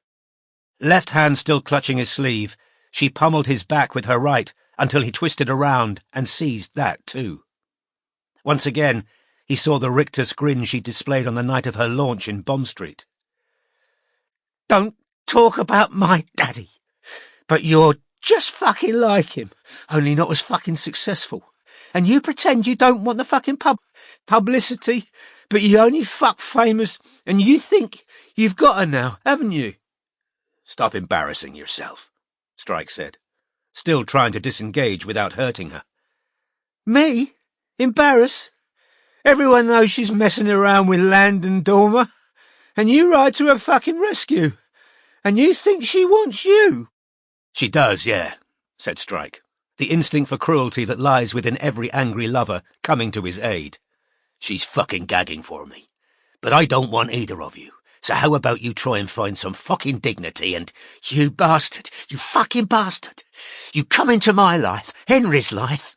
"Henry doesn't give a shit about me, and I don't give a shit." "And it was all for her, wasn't it? To make her jealous." "You keep believing Charlotte. Have another drink, and I've got an interview with the Mail next week, and I'll tell 'em.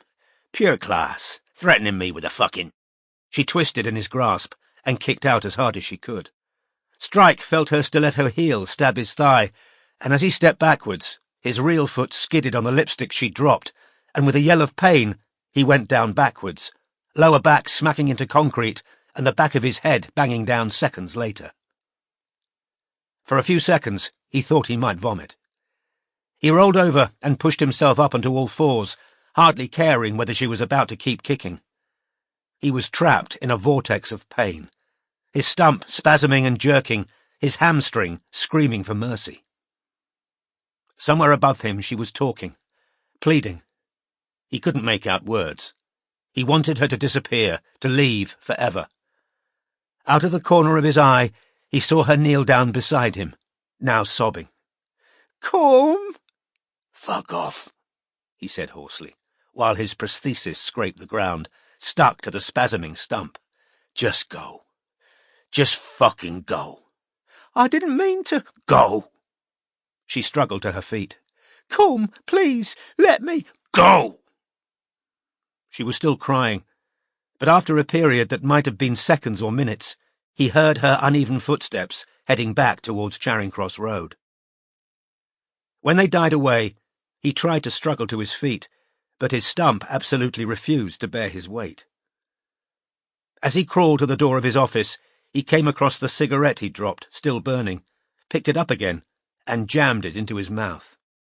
His stump dragging behind him, he reached the doorstep, manoeuvred himself gingerly into a sitting position on it, took a drag of his cigarette, and leaned back against the black door. The night air felt cold on his wet face, the stars over London as dim as they always were over the metropolis, and he experienced one of those moments of simultaneous confusion and clarity that belong to the drunk and the desperate, in which Yasmin Weatherhead's flat face blended with the twisted grin of Madeline, and he thought about the dossier of convincing lies that had led to murder and paralysis, and the unwritten letter of accusations he could have burned without reading. And then, on the step of his office, while half of him was wondering whether he'd have to sleep where he was sitting, something floated up through his subconscious into his conscious mind. Every woman who'd hoped to make a life with him had complained about this. The way something hard and impenetrable in his brain lived forever in a problem-solving realm, no matter what was going on around him. In fact, only one woman had never moaned about it. His mobile rang in his pocket, and he pulled it out. "I'm in the cab," said Robin. "Good," said Strike, still smoking. "I don't think there was anyone outside. I think I'm a bit paranoid." "We got bombed. You're not paranoid." "How's your leg, Cormoran?" "Fucked," said Strike. There was no point lying any more. He doubted he'd be fully ambulatory any time soon.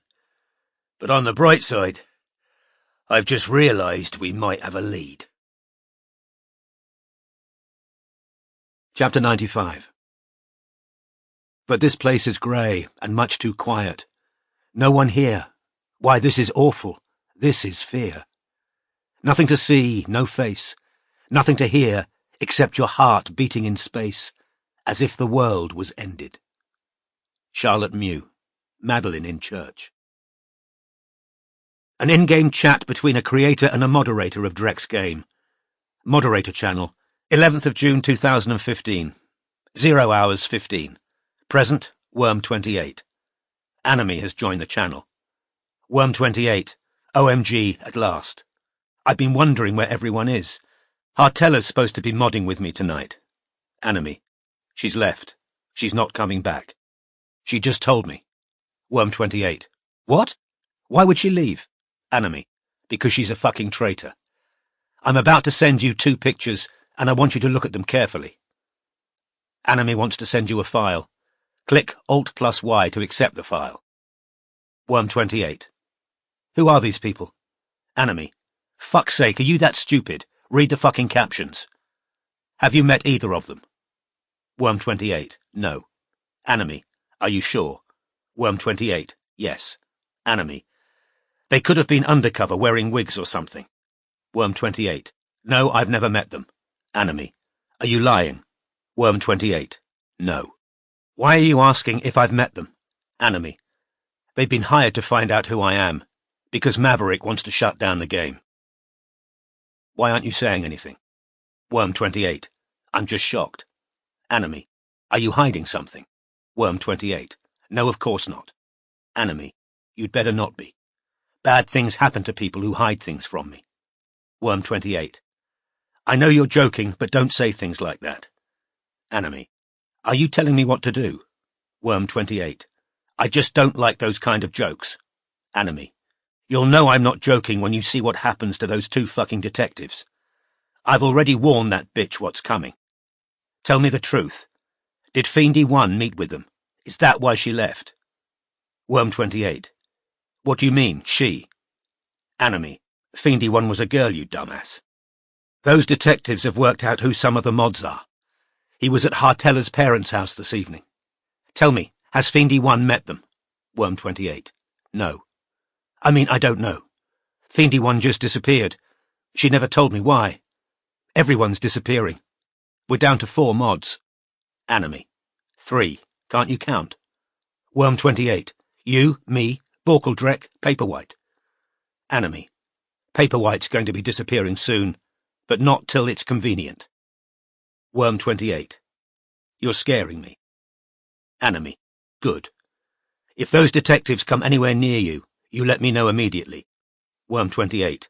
Okay. Enemy. But I might have Ledwell and Blade them before they get to you. Worm 28.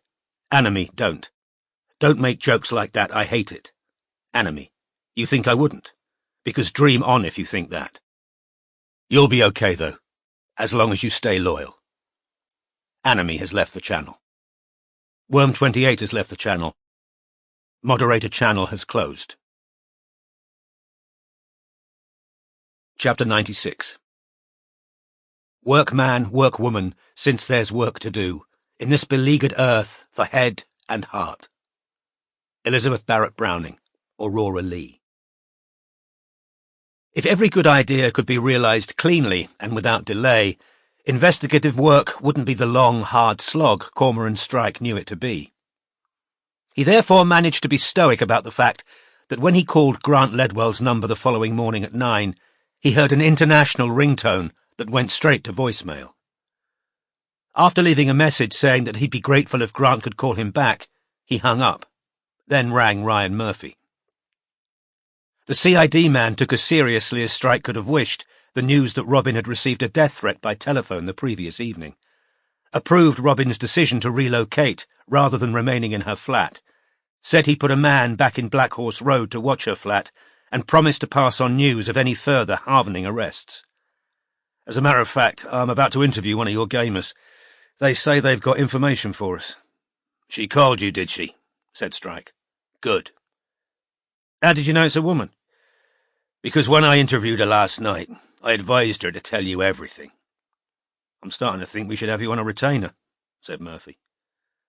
Strike's third call was to Midge, because he needed to tell her that, as of 12 hours ago, most of the enemy suspects they'd previously ruled out were now back in. Fuck, said Midge. So that's, half a dozen people we've got to watch, and the only way we can rule them out is by enemy being on Twitter when they aren't. It isn't half a dozen, Strike said, well aware that this was cold comfort. We've been warned away from Pez Pierce by the CID, so take your pick. Kaya Niven in King's Lynn or Tim Ashcroft in Colchester. What about Wally Cardew? He's definitely out, said Strike. He's been trying to help the Harvening identify enemy. It can't be him. What if he's bullshitting? I don't think he is, said Strike, who'd imagined that his imminent phone call to Robin was going to be the most stressful of the day and wasn't enjoying this amount of pushback. He'd slept badly, partly due to the pain in his stump, but also because of the tender lump on the back of his head, caused by falling over backwards into the road following Madeline's kick. What about the Upcott kid? Said Midge. I can't remember when we ruled him out, said Strike, who hadn't yet gone back through the case file. It was after Comic-Con, because when Barclay called to tell me not to bother taking over surveillance on him, I was reading about Robin jumping on the train tracks. Shit, said Strike. OK, well, if you want, you can go to Hampstead. I don't care. I just want to know we're keeping tabs on one suspect today. What about Philip Ormond? We never ruled him out as enemy. Never watched him, even. He doesn't fit our profile. He fits it better than the Upcott boy. He's a computing teacher. Enemy was active before Ormond ever met Edie. Where would Ormond have got all the personal stuff on her? I had a case up in Manchester where a husband made 3 fake profiles on Facebook and started really fucking with his wife, harassing her, trying to see if she were playing around. Strike chose to let Midge get the story out of her system, but he was barely listening. When at last she'd finished, he said, "Look, we've got a manpower problem. All I care about is that we keep watching one suspect, so take your pick. Tim Ashcroft, Kay Niven, or Gus Upcott." Midge chose Gus, a decision Strike was certain she'd taken because she preferred not to have to drive out to King's Lynn or Colchester, and rang off. Strike drained his mug of heavily sugared mahogany-coloured tea, then phoned Barclay and asked him to fly up to Scotland to locate and interview Nicole Crystal. "I'll get a picture to you this morning. She attends Glasgow's School of Art, but term's ended, so I'd imagine she'll be back at her parents' house in Beardsden, which—" "Aye, I know where it is," said Barclay. "Posh end of Glasgow. I'm asking her if she knows who Anime is, presumably." "Yeah, but tread carefully. Her online boyfriend's been murdered. She almost certainly knows it, and she's probably bloody scared. Tell her we know she's paperwhite in Drek's game. Give her plenty of reassurance she's done nothing wrong, and then find out as much as you can." To his relief, Barclay took the assignment without complaint and rang off. Now, bracing himself, Strike called Robin. "Hi," she said, answering immediately and sounding cold. "I've read your email." He'd sent the email in question at 1 o'clock that morning, after dragging himself upstairs and letting himself into his attic flat. Once there, he'd removed his shoes, trousers and prosthesis to examine his stump, which began spasming again as soon as he lifted it. There was an angry red puncture mark where Madeline's stiletto had hit him. His hamstring was in searing pain, his knee was puffy, and the skin at the end of his stump inflamed, all of which had forced him to a couple of unwelcome conclusions. Firstly, and even though he feared advice and treatment that would put him out of action, the time had come to seek medical assistance. Secondly, as he'd be unable to accompany Robin anywhere for at least the next couple of days, and as all the other subcontractors were busy, Dev still tailing Fingers' mother from restaurant to bar in the hope of striking up a conversation about Fabergé or Greek antiquities, Strike wanted Robin out of harm's way.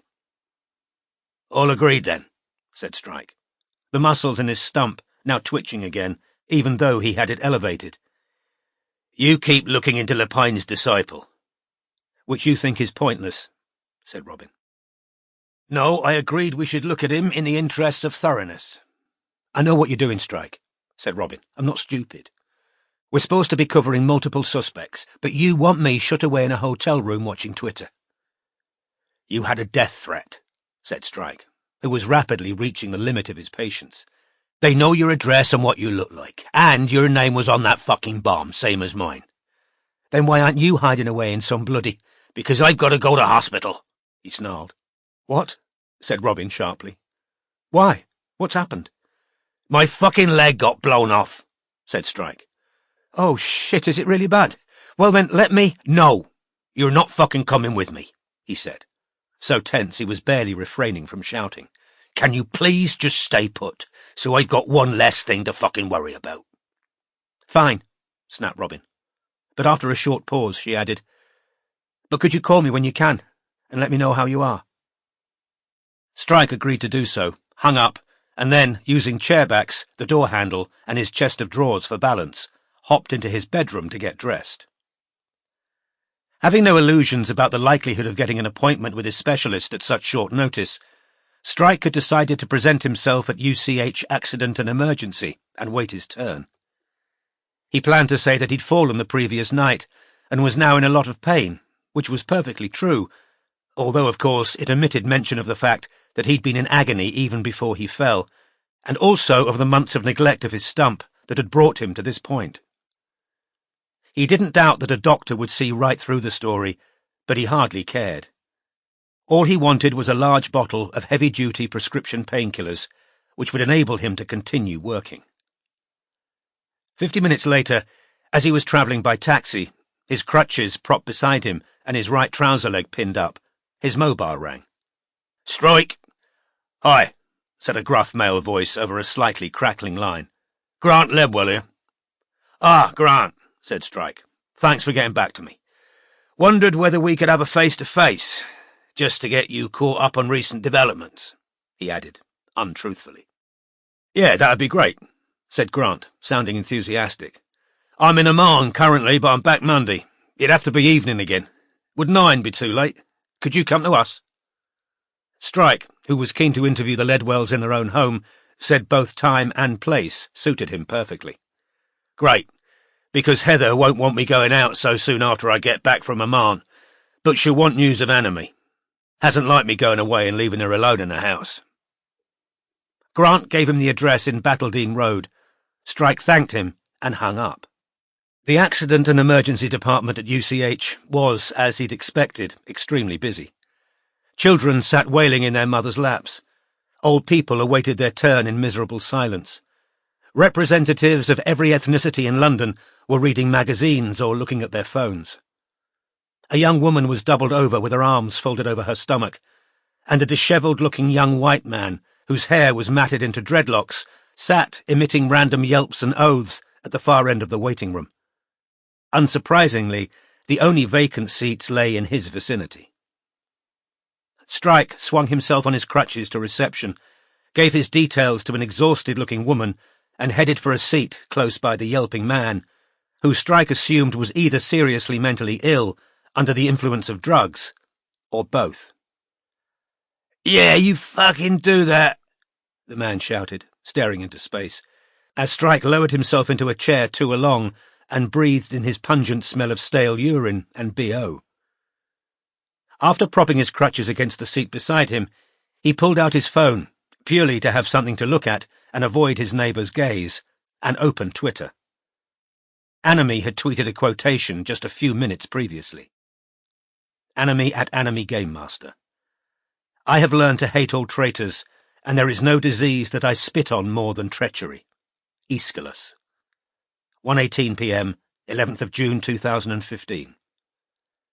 The responses to this tweet were coming in rapidly, proliferating as Strike repeatedly refreshed the page. Andy Reddy at Idaridna, replying to at Anime Game Master.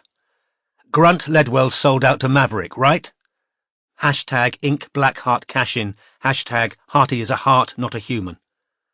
Lucy Ashley at Juicy Loose, replying to at Anime Game Master. OMG, has Josh agreed to change Hearty? Hashtag Hearty is a heart, not a human. Moonyspoons at Moonyspoons, replying to at Anime Game Master. Seriously, if Josh has agreed to this, hashtag Hearty is a heart, not a human. Well aware he might be displaying bias quite as much as the angry fans jumping to conclusions, Strike wondered whether Anime's talk of treachery was in any way connected to Yasmin, who, if she'd taken Strike's advice, would now have left the game for good. But if it was Yasmin's defection that had caused Anime's tirade about treachery, she must have gone back into the game to tell Anime she was leaving. An idiotic thing to do, but then Strike considered Yasmin an extremely foolish woman. He wasn't even sure he'd put it past her to mention his own visit to her house. "Get the fuck out of it!" shouted Strike's neighbour, who appeared to be having an argument with an imaginary antagonist. And if Yasmin had gone back into the game to announce her departure, Strike thought, and had told Anime about the detective that had scared her out of the game, then the call to the office phone, which had diverted to Robin's mobile, might not have had anything to do with the halvening at all. That call might just have been made by the person Strike believed had stabbed Edie Ledwell through the heart and slit Vikas Bardwaj's throat, who'd left Josh Blay partially paralysed and Oliver Peach with a significant brain injury. Even as these thoughts chased each other rapidly through Strike's mind, Anime tweeted again. Anime at Anime Game Master. One must, it is true, forgive one's enemies, but not before they have been hanged. Heinrich Heine. And now a different part of Anime's fanbase swam into view, circling the young female fans who'd responded last time like sharks. SJW Destroyer at Broken 729, replying to at Anime Game Master. Handclaps. Julius at I Am Evola, replying to at Anime Game Master. Hang bitches over the bed like mobiles, crying laughing. Watch 'em rot while you're dropping off to sleep. Arlene at Queen Arlene, replying to @I am Evola @Anime Game Master. People like you and Wally Cardew give this fandom a bad name. Anime's not being literal. Lepine's Disciple @Lepine's Disciple, replying to @Queen Arlene @I am Evola @Anime Game Master. Ugly cunt who'd make a great mobile says, "What now?" "Mr. Thompson?" called a distant voice. Strike looked up. 2 male orderlies had arrived to escort his dishevelled neighbour away for examination, and no doubt to ensure that he got there without causing trouble. The young man got up without complaint, and though he was unsteady on his feet, he did nothing more than shout, "You're all fucking lunatics!" A ripple of weak laughter spread through the waiting room, now that the young man was in the care of the men in blue overalls. Relieved to be free of the man's smell, Strike turned his attention to Twitter again, and saw that Anime had now tweeted for a 3rd and a 4th time. Anime @Anime Game Master. The type of hero dear to crowds will always have the semblance of a Caesar. Anime @Anime Game Master, replying to @Anime Game Master. His insignia attracts them, his authority overawes them, and his sword instills them with fear.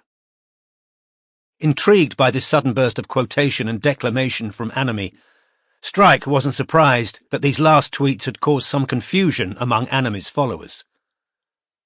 Mrs. Harty at Carly Whistler, replying to @Anime Game Master. Are you still talking about Harty? What does this mean? Baz Tyler at BuzzTile195, replying to @Anime Game Master. You feeling all right, mate? SJW Destroyer at Broken729, replying to @Anime Game Master. Have you been hacked? Lepine's Disciple at Lepine's Disciple, replying to @Broken729 @Anime Game Master. No, he hasn't been hacked. It's obvious what he means, dickhead. Lepine's Disciple at Lepine's Disciple, replying to @Broken729 @Anime Game Master. Why are you all so fucking stupid? The mobile in Strike's pocket rang. Seeing Pat's home number, he answered. Hi, what's up? She called to talk about the delivery of new office furniture and a couple of rota issues. Strike did his best to answer all her queries while keeping an ear out for a doctor calling his name. And I promised Midge a long weekend, he concluded, so you'd better mark that down too.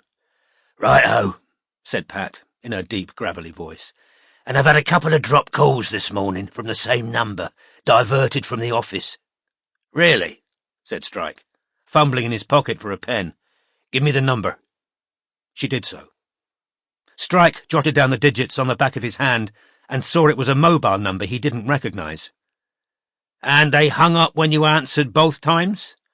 Breathed a bit the second time, said Pat. Could you tell whether they were male or female? No, it was just breathing. All right, well, let me know if it happens again, said Strike. And make sure you've got the door locked. As he inserted the mobile back into his pocket, a voice called, Cameron Strike? That's me. Strike shouted back at the distant woman with short grey hair, who was wearing scrubs and holding a clipboard. 10 minutes later, he was sitting on a hospital bed, screened from the rest of the ward by an encircling curtain, his trousers and crutches on a chair beside him, while the grey-haired woman carefully examined first his stump and then his healthy leg. Strike had forgotten how thorough medics were. He really did just want painkillers. And you fell backwards, did you? She said, now looking through her glasses at the irritated end of his stump. Yeah, said Strike. Can you raise it for me? He did so, made a muffled exclamation of pain, then let it fall again. As soon as the stump hit the bed, it began to jerk around. Has that happened before? She asked, observing the involuntary movements. A bit, said Strike, who'd started to sweat again. How often? It's been happening on and off for the last couple of weeks. I had spasms in it right after it was amputated, but they stopped after a few months. Your amputation was when? 7 years ago. Fairly unusual for myoclonus to start up again 7 years on, said the doctor. She moved around the bed. What's this mark on your leg? She said. pointing at the red indentation left by the steel tip of Madeline's stiletto. "Did that happen during the fall?" "Must have done," lied Strike. His leg was still jerking, but the doctor was now looking into Strike's face. "Are you aware your face is twitching?" "What?"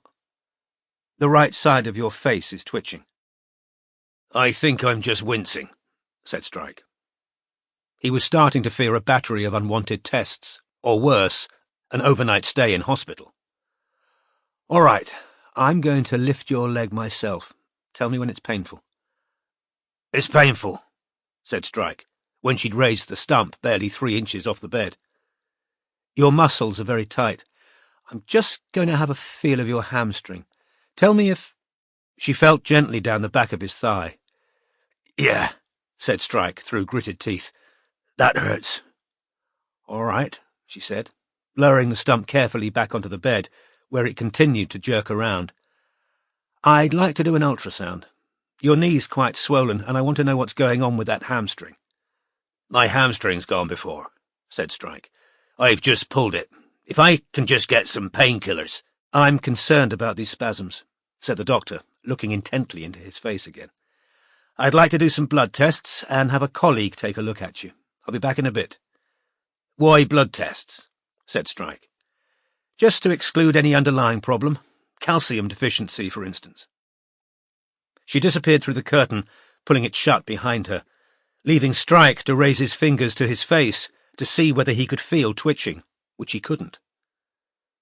As he sat there in his boxers, hating his surroundings, loathing the feeling of vulnerability and enforced dependency hospitals always gave him, he heard his mobile buzz. He swung his legs over the edge of the bed, dragged his coat off the back of the chair, and retrieved the phone, only to see a long text from Madeline which began, "Corm, I'm truly sorry I was drunk. I'd just run into Charlotte and—" He deleted the text without reading it, then blocked her number. As he did this, he felt for the first time a muscle in the right-hand corner of his mouth twitching. A slight movement, but nevertheless perceptible. He'd barely stretched his legs back out on the bed when a middle-aged female nurse arrived to take blood.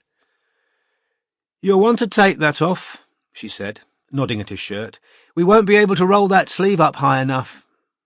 Thinking resentfully that she was entirely wrong in thinking that he wanted to take off his shirt, he nevertheless did as he was told. As the nurse strapped the tourniquet around his upper arm, then inserted her needle and drew a syringe of blood from him, his mobile buzzed again. "You can't answer that yet," said the nurse unnecessarily, as Strike glanced towards it. When she departed, taking 2 tubes of Strike's blood with her, he pulled his shirt back on, then picked up the phone and saw a text from Midge, who'd attached a video clip. "Only sighting of Gus Upcott so far. Do we know who the massive weirdo is?" Strike opened the video and saw the unmistakable form of Niels de Jon ambling up the Upcott street, a cardboard box under one enormous arm, and his mobile in his other hand. Wearing his old cargo shorts, a crumpled shirt and sandals, his blonde hair falling over the peculiar Greek mask of his face, he appeared engrossed in whatever he was reading on his phone. Shortly before reaching the Upcott residence, Niels paused, put down the cardboard box, typed something, then picked up his box again and headed to the front door.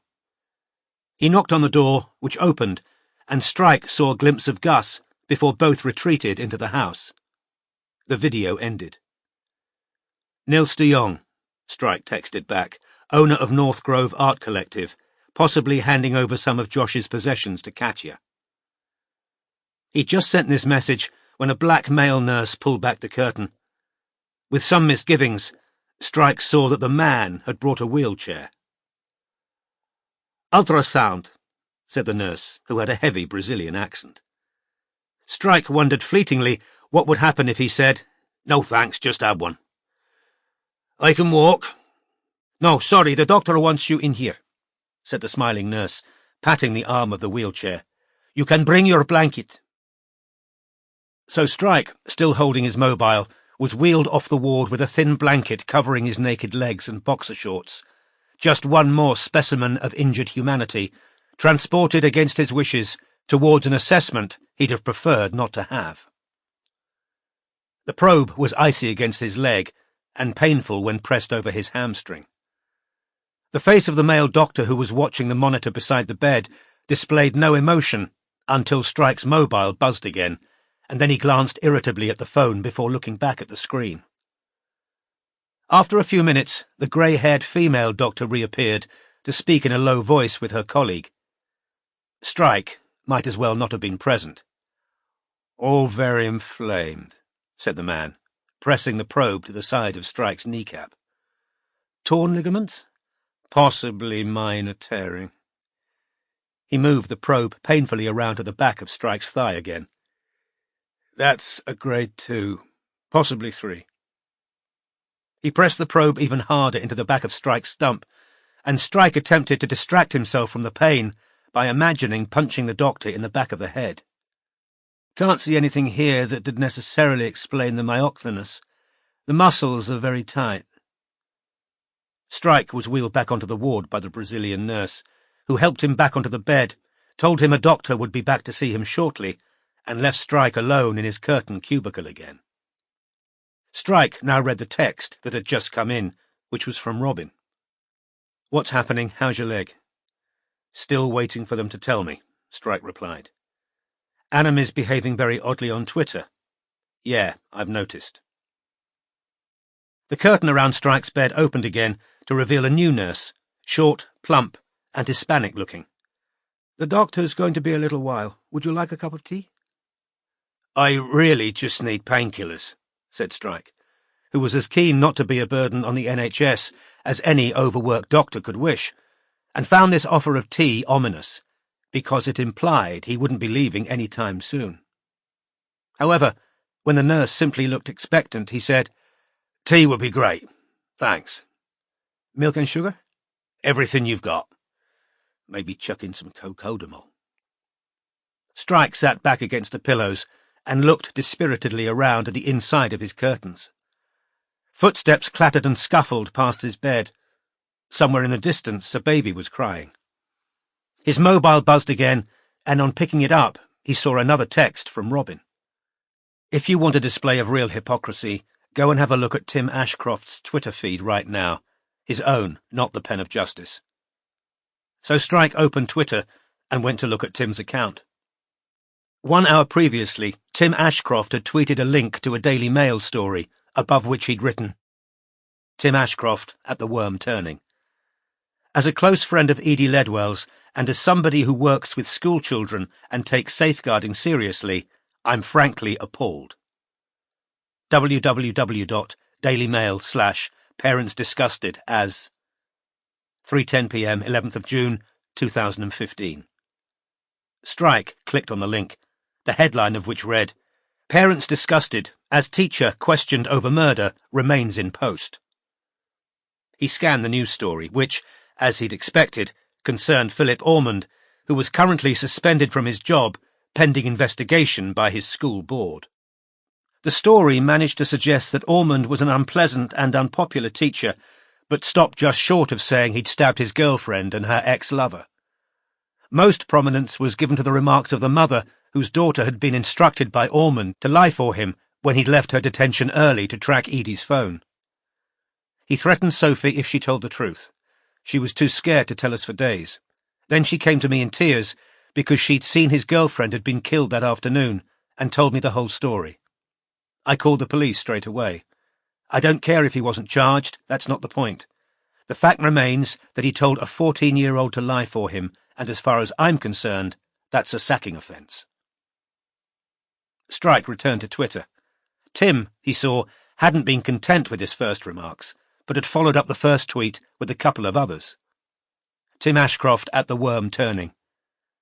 By the way, apologies for linking to that fascist rag, but seems like the parents spoke to them directly, so that's where the story is. Tim Ashcroft at the Worm Turning. Point is, asking a 14-year-old girl to lie for you is disgusting behaviour.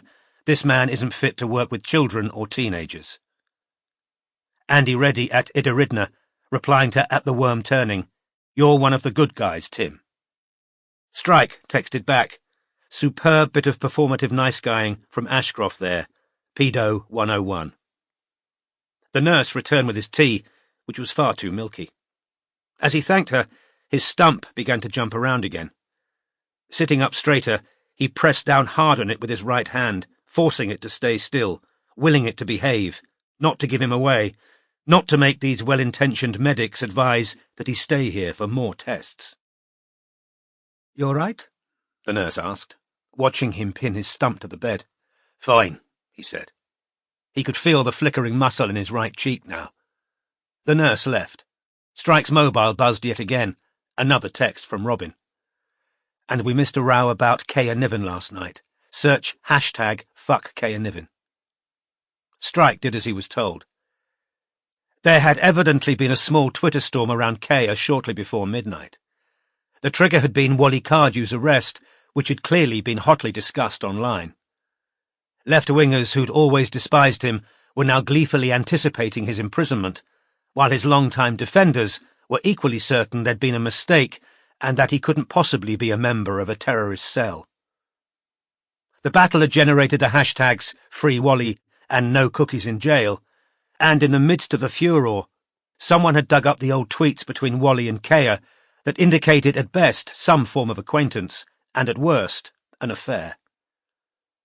It hadn't taken long for Kaya's Tumblr post from 2010, all my friends telling me, rebound sex with his best mate ain't the answer, and I'm like, well, that depends on the question, to be posted to Twitter, at which point the Ink Black Heart fandom had turned on Kaya with the ferocity of a hungry alligator. Inkheart Lizzie at InkyLizzie00. OMG, look at this. Kaya Niven and actual Nazi Wally Cardew were actually fucking? Wally C at Wal Cardew, replying to at not a parrot though. You looking fine. Spoony Kaya at not a parrot though, replying to at Wal Cardew. You too, heart. 10:37 p.m, 10th of June, 2015. Lauren at Laurie Gill, replying to at InkyLizzie00. Oh wow, I've always supported her, but if this is true... Moony Spoons at Moony Spoons, replying to at Paperwhite Ghost, at InkyLizzie00, at Laurie Gill. If you screw fascists, you are a fascist. End of. #fuck Kaya Niven. Johnny B at J Baldwin1, replying to at Moony Spoons, at Paperwhite Ghost, at InkyLizzie00, at Laurie Gill. You must have screwed a whale. #Free Wally. Drex Cock at Drex Cock, replying to at Dickie MacD, at Marnie B, 89, crying laughing. At this moment, the doctor with the short grey hair returned. Strike listened with divided attention as she told him what he already knew, that both his hamstring and his knee were damaged, and that only time and rest could heal them. You should make an appointment with your specialist, but at a bare minimum, I'd advise you to keep weight off your leg for 4 weeks. You might need 6. 4 weeks? Said Strike, his attention no longer drifting. He'd been banking on being told to keep his leg up for a week, which he'd been planning to interpret as 3 days. It varies according to the patient, but you're a tall man, said the doctor. You're asking your stump to bear a lot of weight. I strongly advise you contacting your specialist and making an appointment for a fuller assessment. In the meantime, keep your prosthesis off, keep that leg elevated. Rest. Apply ice to the swollen areas, and take care of the end of your stump, because you don't want that skin to break down any further. As for your spasms, she went on, inflammation and muscle tightness might have triggered a renewal of your nerve symptoms, but we'll know more when we get your blood results back. Which'll be when? Said Strike, who now wanted nothing more than to leave the hospital before they could stick any more probes or needles into him. Shouldn't be long, she said. I'll come back when we've got them. The doctor left again, leaving Strike to wonder whether he was indeed deficient in calcium. He ate plenty of cheese, didn't he? And it wasn't as though he'd broken any bones lately. Surely, if he was calcium deficient, he'd have fractured something in one of his recent falls. But thinking of these brought back memories of the time he'd fallen downstairs several years previously, and of the time his hamstring had packed up while following a suspect, leaving him crumpled on the pavement. He thought of the junk food that made up most of his diet, of the smoker's cough that attacked him every morning, and remembered crawling through the gutter last night, pausing only to pick up the cigarette he'd dropped. He felt like calling the doctor back and saying, "I know why all this has happened. It's because I take no care of myself. Write that on the chart and let me go home." Seeking distraction from self-recrimination, he picked up his mobile again and scrolled on down through the Twitter comments about Kea Niven. Max R at @mreggae #5, replying to @drexcock, @DickieMacD, @MarnieB89. SJW slags pretend they want pacifists, but only real men get them wet. #fuck Kea Niven. Max R at @mreggae #5, replying to @drexcock, @DickieMacD, @MarnieB89. She fucked Wally because she knew he was a killer. That's what slags like. The curtain opened. The doctor was back. "All right, your bloods look normal, which is good. It's possible," she added, "that these spasms are psychogenic." "Meaning?" "Well, they could be caused by psychological factors. Are you under a lot of stress at the moment?" "No more than usual," said Strike. "Any chance of painkillers?" "What have you been taking?" "Ibuprofen, but they're having about as much effect as Smarties." "All right, I'll give you something stronger just to get you through the next week. But they're no substitute for rest and ice packs, all right?" After the doctor had left, and while Strike was putting his trousers back on, two contradictory thoughts fought for dominance inside his head. His rational side was telling him firmly that the investigation into Anime was finished, at least as far as their agency was concerned. With the senior partner off his feet for at least a month, and a dearth of available subcontractors, there was simply no way to cover the necessary work. But that streak of stubborn self-reliance that more than one ex-girlfriend had called arrogance insisted it wasn't over yet. Barclay hadn't reported back on Paperwhite, and there was a chance Strike's forthcoming visit to Grant Ledwell, if handled correctly, might at last lead them to Anime. Chapter 97. Was she a wicked girl? What then? She didn't care a pin. She was not worse than all those men who looked so shocked in public when they made and shared her sin. Matilda Blind, The Message. When Strike woke at 8 o'clock the following morning, it was to a realization that the whiskey he'd drunk the previous evening definitely didn't mix well with tramadol. Now he felt sick and unbalanced, sensations that hadn't entirely worn off by 11 when he received a phone call from Barclay. "News?" said the Scot. "Already?" said Strike, who'd been hopping unsteadily to the bathroom when Barclay called, and now stood clutching a chair back to balance. "Yeah, but it's no what you're expecting." Nicole's nodded her parents. "She's here, aye. I'm with her now. She'd like to talk to you. FaceTime, preferably." "Great," said Strike. "Would she be okay if Robin joins the call?" He heard Barclay relay the question. "Aye, she'd be okay with that." "Give me 5, said Strike. "I'll let Robin know." Strike's phone call found Robin still in her dressing gown in her claustrophobic bedroom at the Z Hotel, even though she'd been hard at work for 3 hours. What was the point of getting dressed if you never left your room? "She wants to speak to us. Fantastic," said Robin, jumping up and trying to throw off her dressing gown one-handed. "I'll send you details, just give me a couple of minutes," said Strike, who was still desperate for a pee. Robin hurried to pull on a t-shirt and brush her hair, lest Strike imagined she'd been sleeping all morning, then hurried back to the bed, which was the only place to sit, and opened her laptop. Meanwhile, Strike, whose hair looked the same brushed or unbrushed, had exchanged his own shirt for one that looked less crumpled, and sat back down at his small kitchen table. When the call commenced, both Strike and Robin were surprised to find themselves not only looking at the pre-Raphaelite beauty that was Nicole Crystal, but 2 more people who could only be her parents. Though neither had red hair, her mother had the same high cheekbones and heart-shaped face, and her strong-jawed father looked precisely as tense and angry as Strike would expect a man to look on finding out that his daughter's erotic photograph had led to an entanglement with private detectives. "Good morning," said Strike. "Thanks very much for talking to us." "No problem," said Nicole cheerfully. Her accent was nowhere near as thick as Barclay's, The room behind the Crystal family had a stylish simplicity that Strike suspected had been achieved through the use of a very expensive interior decorator. I'm not paper thing, white, whatever, in that game. She spoke without a trace of constraint, unease, or embarrassment. If anything, she seemed intrigued by the situation in which she found herself. I don't know how my picture got in that game. I seriously don't. I don't even like the ink-black heart. Right, said Strike, who couldn't see any telltale sign of lying in her merry face. You've heard of the cartoon, though? Oh, yeah, said Nicole brightly. A friend of mine's big into it. She loves it. Did this friend ever have access to your photograph? No, never, said Nicole. Could she have got hold of the picture without you knowing? She'd have had to go into my photos on my phone. Anyway, she's Christian Union. She's really, there's no way she'd be into that, sending nudes.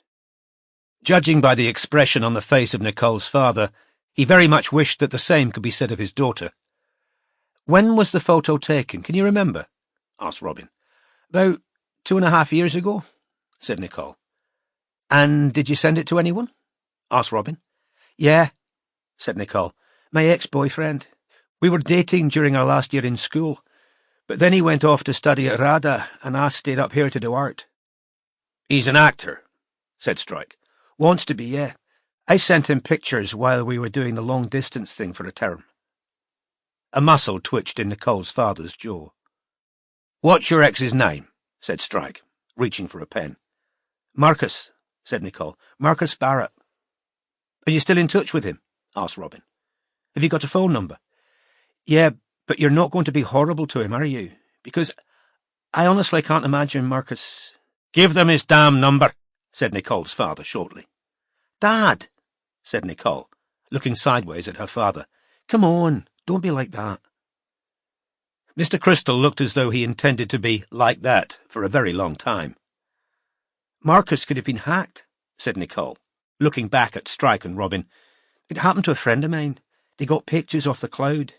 Mind you, her password was so easy to guess. I honestly can't see Marcus intentionally putting a picture of me online. We're still friends. He's a really nice guy. Which of you ended the relationship? Asked Strike. I did, said Nicole, but he was sweet about it. We're in different cities and we're still young. He's dating someone else now. Does Marcus have flatmates? Asked Robin, who was trying to think who else, plausibly, could have access to the photograph. He shares a flat with his sister. She's 4 years older than he is, and she's lovely. Why would Darcy want to show everyone my tits? Nicole laughed. Her mother said quietly, Nick, this isn't funny. Oh, come on, it is a bit, said Nicole, who seemed totally unfazed by the fact that everyone on this call had seen her half naked. When neither of her parents smiled, she said with a shrug, Look, I'm an artist. I'm not as uptight about nudity as you are. It's not a question of being uptight, said her father, staring fixedly at the screen rather than at his daughter. The point is that when you give men these kinds of pictures, you've effectively given them a means of blackmailing you or shaming you. But I'm not ashamed, said Nicole. And Robin believed her. I look pretty hot in that picture. It's not like it's an open leg. Nicole, said both her parents in exactly the same tone. So, to be clear, said Strike, to the best of your knowledge, the only person who's ever seen this picture is Marcus Barrett, correct? Yep, said Nicole. Unless he showed it to a friend, I suppose, but I don't think he would. You said you sent him pictures, plural, said Strike. I did, yeah, said Nicole. Has this picture, or any of the others, ever turned up anywhere you weren't expecting it to? No, said Nicole. Were the other photographs similar to this one?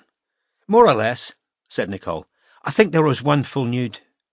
Nicole's mother put her face briefly in her hands. What? Said Nicole impatiently. He was surrounded by a bunch of sexy drama students. I had to give him something to, think about. She burst into peals of laughter again. Sorry, she said through her giggles. This has all been a bit of a shock. I never expected to be talking to private detectives because someone's been catfishing with my pictures. Catfishing? Repeated her father. Dad, said Nicole. pretending to be me to get some action. So, said Strike, to be clear, you've never been inside Drek's game? No, never, said Nicole. And you've never interacted with a man online who called himself Morehouse? No, never, repeated Nicole. And you've never spoken to, messaged, or had any contact with a Dr. Vikas Bardwaj? Nicole opened her mouth to reply, then hesitated. Actually, wait, she said, now frowning.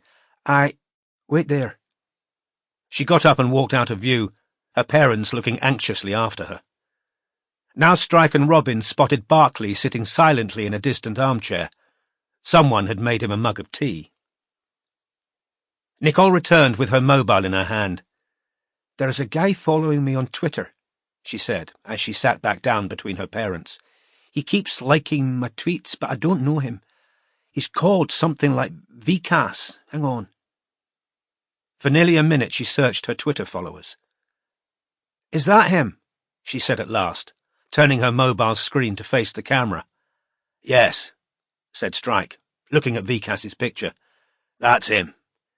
Did you ever message him or have any direct— No, said Nicole. I just noticed him liking all my tweets, and I didn't really understand why he was following me. He's a scientist, isn't he? She said, turning the mobile back to examine Vikas's account. He was, said Strike. He's dead. What? Said Nicole and her father simultaneously. The girl no longer looked amused. He was murdered, said Strike, in Cambridge last— Not the astrophysicist, said Nicole's father aghast. The one in the wheelchair. Exactly, said Strike. A lengthy pause followed, the three crystals staring into the camera, horrified. Oh, my God, said Nicole at last. We'd very much like to talk to Marcus, said Strike. Could you give us his number? I don't think I should give you his number without asking him first, she said, now looking as tense as her parents. Nicole, began her father, I'm not just dropping all this on him without any warning. He's a friend of mine, Dad. It really would be better if you didn't call him first, said Strike. But Robin could have told him that nothing he said would change Nicole's mind.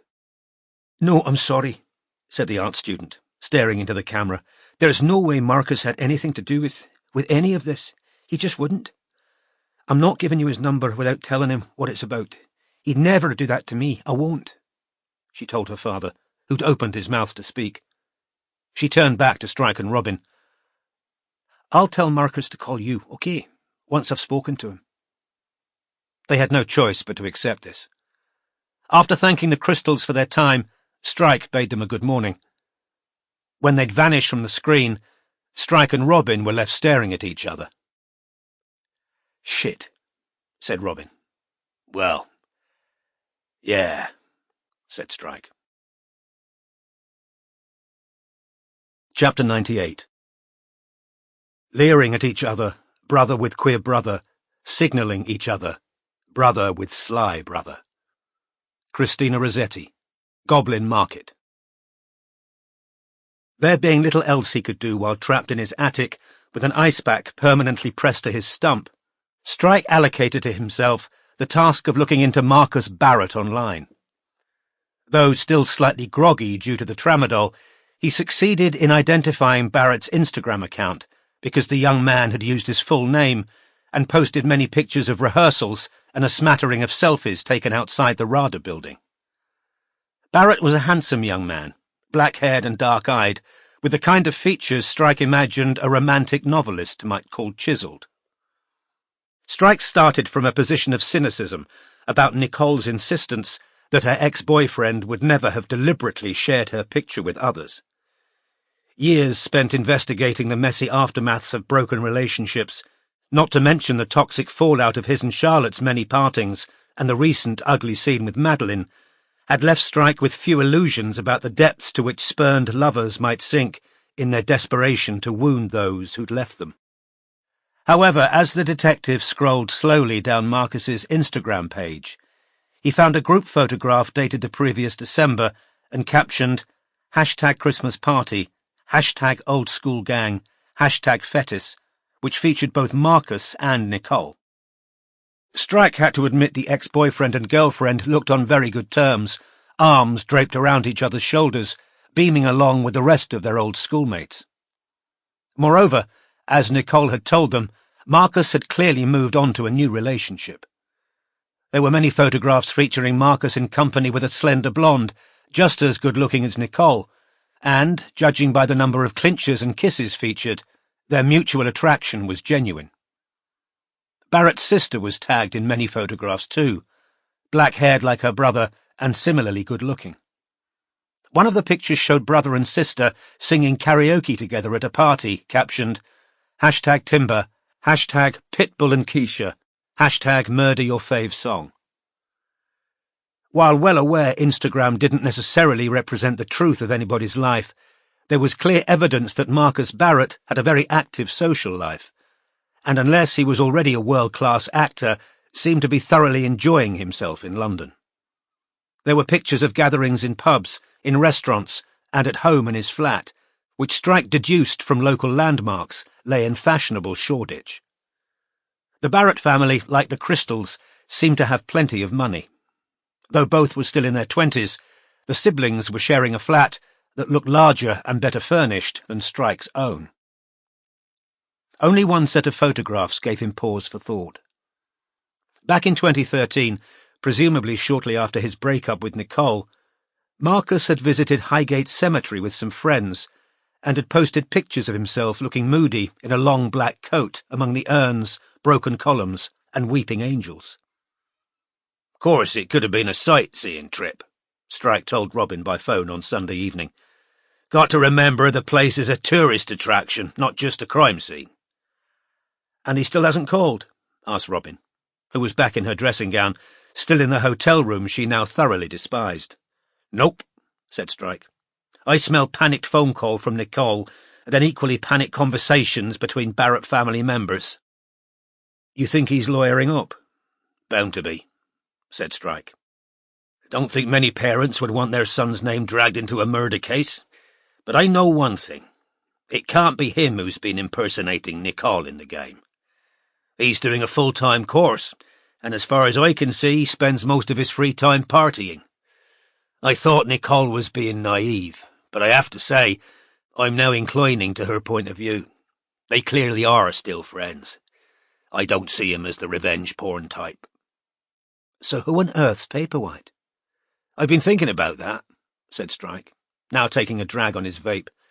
He hadn't smoked since his visit to A&E, although there was still half a packet of Benson and Hedges in his coat pocket.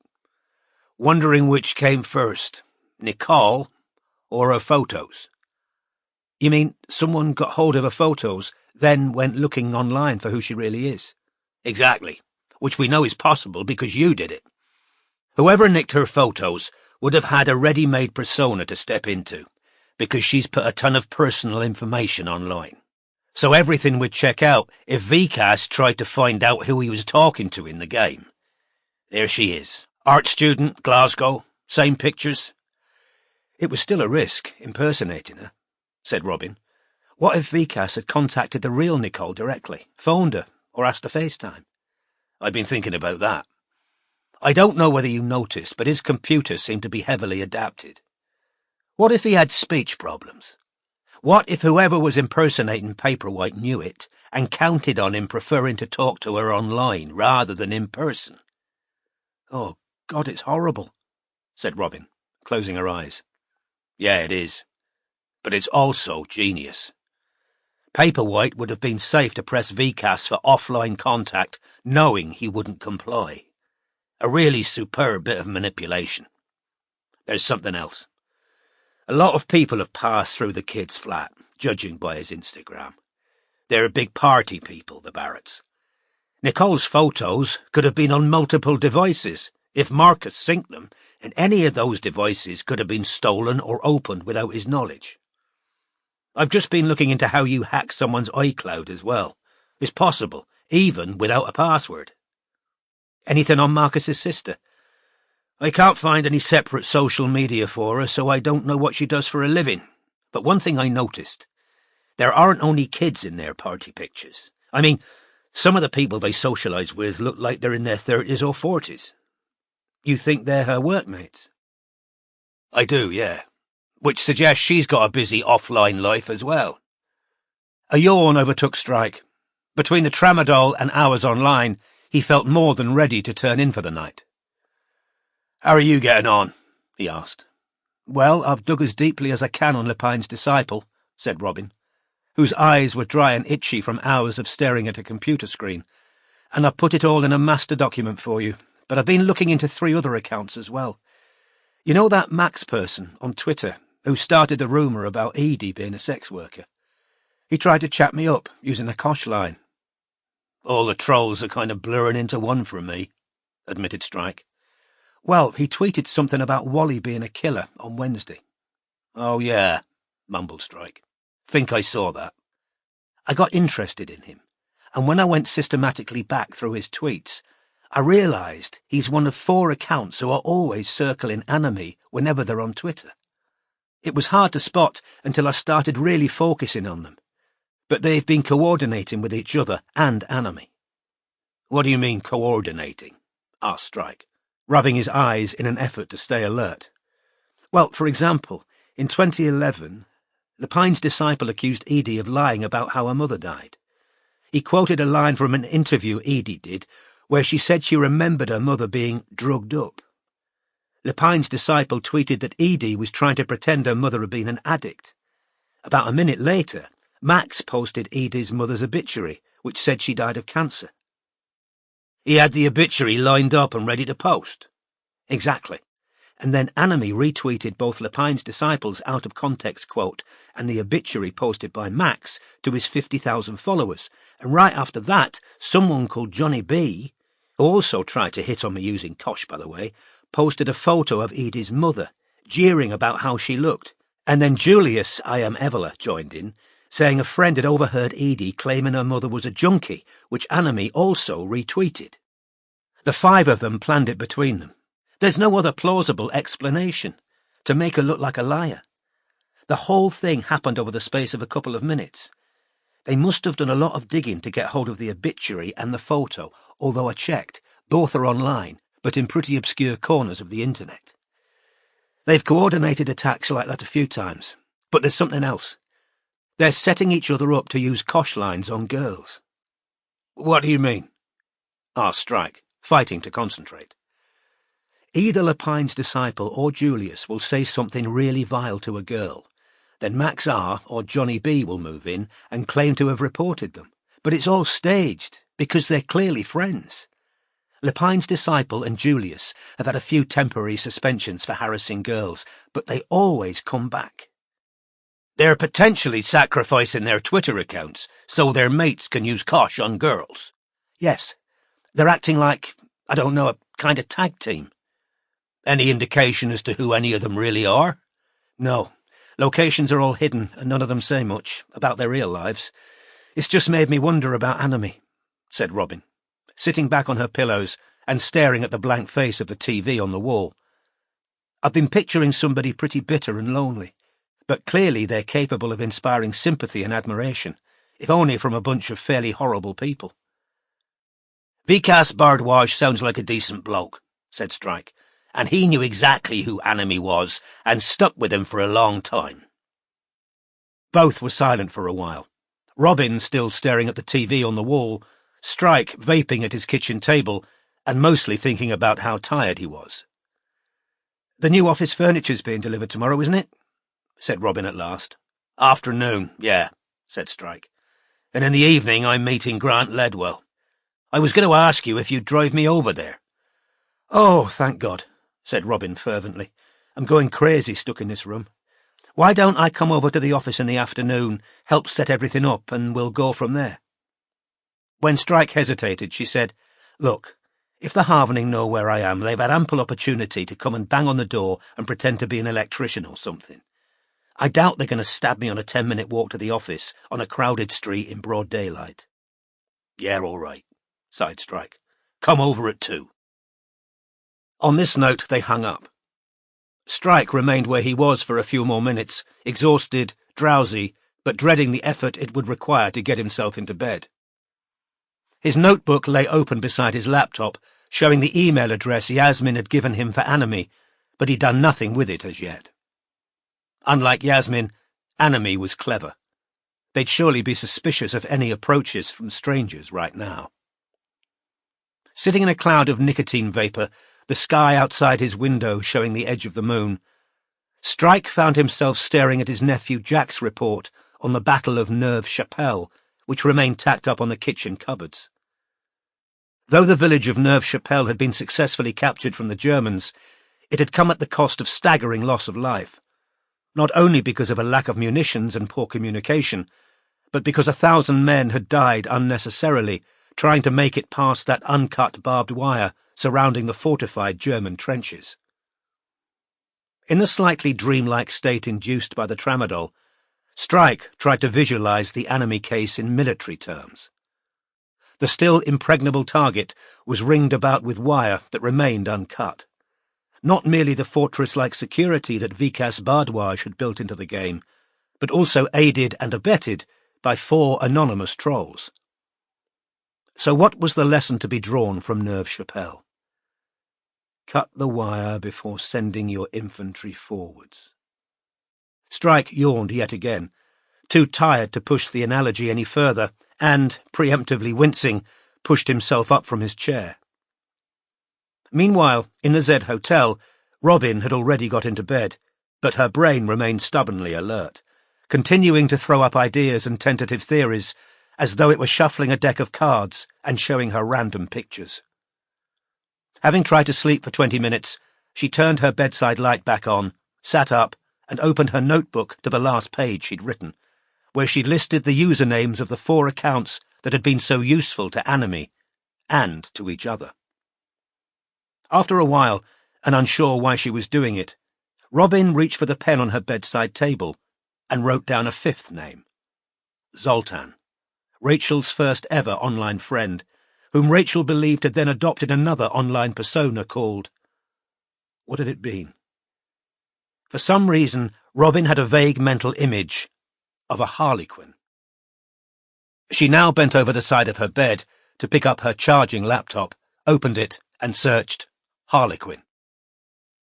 Scaramouche, she said aloud, once she'd read an article about stock characters in Italian commedia dell'arte.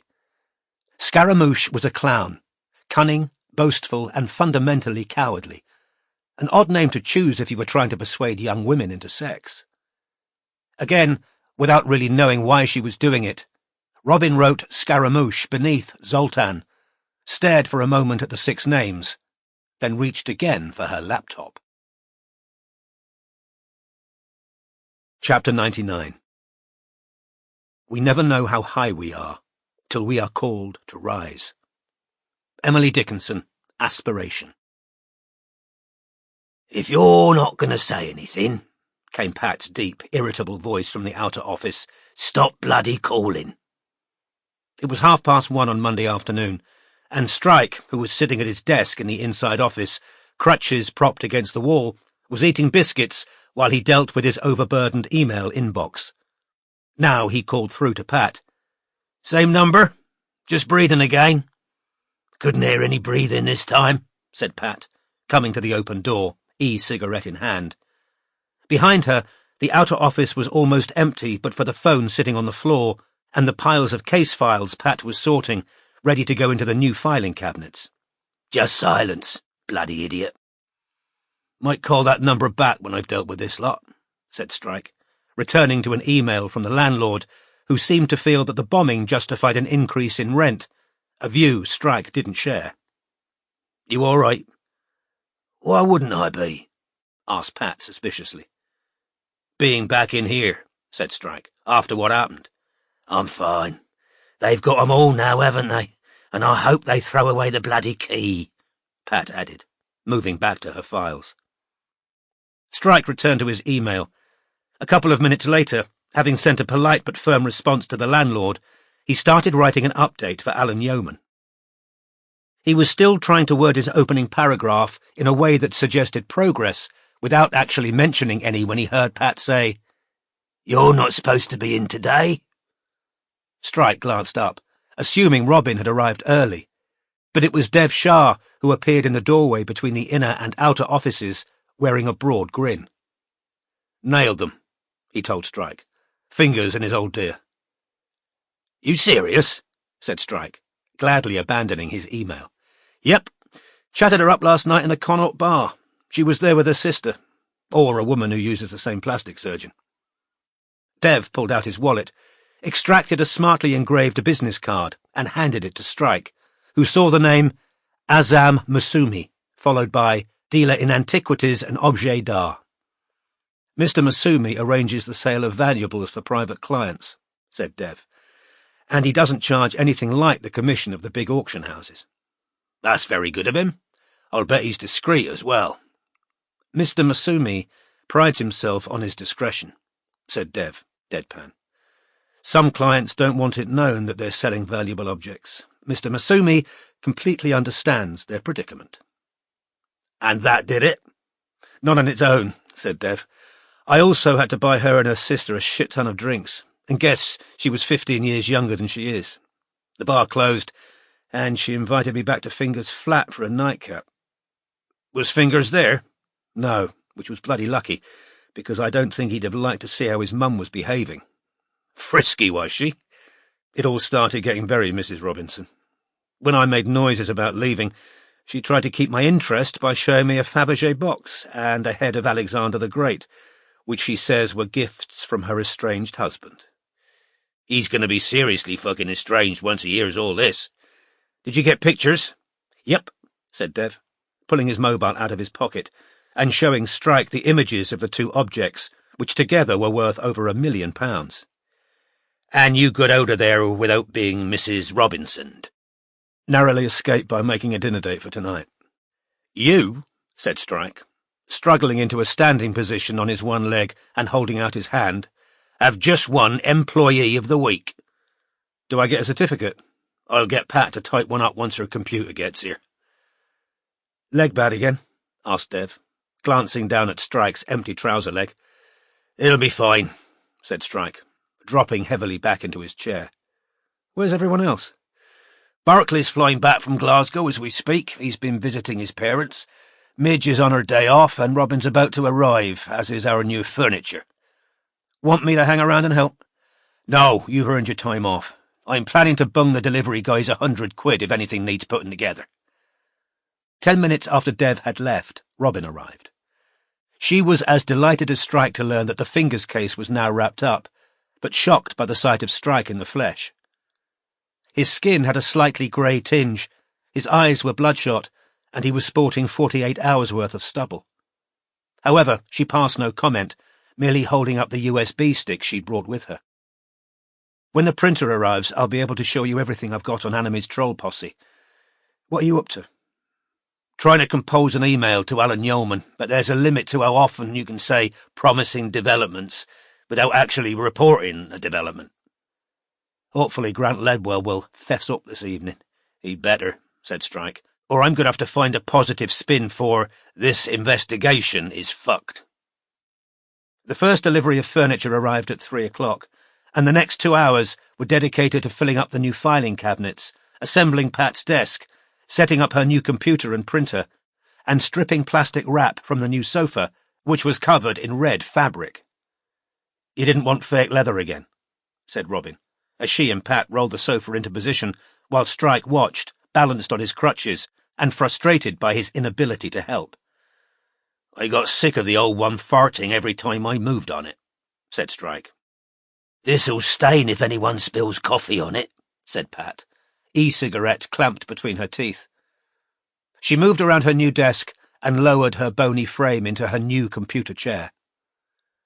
"But this is better than the old one," she admitted grudgingly. "Almost worth getting bombed for, wasn't it?" said Strike, looking around the outer office, which, between the fresh paint and the new furniture, had never looked so smart. "When are they going to replace the glass?" asked Pat, pointing at the still boarded-up half of the door onto the landing.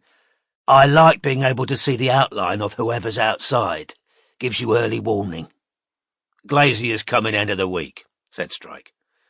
"I'd better finish that email to Yeoman." He moved on his crutches back into the inner office. Robin had just started printing off the results of her investigations into Lepine's disciple and his friends, when the office phone rang again. "Strike Detective Agency," said Pat. Pat listened for a few seconds, then said, "What do you want? If you're trying to be funny." "Same number as before," said Strike, reappearing at the door between the two rooms. Pat nodded. "Give it to me," he said. But Pat, whose surly expression had changed suddenly to one of suspicion, covered the mouthpiece with her hand and said, "She's asking for Robin." Robin pressed the pause button on the printer and held out her hand for the receiver, but Pat, still looking at Strike, whispered, "She sounds like a weirdo." "Pat," said Robin firmly, "give it to me." Looking as though no good could come of it, Pat handed over the receiver. "Hello," said Robin. "This is Robin Ellicott speaking."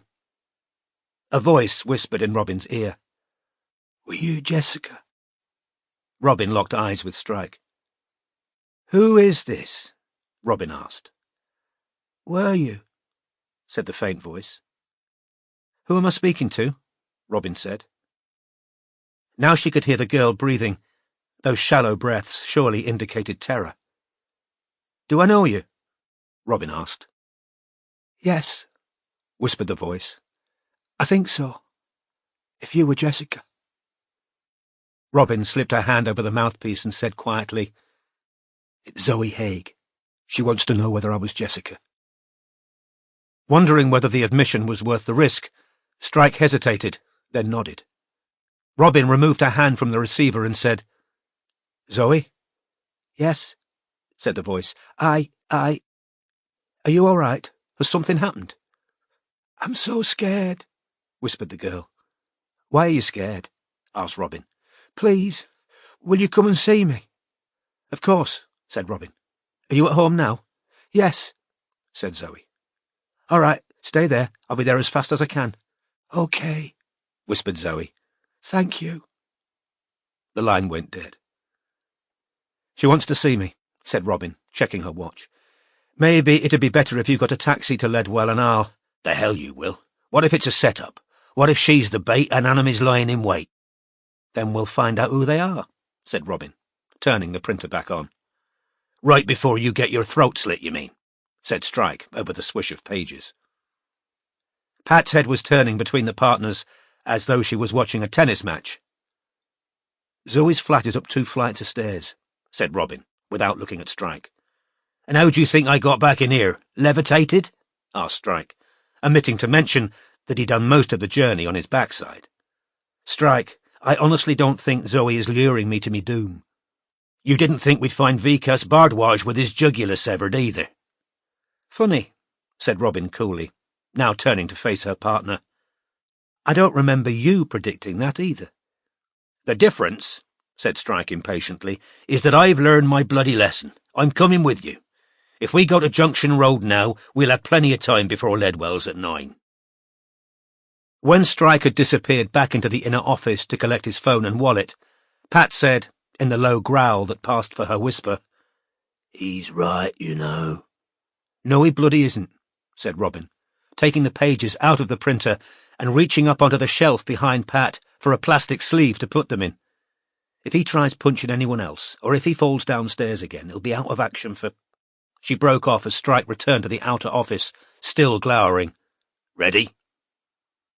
Robin knew by the expression on her partner's face that he'd overheard what she'd just said. Chapter 100. But a wild courage sits triumphant there, the stormy grandeur of a proud despair, a daring spirit in its woes elate, mightier than death, untamable by fate. Felicia Hemans, the wife of Asdrubal. Neither detective spoke during the first 10 minutes of the drive to Junction Road.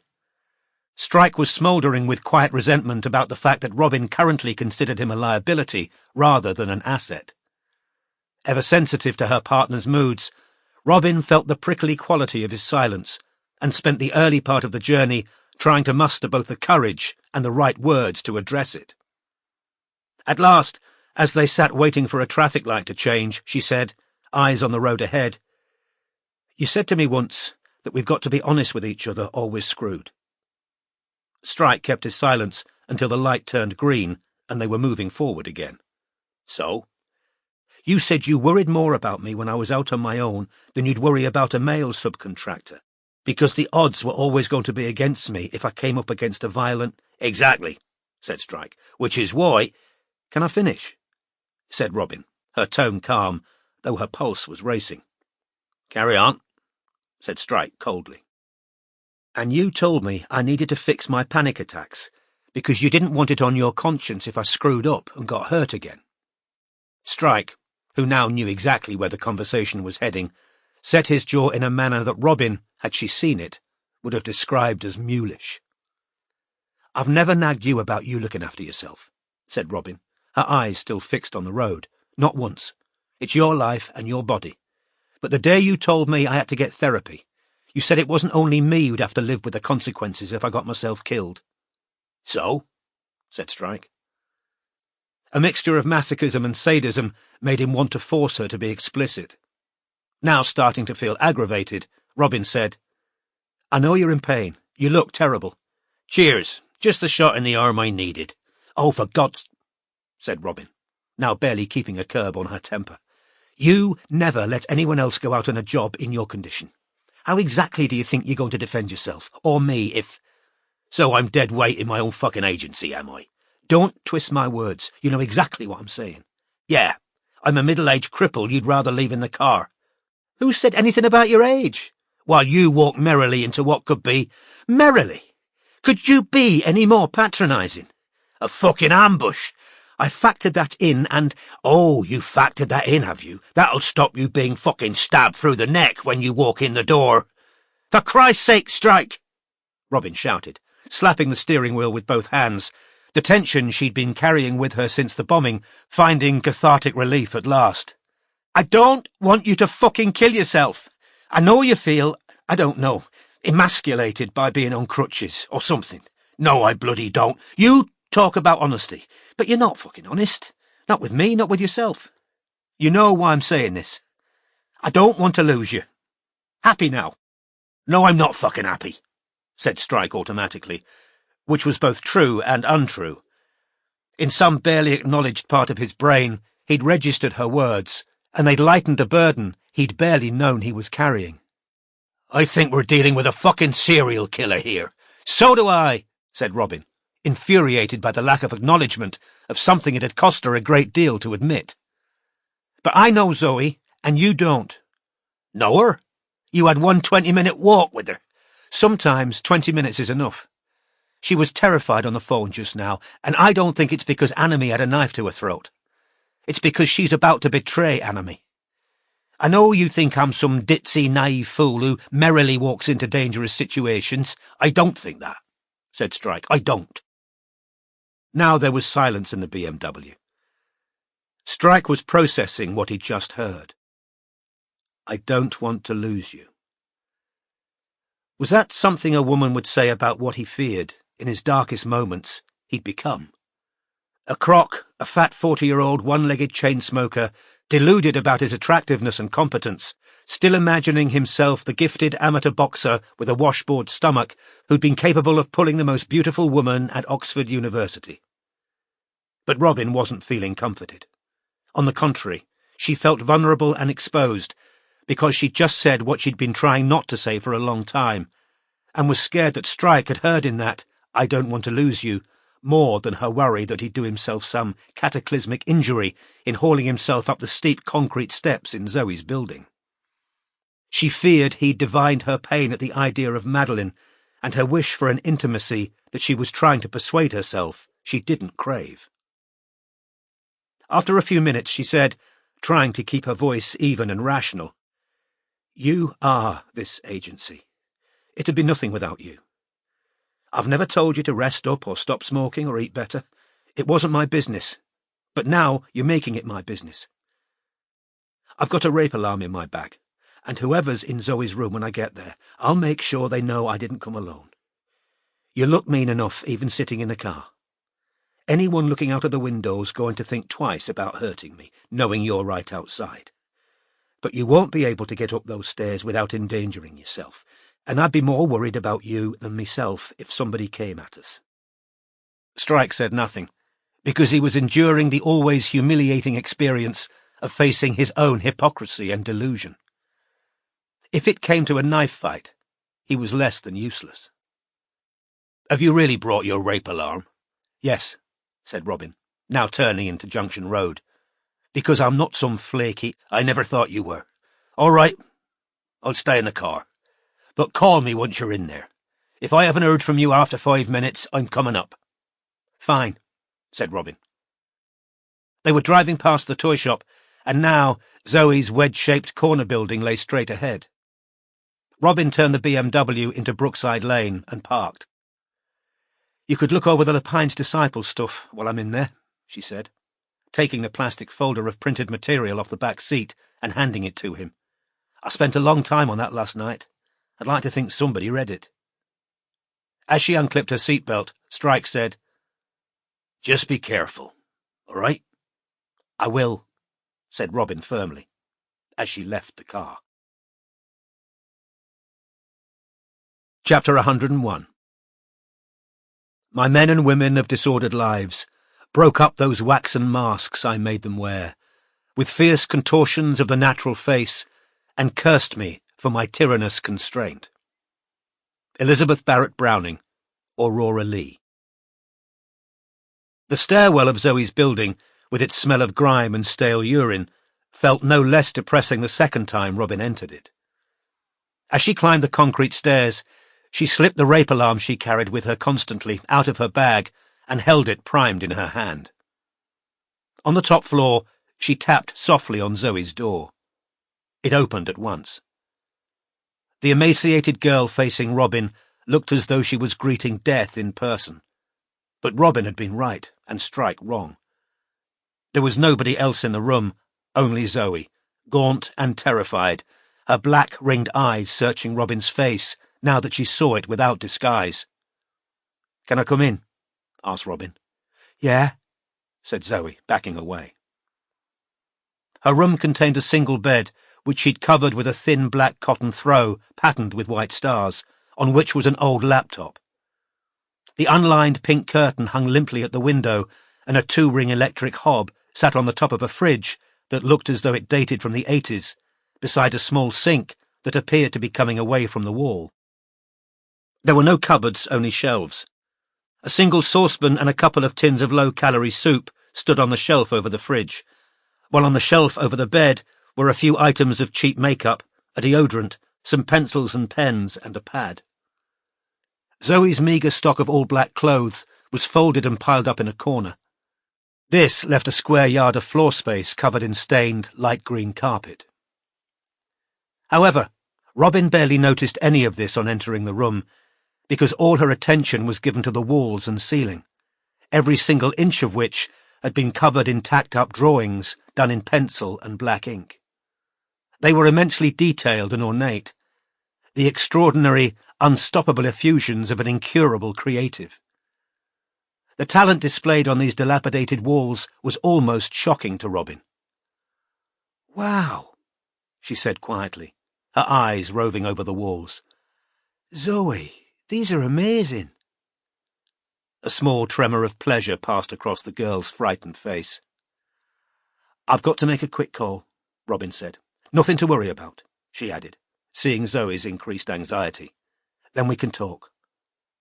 She pressed Strike's number. "Zoe's here," she told him. "Alone?" "Yes." "All right, good luck," said Strike, and Robin hung up, then switched her phone to record without telling Zoe what she was doing, and slipped it back into her bag. "Do you want to sit down?" whispered Zoe. "Great, thanks," said Robin, and both of them sat on the bed. "Why did you want to see me, Zoe?" "Because—" Zoe took a deep breath. "Anime, the guy who created Dret's game, he says he's going to kill you and your partner. He said he's going to Leadwell and Blay you. He showed me pictures of you out of the paper the other day. That's how I realised you were Jessica. I know I annoyed that man who kept answering your phone at the office. I were hanging up because I was so scared, and And my boyfriend said I shouldn't contact you, that I'd be in trouble. But I had to, because I think he killed Edie. You think your boyfriend— No! squealed Zoe. No, Anime. I've just been talking to this girl who calls herself Paperwhite online, and— Is she in Drek's game right now? Zoe looked shocked that Robin knew exactly where Paperwhite was. Zoe, would you let me speak to her, please? Don't worry. She doesn't have to know it isn't you. But you don't know how to— I know all about the game, said Robin. I'm Buffy Paws. Or at least I have been for the last couple of months. You're Buffy Paws? Said Zoe in a wondering voice. You're the one I've been. That's right. Gaping, Zoe turned the laptop round so that Robin could see the moderator channel and a private channel in which Worm-28 and Paperwhite had been talking. Robin scrolled quickly back to see what had already been said. Moderator channel, 15th of June 2015, 1747. Present, Borkaldrek, Worm-28, Anime. Borkaldrek. But why, though? Anime. Because I want all conversations to stay on the moderator channel from now on. Borkaldrek. Didn't Morehouse leave an instruction manual or anything? I don't know how to get rid of them. Anime. You told me you can fucking code. Borkaldrek. I can. But this is a different level. Anyway, people like the private channels. Anime. People have been abusing private channels, so do as you're told. People like a ton of shit they shouldn't. Just do as you're told. Borkaldrek. Got to go. Borkaldrek has left the channel. Anime. Worm? Private channel, 15th of June 2015, 1747. Present, Paperwhite, Worm-28. Worm-28. But what if he did? What if he's not joking? Paperwhite. Don't be stupid, of course he didn't. Worm-28. How do you know that? Because he keeps saying he did. Paperwhite. I know who Anime is, and there's no way he could have done it. Worm-28. You know who Anime is. Paperwhite. Yes. You haven't been telling people Anime killed Ledwell, have you? Worm-28. No. Of course not. Were you telling Paperwhite you think Anime killed Edie? Robin asked Zoe, who nodded. Robin now put her fingers on the keyboard, reminding herself to duplicate Zoe's idiosyncratic punctuation as Paperwhite spoke again. Paperwhite. Good, because Anime will be really fucking angry with you if he finds out you have. Worm-28. I haven't told anyone. Did Morehouse tell you who Anime is? Paperwhite. No, Anime told me himself. Worm-28. Seriously. Paperwhite. Yeah, we've become friendly. Worm-28. Wow, I thought you'd be pissed off at him for getting rid of Morehouse. Paperwhite. Morehouse was a slimy bastard. Good riddance. Worm-28. I thought you were really good friends. Paperwhite. No, once I got to know him, I realized he was a creep. Moderator channel. Worm-28. Hi. Anime, are you talking to anyone on a private channel right now? Robin wasn't about to make the same mistake twice. Worm-28. Yes, I'm talking to Paperwhite. Anime. And would you be comfortable if I was able to see what you're saying? Worm-28. Yes. Anime. Really? Worm-28. Yes, I would. Private channel, Paperwhite and Worm-28. Paperwhite. Ha ha, you're in trouble now. Liar.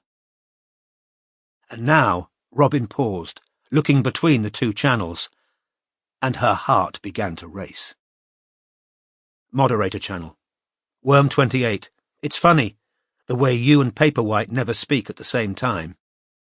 Private channel, Paperwhite and Worm-28. Worm-28. Isn't it? Worm-28 has been banned. Robin slowly closed the laptop. What happened? Zoe said anxiously. I'm afraid Worm-28's just been banned. Oh no, Zoe whispered, pressing her hands to her face and surveying Robin over her fingertips through her enormous black-rimmed, sunken eyes. Oh shit, is he angry? Did you tell him what I was saying about him killing— I didn't have to. You were talking to Anime all along. Anomie and Paperwhite are the same person. What?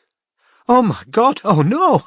He'll come and get me now! He'll come and bloody— Zoe stood up in a panic, looking as though she was about to scoop up her meagre possessions and flee. "Zoe, sit down," said Robin firmly. "Sit down. I can help you, I promise I can help you. But you've got to tell me what you know." The girl lowered herself back onto the bed, gazing at Robin with those huge sunken eyes. Finally, she whispered, "Anomie's who you think he is?" "Who I think he is?" said Robin. "Yes," said Zoe, tears leaking from her eyes. "That's why you were talking to him in disguise, isn't it? If I'd known, I'd never, ever have gone near him." "Zoe, are you talking about Tim Ash?" "No!" squealed Zoe. "Of course not." But she caught herself pressing her lips together as though frightened of what would fall out of them next. "Listen, I know you and Tim are in a relationship," said Robin, her hesitation due to the fact that she hated to dignify Tim's exploitation of this damaged, isolated girl with the word relationship. Zoe's face crumpled again, and Robin was struck anew by her strange old-young appearance, the fragility of her bones, and the childlike way she wiped her eyes on the back of her tattooed hand. "He'll end it now," she sobbed. "He'll be mad that you know. He'll think I told you." As she said it, she picked up her phone and checked the time. "Are you expecting him?" "Yeah," said Zoe, tears still trickling down her hollow cheeks. "He wanted to come over because of me saying I wanted to contact you. He didn't want me to. He's always nervous about police and that." "Yeah, I'll bet he is," thought Robin. But she said, "I'd have thought he'd want Edie's death investigated. He was a friend, wasn't he?" "He does want the killer caught. He thinks people won't understand about us, so he doesn't like it when I talk to strangers. He were really angry when I started working at North Grove. But he didn't start it, us. I did," said Zoe earnestly. "It weren't his fault. I were the one who kissed him first." "How old were you?" 13, and he didn't want to because of how old I were. It were me that started it. It's my fault, not Tim's." "You forced him, did you?" No, said Zoe with a half-sob. "He told me he were in love with me, but he said we couldn't do nothing because of how old I was, and I said it didn't matter. He didn't want to do nothing physical, though. I made it happen." "Have you told Tim you think Anomie killed Edie?" Zoe nodded, tears still trickling down her face. "Have you told him who you think Anomie is?" "Yeah, but he says I'm being silly." "Zoe, please tell me who—" "But I thought you knew. I thought that's why you were at North Grove." "You think it's Pez Pierce?" "No," whispered Zoe. "It's Nils." Chapter 102. "And since you're proved so vile, vile I say, will show it presently, you tricked poor Marian Earl, and set her own love digging its own grave, within her green hope's pretty garden ground." Elizabeth Barrett Browning, Aurora Leigh. Back in the BMW, Strike had just finished reading Robin's notes on the 4 Twitter accounts that had been so useful to Anomie in disseminating false information on Edie Ledwell. Now he wound down the window, took a deep pull on his vape, and turned back to the pages he'd found particularly interesting. All 4 accounts had described Anomie as brilliant and a genius. All 4 had called Edie Ledwell variations on slut, whore, and gold digger.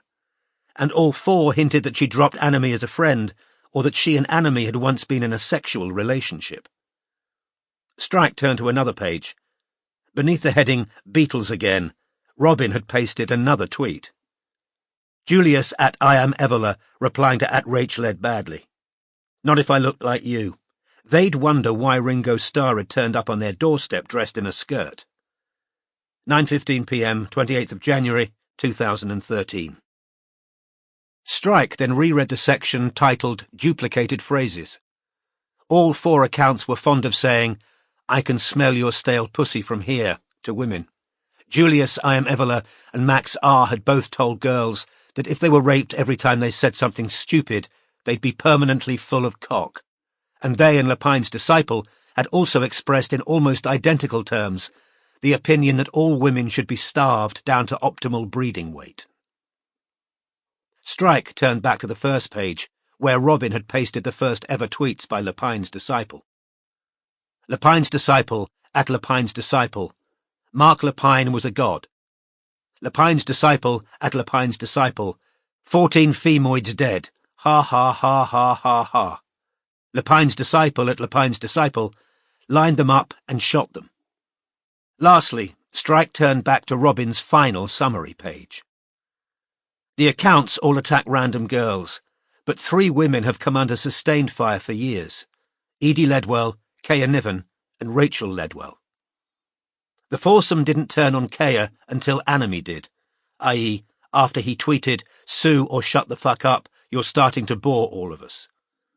At that point, it was open season on her, and they treated her nearly as badly as they were treating Edie. The strange thing is that Anime's never attacked Rachel Ledwell, yet she's had nearly as much abuse from the foursome as Kaya. That made me think there's a separate, non-Ink Blackheart-related grudge against Rachel. One possible culprit is Zoltan, Rachel's old friend from Club Penguin. Rachel cut contact with Zoltan when he started using Kosh lines on her, and thinks he might then have become Scaramouche, because Scaramouche did the same to Zoe Haig. Both Zoltan and Scaramouche's accounts have disappeared from Twitter, but the tone of abuse the foursome sent Rachel could suggest ongoing resentment at an ex-friend who turned them down. Beneath this, Robin had pasted examples of tweets the foursome had sent to 16-year-old Rachel. Johnny B. at J. Baldwin 1, replying to at Rachel Ed Badley. Still riding the cock carousel, hoping to get yourself an alpha. Dream on, you saggy-titted mess. Julius at I. M. Evola, replying to at Rachel Ed Badley. Skanky bitch who thinks she's too good for beaters says what now? Max R. at M. Rega 5, replying to at Rachel Ed Badley. Ugly dykes like you should be put in camps and correctively raped. Lepine's disciple at Lepine's disciple, replying to at Rachel Ed Badley. At least when your mummy dies, you'll have something in common with hashtag Greedy Fedwell. Looking up from the pages, frowning, Strike now caught sight of somebody in the wing mirror, a tall, balding man walking determinedly towards Zoe's shabby black door. At once, Strike threw the papers he was reading onto the driver's seat and lowered the window. Oi! Tim Ashcroft turned with a start, and, correctly locating the source of the shout, stared at the man with thick dark stubble and a pugilist's bent nose. I want a word with you, said Strike. Looking wary, Ashcroft approached Strike, stopping a few feet away. Something I can help you with? He asked, in his polite home county's voice. Yeah, there is. My name's Cormoran Strike. I'm a private detective. He watched with satisfaction as Tim's polite smile evaporated. You're off to visit Zoe Haig, I take it. Tim waited a few seconds too long before feigning puzzlement. Who? The underage girl you've been fucking for the last 4 years, said Strike. What?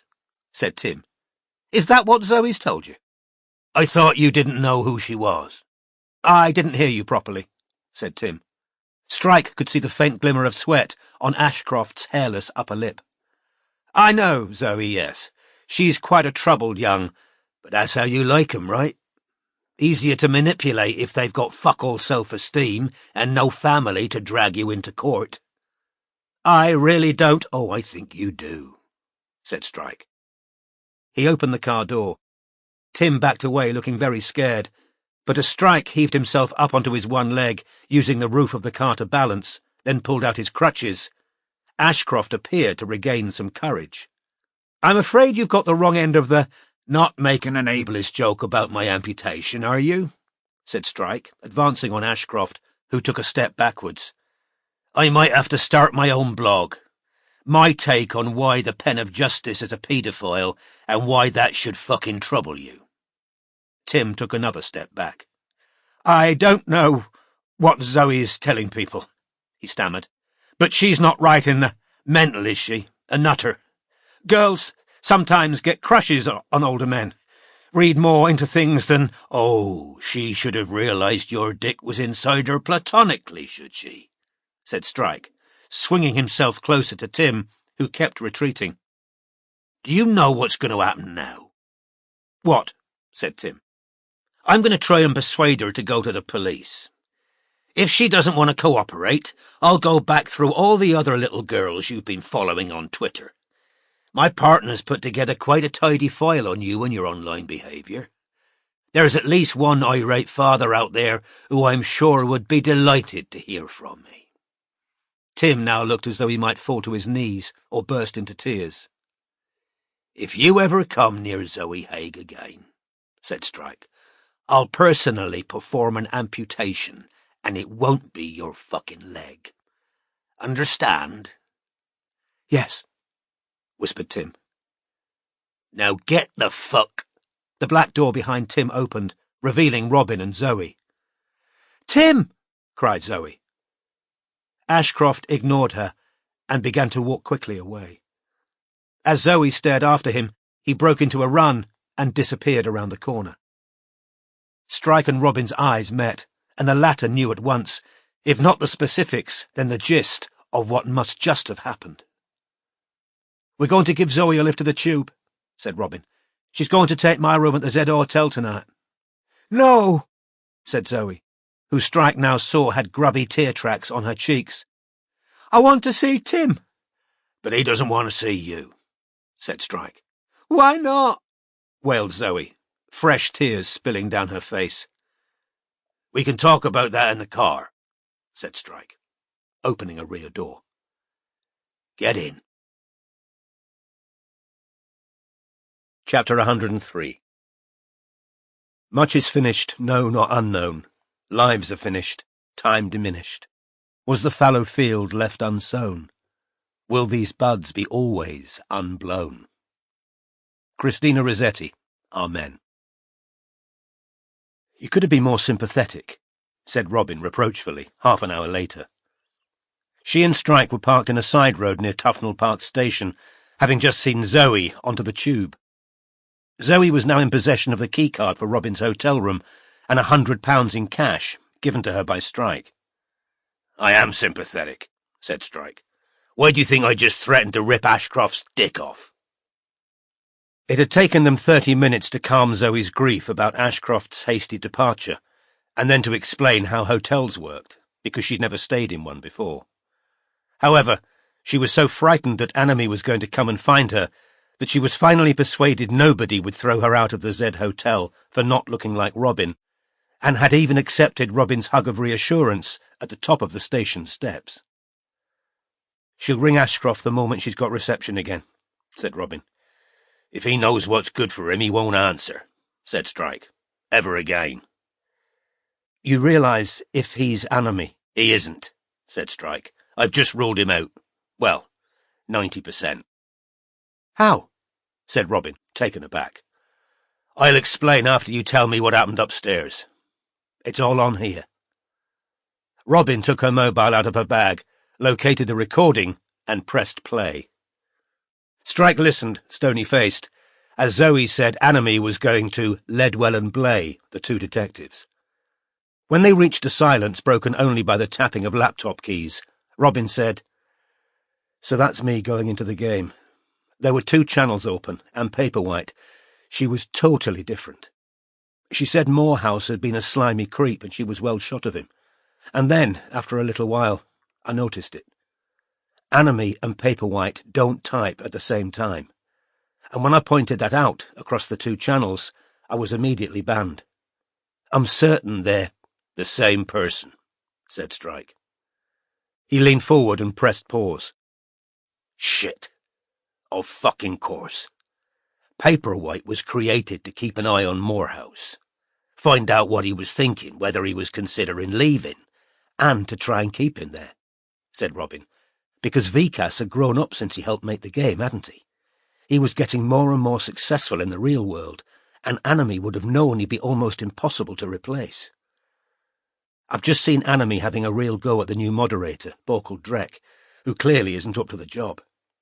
Paperwhite arrived in Dreck's game around the time Vikas and Rachel had their falling out. I don't think that was coincidence. Rachel says Anami was possessive of Vikas, that they didn't like him and Rachel getting close. Paperwhite was a perfect way of luring Vikas away from Rachel for good. With a bunch of stolen nudes, which Anami also flashed around at the other men, said Strike, thinking rapidly. What are the odds Oliver Peach was lured to Comic-Con on the vague understanding a gorgeous redhead was going to be there to help him locate Anami? He pressed play again. At the point where Zoe claimed that she'd initiated the sexual relationship with Tim Ashcroft, Strike muttered, "Piece of shit." But when Zoe said the words, "It's Nils," he said loudly, "What the fuck?" "Shh, listen," said Robin, pointing at the mobile, from which her own voice now issued. "Why do you think it's Nils?" "Load of things. I got a shock the first time I saw the window at North Grove. He's got the word Anami on it, so that evening, on the mod channel, I said, 'You'll never guess, I saw a window with Anami on it today. Isn't that funny?' or something. And Anami private channeled me as soon as I said it, and he said, 'Don't ever mention that window again or I'll ban you. You don't mention it to anyone.' He were really weird about it." "Did Anami mention North Grove?" "No, but I had a feeling he knew where the window was, and I started to think he must have been there, and maybe that's where he got the idea for the name. Then one day, Niels talked to me about Anami, and he explained what it meant. He were telling me you got to have, like, a purpose in your work, and you've got to make sure you stay connected to other people, and about how a commune's the best way to live, because you can't suffer Anami if you're living in a commune, and how I should move out of here and go and live at North Grove. Mariam was backing him up. I thought they were being nice. I didn't go, though, because Tim didn't want me to. He said we couldn't be private there. Then one day I heard Nils and Pez talking about Edie, and I were listening in because I was always hoping she might come round North Grove one day and I'd meet her. But they were both being really nasty about her. I thought they'd be proud to know her after what she did, but they weren't. Pez was talking about this comic book idea he and Edie were working on before Josh moved in. Pez said Edie would probably sue him now if he finished it and put it out on his own, because some of the ideas were hers. It were about a time-travelling undertaker, proper dark, travelling in coffins. I thought it were a cool idea. I bet it was all her ideas. It sounded like her kind of story. I bet Pez just drew a few pictures for it. And then Nils started slagging Edie off, and I'd never heard him like that before. He were angry, really angry. Like, Nils doesn't get angry much. He said she'd never mentioned him in a single interview after he gave her a free place to live and space to make the ink black heart, and that she took everything and gave nothing back. He made it sound like if it hadn't been for him, she'd never have been successful, and he was saying she kind of flirted with him to get what she wanted out of him. And he was saying Edie never even mentioned his art or anything, or bothered to turn up at his last show. And when I were listening to Nils, I thought, that's exactly how Anami talks about Edie. Because one night, not long after I joined the game, Anami was saying what a bitch Edie were for slagging off the game, when he were keeping the fandom interested and doing her a favour. And then he told me Edie had come on to him like, in real life, but kind of dumped him when she started making money. Anami were drunk when he said that. He told me he'd been drinking. He said he'd had a bad day. Why was it bad? He didn't tell me. He never says much about his real life. But then, next morning, after he told me all that about Edie, he opened another private channel with me and he said, "You forget what I said last night, if you want to stay in the game." So I never told anyone, because I loved the game so much back then. I had friends in there, Fiendy One and Buffy Paws. I mean, before you. I used to talk to the other Buffy Paws a lot. But after I heard Nils talking about Edie, I didn't like him as much anymore. And I started noticing how much he were on the computer. He does the odd bit of art, but he don't finish many pieces. Did you ever see him playing the game? No. But someone there had, someone at North Grove, because I saw it on the internet history one time, after I started thinking Anami might be Nils. I went looking. Do you think that was wrong? No, Zoe. I think it was smart. And then, when Josh come to stay at North Grove, that month before they were attacked, Nils was suggesting ideas to him for the cartoon. I heard him doing it a couple of times, and that's just like Anime as well, because he were always slagging off the cartoon. And I never understood that, because he were mad about it, really. But Anime were always saying he could do a far better job than Edie. So I were getting proper suspicious about Nils. And then, the day it happened, the attacks, yeah, Nils was out. He hardly ever goes out. Did he tell you where he went? No. I just know he were out because Bram were off school and Marion were complaining that she'd been trying to do art classes and look after Bram at the same time. But the worst bit, I was so scared when I found it. I were in Neil's studio.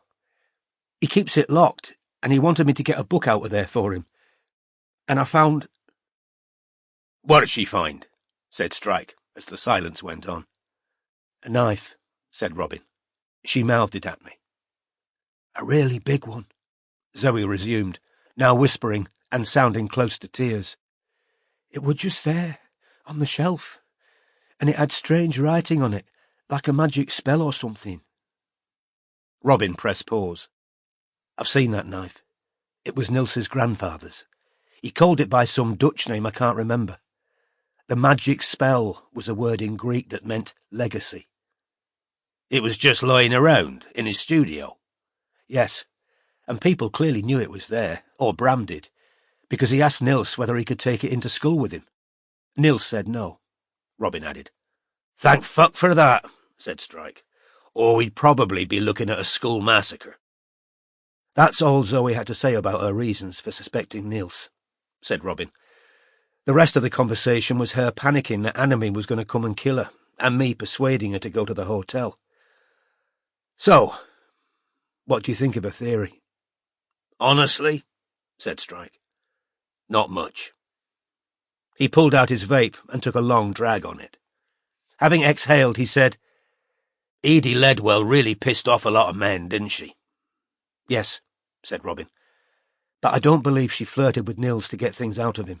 I don't think she was that type. And anyway... Men are generally predisposed to think they're being flirted with, said Strike, correctly anticipating what Robin was about to say. Some men are, said Robin, as she checked her watch. It's always the ones you don't actually like who seem most predisposed to think you're crazy about them. She was thinking of Hugh Jacks, but Strike's thoughts darted back to the pavement outside the Ritz. Shall we get something to eat? Suggested Strike. Still plenty of time before we need to get to the Ledwells. So they went to the nearest sandwich bar, to which Strike brought Robin's notes on the 4 trolls. Once sat at a small table beside the window, each of them supplied with sandwiches, Strike said, I've read these notes. And? Asked Robin. And I agree. With what? Asked Robin, who hadn't written down her own conclusion, worried that Strike would think she was seeing things that weren't there. That they're the same person. I'm talking about Julius, Johnny, Max and Lapine, obviously. Hard to judge with Zoltan and Scaramouche, because we've got no material from them to compare with the others. I think it's possible Zoltan and Scaramouche were banned, said Robin, relieved that Strike didn't think her theory absurd, because I couldn't find any trace of either of them on Twitter. But if Rachel was right, and Zoltan transformed himself into Scaramouche, who also got banned, mightn't Zoltan/Scaramouche have decided to, I don't know, kind of spread the load? Make multiple accounts so they could afford to sacrifice 1 or 2 if they crossed the line? Plausible, said Strike, nodding, although there's no shortage of men out there getting a kick out of harassing girls online. They don't all have to be connected. I know, said Robin. But that doesn't explain why Rachel gets so much hate from those 4 accounts. It breaks the pattern. Edie and Kea had both pissed off Anime. Rachel never did. And did you see the Ringo Starr reference? Yeah, said Strike. Which leads us to the inevitable question, doesn't it? Are we looking at 4 more online personas of Animes? I'm strongly inclined to think we are, and if so, Ashcroft can't be Anime. I don't know whether you clocked the dates, but Julius and Johnny were tweeting up a storm when you were face-to-face with Ashcroft in Colchester. Oh, said Robin. That's how you've ruled him out? I might be wrong, but I don't think I am. Well, then, who, said Robin, with a trace of desperation, is this person? Could the same individual who wrote those pompous messages to Josh Blade with the Greek in them, and said to Rachel, Edie and I are basically the same person, also be telling young women online they should be raped and starved down to breeding weight? Why not? Said Strike robustly. You think well-educated, cultured people aren't capable of being as mean and filthy as anyone else? Look at fucking Ashcroft. Anyway, it's not hard to look up a few snippets of Latin and Greek, then copy and paste them. It doesn't necessarily mean we're looking for a brain like Bardwage's. If they're all the same person, said Robin, Kay and Niven could have been telling the truth about Anime using Kosh lines on her. She's a big catch, pretty, directly connected to the ink-black heart. Anime might have thought she deserved the treatment in person, rather than delegating it to one of the trolls. Makes sense, said Strike, nodding. And if Anime did come onto Kaya using Kosh, that points to a man who's not successful with women in real life, or not as successful as he'd like to be. There are plenty of supposedly happily married men who enjoy the hunt for its own sake. Quantity rather than quality, as Kosh put it. You know, said Strike, after a short pause, I still keep going back to that first question. What has Anime got to lose if he's unmasked? I understand why Bardwage wanted to stay anonymous. He was a kid wanting to be taken seriously by astrophysicists at Cambridge. I doubt he wanted them to know how much of his life was taken up with the game, or to be associated with Anime's public persecution of Edie. I still don't understand why Vikas didn't cut ties with Anime sooner. But you've just found out why, haven't you? Said Strike. Paperwhite.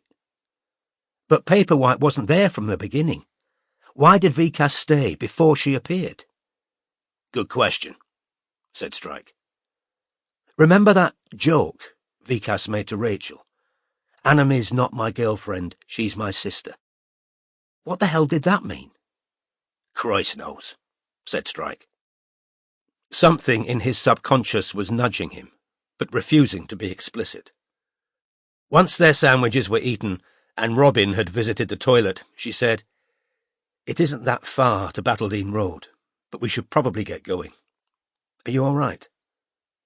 What? Said Strike, who was trying to force the subconscious idea that kept irking him to the surface. I'm fine. Just thinking. Once back in the BMW, Strike took out his mobile again, with a view to looking up what he now believed to be 4 pseudonyms of Anime's. Perversely, given he'd just told Robin that Zoltan might have nothing whatsoever to do with the case, he Googled that name first. The results were, to say the least, eclectic. Zoltan, he learned, was a Hungarian given name, and also the name of a hand gesture, which had originated in a 15-year-old movie called Dude, Where's My Car? With a small snort, Strike looked up John Baldwin. The results were numerous and similarly diverse. However, now that he focused on the name, he had a strange feeling he'd seen it somewhere other than Twitter, though his recalcitrant brain refused to divulge where. The names Lepine's disciple and Julius Evola were self-explanatory, Strike thought. But as he considered Scaramouche, he heard a phrase of music inside his head, reflecting that he probably wasn't the only person who thought of Bohemian Rhapsody rather than a 16th-century clown when they heard the name Scaramouche.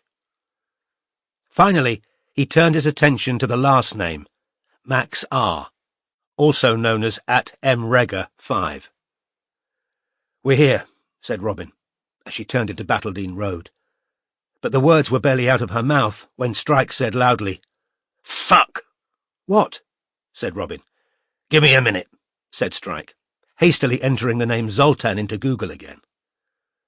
Robin continued along the road, which was lined on both sides with solidly built family homes, that she guessed from having house-hunted so recently were well worth upwards of £1 million. By luck, a parking space lay right outside the home of Grant and Heather Ledwell. Having parked the BMW, she turned again to Strike, who was still typing onto his phone, scanning the results and wearing an expression that she knew, from long experience, meant deep concentration. They still had a few minutes before 9 o'clock. Robin sat quietly, waiting for Strike to tell her what he was doing. At last he looked up. "What?" Robin asked, certain, by the look on his face, that Strike had something important to tell her. "Think I've just cut some wire." "What?" Before Strike could answer, somebody rapped on the window beside Robin, making her jump. Grant Ledwell was smiling in through the window, a wrapped bottle of wine in his hand, clearly keen to receive his important update. Chapter 104. Death's black dust being blown, infiltrated through every secret fold of this sealed letter by a puff of fate, dried up forever the fresh written ink. Elizabeth Barrett Browning, Aurora Lee. "I'll explain once this is over," said Strike in an undertone. "Just been to the off-licence," said Grant, pointing to the bottle as Strike and Robin got out of the car. His sojourn in Oman had left him with a deep tan that was enhanced by the white shirt he was wearing with his jeans. Without the disguise of a suit jacket, a large paunch was revealed. "Heather and her mother have got through all my decent red." "Oh!" he exclaimed, as Strike moved around the front of the car and came fully into sight, with his crutches and his half-empty trouser leg. "You've, lost half a leg, yeah," said Strike. "It'll probably turn up." Grant laughed uneasily. Robin, whose mind had still been on Strike's peculiar comment about wire, was distracted by Grant's clear discomfort at this obvious evidence of Strike's disability. It made her feel no friendlier to Ledwell, towards whom she was already prejudiced, given what she considered his neglect of his eldest daughter and his niece. "Got a new addition to the family since I last saw you," he said, keeping his eyes averted from Strike as the three of them headed towards the front door. "Oh, has Heather had the baby?" said Robin politely. "Congratulations." "Yep, got my boy at last," said Grant. "Third time lucky." Apparently, thought Robin, her dislike deepening, Rachel no longer counted as one of Grant's children. "What have you called him?" she asked. "Ethan," said Grant. "It's always been Heather's favourite name. She's liked it ever since Mission Impossible." He opened the door onto a hallway decorated in beige and cream, and through a door into a large sitting and dining area where Heather and her mother were sitting. It was now Strike's turn to avert his eyes, because Heather was feeding her newborn son, 9/10 of her swollen breast exposed, the baby's head, with its sparse covering of brown hair, cradled in her hand like a large potato. Two little girls in identical pink-spotted pyjamas were curled up on the floor, playing with a pair of plastic ponies and riders. They looked up when their father entered with the two strangers, and both their mouths fell open at the sight of Strike's pinned-up trouser leg. Their grandmother, who was short, with aggressively auburn hair, looked rather excited. "Oh, hello," said Heather cheerfully. "Excuse me. When he's hungry, he's hungry." "I've read all about you," said Grant's mother-in-law, drinking Strike in with greedy eyes. "I've been telling the girls about you. They wanted to stay up to see Daddy's famous visitor." "We'll go through to the garden," said Grant, saving Strike from the necessity of making a response. Strike and Robin followed him into a large and very well-appointed kitchen full of stainless steel fixtures and fittings. The French doors were already open, and Robin saw that the garden was in fact a small paved area dotted with plants in pots, which surrounded a wooden table and chairs. "Either of you fancy a drink?" Grant asked, getting himself a wineglass out of a wall cupboard. Both declined. When the three of them had sat down at the table in the garden, and Grant had poured himself wine and taken a sip, Robin said, not particularly sincerely, because she actually thought it rather bland, "Lovely house." Thanks, said Grant. But we won't be here much longer. We're clearing out. Relief, really, to have decided. We're going back to Oman. Great schools for the kids, good expat community. We've still got friends over there. I can deal with all the film stuff remotely. There's no need to stay in the UK for that. Anyway, Heather's keen to go. She's still worried about Anime and all the crazy ink-black heart bastards. Plus, old man's a nice fat tax haven, thought Strike. Grant drank some wine, then said, So, you've got an update for me? Yes, said Strike. We're 90% sure who Anime is. We are? Thought Robin, glancing at Strike. Well, that's bloody good news, said Grant heartily. Who? Can't say until it's proven, said Strike. We could be had up for defamation. As a matter of fact, we're missing a key bit of evidence, and wondered whether you could help. Me? Said Grant, looking surprised. Yeah, said Strike. I've got a couple of questions, if that's okay. Shoot, said Grant, although Robin thought a trace of wariness passed over the bulldog face, which looked leathery in the evening sun. Firstly, said Strike, that phone call with Edie you told me about. The one where she told you Blay wanted a ditcher from the ink-black heart. Grant raised his left hand and brushed something invisible from his nose. Yeah, he said. When exactly was that? Asked Strike. Last year, said Grant. Can you remember exactly when? Must have been June-ish. She had your mobile number. Another slight pause followed. Yeah, said Grant. And when was the last time you'd spoken before that call? As is relevant to Anime? Oh, it's very relevant, Strike assured him. We hadn't been in contact for a while before that, said Grant. Would the previous occasion have been when she was homeless and asked you for help? Grant's underbite became more pronounced. Before he could attempt a response, both his little daughters came out of the house with the hyper-alert self-consciousness of children curious about strangers, each carrying a plastic pony and rider. "Daddy," said the larger of the two, approaching the table, "look what Gang gave us." She placed the pony and rider on the table. Her younger sister was peering sideways at Strike's pinned-up trouser leg. "Lovely," said Grant. "You run along back inside now. Daddy's busy." The older of the two girls now sidled closer to Grant, stood on tiptoes, and whispered loudly in his ear, "What happened to that man's leg?"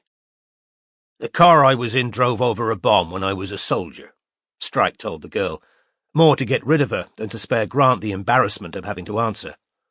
"Oh," she said.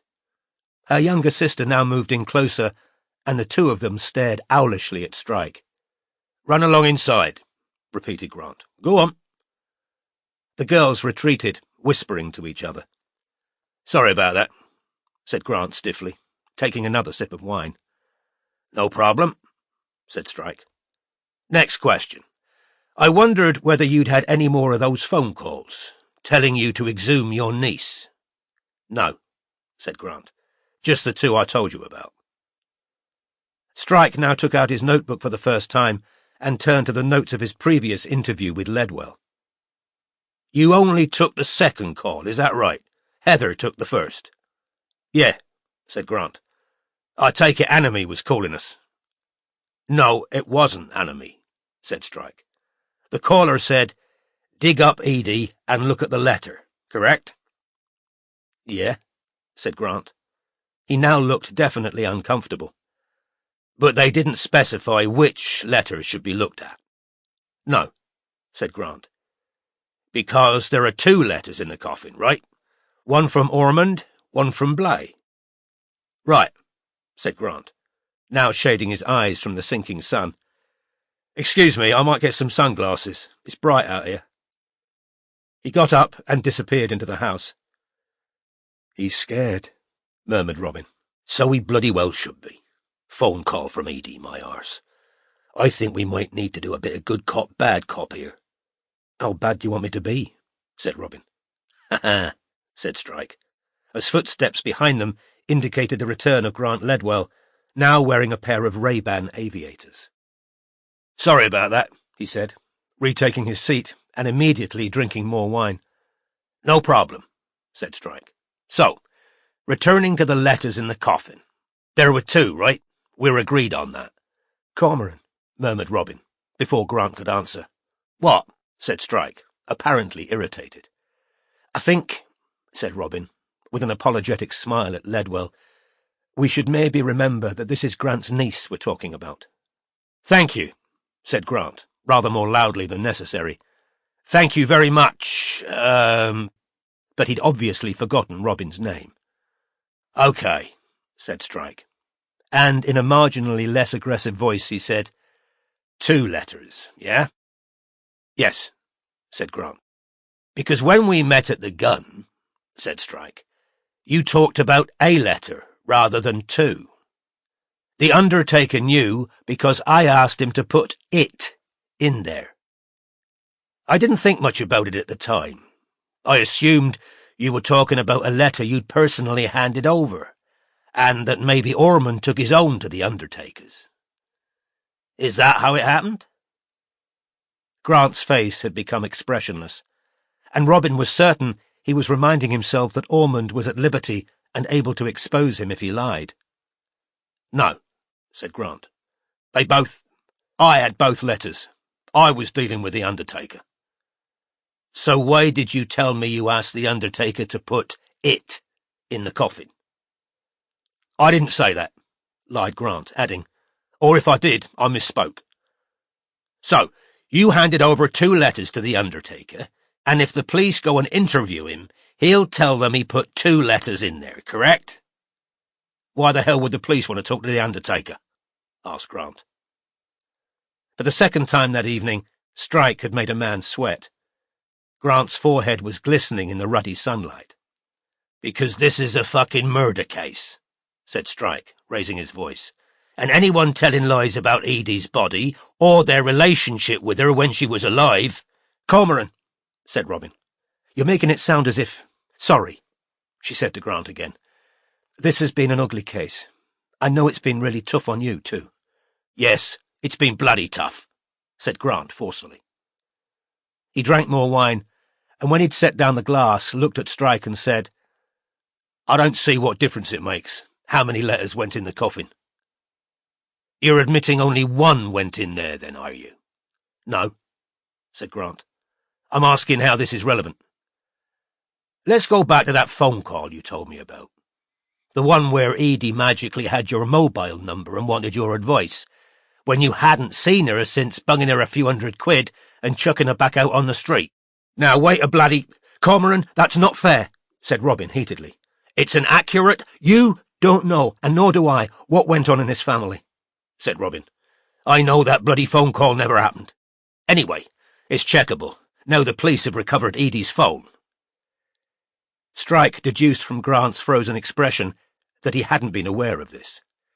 "It's not a crime to feel regret that you didn't have more contact with a family member you've lost," said Robin.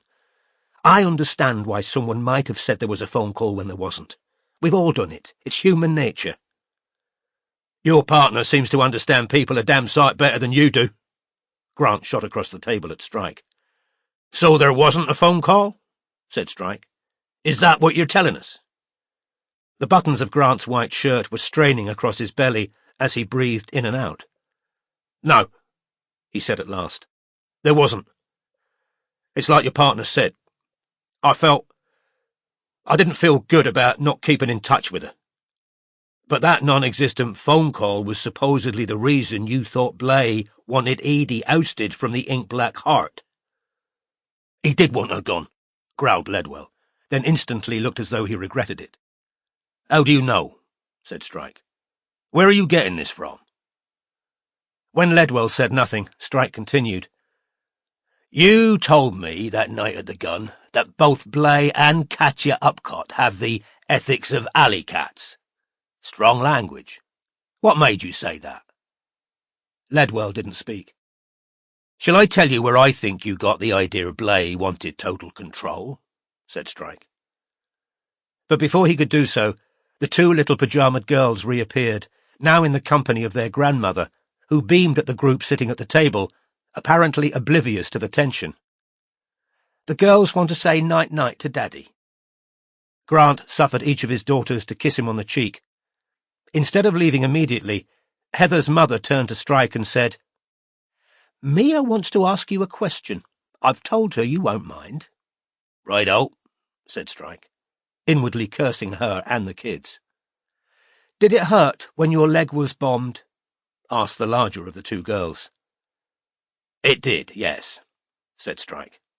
"There you are, Mia," said their grandmother, beaming. Robin wouldn't have been altogether surprised if she'd asked whether Strike would be happy to be part of Mia's next show and tell. "All right, girls, say night-night to our visitors." "Night-night," said the two little girls in unison, and they returned inside. The sun had now sunk below the roof of the house, casting the Ledwell's small paved courtyard into shadow. But Grant hadn't removed his sunglasses, which now reflected the ruby glow of the sky. He'd been given a useful interval of thinking time, thanks to his mother-in-law, and before either of the others could speak, he said, "It's just my general impression that Blay wanted her gone." "But you can't say where this impression came from," said Strike. "Well, they've fallen out, hadn't they?" "You said he and Katya had the morals of Ali. They thought Edie was enemy, didn't they?"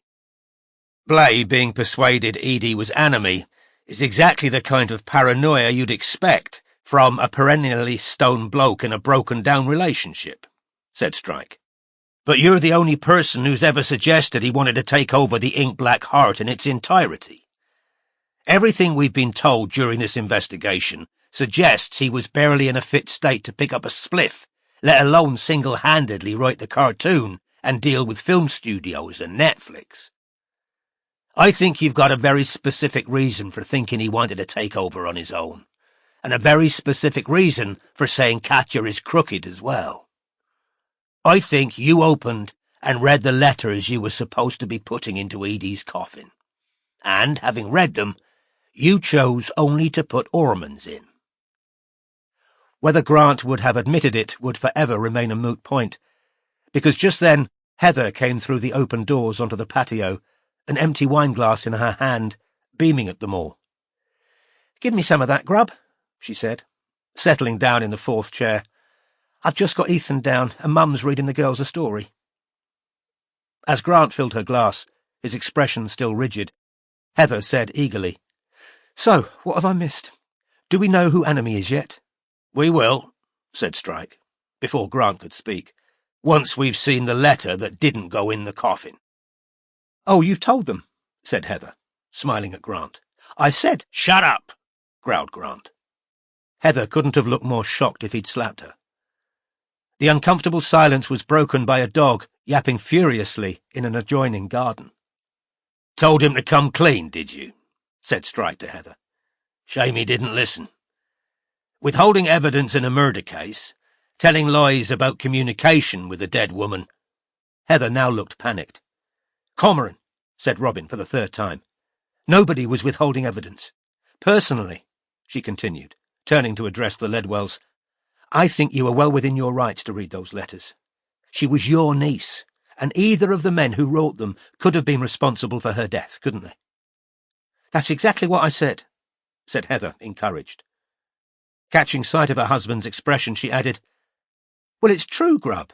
I did say—" "I'm not admitting we read the letters, and I'm not admitting we didn't put them both in the coffin," said Grant. He now took off his sunglasses. His heavy-jawed face looked like a primitive carving in the fading light. "But your wife's just admitted it," said Strike. "No, she—" "Yes, she did," said Strike. "And that's grounds for a search warrant. Of course, if you want to burn the letter before the police get here, that's your choice. But we're both going to be able to testify to what Heather just said. And at a pinch, I expect the Home Office would permit an exhumation." With what Strike felt was irritating predictability, Heather's mother now appeared at the French doors and said gaily, "Room for a little one?" "No," snapped Grant. Give us a minute, Wendy." Clearly disappointed, she retreated. Next door's dog continued to yap. "I'd advise you both to think hard about the consequences of continuing to deny you've got that letter," said Strike. "It'll be fine," lied Robin, addressing the frightened Heather. "If you come clean now, everyone will understand. Of course you were worried Ormond or Blay had had something to do with Edie's death. I don't think anyone would be able to resist opening the letters in your position, not given how she died. It's a perfectly understandable thing to do." Heather looked slightly reassured. "Whereas continuing to pretend you haven't got the letter will look pretty bloody fishy when all this comes out," said Strike, returning Grant's look of hostility with interest. "It's the kind of thing the papers love. Why didn't they say? Why did they hide it?" "Grub," whispered the now frightened-looking Heather, and Robin was sure she was imagining the gossip at the playground gates, should the papers indeed print such stories. "I think—" "We weren't hiding it," said Ledwell angrily. "We just didn't put it in the coffin. It was disgusting, what he wrote. I wasn't going to bury her with that." "Could we see it?" said Strike. The dog next door continued its frenzied yapping as Grant sat staring at Strike. The detective judged Ledwell to be a stupid man in many ways, but not entirely a fool. At last, Grant got slowly to his feet and disappeared into the house, leaving his wife looking extremely anxious. "Do you get a lot of that?" asked Robin pleasantly, pointing in the direction of the noisy dog. Of the dog? Oh, yes," said Heather. "It never stops. It's a Pomeranian. The girls have been begging us for a puppy. We've said maybe, once we're back in Oman. The thing is, home help's so cheap over there I could probably cope with the dog and the baby. But it won't be a Pomeranian, that's for sure." "No, I don't blame you," said Robin, smiling while her pulse accelerated at the thought of the evidence that was about to appear. Grant reappeared, holding an envelope. Before he could sit down, Strike said, "Have you got a clear plastic bag?" "What?" said Grant, who still looked angry. "A clear plastic bag. There'll be DNA evidence on there. I don't want to contaminate it further."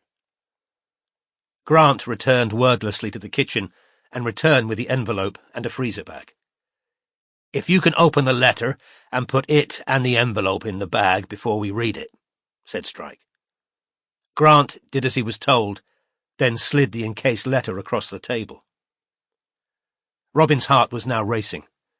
She leaned towards Strike to read a short paragraph written in the purest example of what Pat would have called nutter writing that Strike had ever seen. Small and uneven, with some letters obsessively retraced in dark ink, it looked strangely childlike, or would have seemed so, but for the flawless spelling and the content. "You told me I'm just like you. You made me think you love me, then dropped me like a piece of shit. If you'd lived, you'd have used and tortured more men for kicks, spitting them out once you were bored. You are an arrogant, hypocritical, despicable cunt, and I want these words to rot beside you, your closest, truest epitaph. Look up from hell and watch while I take control of the ink-black heart forever." "Katya Upcott gave you this?" said Strike, looking up at Grant. "Yes." "It's disgusting, isn't it?" said Heather hotly. "Just disgusting. And the fact that Katya copied down all that filth and then handed it over to Grubb, knowing what was in there. And Alan Yeoman and Richard Elgar saying she's such a nice woman. It honestly made me feel sick to hear them, that day at the Arts Club." "Except that Katya Upcott didn't write this," said Strike. "This isn't her handwriting." "That's her handwriting," said Strike, pointing at the envelope on which was written, "For Edie," in the same neat, square hand as the list of names Katya had given him weeks previously. "So, who wrote that?" asked Grant, pointing a short, thick finger at the letter. He and Heather both looked scared now. "Enemy," said Strike, now taking out his mobile and taking a picture of the letter. He put both phone and notebook back into his pocket and reached for his crutches. "You should call the police immediately. Ask for Ryan Murphy of the CID. He needs to see that letter. In the meantime, don't take it out of that bag. Strike managed to get back up onto his crutches with some difficulty. It was always harder to balance after a long period sitting. "Good night," said Robin quietly to the Ledwells, finding it hard to immediately abandon her good cop persona. She followed Strike back into the house, the yaps of the Pomeranian next door punctuating the shocked silence they left behind them. Chapter 105. When mysteries shall be revealed, all secrets be unsealed, when things of night, when things of shame, shall find at last a name. Christina Rossetti, Sooner or Later, Yet at Last. "Right," said Strike, as they walked down the Ledwell's short front path in the gathering darkness. "We need to talk to Katya. I want to get to Anime before he starts smashing up any more hard drives." Once they were both back in the BMW, and Strike had shoved his crutches onto the back seat, he called Katya, but after a few rings he reached voicemail. "No answer." "It's 10:15, said Robin, glancing at the dashboard clock. "Maybe she mutes calls at this time of the evening." "Then we'll go to the house," said Strike. "Don't think Inigo's going to be happy getting a visit from us this late," said Robin, as she turned on the engine. "It'll take us a good 20 minutes from here." "Hopefully the miserable sod's still in Whitstable." As Robin pulled out of the parking space and accelerated up Battledine Road, she said, "Katya can't have known what she was handing over. She must have thought what Josh had dictated was still in the envelope." "I agree. Which means she let that envelope out of her sight at some point between sealing it at the hospital and handing it over to Grant Ledwell. We need to know exactly the journey it took." "There's still the DNA, as long as the Ledwells haven't contaminated it too much." "Anime's not stupid. I'll bet he wore gloves. And if there isn't any DNA on there, all we've got is the handwriting and potential access to Katya's handbag." As they passed through residential streets, behind whose illuminated windows Robin imagined sane, happy people living, she said quietly, "We're looking at someone really malign, aren't we? Wanting to put that in her coffin." "Yeah," said Strike, deep in thought, his eyes on the road ahead. "This is a deeply disturbed individual." Who thought Edie loved him. Or kidded himself she did. "Can I know what that wire-cutting comment meant now?" "What?" said Strike, who was following his own train of thought. "Oh, I was talking about cutting through barbed wire to breach the enemy's trenches." "And the wire in this case is?" "Those satellite accounts Anime made on Twitter. The arrogant fucker never thought anyone would get interested in all these minor accounts, so he got a bit slack with the names. Give me just one more minute, and I'll tell you where I think they're pointing," said Strike, taking out his mobile again. "I know I've seen the name John Baldwin somewhere other than Twitter." Though feeling both impatient and anxious, Robin obediently fell silent as she turned the car onto the Holloway Road, which would take them northwest towards Hampstead and Highgate. Beside her, Strike was hunched over his mobile, scowling, intermittently typing and thinking. "Got him," said Strike so loudly that Robin jumped. "He's on Reddit, the Track Criminal Bitches page, and... fuck." "What?" said Robin, whose heart was still hammering. "He reported Marcus Barrett's sister." "What?" "Lying bitch Darcy Olivia Barrett made false sexual assault accusation against boyfriend, living at 4B Lancaster Drive, Hoxteth. He gives all her social media accounts. That'll be why I couldn't find any for her. I bet she wiped the lot once this appeared." "Strike, tell me about the names," said Robin. "What do they give away?" "Well, for a start, Mark Lapine shot 14 women. Anime's favourite number's 14. Julius I. M. Evola tells us Anime is, or was, at North Grove." "I thought you said Evola was the kind of writer the far right." "I was wrong. If Anime's Lapine's disciple, he's I. Am Evola as well. Then we've got Max Reger, 19th century German composer. I should have spotted that. I saw a book of his music on the bloody keyboard. Wait. John Baldwin, 16th century British composer.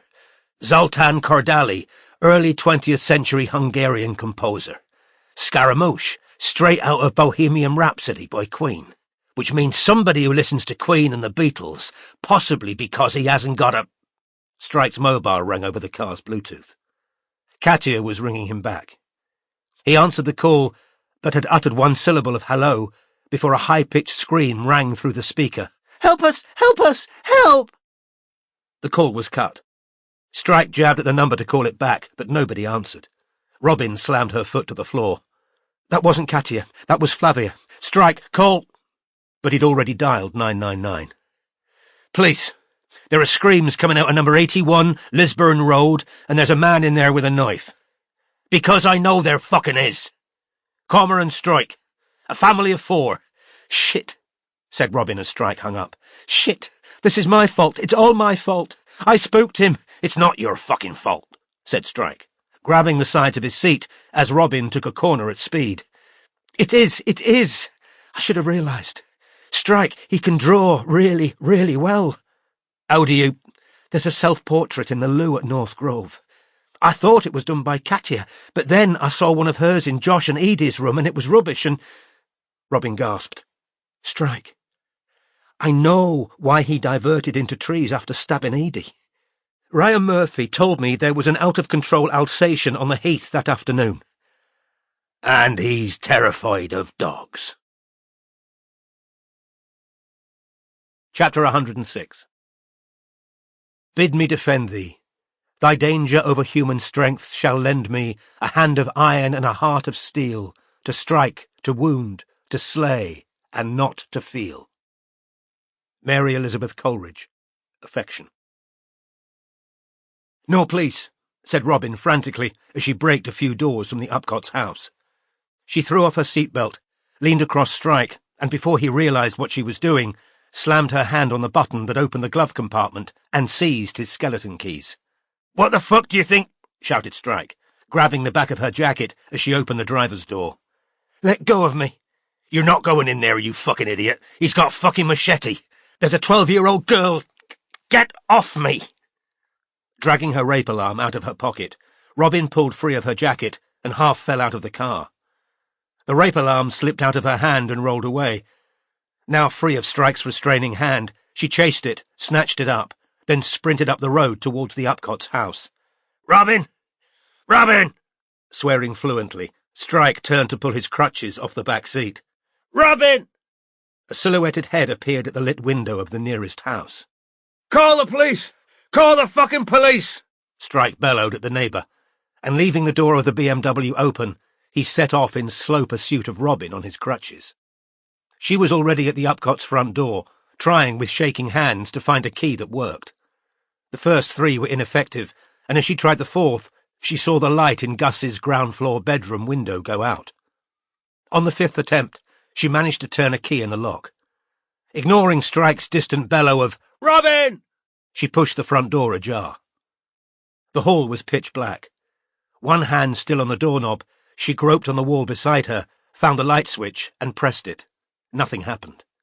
Somebody, she was certain, had pulled out the main fuse block, doubtless because they'd heard the shouts, the mention of the police, running footsteps, and the jangling of keys at the front door. Leaving the front door open to admit some light, her thumb on the button of her rape alarm, Robin crept towards the stairs. She was halfway up when she heard the thuds of Strike's crutches and his one foot. Turning, she saw him silhouetted against the streetlights, then something moving in the shadows behind the door. "Strike!" The dark figure slammed the door behind Strike. Robin saw blue sparks and heard a buzz. Strike fell forwards, limbs jerking, his crutches clattering to the ground. And in the grey ghost light, admitted by the glass above the front door, Robin saw a raised machete. She jumped from the 4th step, landing on Gus's back, arms around his throat. She'd expected him to fall, but thin as he was, he merely staggered, trying to prise her arms off him. Her nostrils were full of his dank, unwashed smell, and then he tripped over Strike's outstretched, motionless leg and both of them tumbled forwards, and as Gus's head hit the opposite wall, he let out a roar of rage. "I will fucking kill you, you cunt!" Somehow, Robin was on her feet again, but as the machete sliced the air in front of her, Gus, still half kneeling, she had no choice but to flee up the stairs, and only then registered that the rape alarm was still clutched in her fist, and activated it. The screech pierced her eardrums. "Flavia! Flavia!" She couldn't hear a response over the screech of the alarm, but behind her she heard Gus running after, taking 2 steps at a time on his long legs. "Flavia!" There was more light up here. The curtains were open, and through the door to the sitting room, Robin glimpsed a huddled figure on the floor near the window. Thinking only of interposing herself between the girl and her brother, where were the police? Robin sprinted towards what she thought was Flavia, skidded on a dark pool on the polished floor, and only then saw the overturned wheelchair that had been hidden by the sofa, and the crooked glasses on the dead man's face. Oh, Jesus! She turned. The alarm in her hand was still screaming its warning, and she threw it from her. Gus was advancing slowly on her, panting, still holding the machete. "I'm going to rape you before I kill you. The police are on their way," said Robin. "That's all right," said Gus, half panting, half giggling. "I probably won't last long. It'll be my first time." The foot-high marble torso of a woman lay feet away on its table. Robin began to edge towards it. "Does it make you wet, thinking I'm going to rape you?" Robin's right foot slipped on more blood. Still she edged towards the table. "I know women fantasize about being raped," said Gus, still advancing. Robin's groping hand found the marble. "Do you smell of fish?" In one quick movement, Robin had seized the marble from the table. It was so heavy she could barely hold it, but then, with a strength born of terror, she swung it into the window, which shattered. The marble slipped through her hands and fell with an echoing bang onto the path. If that didn't alert the neighbours, nothing would. Then Gus was on her, twisting her around, one arm around her throat, the other still holding the machete. Robin stamped hard on his bare foot before both slipped in another puddle of Inigo's blood. As Gus's grip loosened, Robin found his forearm with her teeth and bit down hard. He dropped the machete to punch her in the side of the head.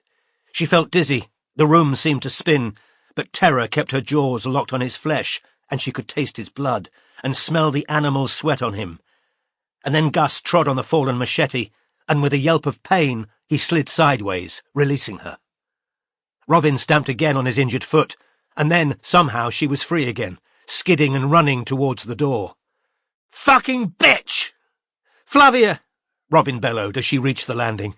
"Here! Here! I'm up here!" Robin sprinted up the second flight of stairs, passing a dropped mobile, but she had no time to pick it up because she could hear Gus running after her again. On the top landing, a door that had already been attacked with a machete opened, and Robin flung herself through it, realised she was in a bathroom, turned and rammed home the bolt on the door seconds before Gus began throwing his weight against it. As the door shuddered, Robin saw by the dim glow from a skylight Katia slumped on the floor beside the bath, blood all over the hands she was pressing against her stomach. "Flavia, help your mum! Press that over the wound!" Robin shouted, snatching a towel from the rail and throwing it at the terrified girl. She felt for her own phone, then realised it had been in the jacket Strike had pulled off her. Gus was now hacking at the bathroom door with a machete. One of the panels splintered, and she could see his livid face. "I'm gonna fuck you, then kill you, fucking whore! Fucking bitch!" Robin looked around. A heavy brass pot containing a cactus sat on a washstand. She grabbed it, ready to smash it into his face as he entered, but suddenly he turned away, and with a shock of relief, Robin heard male voices. "Easy, Gus. Easy, son." Looking down at white-faced Flavia, she pressed her finger to her lips, then quietly unbolted the door. Gus had his back to her, facing 2 men, the larger of whom was wearing pyjamas. Gus was slashing the air between them with a machete. Robin raised the brass pot and brought it down hard on the back of Gus's head. He staggered as the cactus and earth showered everywhere, and then the 2 men had him, one seizing the arm holding the machete and snapping it with his knee, so that the knife fell to the floor, the other grabbing Gus's neck and forcing him face down onto the floor. "Call an ambulance," panted Robin. "He's stabbed his mother." "We've already called," said the pajamaed man, who was now kneeling on the struggling Gus. "He stabbed a guy just inside the door." "I'm a doctor," said the other man, as he hurried into the bathroom. But Robin was now hurtling downstairs, jumping steps, bouncing off walls. The rape alarm continued to wail from the sitting room as she passed the open door, flying towards where Strike was slumped against the wall beside the open front door, a hand pressed to his upper chest, smears of blood on the wall behind him. "Oh, God, Strike!" As she knelt beside him, he gasped, "Think he's punctured my lung." Jumping up, Robin opened Gus's bedroom door and ran inside, looking for something to press to Strike's back. The place stank. A place where nobody went, where nobody visited, where filthy clothes lay everywhere on the floor. Grabbing a sweatshirt, she dashed back to Strike, making him lean forward so that she could press the cloth hard against his upper back. "What's happened?" "Inigo dead, Catcher stabbed, Flavia okay," said Robin rapidly. "Don't talk. Did you let those 2 men in?" "Thought you didn't want me to talk." "You could have nodded," said Robin furiously. She could feel his warm blood soaking the sweatshirt. "Oh, thank Christ." Blue flashing lights had appeared in the street at last, and as more and more neighbours gathered to peer at the house, from which the alarm continued to scream, police and paramedics came running up the path, past the fallen sculpture of the woman's torso, lying in broken glass. Coda. The heart continues increasing in weight, and also in length, breadth and thickness, up to an advanced period of life. This increase is more marked in men than in women. Henry Gray, FRS, Gray's Anatomy. Chapter 107. O foolishest fond folly of a heart, divided, neither here nor there at rest, that hankers after heaven, but clings to earth, that neither here nor there knows thorough mirth, half choosing, wholly missing the good part. O fool among the foolish in thy quest. Christina Rossetti, Later Life, a double sonnet of sonnets. "Nicotine patches," said Robin. "Grapes, bananas, nuts, oat bars." "Seriously?" "You told me you wanted healthy stuff," said Robin, over the top of the open supermarket bag. "Yeah, I know," sighed Strike. 5 days had elapsed since Anime had been dragged, struggling out of his parents' house in handcuffs, but this was only Robin's second visit to her partner's hospital bed. Strike's sister Lucy and his uncle Ted had dominated visiting hours, and Robin supposed Madeline must have been in regular attendance too. Robin had been desperate to talk to Strike, but her only previous visit had been unsatisfactory because he'd been full of morphine, dazed and sleepy. Her guilt and anxiety about his injury hadn't been assuaged by the definite coldness in Lucy's voice when she had called to tell Robin that Strike would like to see her again today. Evidently, Robin wasn't the only person blaming herself for what had befallen her partner. She wondered why Madeline or Lucy couldn't have brought Strike the supplies he texted her for, but, grateful to be permitted to do something for him, she hadn't queried it. "And also dark chocolate, because I'm not inhumane." "Now you're talking. Dark, though." "Better for you, antioxidants, less sugar, and Pat insisted on making you a fruitcake." "Always like that woman," said Strike, watching Robin put the foil-wrapped, brick-shaped package into his bedside cabinet. Each of the 4 men on the small ward had visitors this afternoon. The 2 elderly patients who were recovering from unspecified operations were talking quietly to their families. But the man who was recovering from a heart attack at the age of 33 had just persuaded his girlfriend into a walk where, Strike knew, he was hoping to have a quiet cigarette. The smell of smoke his wardmate trailed in his wake every time he returned from one of these walks was a constant reminder of a habit Strike had now vowed to kick forever. He'd even advised the young man censoriously that he shouldn't be smoking after a heart attack. Strike was perfectly aware of his own gross hypocrisy, but sanctimony was the only pleasure in which he could currently indulge. "And these 2 flasks of strong tea," But before you tell me they taste funny, they've got stevia in them instead of sugar. The fuck's stevia? A calorie-free sweetener. And that, said Robin, drawing the last item out of the bag, is from Flavia and Katia. Why are they giving me a card? Said Strike, taking it and examining the picture of a puppy holding balloons. You did all the work. If you hadn't managed to open that front door and let the neighbours in, said Robin, dropping her voice as the wife of one of the old men passed the foot of the bed to refill his water jug, we'd all be dead. How are they? Katia's devastated, unsurprisingly. She's still on the ward upstairs. I visited her yesterday. That's when Flavia gave me your card. I don't think Katia had any idea what Gus is. Ryan Murphy told me that when the police searched Gus's room, they found terrible drawings everywhere. Women being knifed and hanged and tortured. He'd put his foot through his cello, too. Did they find Blaze's phone, the dossier? Asked Strike, who was evidently far more mentally alert today than he'd been the last time Robin visited. Yes, it was all hidden under a floorboard he'd prized up, with Josh's genuine letter to Edie and the latex masks, everything. So those voice change calls, said Strike, who'd had plenty of time to think while lying in bed. They were from Flavia, right? God, you're good, said Robin, impressed. They were, yes. She saw Gus replace Josh's letter with his own in the kitchen, where Katia had left her handbag.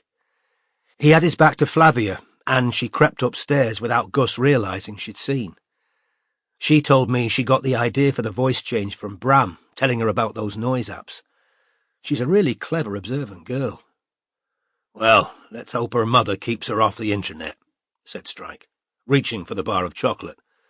We don't need another fucking criminal genius in the family. She wants to be a detective, said Robin. She told me so yesterday. We should offer her an internship.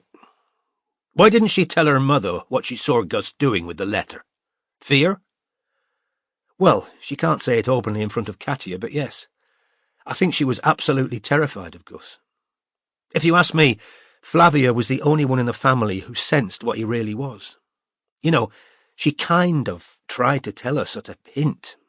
Remember her saying, maybe he'll have to come back again, after we went to their house. She told me she saw Elliot Rogers' shooting spree on the news while Gus was in hospital.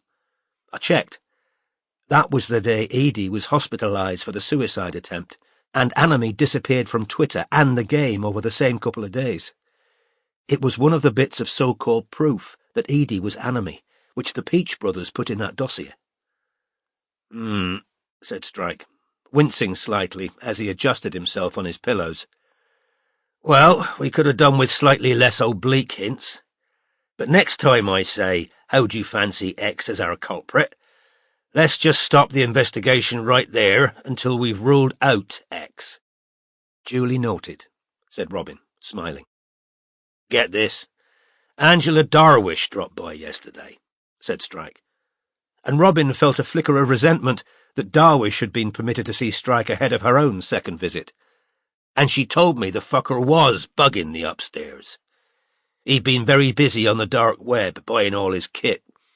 He was able to hear everything Josh and Katya was saying to each other, and Edie too, before she stopped going round to their house.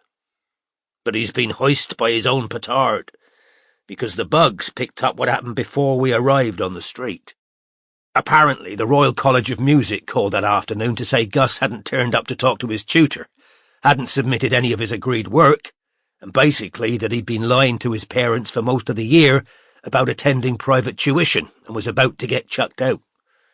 After a solid hour of Inigo telling him what a useless little shit he was, Gus went down to his room, grabbed the machete, went back upstairs and stabbed Inigo repeatedly in the chest and neck.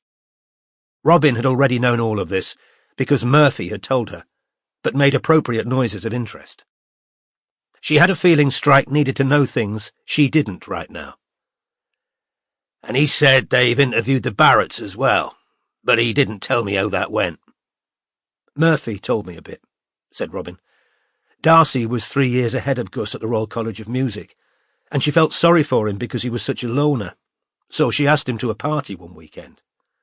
Women's capacity for pity is bloody dangerous, said Strike, through a mouthful of dark chocolate. He'd have preferred a Twix, but it was still a damn sight better than hospital food. So Gus told Katya Darcy was his new girlfriend. She was really happy he'd found someone, because he'd always been a bit awkward with girls. No shit. According to the Barretts, Gus turned up at the party and then sat on a sofa, fiddling with his phone all evening, not speaking to anyone, and looking livid because Darcy had an actual boyfriend there. Gus must have hacked Marcus's iCloud that night, because the Barretts never invited him back, due to the fact that he followed Darcy into the bathroom at 2 a.m. and forcibly attempted to kiss her. I'm starting to see why he needed Kosh, said Strike. She shouted and struggled, and her boyfriend and brother chucked him out, but she never reported him to the college or anything. As I say, she felt sorry for him. It was Rachel and Zoltan all over again. Zoltan told Rachel his father was abusive, so she cut him a lot of slack, until the rape and death threats started. Sounds like Gus has been living in a completely delusional world, where every woman who's polite to him wants to screw him. I think that's exactly it, said Robin soberly. Katya told me Edie used to be nice to Gus when she visited the house. When Inigo made the kids go along to North Grove, Edie encouraged Gus about his drawing and told him she'd been a real introvert when she was a teenager too. I think that was all the contact they ever had, but again, he built it all up in his head, thinking she was keen on him. Then Edie criticised the game publicly, and he turned. Are his hives even real? Yes, said Robin. But when the police got inside his room, they found all this food he wasn't supposed to be eating, hidden away in odd corners, because it triggered outbreaks. He didn't want to go back to college. He just wanted to stay in his room and be anime. I've been thinking about Rule 14, too. All that anonymity. I don't think it was only that he and Morehouse were scared of their parents and universities finding out what they were up to. I don't think Gus could stand the idea of creating a game where other people could flirt with each other. He wanted total control and enforced abstinence for the players. And meanwhile, he was desperately trying Kosh lines on girls all over Twitter.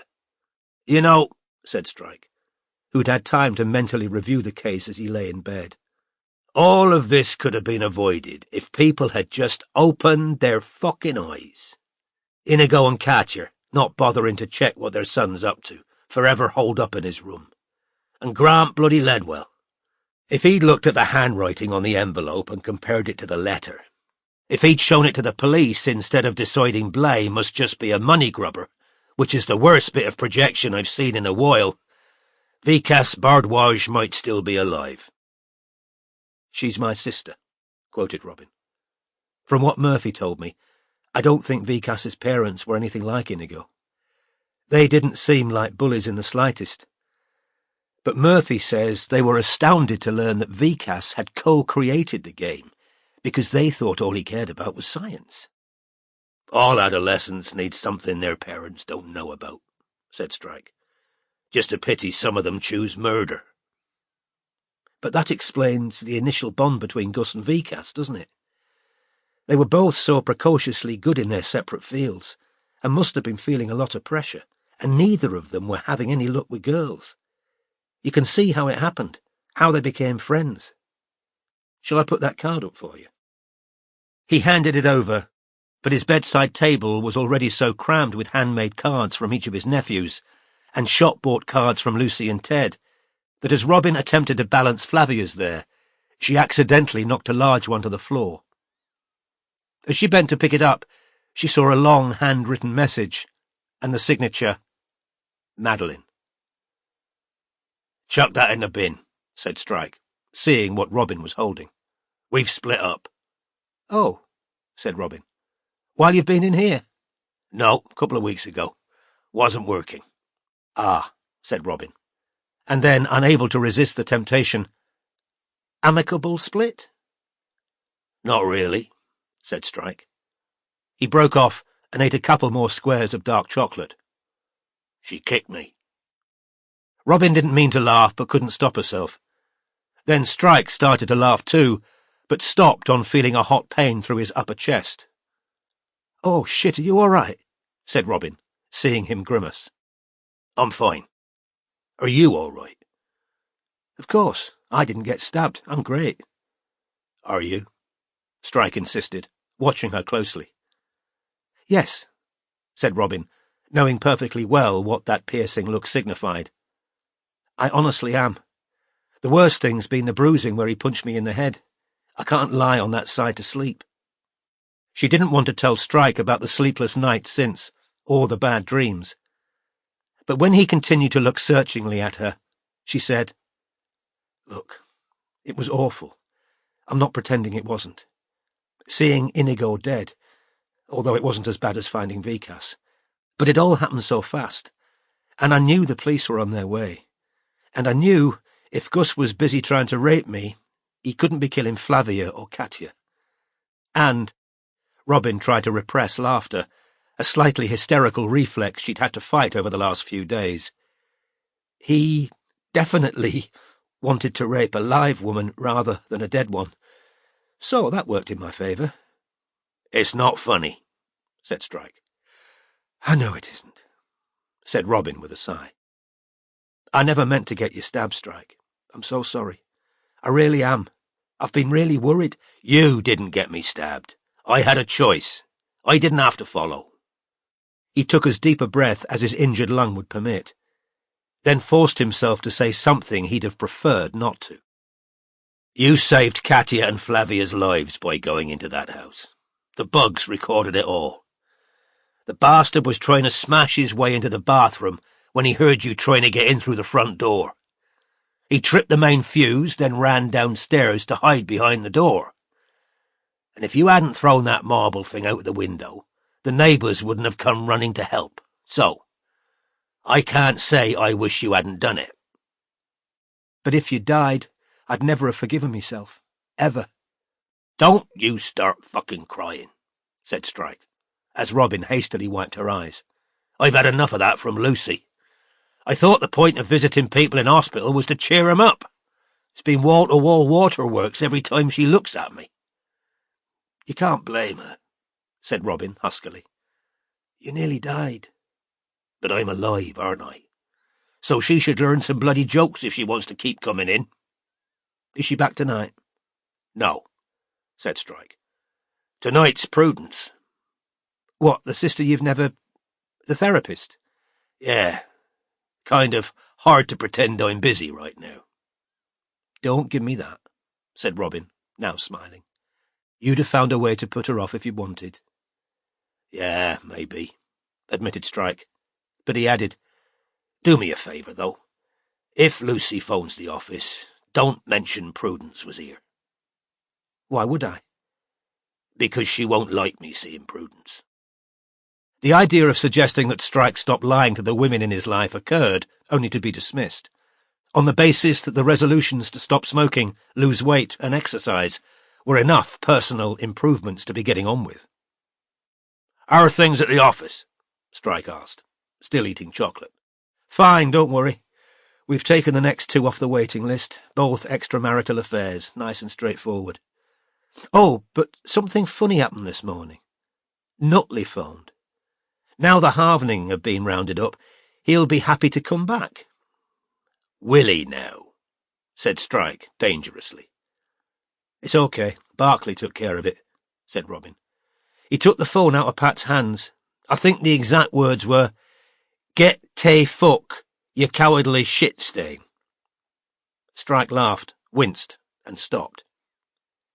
"Has the glass in the door been fixed?" he asked, again rubbing his chest. "Yes," said Robin. "And?" said Strike. "And what?" "Have you looked at it?" "Looked at what? The glass? Not really. I haven't been into the office much, but Pat hasn't said anything, so I assume it's fine. Why?" "Pass me my phone," said Strike impatiently. "Jesus Christ.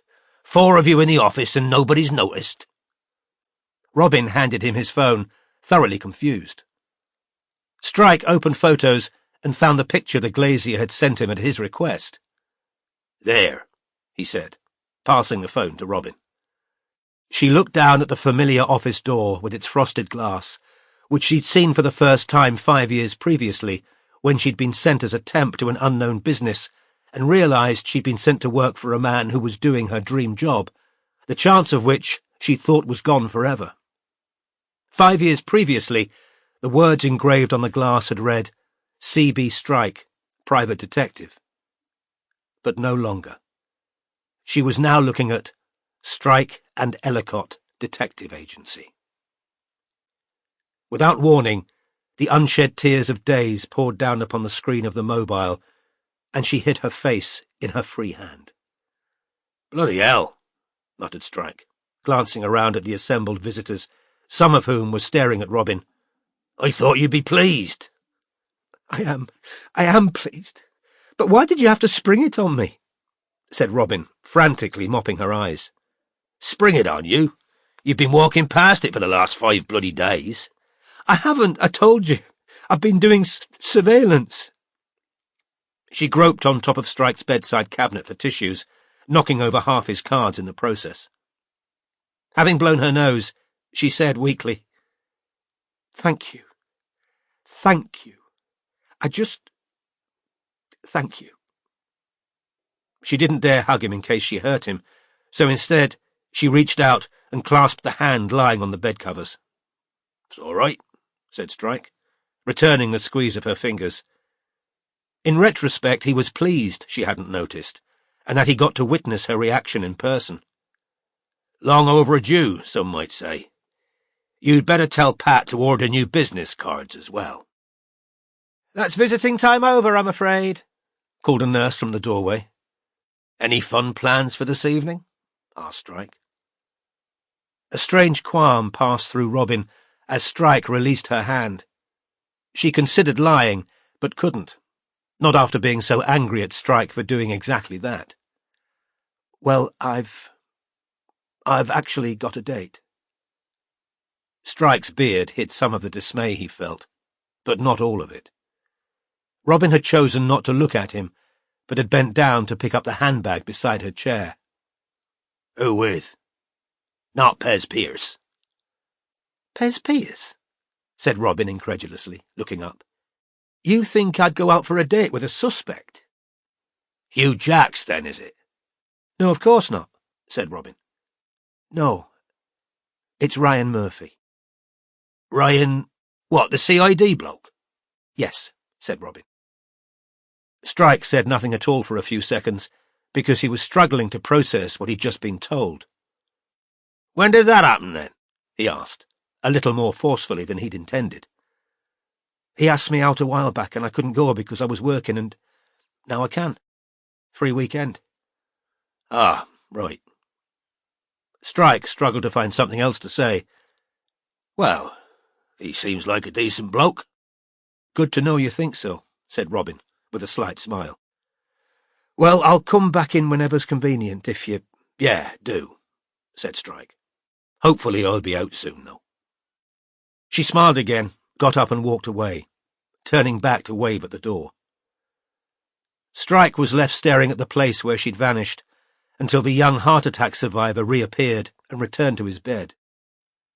The detective didn't chide his ward-mate for the strong smell of Marlborough now wafting on the hot air, because he was experiencing a clarification of his feelings as irrefutable as it was unwelcome. The thing he'd been trying for years not to look at, and not to name, had stepped out of the dark corner where he'd attempted to keep it, and Strike knew there was no longer any way of denying its existence. Trapped by the drip and the drains in his chest, confined to the narrow hospital bed, he couldn't follow Robin, couldn't call her back and tell her it was about time they talked about that moment outside the Ritz. "It's one date," Strike told himself, suddenly craving a cigarette more powerfully than at any time since being admitted to hospital. Anything could go wrong. Murphy might get drunk and tell a racist joke. He might patronize Robin, who was a detective with no formal training. He might even make a rough pass, although Strike didn't like the idea of that at all. He reached out for one of the flasks of strong tea Robin had brought with her and poured himself a cup. The fact that it was precisely the shade of creosote he preferred made him feel, if possible, worse. He drank it without really tasting it, so couldn't have said whether stevia tasted different to sugar. Cormoran Strike had just suffered a blow to the heart that the machete had missed. But this wound, unlike the machetes, was likely to cause him trouble long after the drains were gone and the drip removed. And the worst of it was, he knew his predicament could have been avoided if only, in his own recently uttered words, he'd opened his fucking eyes.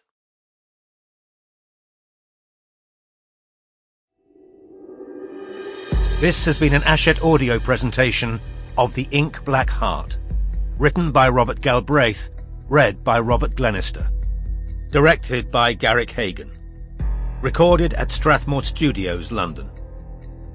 The Ink Black Heart is also available in print and as an e-book from Mulholland Books, an imprint of Hachette Book Group. For more Hachette audio productions, visit us at hachetteaudio.com. Thank you for listening. Text copyright 2022 by J.K. Rowling. Audio production copyright 2022 by Hachette Audio. All rights reserved. Hachette Book Group supports the right to free expression and the value of copyright. The purpose of copyright is to encourage writers and artists to produce the creative works that enrich our culture. The duplicating, uploading, and distribution of this audiobook without permission is a theft of the author's intellectual property. If you would like permission to use material from the audiobook, other than for review purposes, please contact permissions@hbgusa.com. Thank you for your support of the author's rights. This audiobook is a work of fiction. Names, characters, places, and incidents are either the product of the author's imagination or are used fictitiously, and any resemblance to actual persons, living or dead, events or locales, is entirely coincidental.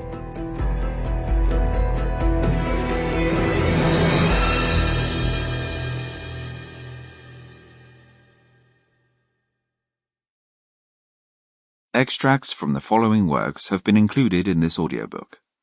Rather Be, words and music by Grace Chatto, Jack Patterson, Nicole Marshall and James Napier.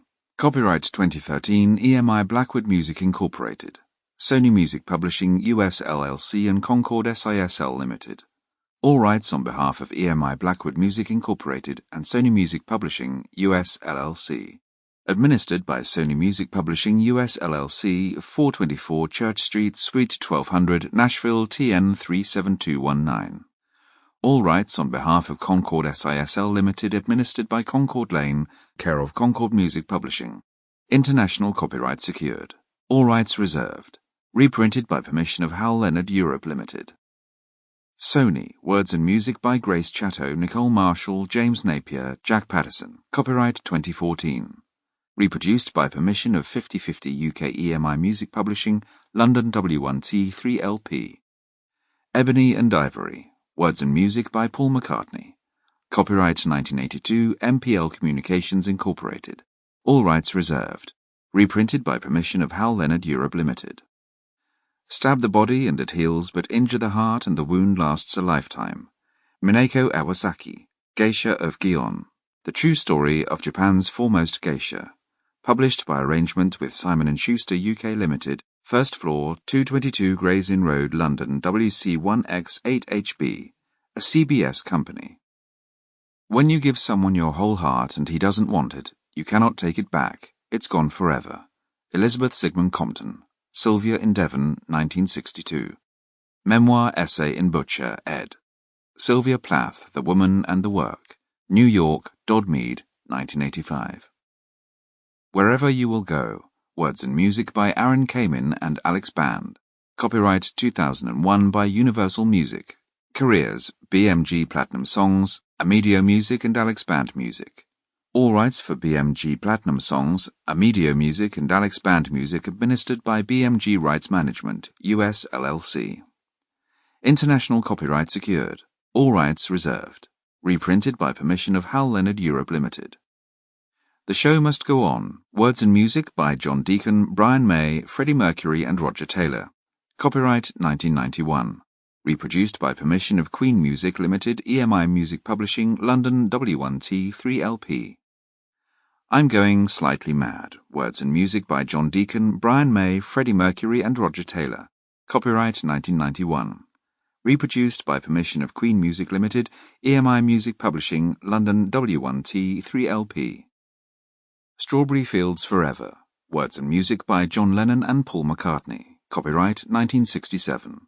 Reproduced by permission of ATV International, EMI Music Publishing, London, W1T 3LP. The Road to Valhalla. Words and music by Bratavito and Mike Tramp.